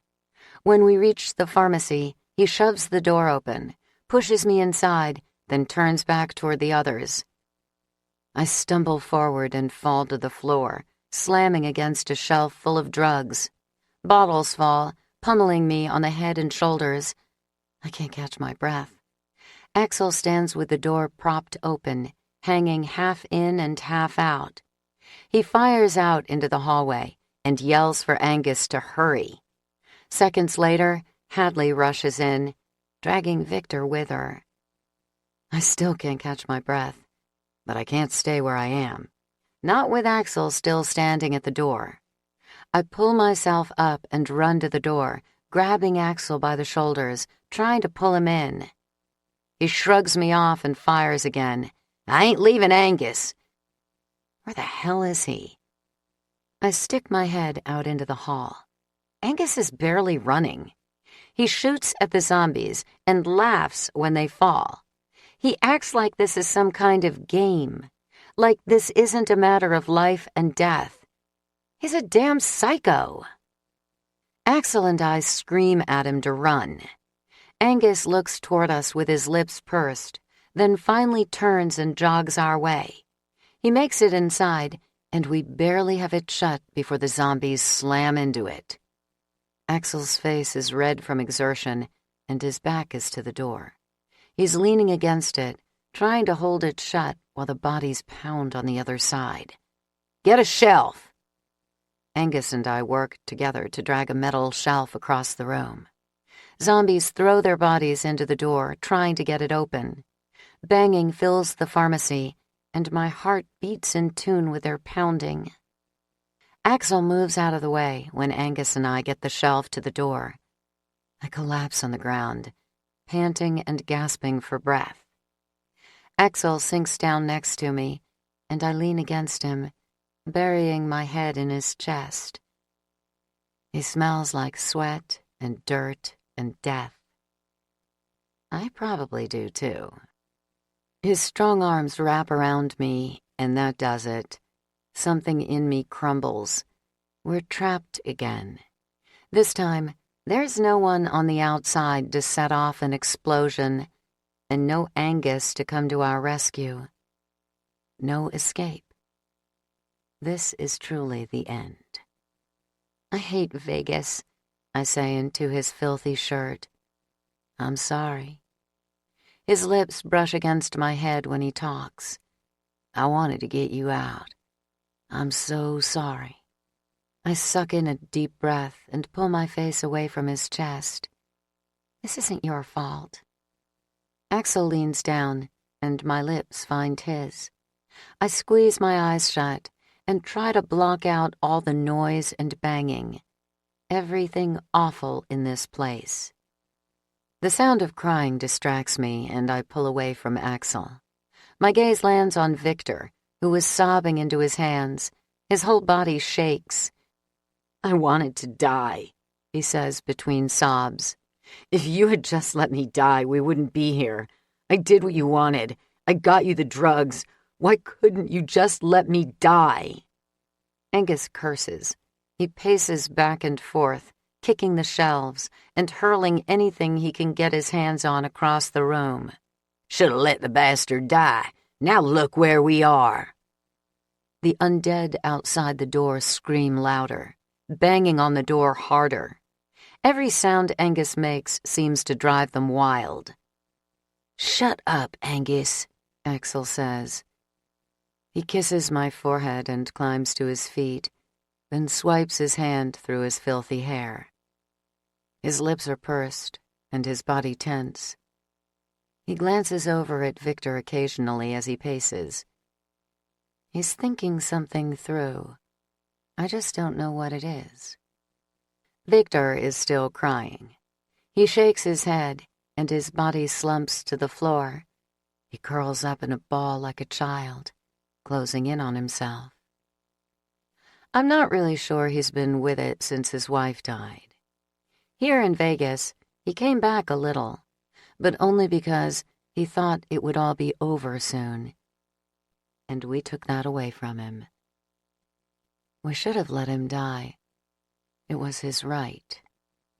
Hadley crawls over to where I'm sitting and scoots up next to me.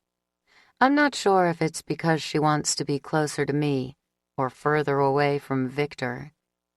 It doesn't matter to me, though. I put my arm around her and pull her closer. "I didn't really think we were going to die today," she whispers. Tears fill my eyes, but I blink them back. I have to fight to keep my voice level. "We aren't going to. Axl will think of something," I say, with more confidence than I feel. Axl is smart. So much smarter than he gives himself credit for. If there's a way out of this, I have no doubt he'll figure it out. I just don't think there is. Angus keeps cursing, and eventually Axl goes back to talk to him. I can hear their voices, but I can't make out the words. Axl is trying to talk Angus down, though. I know that much for sure. After a few minutes, Axl comes back and sits down on the floor next to me. I still have my arm around Hadley, but she scoots away. Guilt squeezes my stomach, but I lean against Axl anyway. I need comfort, too. "Do you think if we're quiet enough, they'll eventually leave?" He squeezes my shoulder. "I hope so." We sit in tense silence for what feels like hours. The moans and banging on the door goes on. It's constant and overwhelming, and it threatens to drive me crazy. My head throbs, and the longer we sit here, the more I feel like throwing up. No one talks. It's like we're dead already. I curl into Axl, then take a deep breath and look up. This can't be the end. His Adam's apple bobs when he swallows, and his gray eyes sweep over my face. My chest tightens. I love him so much that it physically hurts, like my insides are in a vice. If I could get you out of this, I would. I'd die to save you. I don't want to live without you anyway. Axl grabs my face in his hands and pulls me toward him. His mouth crushes against mine. It's so violent it catches me off guard, and I have trouble finding my breath. He parts my lips with his tongue, forcing my mouth open. The kiss gets deeper, more urgent. There's too much space between us, so I pull myself up and move so I'm straddling him. My chest brushes against his, and his hands move down my back. He pulls me closer until it feels like I'm being crushed in his grip. "This has to stop!" Victor screams. I pull away, just as the doctor jerks open the shutters covering the pharmacy window. I'm still straddling Axl. His hands are still on my back. Angus watches with his mouth hanging open, and Hadley scrambles to her feet. But none of us are close enough to stop Victor when he climbs over the desk and throws himself out the window, right into the mass of zombies outside. Cries of agony break through the silence and slam into me. Hadley screams, and Axl jumps up so fast I fall on my ass. I scurry to my feet. Axl rushes toward the shelf, but I can't move. I'm paralyzed in shock while Axl struggles to pull the shelf away from the door. Angus runs forward to help his brother, but the expressions on their face are very different. Angus is ready to run. He's always easy to understand. Axl, on the other hand, has a different kind of determination on his face. He's tense and frantic, growing more and more panicked with each passing second. He wants to save Victor, a man who was lost before we even left the shelter. They finally get the shelf away from the door, and Axl runs out into the hall, rushing to help Victor. Is he insane? I scream for him to stop, and my heart twists in agony.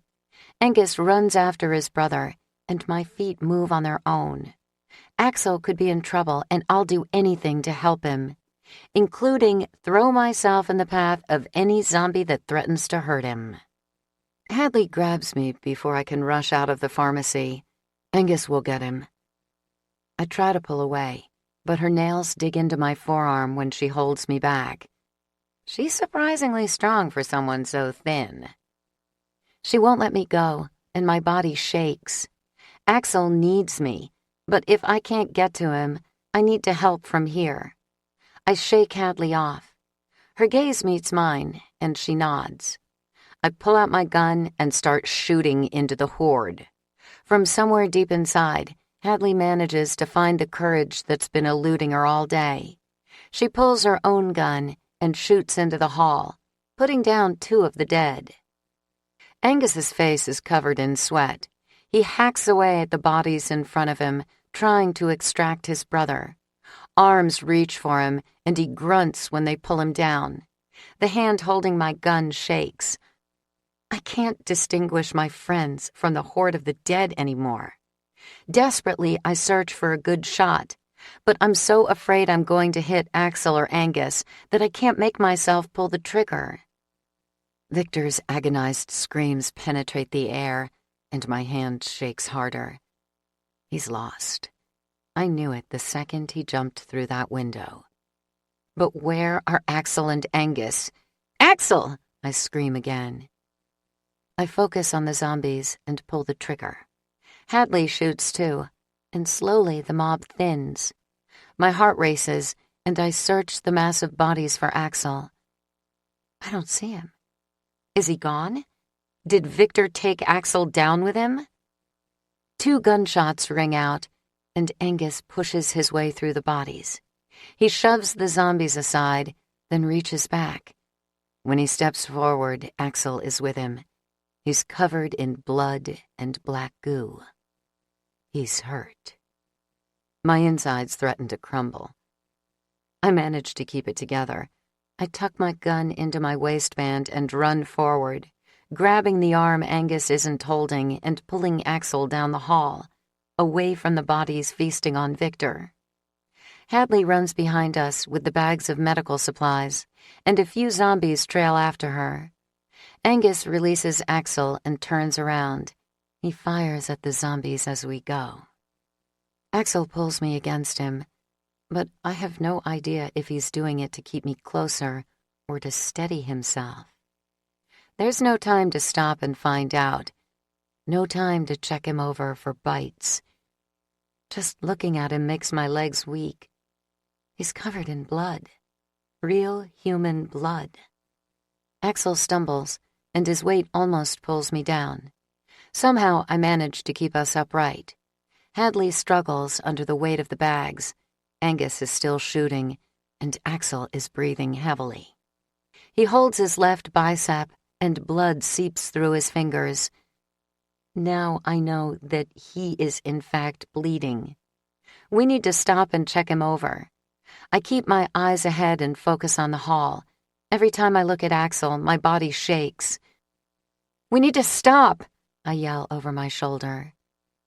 I point to an office in front of us, and Angus jogs ahead. He breaks down the door, and the four of us stumble inside. Axl falls to the ground, just as Angus shoves a bookcase in front of the door. Hadley drops the supplies on the floor next to me and wipes her forehead. It's covered in sweat. I aim my flashlight at Axl. My hands shake, and it takes me a minute to focus on his bloody arm. "Where are you hurt? Did they bite you?" My fingers fumble on the buttons of his shirt, so it takes longer than it should to pull it off. Axl tries to push my hands away. "Vivian, calm down. I'm all right." I can't. Not until I can see his arm. Not until I know if my world is about to end. "Let me do this." I strip his shirt off and wipe at the injury, praying he hasn't been infected. All I can focus on is the blood. "Vivian." His voice is so soft that it finally breaks through my frantic thoughts. "I ain't bit. A stray bullet grazed my arm." A sob pops out of my mouth. I cover my lips and choke back the tears. "I thought they got you." "It's gonna take a hell of a lot more than that to take me down." Hadley kneels next to me and digs through the bag of supplies. Luckily, she had the foresight to grab them. We didn't lose anything. I hold Axl's hand while she cleans up the wound. Thank God we have this stuff with us to treat the injury. Angus has been silent this entire time, but when I look at him, I can tell he's just as relieved as I am. Losing Axl would have been just as devastating for him. "What now?" I ask, looking back and forth between the brothers. I'm still holding Axl's hand. He gently moves his thumb back and forth over mine. "We're completely cut off from the way we came in." "Gotta find another exit," Angus says. Axl gives my hand one quick squeeze before letting go and climbing to his feet. "We get the hell outside so we can make our way back to the car." He grabs his shirt and pulls it back on as he talks. "Great. So we just go out into the zombie-covered parking lot and mosey on back to the car? Sounds wonderful," I say sarcastically. My eyes meet Hadley's as I get to my feet, and she frowns. She looks as thrilled by the plan as I feel. We'll be okay. Axl pulls me in for a quick hug and kisses my earlobe. I gnaw on my bottom lip, fighting back the tears. Why does it feel like he's kissing me goodbye? Angus clears the door, then looks back at us. "Ready?" 26. We rush back out into the hospital.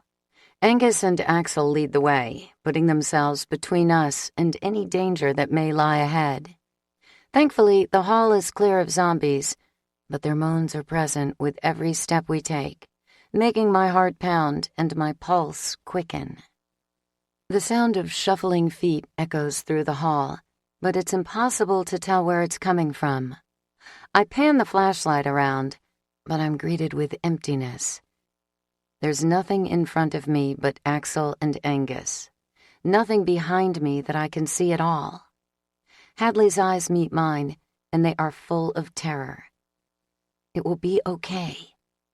I try to sound reassuring, but my voice cracks, and my eyes sting from the tears that threaten to spill over. I just have to hold it together long enough to get out of here.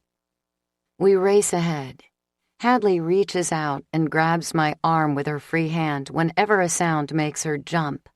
She squeezes it, and her fingers dig into the area Axl grabbed earlier, making me wince. I'm going to have a bruise there later. The halls are so dark that the second an exit comes into view, it's like the light at the end of a tunnel. My heart leaps, and I want to cry out in excitement, but I swallow it down. We're almost in the clear. Hadley isn't able to keep her excitement inside, though. "An exit," she calls out. I glance her way and give her a smile. It's tense, but it's genuine. She's still shaking a little, but she smiles back. I can see the relief in her eyes clearly now, thanks to the sunlight shining through the small window on the door. We're almost there. Just a few more seconds, and we'll be outside. Less than 20 feet from the exit, a zombie stumbles out of an open doorway.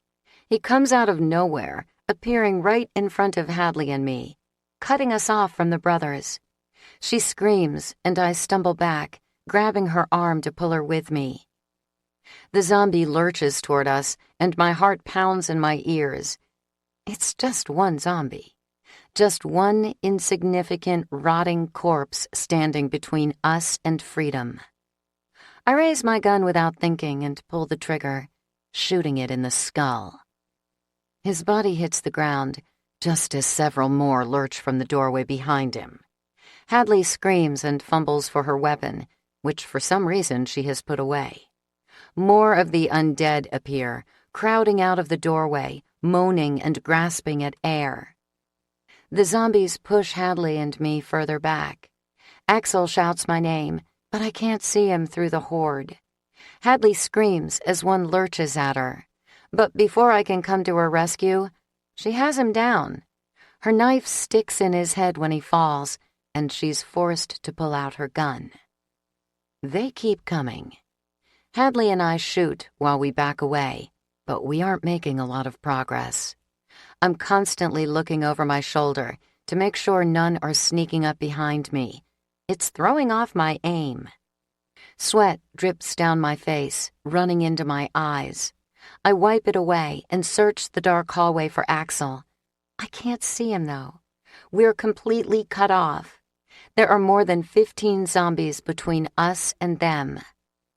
I can hear the gunfire, so I know the brothers are attacking the bodies on their side. Hadley and I continue to shoot the ones coming toward us, but more pour from the doorway. It's never ending.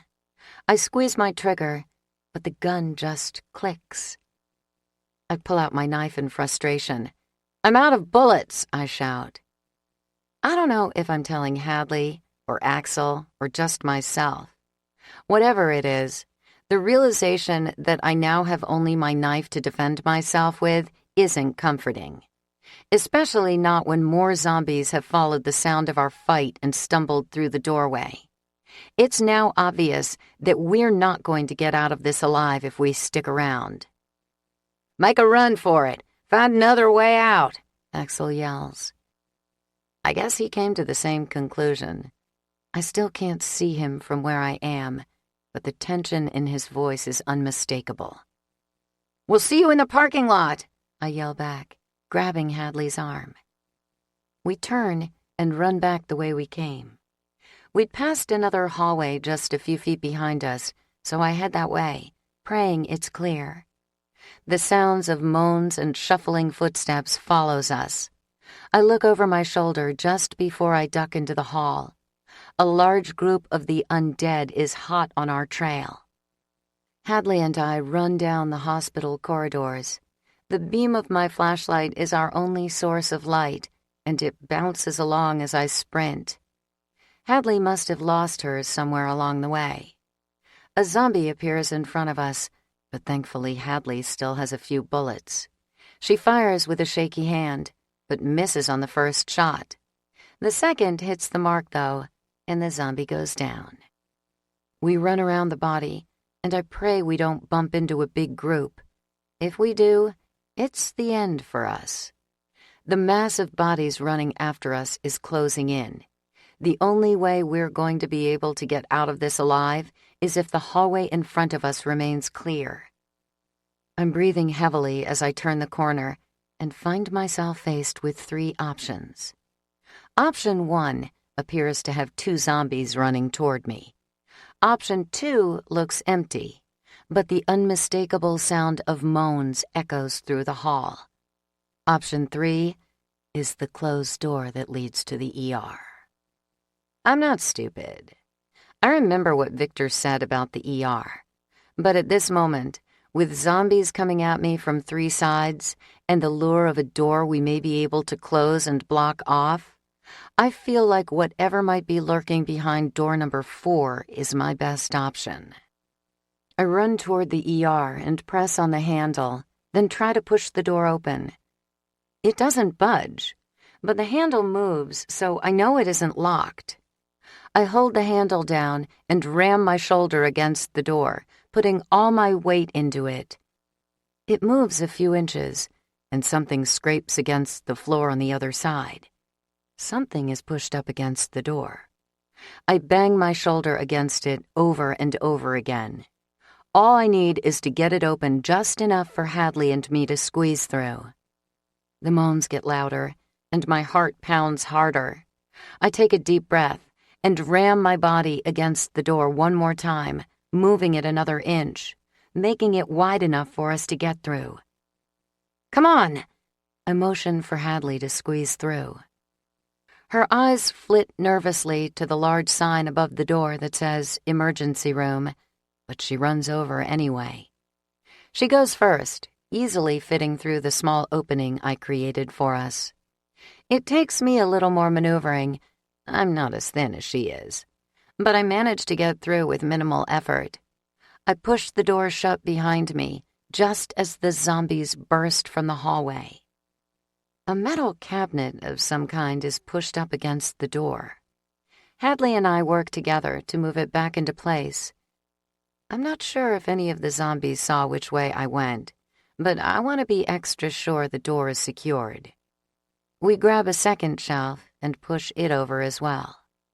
I'm panting and sweating by the time that's done, but it suddenly occurs to me that I haven't checked out the room around us. I spin around to face the ER, clutching my knife. It's eerily quiet. But even more surprising is the fact that it doesn't stink. Their scent always gives them away, and the smell in the emergency room is so faint that a person could almost convince themselves it isn't there at all. It's so quiet, Hadley says. Her voice floats through the ER, filling the silence and making me jump. I nervously take a few steps. Something isn't right. This part of the hospital is too empty. Hadley and I walk forward slowly, scanning the rooms as we go. This is wrong. My heart pounds even faster as the sound of my voice echoes through the empty space. I'm on edge. Hadley glances around nervously. What could be wrong?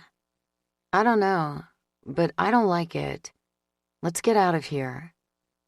She nods, and we take off at a full sprint. I pan my flashlight around and keep my eyes open, but it's obvious by this point that the ER is empty. But for some reason I can't quite pinpoint, that makes me even more nervous. I follow the exit signs as we move through the halls. We pass curtained exam rooms and a couple reception desks, but no dead. There's nothing in here. No zombies and no bodies. It's like the place has been cleaned out. But I have no idea who would do it, or why. We finally reach the waiting room and come to a halt. In front of us is the exit. I can see the parking lot easily from where we are, thanks to a wall of windows. The area just outside the door is as clear of the dead as the inside is. Hadley and I rush out into the Nevada sunshine, stopping to look around and catch our breath the second our feet hit the pavement. Once again, I'm struck by the fact that something is off. We're standing in the ambulance bay, and the area is clear. But even more strange is the fact that it's blocked off by some kind of barricade. Cars and other debris are piled on top of each other, creating a fence, blocking the way to the emergency room. The wall is 6 feet high, making it difficult, maybe even impossible, for the zombies to get into the ER. Someone went to a lot of work to create this barrier. I have no idea why it was done, but it seems to be working. There are dozens of zombies ambling around the parking lot in the distance, but none where we are. What the hell? Hadley studies the structure with the same uncertainty I do before turning back to look at me. We have to get out of here. She read my mind. I know. We run forward and climb the wall of cars in front of us. My heart pounds, and I keep looking back over my shoulder, waiting for someone to come charging out of the hospital. No one does, though. And in a matter of minutes, Hadley and I are on the ground on the other side. What now?